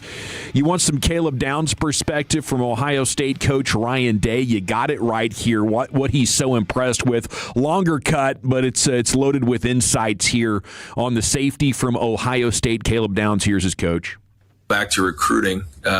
When Caleb was in high school, I watched him play. He was at Mill Creek. He played Buford, and it was one of the best games. I mean, he almost single-handedly beat him that night, and he was all over the field. Offense, defense, special teams, you name it. And I remember walking away saying, I think that might be the best high school player I've ever seen live. And then it went on from there. And when he decided to go to Alabama, like, that was a tough day around here. I mean, there was, he called and he was in tears and the whole thing. But he said, I want to go play for Coach Saban. And I said, you know what? I get it. I mean, he's one of the best coaches in the history of the game, and certainly unbelievable developer of secondary players. But when Coach retired, he sent me a FaceTime message again, and it was eerily similar to the one I got before, and I started to get nervous. But then he decided he was going to be a Buckeye, and it really changed our last couple of years for sure. Because the minute he walked in the building, he just brought a certain level of maturity and professionalism to the table right out of the gate. With Caleb, he does a great job of holding others accountable. And he communicates to a high level down there. And so when he's communicating and he's making these calls and you see him come in the building early, the other guys in a room are trying to do the same thing. So wherever he goes, he's going to bring that same type of mentality to the building. But when you watch him move, you see how smooth he is. You see his ball skills. You see him be able to identify what's happening. You saw the way he returned punts in college, for touchdowns. He probably could have played running back in college if that's what was asked of him. So there's a lot of versatility there, a lot of maturity for somebody who just turned 21 years old. Again, and that's another guy who still has 2 more years of eligibility, or at least 1 more year of eligibility. And I think, again, he's going to be in the NFL for a long, long time. And again, will have an impact the minute he walks in the building. So Ohio State coach Ryan Day, their best high school player I'd ever seen, could have played running back in college, communicating at a high level. What do you think the Giants are doing at 5 now? Is this Styles or Downs for them? They were talking about Styles is who they were talking about, and if they got completely wiped out, I think Dane did a pretty nice job of painting what the Giants. But working with the Giants the other day, I got the feeling that they were really looking at Styles. You were on with their official .com? Yeah, their .com with John Smelk and those guys John usually has a pretty good understanding of what they're thinking. Yeah. But you got a new coach there. Sure. And you got a general manager who's really not a general manager. He's just kind of a glorified, like bounce guy, get guys for the head coach. So maybe coordinate the scouts. So if you want Downs, you're moving up to Cleveland, and it's realistic as long as the Giants don't take Downs, you think, or could Downs go top 4? I remember I told you yesterday they were I talked to 5 general managers, right? Yeah. 4 of them said there was a possibility that he would be there, right? At 12? At 12. No, that there was. There was. Excuse me. Not. There was not a possibility. There was one guy said maybe, but the other 4 of the 5 said no, they didn't think he would be there. I think if you're the Cowboys right now going into it, you have to act as if he's not going to be there. That's not a good enough chance. Yeah, that's not a good enough probability. The more pressing evaluation is if we go to 6, is he going to be there? Yeah, I mean, I think that the Giants would probably be the first stop for him to go. Like, I think Tennessee could take Styles, possibly at 4. The Giants at 5, that'd be. I'm very interested in which way they go. All righty. Giants are going to get a really good player. Yeah, either way. And I'd love if the Cowboys were to get the other one, they'd be getting a really good player too. I think that's ideal. But you got to get to 6. Yeah. You got to get to 6. If you don't get to 6, then you got to get to 9. That's the way I would approach it. Like if we can't, get Styles or Downs, then we got to get somebody. Would you just keep hammering on Arizona and see if you could get that pick for cheap? I mean, I would try that, but that would just assure you would absolutely get the guy you wanted, right? Would you give 3? Up 92 and 20? Yeah, well, at 3 now you're looking at Orville Reese or David Bailey. One of those two. And I think that they'd probably have it. I mean, don't know for sure, but I would think that with them coveting an edge, that it would be Reese, Bailey, Styles, Downs. Now, at 6, I wonder if you would get Downs. Yeah, if the Giants don't take him, I think you would get Downs at 6. Because I think the Giants are taking Styles or Downs. That doesn't seem like offensive line is their play. I mean, even McShay mocked Francis Malinois today. And then, he pivoted and was like, yeah, if I redid it, I'd probably give him Downs. Okay, let me get you some Louis Riddick here. He's got this about Sonny Styles this morning on Get Up. Here's the former GM and the analyst for ESPN, Louis Riddick. That's really, I think you've identified exactly where I started, which is, do you want the one great player or do you want two good ones? That's sort of the way they'd be looking at it. But I think, I mean, I get it. I understand that you kind of like want more cracks at it, and maybe you feel as though you can kind of fill a couple more needs. Sonny is can't miss, though. Yeah.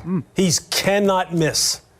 Let me say that again. He is cannot miss. When you get him, you know you're getting a great player. You're getting a great person. And that's exactly what they need on that side of the ball, where all we did was kill them last year, and deservedly so. This guy will change that. Okay, agree or disagree, Sonny Styles can't miss. And then do you want multiple cracks at it? I really don't, because I feel like if the Cowboys take multiple cracks at it, then they're going to assume those players are going to be good rookies. Get me one rookie who's got a great chance of being an impact player in 2026, and then let's go fill it in trades and summer free agency with more sure things that I can be confident in. I don't want to see them take any of these linebackers at 20 and put trust in them that they are going to solve your problems as a rookie. I want to trade for Jordan Brooks or sign a guy that gets cut in training camp that's a veteran like Eric Kendricks was for you a couple of years ago. What do you think? I love Sonny Styles. I mean, I know, Brian, you've got him, not as a round one player. I mean, he's a leader of the Buckeye program. His biggest games. Let's get this clear. Yeah. I don't hate the player. Oh, no. I don't. I mean, it's not like I've got him buried. I feel like there's things that you're going to have to work with this guy on.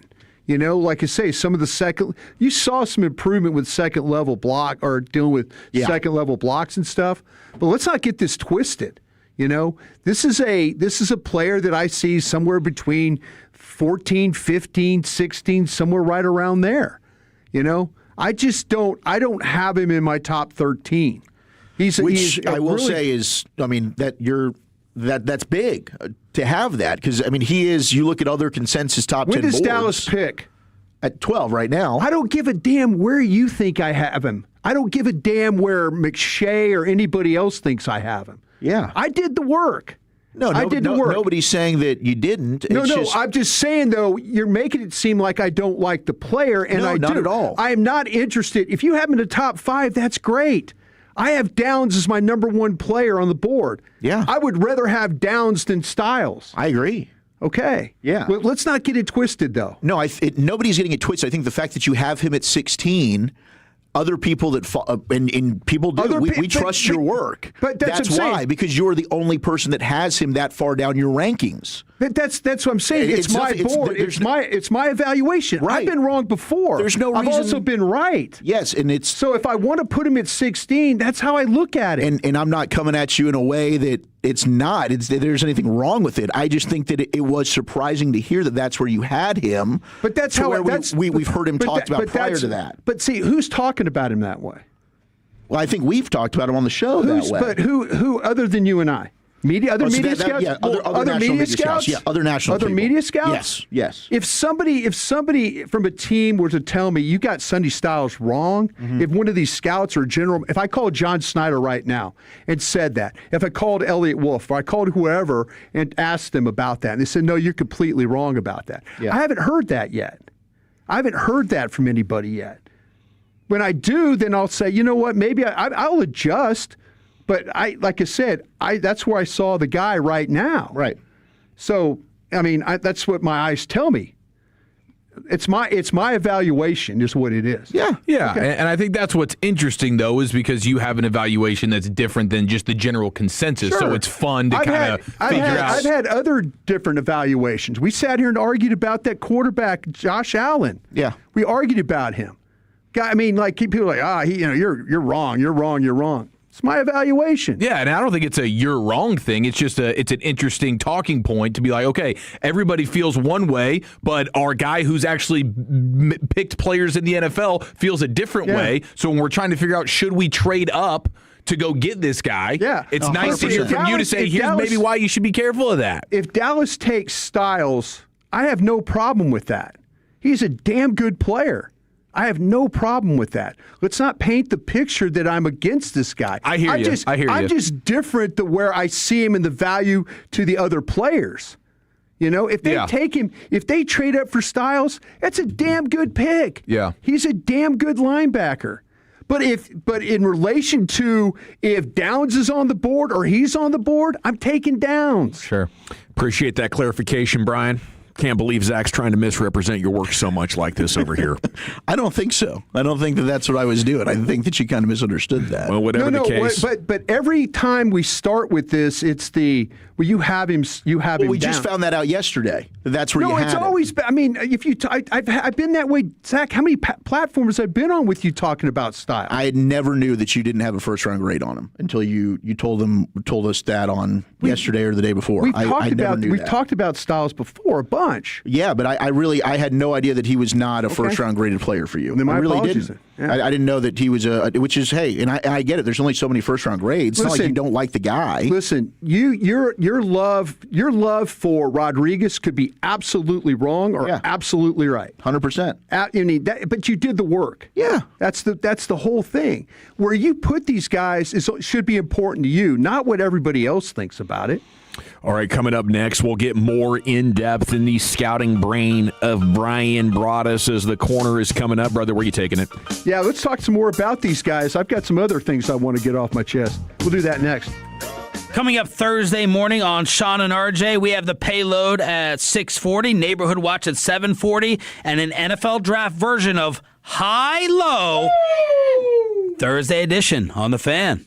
Follow here, Tolos, and like you, my home has become my happy place. But I started noticing scuffs, faded colors, and peeling paint that needed attention, and that's when I reached out to CertaPro Painters and CertaPro.com. You can ask about their spring sales event for 10% off qualifying projects through May 15th. And here's the deal. Each CertaPro Painters business is independently owned and operated right here in our community. So whether inside or out, you can protect your home with quality paint and a worry-free process. Schedule your free estimate online at CertaPro.com. That's Certa with a C, CertaPro.com.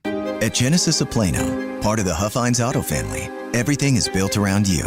There are no unwanted dealer addendums, no sudden surprises, just straightforward pricing and a process shaped to fit your needs. Our vehicles are engineered to inspire exploration and push the boundaries of what luxury can be. Step inside and experience an environment defined by comfort, intention, and elevated detail. Visit Genesis of Plano today and discover a higher standard of luxury on your terms. When you think mortgage, think TexasLending.com. Many of you want a home equity loan, but you don't want to refinance your current mortgage. That's why we have great second lien home equity loans at TexasLending.com.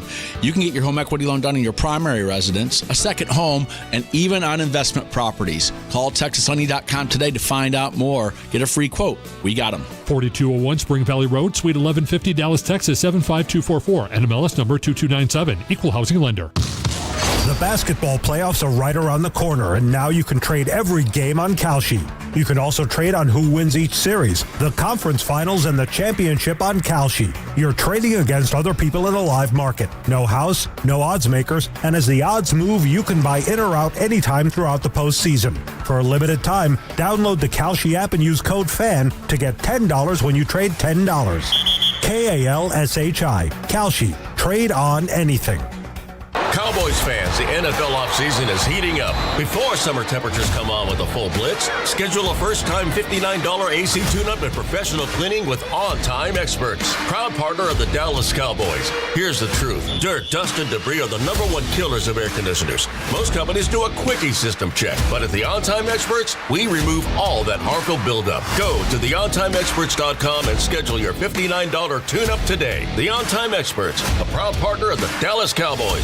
Why the long face? Summer's coming up, and in Texas, that means swimsuit season's hitting by late April. Don't panic because you got Souza Clinics. Real Texans dropping up to 20 pounds a month. It's medically supervised, rapid, safe, natural, no surgery, no pills, no shakes, no side effects. See for yourself. Real people with real results at weightlossfortexas.com. That's weightloss4 texas.com. You can also call 972-479-5187 for your free consultation. Call Souza Clinic today and leave those pounds in the dust. Liberty Mutual customize this song for you. Like your car insurance, it's custom too, yeah. Liberty Mutual's got the coverage that could save you money. Thanks to Doug and Limu, well now you can go and take that cruise. Liberty, liberty, liberty, liberty, yeah. This is the story of the one. As a procurement manager for a hospital system, she keeps every facility in her network stocked and ready. That's why she counts on Grainger to be her single source for thousands of products, from disinfectants to lighting, air filters, and more. And with fast, dependable delivery, Grainger helps her keep every facility stocked, safe, and running smoothly. Call 1-800-GRAINGER, click Grainger.com, or just stop by. Grainger, for the ones who get it done. Having insurance isn't the same as having State Farm. It's like needing a best man speech, but getting one from some random plus one. I am honored to be standing here today, also confused and a little hungry. Does anyone want to switch entrees? Pretty sure I checked beef.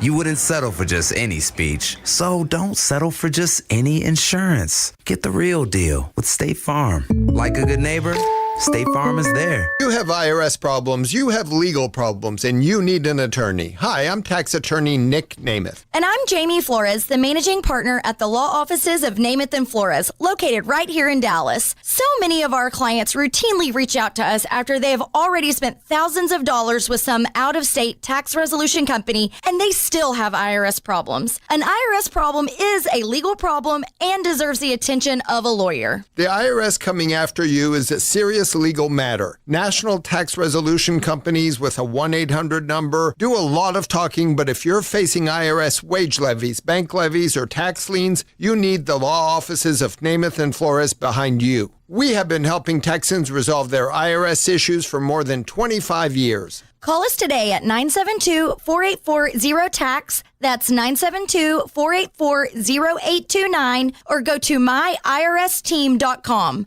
Offices in Dallas, Fort Worth, and Frisco. Thanks for making The Fan DFW's #1 rated sports station so far in 2026. To those of you that TOLO, which means turn it on and leave it on The Fan, you're appreciated. If you're in the market to upgrade your vehicle, get to Classic Chevrolet in Grapevine. Back-to-back #1 Chevy dealership 3 years straight, and they've got more new Chevys than anyone in the all-price to sell. Silverados, Tahoes, Blazers, Malibus, Equinox, and more. Visit ClassicChevrolet.com. This is Texas. This is Classic Chevrolet. Together, let's drive, relax, and enjoy the difference. Based on new Chevrolet registrations 2023 through 2025. Thank you very much, Lucius. It is the G-Bag Nation here on 105.3 The Fan. Time for Krusty's Corner, brought to you by Greystone Roofing. Go to greystone-roofing.com. Here's the king. Hey, kids! Your old pal Krusty's gonna teach you 5 new words. You're not wrong about that.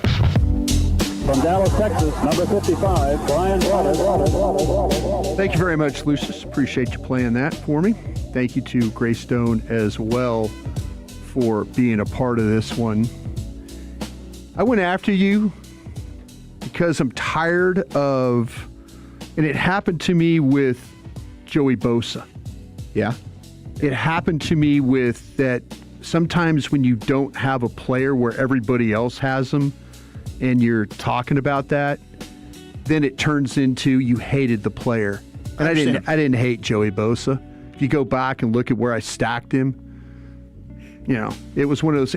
If I would have stacked Sonny Styles in the 3rd round, now we have a like, what the F are you doing, Broadus? Mm-hmm. That kind of thing. I just hate that. I hate the like at the end of the draft, like, oh, you hated the guy. I didn't hate the guy. Yeah. I just had him as my 14th best player on the board, 15th best player, 16th best player on the board. That's it.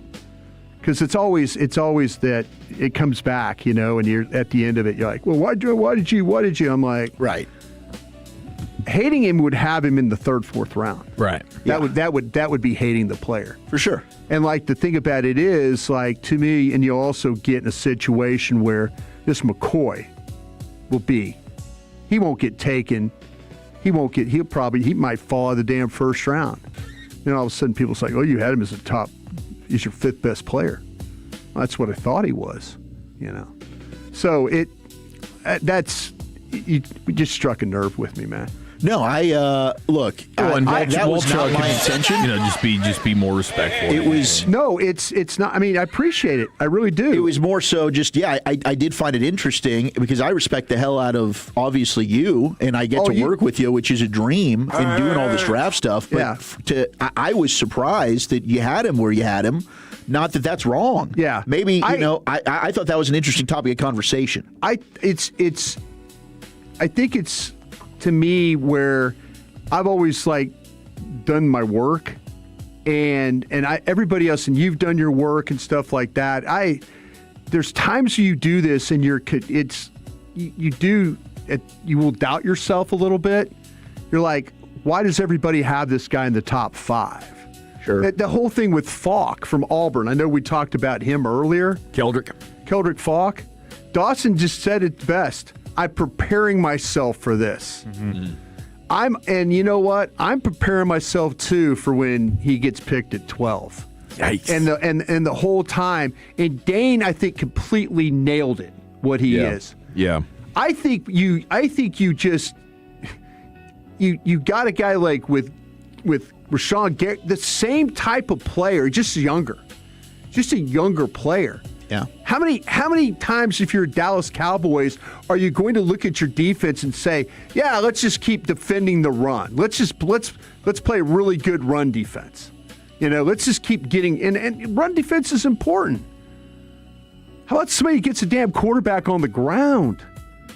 Who they got that does that? Yeah. And you know what? Keldrick Falk is not going to be that guy, and I'm not taking a guy at 12 that just is okay and might not be double-digit sack guy. Right. I'm not doing it. But you know what? When they do it, I need to have the balls to say, you know what? This is a terrible pick. They just drafted guys that they already have. Mm-hmm. They've got defenders. Who's going to rush the passer on this team? The owner got mad at the best pass rusher in the league and got rid of him. I think deep down you do have the balls to stand up and say that. I'm sitting right in that old SWBC Mortgage Studios there at the Star. Hard because you're going to be looked at like a buzzkill. You know? Like, why are you being negative We're on a supposed day to be like trafficking this? hope in this moment. Yeah. But a little reality is not bad either. Steven, what do we got? I appreciate it. I like it. I think there's too much peer pressure to be positive. I think you're right. I think that if I had to predict if they stay at 12 and 20, it's Keldrick Falk and Colton Hood. Yeah. They're 2 picks. And I'm fine with Colton Hood. I like Keldrick Falk fine. I don't like him at 12 at all. I don't either. And that's the thing about it is, though, and they don't give a damn what you and I say or any of us say. No doubt. They're which is maybe Dawson. They laugh at Dawson us. They care about. That's that true. PR guy will come down They send memos consistently. 90% of what you just They're said leaving is a lot of inaccurate. comments on the How About Wow page. I like what you're doing there. But I just, to me, this is where you get down to the end of this, and I could say I don't want to be on draft night all of a sudden. I'm not going to lie about this either. I want McCoy to be gone. I wish somebody would step up and pick McCoy before Dallas does. Well, you feel better, though, if he has a fall where every team, he ends up back half in the 30s, second round. You're not going to feel any better about it? No, I won't feel any better. Every team is passing on this guy? I believe this guy is the best corner in the draft. I believe that.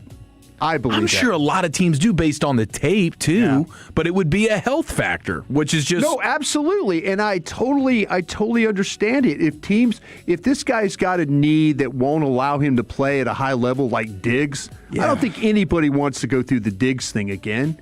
Diggs kept getting hurt. Right knee, left knee, kept getting hurt. Nobody wants to deal with that. And if that's the case, but I believe this guy is, and that's why I'm hopeful. I don't want to, but the more I sit here and just get closer and closer to the draft, I'm going to take that guy. They went from being a guy. They went taking guys that had drop foot. Yeah, they're done with that. They took a drop foot linebacker. Yeah. In the second damn round. And you wonder. You're like going, well, God dang. It did what? Took that guy? Oh, New England wasn't interested in taking that Smith. I asked New England, I asked Lombardi, I go, you guys taking Smith? Oh, man, we're never going to do that. Oh, okay, Dallas did. Dallas thought you were. That's why they drafted him in the second round. That's so sad, dude. It is sad. That part of it's sad. All right. I blame Jay Glazer. But I hope it's not. I hope it's not an overcorrection on McCoy. I hope this is legitimate to what Chief was saying. If everybody passes on him and you're just like, "Wow, this is such a medical red flag," it's not like an opinion; it's fact. Yeah. Like this guy's career is going to be compromised. Then I'm fine with that. But right now it seems like they've made a track record for the last 2 decades of taking injured players trying to get extra value, and it keeps blowing up in their face. So if they're overcorrecting the other way and eliminating McCoy because of that would be a fail, in my opinion, because I would say McCoy is in the conversation for the best tape in the entire draft, not just corners, just the best player. I will say, in their defense, the first round is not where they do the injury gamble. It's the second round. So maybe, if let's say they do the trade and they get pick 39 and McCoy's still there, maybe they take McCoy in the second round. It doesn't sound like the first round is in play. And McShay's been throwing out there the degenerative knee. Yeah. So, I don't. Maybe some teams, it's weird to me because it's like some teams have a degenerative, some teams think the knee's fine. It's just, if he's got a degenerative knee, how is that not across the board? Every doctor sees the same thing. But there's a lot more degenerative smoke on McCoy right now than Downs. Like, this is getting echoed. Yeah, and Downs thing's confirmed. gone. It was one team that I think threw that out there, and then it kind of went away. But the McCoy thing, I don't know. I talked to trainers about Downs. I said, what's this about the knee? There's like nothing there. Nothing at all there. By the way, I'm sorry about that, a little bit of that rant, but I was looking at Dane's, just the mock draft, and I don't want to focus on the actual trade itself, but I want to focus on the 39th pick, if that's the case. I like what he did with trading Stooks, by the way, from Arizona. I really do. I think this guy plays, me, I'm trying to get a guy that I think could play outside and can play nickel and could be the hybrid player. I think Stooks, if he had the lineup outside, could actually play for you and play, because I know me personally, I'm worried about the health of Bland. Mm-hmm. I'd be. Yeah, you want depth. You also want deception. There's a lot of reasons. This guy, now, I will say this. I do have Brandon Cisse higher, who gets picked by Kansas City right behind him. And I'm also thinking about, too, maybe some of these other guys as well. If you're in a situation like we talked about with Pons, Rivers, those guys, I would love to have, I think I would take Cisse over Stooks, but I understand for what they might be trying to do. The fit. Cisse at South Carolina is a young, like 20-year-old. Everybody's like, oh, you like Messidor, 25-year-old guy. Well, I like a 20-year-old corner from South Carolina that I think could play some sticky-ass coverage when you watch him play. So the ass coverage is important. Yeah, I would be. And it is. I would be at that point in time. I would be kind of thinking about Cisse over that one, if you could. But I could understand what they're trying to do with the guy that can play all the positions.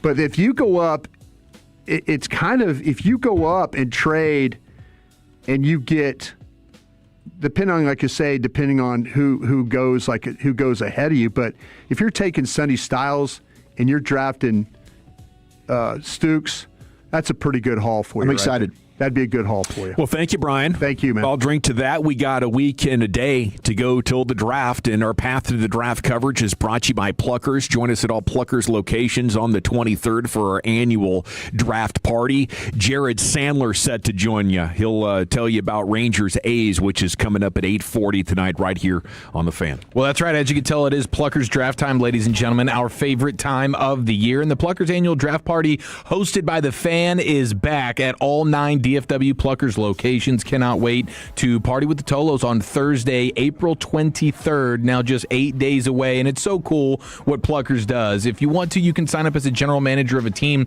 You guess who that team will select. And if you are correct, you are a hero, as Pluckers makes everyone eligible for some super cool specials. And the specials get better, so you'll want to stick around all night. Now, everyone knows that Pluckers is not only the best place for chicken wings in DFW, but also the best place to watch your favorite team with over 60 TVs in each location. They were named the best sports bar in DFW by the Dallas Observer, as well as one of the top 10 wing restaurants in all of America by USA Today. It's fresh, not frozen, made from scratch. Get ready for a huge draft party Thursday night, April 23rd with Pluckers and The Fan. And remember, if you don't like their wings, they'll give you the bird. Sean and RJ, the KNC Masterpiece, G-Bag Nation, and Fan After Dark. Live and local. Turn it on and leave it on. 105.3 The Fan and our Odyssey, iHeartRadio, and TuneIn apps.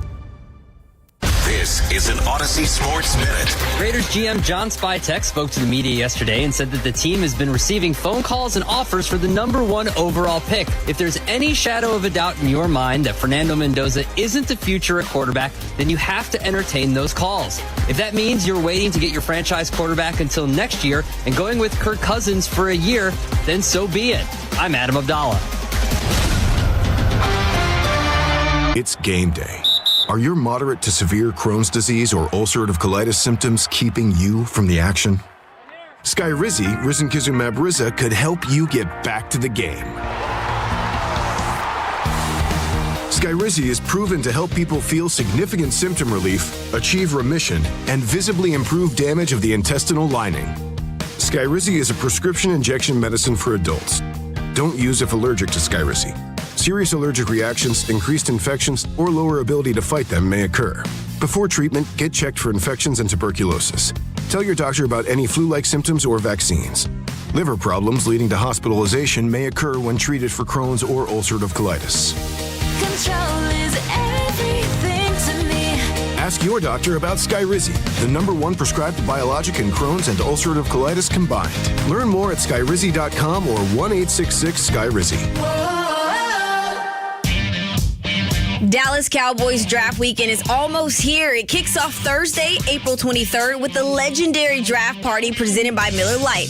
Watch first-round picks live, meet players, enjoy music, and more. Saturday, lace up for the Draft Day 5K presented by Baylor Scott and White Health. Then bring your pup for tails and touchdowns presented by the Farmer's Dog. Don't miss draft weekend at the Star in Frisco. Visit DallasCowboys.com/draft. That's DallasCowboys.com/draft. T-Mobile has an exclusive bundle for customers 55 and up. I'm Sarah Bowl. Yeah, I'm Frank Bowl. A reliable network is key for us. And with T-Mobile, it's been wonderful. And going to the 55 plus plan saved us so much money. A lot. And that's important. Trying to keep costs down. The home internet's been perfect. It's fast, it's quick. The setup was so easy, it took less than 15 minutes. It was like, ta-da! If you want simplicity, coverage, reliability, you want the whole package, T-Mobile has it. Right now, T-Mobile customers 55 and up can get 2 phone lines on America's best network, plus America's fastest 5G home internet for just $30 each. $30 per month each line with autopay plus taxes and fees. Minimum age 55. Pricing for home internet rely on 2 lines of essentials. Choice 55. $35 connection charge per line required. Best mobile network and fastest 5G home internet based on analysis by Ookla of Speed Test Intelligence Data 2H 2025. All rights reserved. Pre-engineered metal building made with Mueller is a smart way to expand your space. From workshops to garages and backyard getaways, Mueller buildings are durable, customizable, and made to last. Made with quality materials and backed by people who understand how it all comes together. Make it with Mueller, because what it's made with matters. Visit our team at our Waxahachie or Kaufman location today and find your nearest store by visiting MuellerInc.com. Texas. Let's talk Wagyu. Better yet, let's taste it. Booth Creek Wagyu is now open at Park Village in Southlake. Stop in and experience it for yourself with a complimentary sample of our Wagyu beef. From our ranch to your table, every cut is raised, finished, and crafted with one goal. Incredible flavor and consistency you can trust. Booth Creek Wagyu, changing the way America eats beef.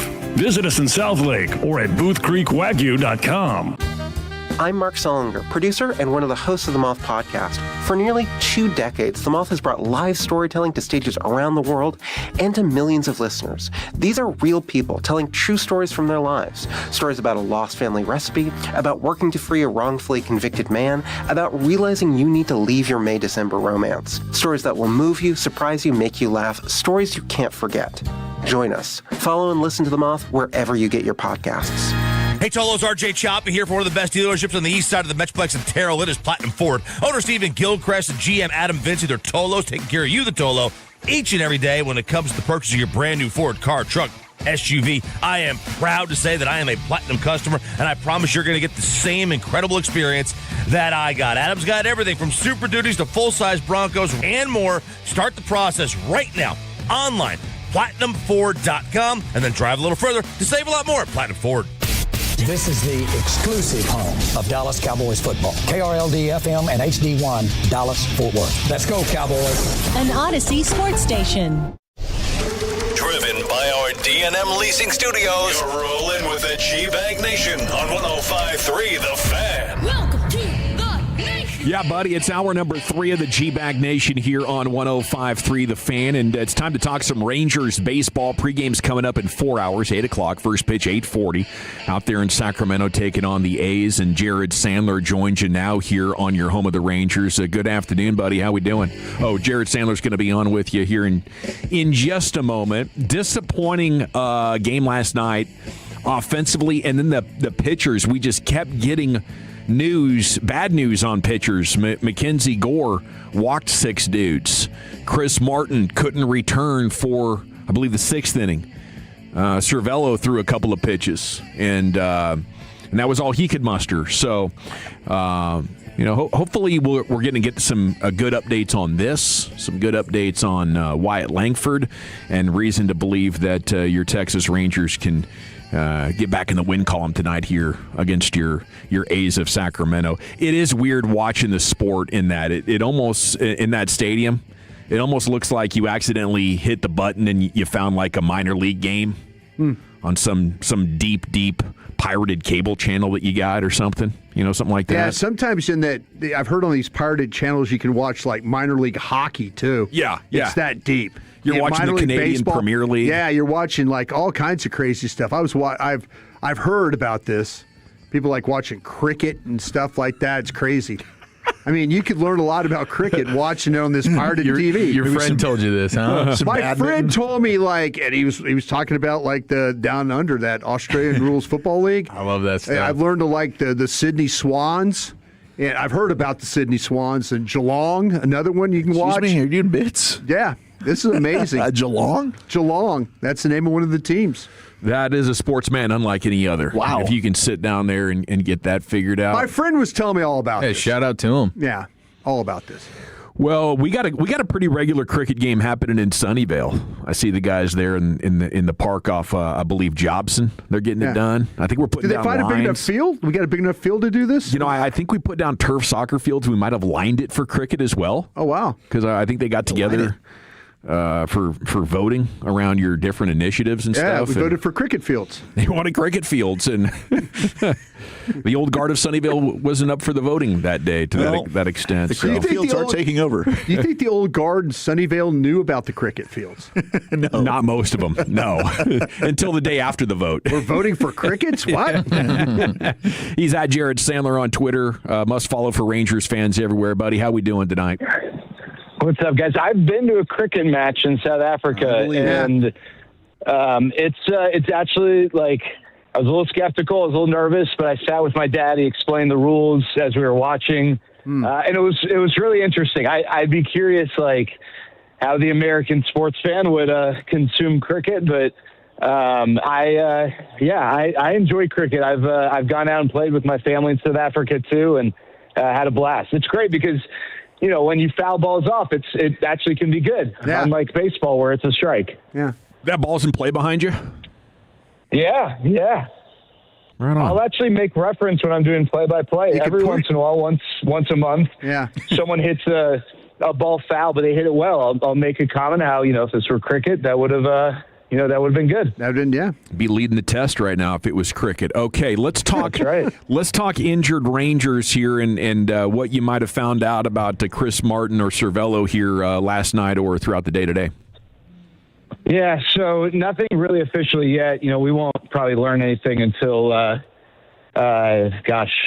probably 5:30 back in the Metroplex or so. I'd imagine that the Rangers would have a potential roster move just to at least protect themselves. With Chris Martin, we had 3 instances last year where he threw a pitch or didn't even throw a pitch and he came out, but was good to go the next day.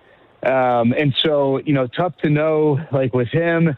With Cervello, it's interesting. You walk off a mound like that, you throw a pitch, Rick Vaughn style, and you get taken out of game. That's usually not a good sign. That's usually not just an IL stint, but we're talking about months, if not a year. I mean, I hate to, throw out the acronym that we all think about with pitchers, but for him to come out and say last night afterwards that he felt fine, hopefully it was a cramp of some kind. Maybe just given that it was concerning, you would take the route of caution. But as we talked about last night, the 2 guys on the 40-man roster who are relievers haven't really been pitching that well, Michel Otañez and Mark Church. Now, there are guys not on the 40-man roster who have been pitching okay. Alexis Diaz has apparently gotten a tick up in his velocity, and Josh Sborz has looked good. But, to make those types of moves, you have to make a 40-man move as well. And so, it presents a little additional challenge, but we'll have to wait and see. And to your point, I think Romo was actually tweeting about he felt like it was a cramp when he was watching it last night too. So that was Tony Romo? Yeah, Tony Romo looked at that and thought that might just be a cramp. Just a cramp. Yeah, I'm sure he was. And then Luis Cervello is going to play for the Mavericks actually next year. They decided they're going to honor him and then put him on the court while they give him a jersey too. You could have used him versus the Bulls the other night. Hey, and he probably would have gone for 20 against that defense. Yeah. Okay. What went wrong for Mackenzie Gore there with the location and the 6 walks? Yeah, just lost it. Just all of a sudden, it's tough to know. Did it become like not a mental thing, like as if it's like a lingering issue, but like he started being too fine or whatever the case might have been. And this is one of the things that's been a challenge for him. He's so tough to hit. And you even saw last night. I mean, the base hit that led to the 2 runs for the Athletics was just a ground ball single. Not that it doesn't count. It counts the same, and it led to 2 runs. But we've seen through his 4 starts, it's not easy to hit this guy. The thing that has, plagued him at times is what we just saw, that absence of command or control all of a sudden. He usually is able to, harness everything and get things back going in the right direction. He really wasn't able to do it as much yesterday. Thankfully, because of how good this stuff is, it didn't lead to a ton of damage, and the Rangers certainly had chances to get back in it. But that's kind of been the big burden for him, is trying to limit the damage that he does to himself more so than the damage that, the guys with sticks do to him. And so it happens from time to time with him, and we saw it for the first time really take form last night. So the Josh Sborz decision that has to be made today, is that, if you do have to make a move, doesn't he just seem like the guy that should be called up, or else what is he going to be available for everyone else to sign? Yeah, so, and you're referencing the out that he has in his contract. Yes, just for those that don't know. So, he doesn't, first of all, he doesn't have to exercise it, right? He could, if he's happy, he feels like, hey, I'm making progress. This is where I want to be. I know that I'm going to get an opportunity with the Rangers. He doesn't have to exercise it, but usually the job of his agent is to get a sense of, hey, if he were to exercise this, is there a big league job waiting for him? And a lot of guys, when the answer is yes, they're going to exercise it. So, I hate to say that the timing of last night works out favorably for the Rangers, because there's never a good time for you to lose anyone due to injury. But certainly better last night than tonight, right? Maybe after he ends up making his decision. And maybe the decision's been made. We just don't know yet. But yeah, it would make sense for the Rangers at that point if they feel like they have witnessed enough progress from Josh Sborz that he can, reclaim even 90% of who he was in 2023. He's probably a guy the Rangers would like to have in their big league bullpen. Jared, what lengths are they going to try and figure out how to hit against these lefties? It's a good question. Now, we talked before the year, right? The Rangers against righties match up well. The Rangers, as we understood it going into the year, against lefties, not so well. And it's played out that way. The Rangers are, top third in the league in offensive production against righties. They're bottom third in the league against lefties. Now, thankfully, they've only faced 4 lefty starters. They'll face one tomorrow, a guy against whom they've had success in Jacob Lopez, and then they're probably going to go another week before they face another lefty starter. So it's just been a really random sampling of lefty starters that, they've missed, when they've either faced a team that doesn't have one or, they're missing the lefties that, that team might have.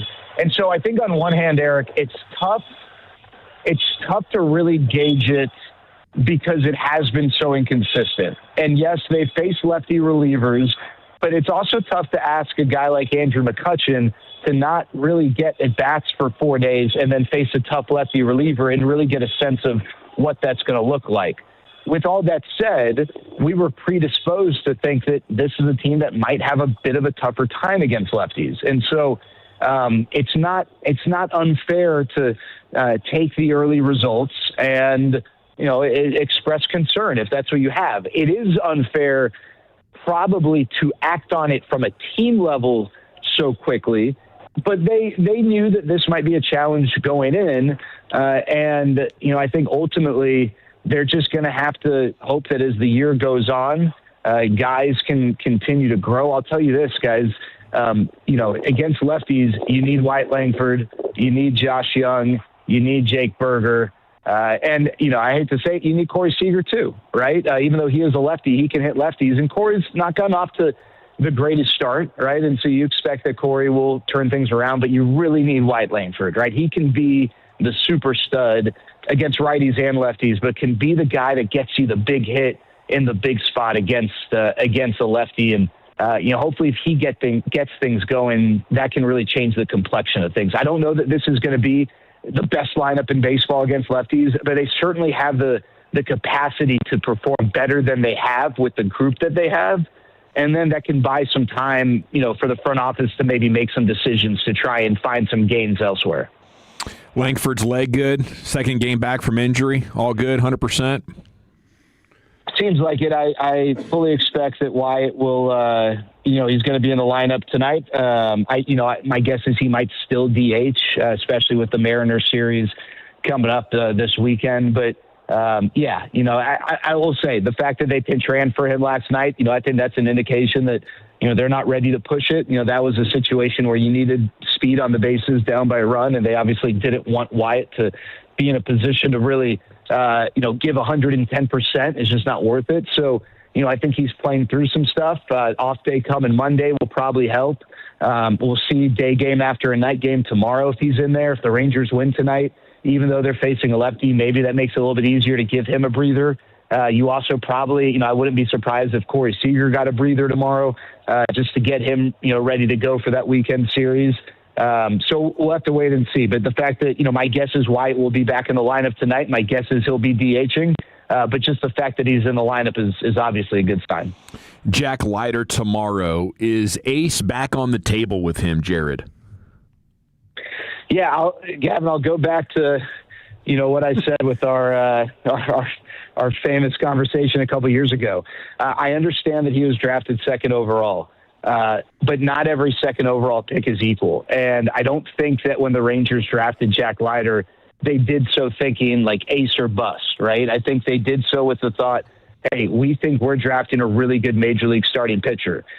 With all that said, I think some of the growth that he has shown over the last 18 months, maybe keeps that flame lit that like he could continue to get to that point. I mean, that's why it's so tough with these guys to put ceilings on them, especially someone with his talent. So I absolutely think, if you told me Jack Leiter's an all-star this year, that wouldn't surprise me one bit. I mean, he is nasty, and he is showing the type of strength in between the ears and the aptitude that allows a guy to go from, where he was as a guy struggling in Double-A to, where your question suggests he could go, which is a top-of-the-rotation bona fide stud. So I'm not going to say no, but, I'd say that, it's not like that is anything less than that is not a success. But I think we're seeing Jack Leiter as a top-of-the-rotation caliber pitcher here at his, really his second full year as a major league starter. And so that should give people a lot of confidence that there's still more room for growth even beyond that. You going to have time for us tomorrow on your way out of town, or is it going to be a tight turn and burn? No, I think we can make something happen for sure. Right on. Well, have fun tonight. Look forward to that. We look forward to it, Sans. Yeah, get that burrito in Seattle. Screw you, Jared. Goodbye. Yeah. What burrito do they have? You'll find one. Just go for it, bro. Look it up. Open your eyes. Do they have like a famous burrito, or is this innuendo? This is innuendo for sure. Wow, leave it to Broadus, man. I love a good burrito. Thanks, Jared. See you guys. He's had Jared's family. All righty, what's next, Wolchuk? All right, so I was going to football fix it. Instead, let's hope Matt Miller answers, and he's not still on another call, because I think he's been busy all day. Earlier we were supposed to have him on, was with KC, ran late, rescheduled to 4:20. If he doesn't answer, he's dead to me. All right. We'll look forward to Matt Miller next here on The Fan. But I want to chat with you about my friends at Window Nation before we do anything else, though. It's, spring. It's a great time to open up your windows, get some fresh in there. Maybe you're doing some spring cleaning and you've noticed your windows don't open easily anymore. Maybe they're leaky or they're broken. Go to windownation.com. They have an amazing sale going on right now for you. The more you buy, the more you save. Up to 50% off all the new windows in your home. And you can save up to 50% off all the windows and get 0% financing for 5 years. During uncertain times, one of the best investments you can make is in your home.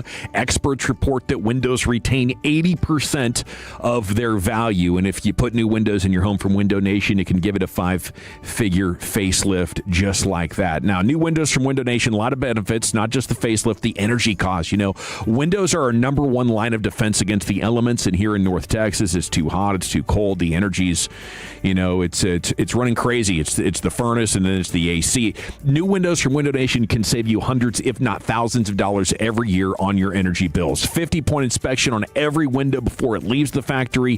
20-point install inspection. Over 45,000 5-star reviews. But hurry, this sale is going to end soon. Do not wait to put an end to your window problems. Cut your energy costs. Go to windownation.com. Salute. Tolo means turn it on and leave it on. Thank you for making 105.3 The Fan and the Odyssey app part of your day every day. Fast breakthrough checkout with EECU's new TCU Debit MasterCard. As the Horned Frogs official credit union, EECU helps frogs make their best financial plays and now ups the game. Use EECU's new debit card to round up and support TCU NIL and help win Horned Frog championships. Plus, you can win TCU tickets, merchandise, and enter monthly gift card drawings. Get your card today. Call 888-853-5548 or visit eecu.org/TCU. Federally insured by NCUA. Membership requirements apply. For additional terms and conditions, call 888-853-5548. Follow here, Tolos, and you're losing your hair. You need a simple solution that works. You want the best modern technology with top-rated physicians, something that's guaranteed to work, and that's why, fellas, you need Advanced Hair. They have completely redefined hair restoration, from the experience itself to their unmatched results. Whether you have a receding hairline, a bald spot, or some just general thinning of your hair, you can address them all with Advanced Hair's simple one-day treatment in a calm, relaxed environment with the most experienced professionals. Advanced Hair has performed tens of thousands of these breakthrough treatments, and you need to be next. How about this? You get your own natural hair that begins to regrow the very next day. It's absolutely unprecedented stuff. No one can offer anything like the Advanced FUE found at Advanced Hair, and I highly recommend their team. You are going to love them, and it all starts with your free consultation. Call 469-599-HAIR, and just for being a Tolo, you'll get $250 off and 250 free hair grafts. Refine your hairline with the team that's redefined hair restoration. 469-599-HAIR or advancedhair.com. Hey, Texas, this is Ryan Watson, owner of Alliance Hyundai. We have over 600 vehicles in stock like the all-new 2025 Hyundai Elantra. Plus, every new Hyundai comes with America's best warranty. 10 years, 100,000-mile powertrain limited warranty and owner assurance. Visit us at alliancehyundai.net today. Would your camera stop it, or would you just watch it tomorrow? That's the old way. Record, replay, regret. Remote video monitoring from DFW Security is different. Live agents intervene. Police are dispatched if needed, not after the loss, before it. The new way: detect, deter, and defend. DFW Security, tell them Sean for the Fans sent you. It's the best of the best. Stop crime before it starts with DFW Security. DFWsecurity.com. Sean and RJ's 2026 Firehouse Tour is off and running. Your chance to grab breakfast and a one-of-a-kind Tolo item. Where are we going to be this Friday, Chop?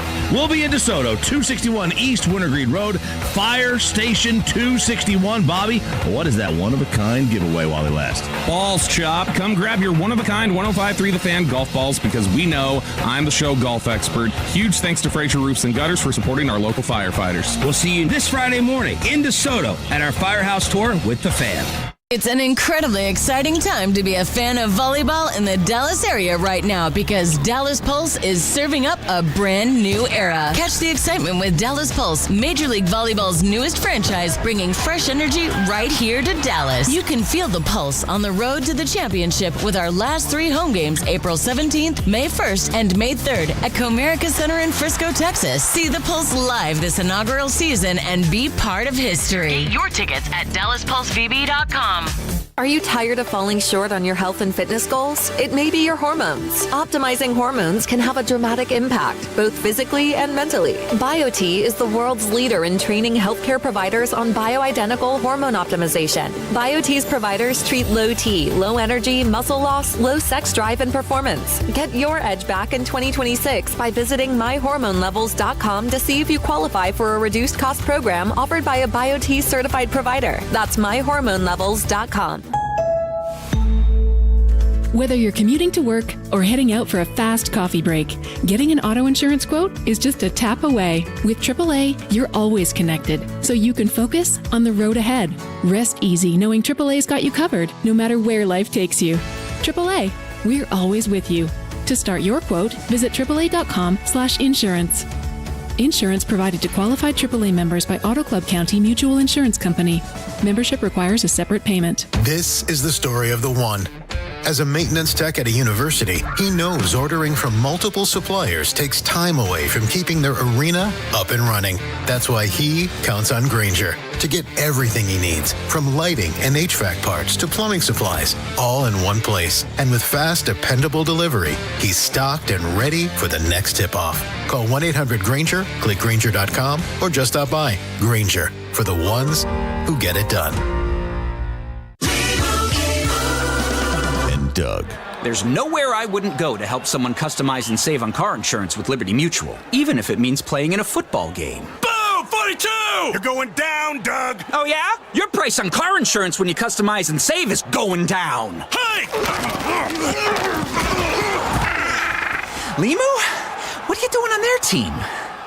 Only pay for what you need at libertymutual.com. Liberty, liberty, liberty, liberty. It's home selling season, and what's the biggest mistake you can make when selling your home?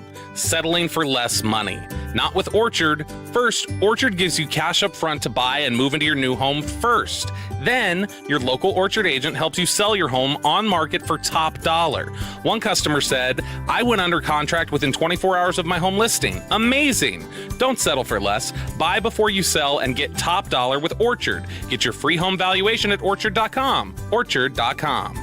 H-E-B is making price cuts across the aisles to help Texans save even more when they shop. From household essentials to daily must-haves, you'll find thousands of low prices are now even lower, with hundreds more price cuts added every week. Just look for the yellow and black price cut tags in-store and online, and add up the extra savings every time you check out. Save even more with Price Cut. H-E-B, another reason why here, everything's better. Did you know about 1 in 3 people with plaque psoriasis may also develop psoriatic arthritis, which causes joint pain, stiffness, and swelling?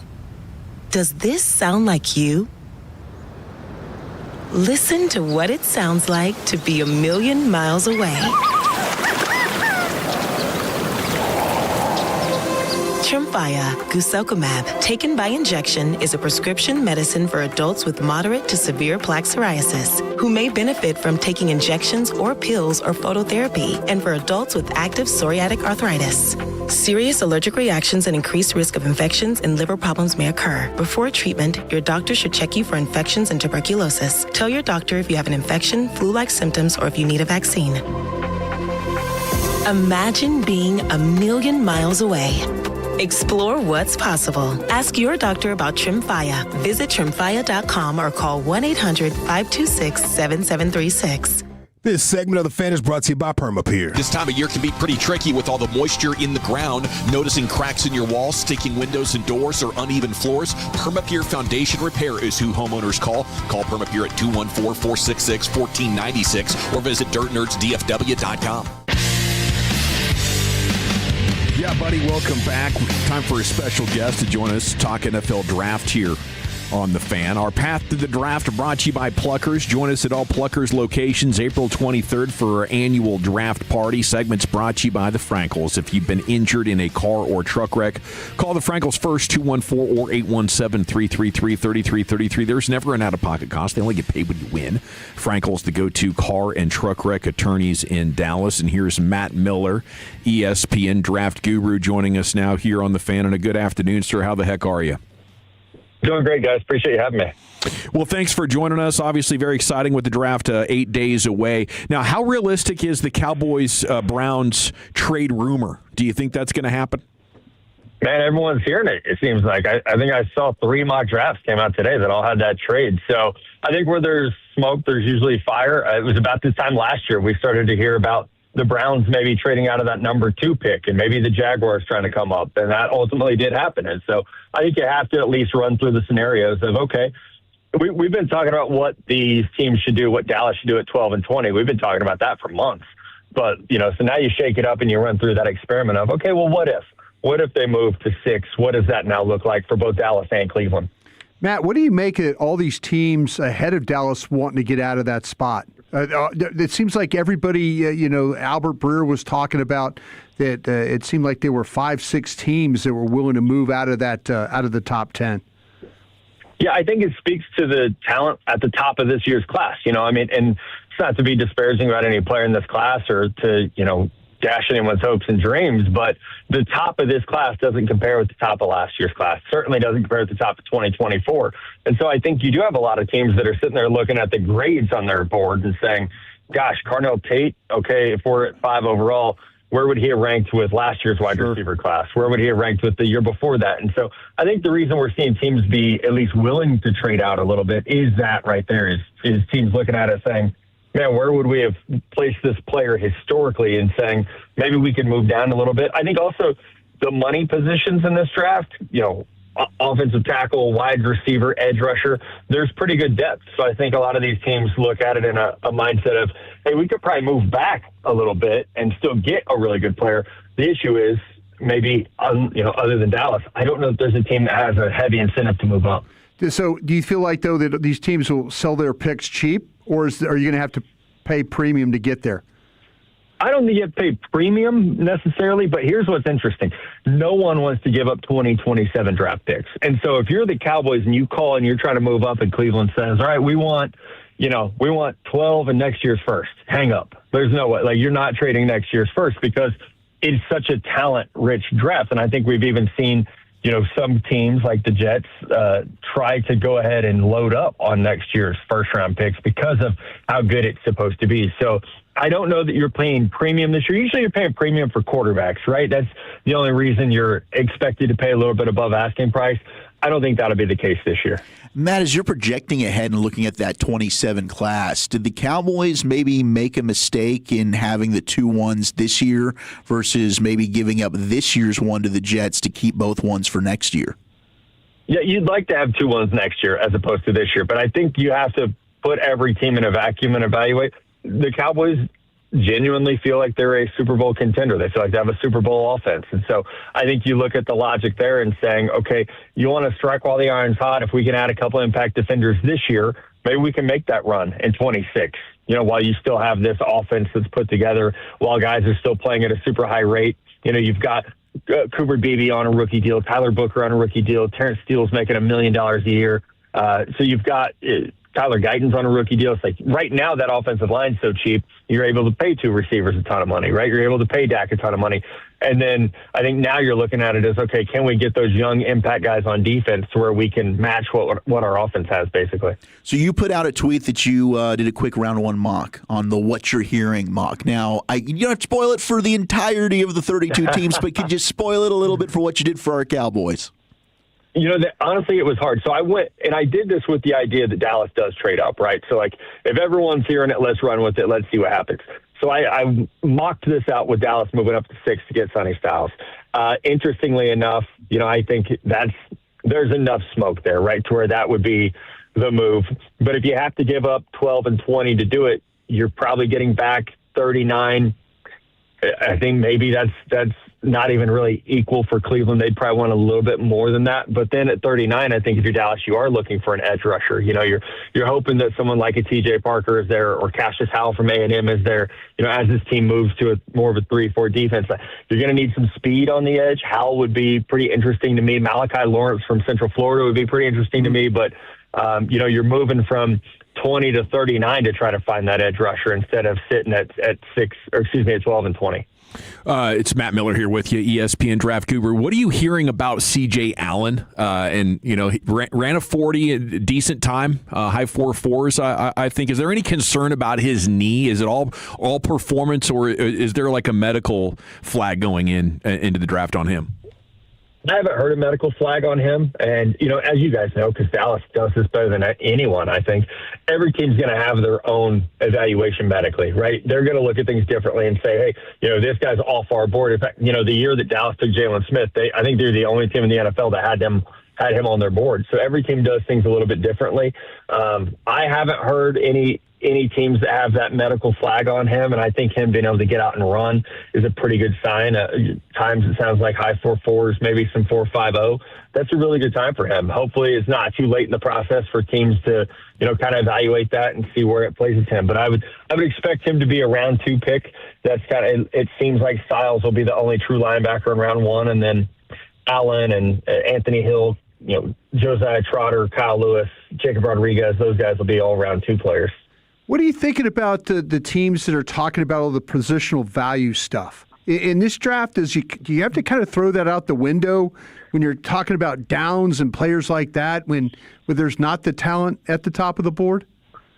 I think you have to throw it out a little bit. And I kind of sum it up this way. If you're going to take a non-premium position, it has to be a premium player. So if you're going to take a safety, an off-ball linebacker, a running back, you got to make sure that they have all pro ability. Yeah. And I think for the 3 guys that we're talking about this year, they are premium players. I think Jeremiah Love is one of the best running back prospects of the last 10 years. Caleb Downs is certainly one of the smartest, most instinctive, most versatile safeties in a long time. And then Sonny Styles, who has just incredible, height, weight, speed, and incredible production. This isn't like when Isaiah Simmons was coming out of Clemson and you're like, oh man, this guy's a great athlete. What are we going to do with him? Styles led the team in tackles in 2025. In 2024, he had 6 sacks while playing linebacker. So, his ability is very, very well documented. So I think it goes to that. If you're going to look at the money positions, left tackle, defensive end, wide receiver, and say, gosh, we don't love the left tackles in this class, maybe we do go with a non-premium position. You got to make sure that's a blue chip player. How are you looking at? Oh, sorry. Go ahead, Wolchuk. Ruben Bain Jr. Seems to be a pretty polarizing player, Matt. What is he a guy that you could see really taking a big fall if this arm length thing is a big deal to teams?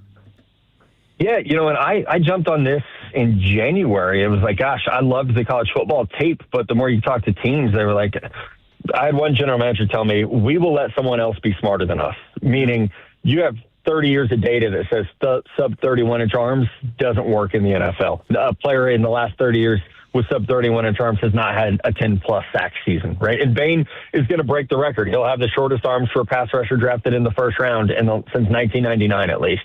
So he's already going to break that record. So are you going to bet that he's going to break, 30 years of data that says not to draft these, or that these guys drafted in round 1 aren't going to have that production, or drafted anywhere aren't going to have production with sub 31-inch arms? So I love Ruben Bain's tape. I think you can make the argument he was the best player in college football down the stretch last year. But I think you would be arrogant to ignore data, right? That's why we have it. And your job is to try to marry film with analytics.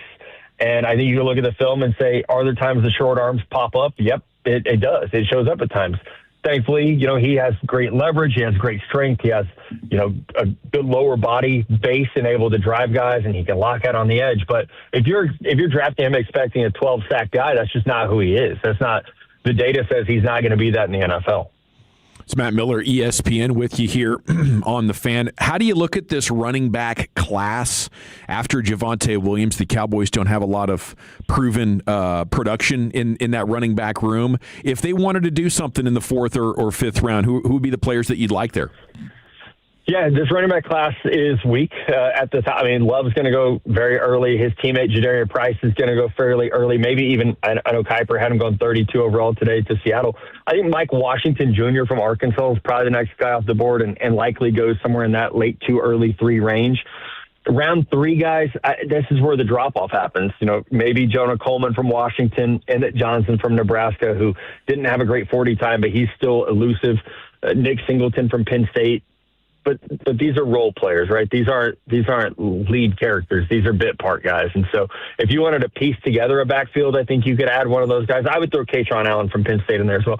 You could add one of those guys to be a role player, but I don't think the expectation is that any of them has the total package to become a number 1 back.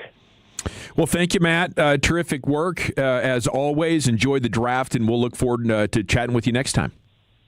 Appreciate you guys. Thanks so much. Salute. Matt Miller, ESPN, here with you on The Fan. Our path to the draft brought to you by Pluckers. Join us at all Pluckers locations April 23rd for our annual draft party. We have the top priority for the Cowboys defense at the draft coming up. Stephen Jones talked about that. Football's finest coming up here at the top of the hour, and we're back with you here on The Fan. I want to chat Frankels before we do anything else, though, because life's unpredictable. You never know when you or a loved one could be injured in a car or truck wreck due to somebody's negligence. It's the worst. Pain and suffering possibly on board for decades might impact your back. Did it go spinal, maybe impacting your lower extremities and the way you're going to get around for the rest of your life. I mean, how do you put a number on that? It's 6 or 7 figures worth of damages when you take into consideration you might not be able to play with the kids, the grandkids, the same way you had been imagining. That's where the Frankels come in. They make sure you are made whole again and you are compensated fairly for your injuries when you are the victim of negligence here in North Texas. Their names command respect in North Texas courtrooms. And, let's think about it. Ambulance ride, a hospital stay, lost wages, vehicle repair, vehicle replacement, the medical expenses as far as the physical therapy and the medicines and the crutches. I mean, it just all adds up to be a mountain of money. So when you're hurt, not your fault, especially if it's an 18-wheeler commercial vehicle, something like that, a massive heavy vehicle throwing you into the wall, turning you upside down, literally and figuratively, just call the Frankels, and they'll make sure you don't settle for less. 214 or 817-333-3333. Go online, frankelfirm.com, principal office, Dallas, Texas. Coming up on the next KNC Masterpiece. Puck around and find out Star Sabres and wrapping up the regular season. Plus, with just a week to go, which teams are going to throw the first round of the NFL draft into chaos? Join the show 10 a.m. to 2 p.m. right here on The Fan. This is What's up, everybody? Nick Costos here, helping you beat the books with Westwood One Sports. Coming up tonight in the pro basketball play-in, Philadelphia, a 1.5-point home favorite against Orlando. Total in the game, 223.5. And this total's getting bet up. I actually think it has some more room to go. I think Orlando's star forward's going to score a lot, as will Philly's star guard. Give me the over with Philly and Orlando. Bet smarter and beat the books. Download the BetMGM app today.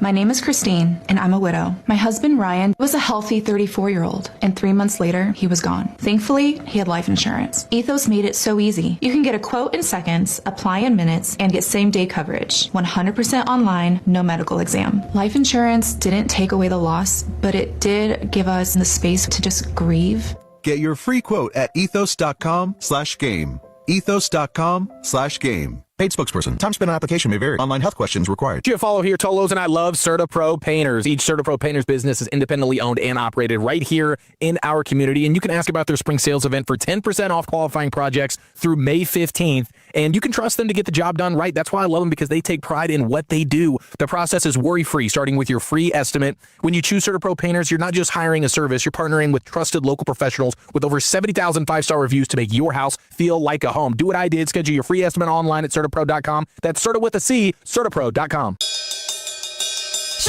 50 years in the Lone Star State, a one-stop shop so you're never late. Price is so low that you want to know which way to Specs. Come on, let's go. Specs Wine Spirits and Finer Foods. World-class service, that's all about you. Shout Specs, it's how we do. A huge selection since 62. Shout Specs, low priced, amazing. Here's to you. Shout. Cheers to savings. The Chase Ink Business Premier Card is made for people who make things happen, like me. I'm Sam, founder and CEO of Manifest, a product design company that makes everyday products designed smarter. I get 2.5% cash back on purchases of $5,000 or more, plus unlimited 2% cash back on all other purchases, which helps us make more smart ideas into a brilliant reality. The Ink Business Premier Card. Chase for business. Make more of what's yours. Real business owner compensated for their participation. Cards issued by JP Morgan Chase Bank, NA member FDIC, subject to credit approval. Terms apply.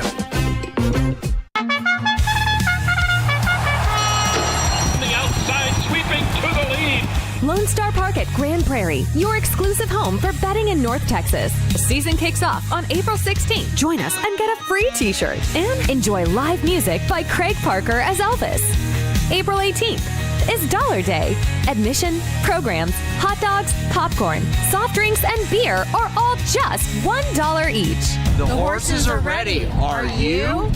I'm Piera Palazzolo, VP of Digital Marketing for the American Management Association, a company focused on the management training skills needed to enhance the careers of business professionals. We did our research when it came to the best companies for website development and chose AmericanEagle.com. And we couldn't be happier. AmericanEagle.com worked closely with us to understand the front and back end requirements needed to launch an e-commerce website that could handle the complexities of running thousands of seminars nationwide. Our robust new website and improved SEO saw immediate increases in site traffic and web revenue. If you're in need of managerial effectiveness and success, visit our website at amanet.org. If you're in need of a website that provides an unparalleled consumer experience, I highly recommend AmericanEagle.com. Transform your business today. Dial 877-WebNow1 for a free digital consultation with AmericanEagle.com. This message is sponsored by BetterHelp, and the leading online therapy platform BetterHelp now accepts insurance in Texas, making therapy far more accessible for people who have previously thought it was too expensive to start. With quick coverage checks, easy online matching, and average copays around $23, this removes a major barrier and helps more people get support when they need it most. As I've discussed a lot on these airwaves, therapy has been a game changer in my adult life, and BetterHelp is the next evolution of this as the largest online therapy platform with more than 30,000 therapists and having served more than 6 million people globally with an average rating of 4.9 stars out of 5. Here's how it works. BetterHelp does the initial work for you via a short questionnaire that helps identify your needs, and with BetterHelp's 12 years of experience and industry-leading match fulfillment rate, they typically get it right. Fill out the questionnaire and check your coverage today at betterhelp.com/KRLD. That's betterhelp.com/KRLD. Average copay is based on eligible members. Actual cost and coverage may vary by plan. This segment of the fan is brought to you by Amazon Hub Delivery. Hey, business owners, it's Tiki Barber. Are you looking to earn extra money? Of course you are. When your business partners with Amazon Hub Delivery, you simply drop off packages to Amazon customers in your neighborhood. Get started at Amazon.com/Hub Delivery.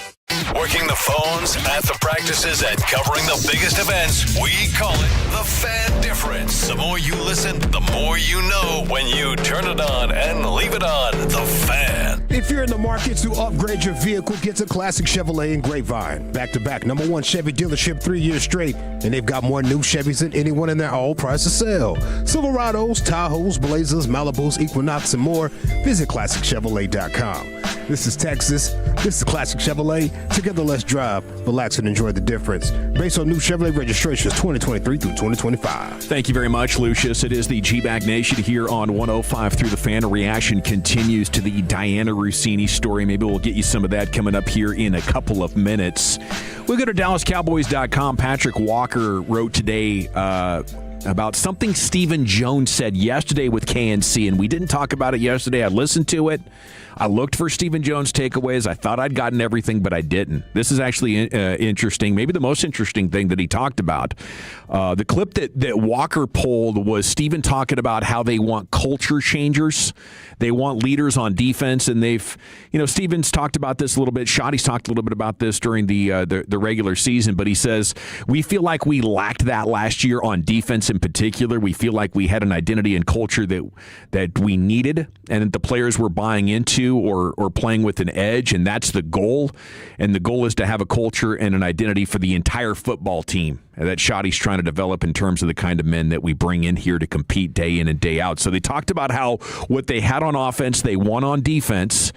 Says when they're working out, they're building a positive influence on what we're ultimately trying to be as an organization and as a football team. And obviously just generally Shoddy prefers that, but I also think this is a reaction to the fail of the Mozzie Smith pick, a guy who is probably battling some depression.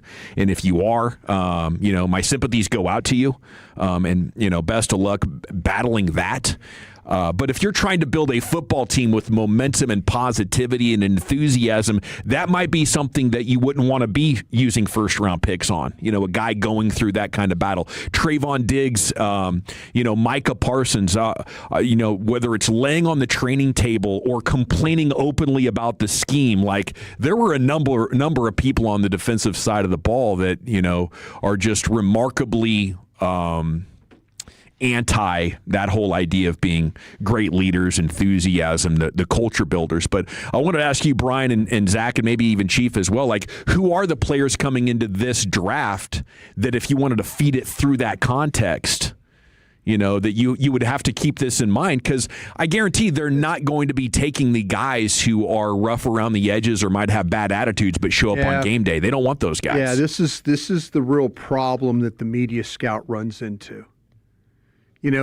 What Ryan Day said about Downs today, is as comforting, and if you really do believe in like we do about Downs as a player, to hear his coach say all those things, it solidifies. I know me personally, I have my number one rated player on my stack. When I hear a coach say all that about him and like him leaving to Alabama and he wanted to play for Saban, and then he comes in and the other teammates want to be like him and want to study. That's like the greatest thing in the world for us to hear. But to answer your question, we only see the tape of it. You don't see example, you see Sonny Styles lining up guys. Yeah. You see him and Downs communicate and getting everybody, you see that. But this is where the scouts, and I think you're absolutely right about Mozzie's, they drafted guys that hated football. Yeah. Yeah. They didn't wake up and fire out of bed ready to play. They weren't, and we always talk about, give me the glass eaters. Mm-hmm. Give me the guys it's really important. And we're listening to our poor hockey coach the other day, what we talked about earlier. Rick Bowness. Rick Bowness is like, it's not, losing is not important to them. Mm-hmm. It's not, and so when you're doing this evaluation, especially on the media side of things, this is the tough thing, man. You're saying, well, the film looks like this. Man, this guy'd be a great player. And then you realize he's a great player, but he doesn't have. Micah Parsons didn't have really leadership skills. No, he tried. But he's a great player. Yeah. So now you're a little bit of like, they're talking about culture changers and stuff like that. Guys who love football. Yeah. And like, that's where we're at a disadvantage, because you ask us, well, who are the guys that are like that? Well, I can tell you the guys that look like they like playing football. Sure. But do they really like playing football? That's where the Cowboys have. But it's every year. I mean, listen, Stephen Jones is just repeating what Christian Parker's saying. Yeah. That's all they're doing. And all we're getting is secondhand information where they get an opportunity to spend a day or 3 days with some of these guys. No, but I'm just saying, though, Christian Parker could sell a drowning man a glass of water. Mm-hmm. He's that. If you talk to him one-on-one, he'll look at you in the eye and and he's got he's got that delivery about himself. We used to have a guy, Jeff Ireland, who's now with the the Saints. Jeff Ireland used to deliver a report like he's speaking on the Senate floor. Mm-hmm. He had that delivery, that well, it's as certain as taxes and death, and he was getting. You're like, and everybody would get like, God, he does a great job, and then you're like, he doesn't know S. He really doesn't. Yeah. He's really good at like spitting it. Yeah. And I think that's where I'm hoping that Christian Parker ain't a spitting it guy. Mm-hmm. I hope Christian Parker is like a highly educated, well speaker. I hope he could coach players. Yeah. I really do. I hope that we get to, because we've gone through 3 years now, 3 draft cycles with coaches. They're putting a lot on this guy. They're putting a lot on him and that staff. I hope they get it right. The 201 asks, are these RKGs then? Talking about the right kind of guys from the Jason Garrett era. We've been through this every coaching staff that comes in has the Ari Timken moment. What's our identity? Yeah. What do we want to be? Well, I definitely think it's Caleb Downs, to your point. Like you 100%. have to really dig to find the stories of the coaches talking about their guys and sort of read between the lines. I think you got Caleb Downs.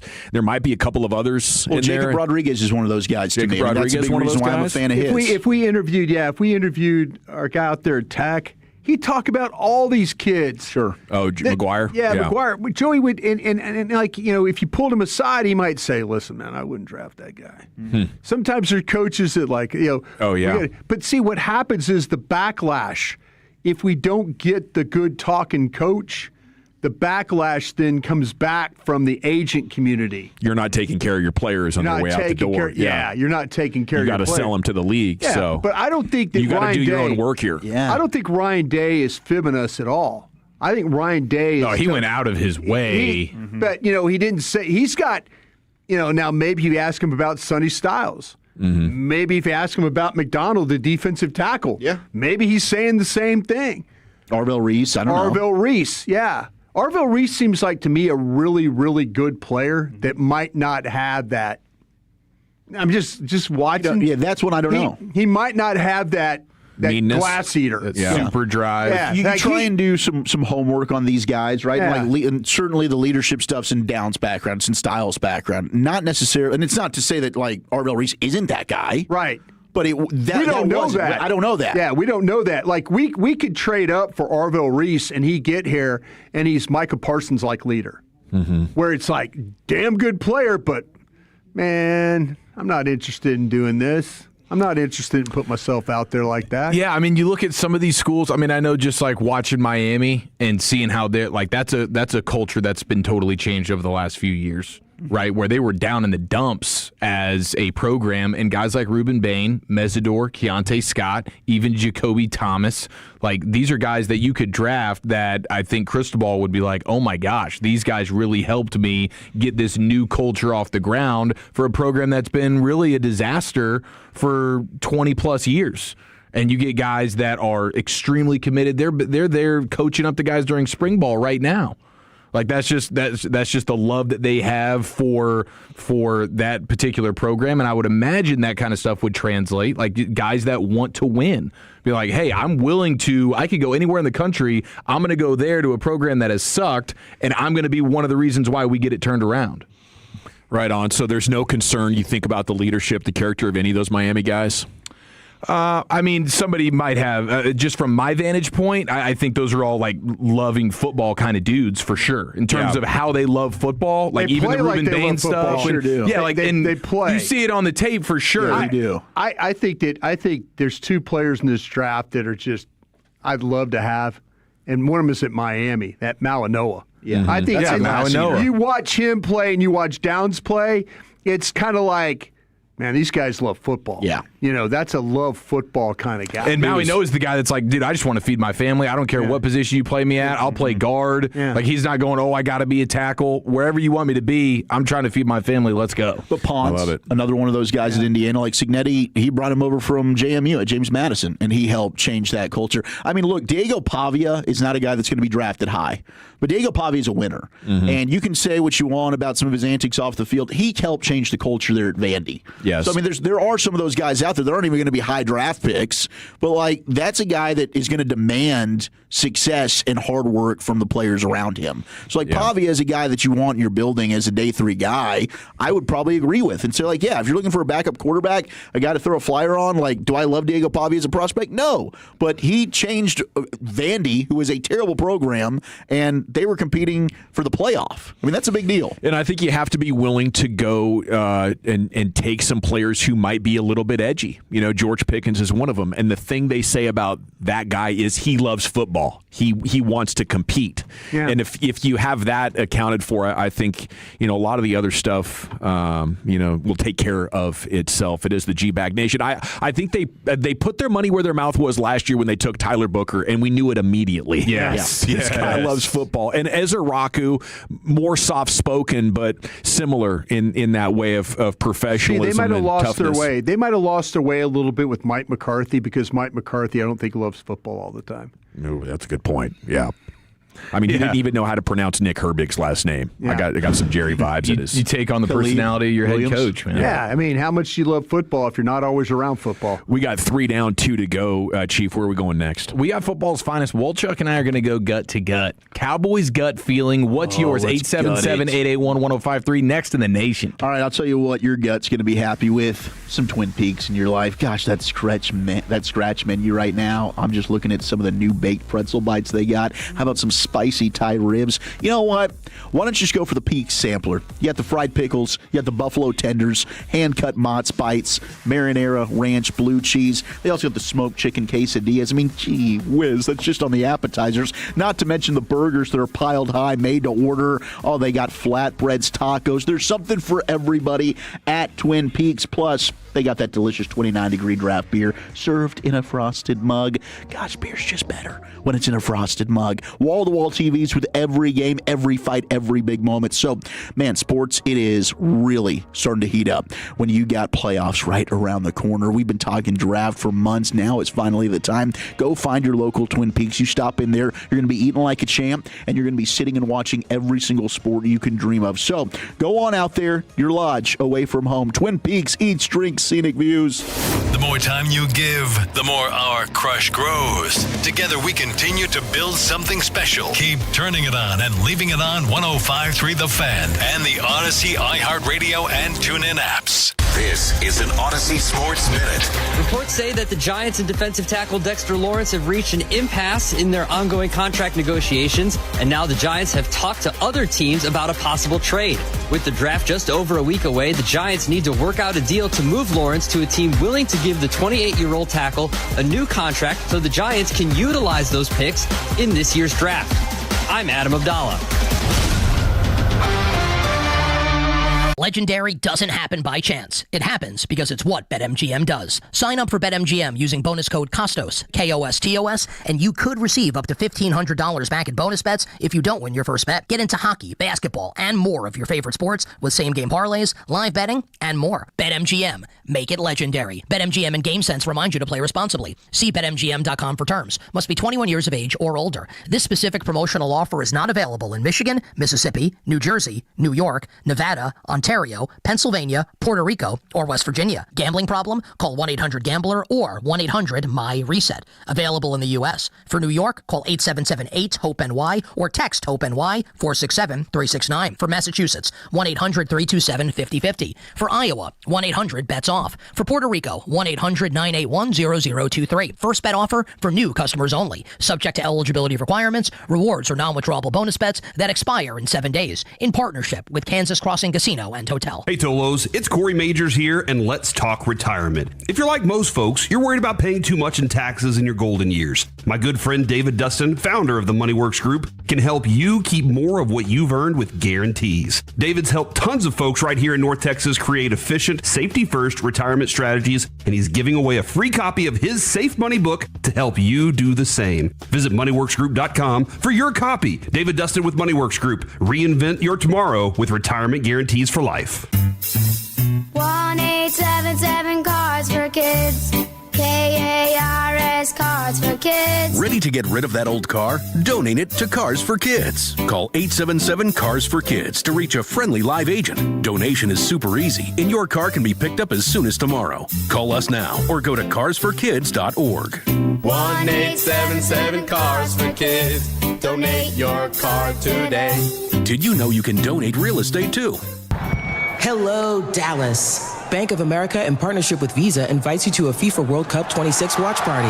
Open an eligible Bank of America checking account in participating financial centers only for an opportunity to reserve 2 complimentary tickets while supplies last. Experience special musical guests, games, giveaways, food, and more, all at a legendary venue. Learn more at BofA.com/BofA Visa Watch Party. What would you like the power to do? Bank of America, proud to be the official bank of FIFA World Cup 26. Bank of America, N.A. member FDIC. Terms apply. All rights reserved. Matchbox 20 live in concert.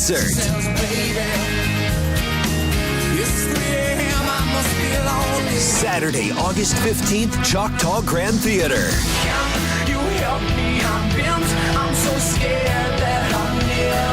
An epic night full of all their hits. You can purchase tickets at Ticketmaster.com. Matchbox 20 Live. Choctaw Casino Resort, Durant. Sean and RJ here with the greatness of Base Power. Peak storm season is right around the corner. And for the first time in over a year, Base Power can install in weeks, not months. Thousands of Texans are switching to Base Power to get a whole home backup battery that automatically keeps your home running. For a limited time, get $100 off with the fan while install slots are open at basepowercompany.com/thefan. That's basepowercompany.com/thefan. Take advantage of being a Tolo at Base Power. This is the exclusive home of Dallas Cowboys football. KRLD-FM and HD1, Dallas-Fort Worth. Let's go, Cowboys. An Odyssey sports station. Driven by our D&M Leasing Studios. You're rolling with the G-Bag Nation on 105.3 The Fan. Here we go. It is hour 4 G-Bag Nation on 105.3 The Fan. And it's time now for an edition of football's finest. Here's Eric Chiafalo. If there's too much smoke, is there really a fire? Let's do it right after this. At the end of the day, it's about taking it a day by a time. A day and a day and a day, just continuing to do that. You cannot lose games in the NFL and still win. To win games, you have to win the game, not lose the game. It doesn't matter. He pulls another rabbit out of his head. We do have story time with Troy Aikman, 8 Beer Zone, ESPN Zone, Cowboys champion. We have story time with Troy. Wonderful. Coming up here in a few minutes. Love it. And I think this is, maybe Broadus will know this, or maybe this is the first time the cat's been out of the bag. Well, in the meantime, 8 days away. 8 days away from the draft. It's close and yet so far. The smoke that is building right now for the Cowboys and everybody and their brother, nationally, locally, Cowboys moving up. Yeah. Cowboys moving up. Cowboys moving up. They're moving up. It is. They're doing it. It's overboard. It's happening. It is overboard, and everybody's getting ball sacked on this one. In my mind, that's what my gut's telling me. That's what your gut's saying. There is too much smoke here. That 8-9 days away from the draft. It's just we have their plans. Everybody's got them. Cowboys are just broadcasting it out. We haven't had even the press conference moment where Jerry pulls up the big board. We haven't even gotten that yet. We got Stephen Jones coming on the radio telling us a couple of things. Okay. Otherwise, we are 9 days away, 8 days away, and everybody and their brother were just sending emails from the Star. This is what we're doing, guys. This is what we're doing, guys. This is what we're doing, guys. I don't see that. If this was something that day of the draft, okay, we're starting to get the whispers. Brought us all of a sudden, hey, now we are inching closer to the finish line. This is kind of what I'm getting. Or a Schefter or Bobby, some of these guys going, okay, day of. We're 8-9 days away, and everybody in the world knows what the Cowboys are doing for the draft. Is that really the world we're living in? Well, what do we know that they're doing other than wanting to move up for a player? We don't know the player. Styles is the guy being mocked now. Could be Downs. Maybe it ends up being Delane. Maybe it's Delane, and none of us are even on the Mansour Delane thing. But I do we think even know this for is the sure draft that they move up for. Do we even know for sure they want to move up, though? I think they do. Yeah. I think they're very interested. They might love Keldrick Falk. 12. They might love Keldrick Falk. They might love Colton Hood 12. I don't think so. I think that's a 20 pick. I mean, I will say today, gut saying they stay at 12 and 20, and you tell me if you like this or you'd rather move up. It's Falk at 12. It's Hood at 20. We don't know, though. I think what's happened here, if I was going to, issue a statement on what I think is most likely why everybody today is saying Cowboys are moving up to 6. It's because over a month ago, Wolchuk and Brian on their podcast had the great idea of 6 and 39 for 12 and 20. And over the last month, that has probably been the most talked about trade rumor. Right? So then a couple of national people say, well, a lot of people have been talking about this. So, let me go ahead and mock it, and then the echo chamber gets magnified. It explodes. And now everybody's talking about it. Right? Yes. And now everybody's talking about it. Why? Because everybody's talking about it. Yeah. I think the echo chamber factor, I think, is probably a huge part of this. I think that Dallas, they're right now trying to put together their board. And I think by this weekend, they'll know whether they need to trade up or not. That's where I think they're at. Yeah, and I mean, I know, and this is what's so kind of fun about the draft and also maddening, especially on the media side of things. They're hearing everything everybody's talking about. They're sitting there thinking about, wow, okay, this is, but they're putting together their board. I have a feeling they're going to look at it when they get their board finalized. That's why I think they brought in McCoy and people like. I mean, they're trying to kind of get an idea of where things might be falling. But once they realize that, like, they could be losing defensive players ahead of them, and maybe guys they really want, and making a trade like that to try and get to 6, if it costs us 20 and we could go to 39 and it makes sense. I think they're trying right now to figure it out if they have to go up or stay where they're at. Yeah. I don't think there's any. I think that's part of building their board. When they get done with their board and they start pulling names off that board and they do their mock drafts and stuff like that, or have an idea where the guy's talking to other guys around the league, where people are lined up, they'll know that, hey, we got to go up. And I think the go up part of it is because there's not that many first-round grades. Yeah, exactly. There's not. I mean, usually it's 18 to 22. We're talking 11, 12, 13 players. That's it. So going up from 12 actually does make sense. It does make sense. I don't think it's just like some crazy idea. I think that it's an idea that makes sense. It just feels like it is too loud and too broadcasted. I don't think they've determined it yet. And we're also just assuming that we're going to be able to trade up for pennies on the dollar. Well, and we're also assuming that the Cowboys are willing to even pick up the phone. Jerry never wants to pick up the phone first. I think this is where the momentum came from, and I appreciate Dawson mentioning Zach and I on the podcast and stuff like that. Appreciate it. You guys started it, man. But I will say this. This really started gaining momentum when Cleveland said, their general manager, Barry, came out and said, we're open for business. Mm-hmm. Yeah. When he said we're open for, when he said that, now we were able to say, let's go to 6. Let's go. Right. Let's go do this. I think we had it before then. But once he said it, yeah, that's when it really took off, the 6 and 39. And it's just magnified by Tennessee wanting to move down. Arizona, like everybody's trying to go down. So, the Cowboys might not have to pick up the phone. You might get these teams that are calling them right now and saying, hey, let's do this. We say 6 and 39. They might have a deal done with Arizona. That's one we've talked about. Sure. They might have a deal done with Tennessee. We haven't, the one that's, I can say, the one we know, the one team that we absolutely know, because their GM came out and said it, was Cleveland. Everybody else Albert Breer's reporting all the other stuff. Sure. Albert Breer talks to a lot of people, but has their general manager come out and said that? Nah. No. And I think Dallas is putting together their board, putting the final touches on their board together. And by this weekend, they will know if they have to start making calls. Yeah, I just think the only world where they're trading up is if, maybe a guy, if they have one of the premium, if they love Reese or they love Bailey, and all of a sudden they're slipping, and now it's like, okay, a guy that we thought was going to go at 2 is now sitting here at 5. Yeah. Sure, maybe we'll go do that, but also, I think they're really only wanting to do it if the other team picks up the phone and is willing to sell their pick at 5, 6, 7 for pennies on the dollar. We just remember when they got the 92 pick, they have no interest in flipping that for Jonathan Grenard. They got no interest in flipping that for a ready-made right now player. John Machota, no, they want that pick. They want that pick. They're not trying to, in a draft where they don't have that many, at least in terms of the premium day 2 picks, like you don't have the requisite number that you usually would have. And it seems like they want those. Buy Osa, we'll take that 92. And we don't want to flip that for a ready-made player right now. We want the cheap labor. I don't think they want to move up and pay what is the usual premium.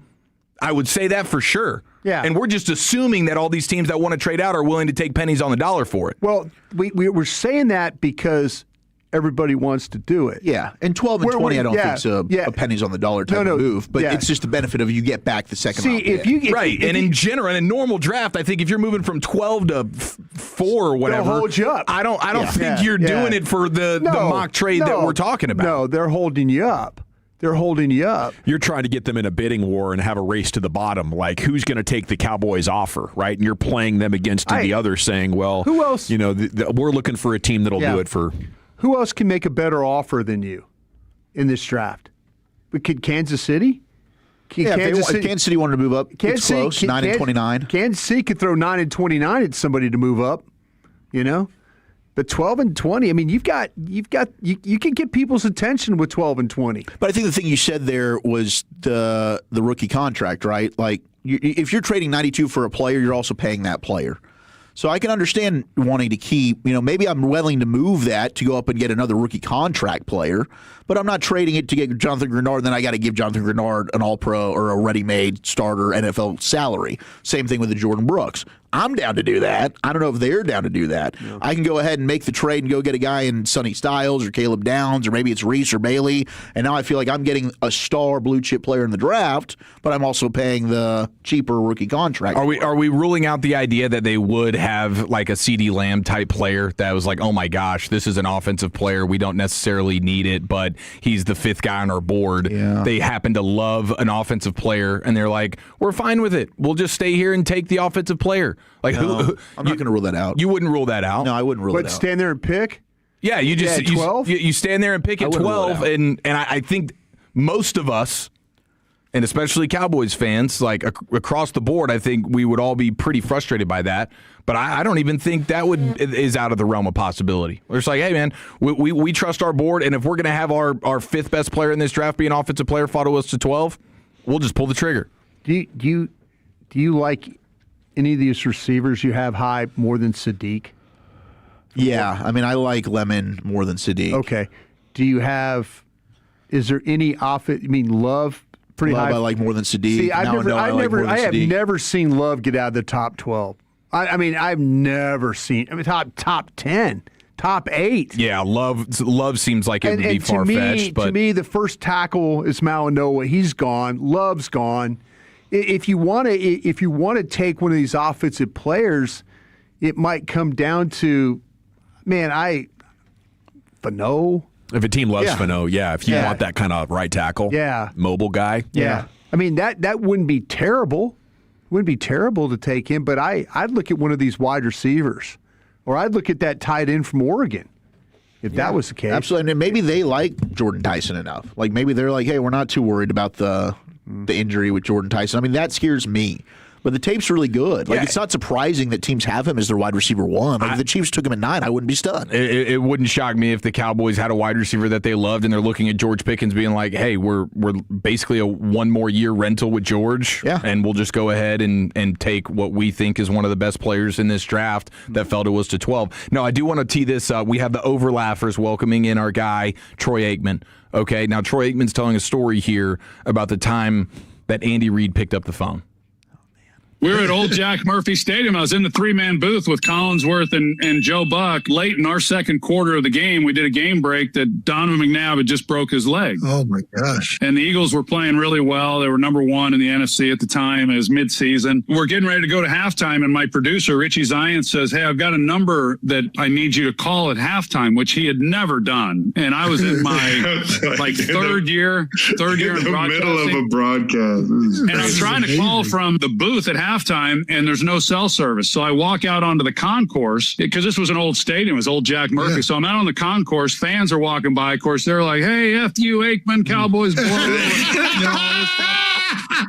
He says, hey, it's Andy. And I said, Andy Reid? He said, yeah. He says, you heard what happened, didn't you? And I said, yeah, we just did a game break on it. And he goes, well, I want to talk to you. I said, Andy, I'm in the middle of a broadcast. And he said, I know you are. He said, I need you to call me after the game. And I said, all right. So I called him after the game, and he was selling me on why I should come out of retirement and go sign with the Eagles and play for them. Wow. Obviously, I didn't do it. I said I didn't go. You didn't pull the old man Rivers? You didn't pull Detmer goes down the very next week. He gets hurt against 49ers. A.J. Feely takes over. A.J. Feely. He wins 5 straight games. McNabb comes back from his injury, and the Eagles went to the NFC Championship game that year. So it wound up being still an amazing year for him.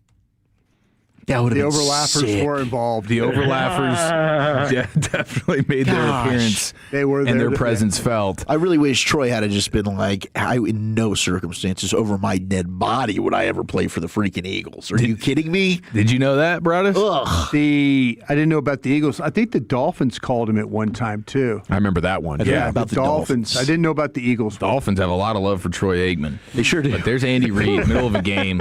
Troy. Wow. Let's do this. I get it, man. You're a Super Bowl type of team. Why not? Let's go get a guy who's won. Million concussions, but I'm not worried about your life after football. Let's go win some games. I was on the field when I was there when he pretty much ended it. LeVar Arrington. LeVar Burton's the actor. LeVar Arrington. Your buddy LeVar Arrington. That's right, my guy. Oh, you no, not all that. You rude. Man, I don't know if I'd bring that up if I was Troy, but I think that is just another example of why he does, or how much he doesn't like how it ended and maybe how he feels about the Jones family. Like, if you're going to go play for the Eagles after that career, you really got to feel resentful towards the organization in some ways. The backlash would have been nasty. I mean, anytime he opens his mouth and talks about the Cowboys, you can read between the lines and hear that, but not to the extent of that. Thank you, Chief. Yes, sir. That's a stroll down memory lane I don't think anybody wanted. I think Wolchuk's a bit disturbed over there after that news. We've rattled his cage. Okay, we got the G-Bag of the day coming up here at the bottom of the hour, then LA Live, and we'll take a snapshot of everything breaking throughout your broadcast day coming up next year in the G-Bag Nation. But Tolos, I know as parents we would all do anything to give our own kids a bright future, but some kids need a helping hand to get there, and that's why I'm here to ask you to donate your old car to Cars for Kids. It is so easy. Free towing, all paperwork done, a maximum tax deduction, and a $50 gift card as a thank you. Every cent of net proceeds goes to Texans Can Academies, giving at-risk kids the education and hope that they deserve. Listen, if my kids needed help, I'd pray someone would step up. Be that someone today. Visit carsforkids.org or call 866-835-5437 and write off the car, not the kid. H-E-B is making price cuts across the aisles to help Texans save even more when they shop. From household essentials to daily must-haves, you'll find thousands of low prices are now even lower, with hundreds more price cuts added every week. Just look for the yellow and black price cut tags in-store and online and add up the extra savings every time you check out. Save even more with Price Cut. H-E-B, another reason why here, everything's better. Feel stronger than you've ever been with Men's T Clinic. Melt visceral fat, get your energy levels back, and become the version of yourself you've always wanted to be with a complete program catered to your body. Call 972-GO-MEN'S-T today or visit mensteclinic.com. That's mensteclinic.com. Why just paint your house when you can shield your home? North Texas summer, it's just brutal. Your house is out there taking hits all day. Meanwhile, you're inside cranking the AC. So we brought in Jason from Rhino Shield. Rhino Shield's a ceramic coating that won't chip, crack, peel, or fade, backed by our 25-year transferable warranty. Rhino Shield's thick, ceramic-based formula reflects sunlight and retains indoor temperatures, reducing HVAC energy. So your AC isn't working like it's double overtime. Plus, you can finance Rhino Shield. No huge upfront hit like paint. Call Rhino Shield today or visit rhinoshielddfw.com. Never paint your house again. Rhino Shield. Sean and RJ's 2026 Firehouse Tour is off and running. Your chance to grab breakfast and a one-of-a-kind Tolo item. Where are we going to be this Friday, Chop? We'll be in DeSoto, 261 East Wintergreen Road, Fire Station 261. Bobby, what is that one-of-a-kind giveaway while they last? Balls, Chop. Come grab your one-of-a-kind 105.3 The Fan golf balls because we know I'm the show golf expert. Huge thanks to Fraser Roofs and Gutters for supporting our local firefighters. We'll see you this Friday morning in DeSoto at our Firehouse Tour with The Fan. Follow here with some great news for my people in the 817. That is where I reside, and that is where the all-new Alliance Hyundai resides as well, conveniently located right there in Fort Worth, I-35 and Golden Triangle. And I spent a few years in the car business, and I got to tell you, my buddy Ryan Watson, he's the owner. Him and his wife, they are doing an incredible job at Alliance Hyundai. Truly second to none. From the moment you walk in, you feel the difference, man. Honest deals, real care, and a team that's truly passionate about taking care of you and your vehicle. And you will always get the best deals possible on all their vehicles, like the Elantras, the Tucsons, the all-new Palisades, always ready to drive home that same very day. And keep in mind, every new Hyundai comes with America's best warranty. We're talking 10 years, 100,000 miles, limited powertrain warranty, plus owner's assurance. And this is outstanding. No appointment needed for same-day oil changes. That's a game changer. They have a state-of-the-art facility with advanced diagnostics and highly skilled Hyundai certified technicians, so you can enjoy that quick turnaround service. You can relax in their comfy waiting area with the free Wi-Fi, drinks, snacks, the whole nine. Come see the difference at Alliance Hyundai today, or check them out online at AllianceHyundai.net. That's AllianceHyundai.net. And remember, at Alliance Hyundai, it's their mission to be your ally in the automotive business. If you've got spring fever, Lowe's has the cure. During SpringFest, make your landscape stand out with 3 free bags of Miracle-Gro 3/4 cubic foot garden soil when you buy 3. Plus, get up to 40% off select major appliances to keep clothes, food, and dishes fresh all season long. Our best lineup is here at Lowe's. Valid through 4/22 while supplies last. Selection varies by location. See Lowe's.com for details. Soil offer excludes Alaska and Hawaii. Hey, Mom, now that I have an after-school job, I think I want to buy a drum kit. Okay, Rockstar. Let's look at your account. When kids start making money, Chase has easy-to-use tools and expert bankers to help them learn how to manage it.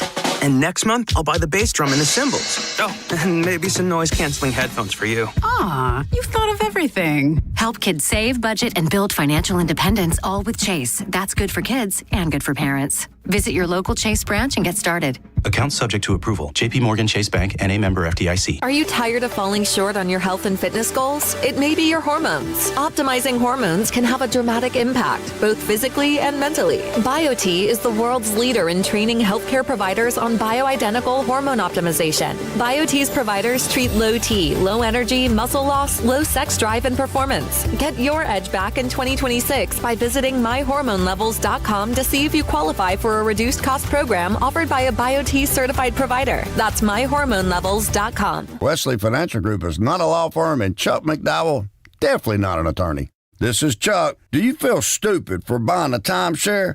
Don't. It's not your fault. You were most likely told you could rent it, and it was a great financial investment. And the deal was available today only. If this happened to you, contact your resort or Wesley Financial Group for help today. Call Wesley now for your free exit information kit. 800-939-1441. 800-939-1441. This is the story of the one. As a procurement manager for a hospital system, she keeps every facility in her network stocked and ready. That's why she counts on Grainger to be her single source for thousands of products, from disinfectants to lighting, air filters, and more. And with fast, dependable delivery, Grainger helps her keep every facility stocked, safe, and running smoothly. Call 1-800-GRAINGER, click Grainger.com, or just stop by. Grainger, for the ones who get it done. My name is Whitney Allen, and I'm a widow. My husband, Ryan, died. We never thought we'd ever have to use life insurance, but the unexpected happened. With Ethos, signing up was fast and 100% online. You can get a quote in seconds, apply in minutes, and get same-day coverage. No medical exams, and you can get up to $3 million worth of coverage. I'm grateful we were prepared. Get your free quote at ethos.com/radio. That's ethos.com/radio. Paid spokesperson. Time spent on application may vary. Online health questions required. This segment of The Fan is brought to you by BuyersBarricades.com. Buyers Barricades is a full-service traffic control provider, taking care of your project from the evaluation and planning to setting up, maintaining, and taking down the equipment when the project is complete. The Texas Authority in Barricade Rental. BuyersBarricades.com. Yeah, buddy, here we go. Okay,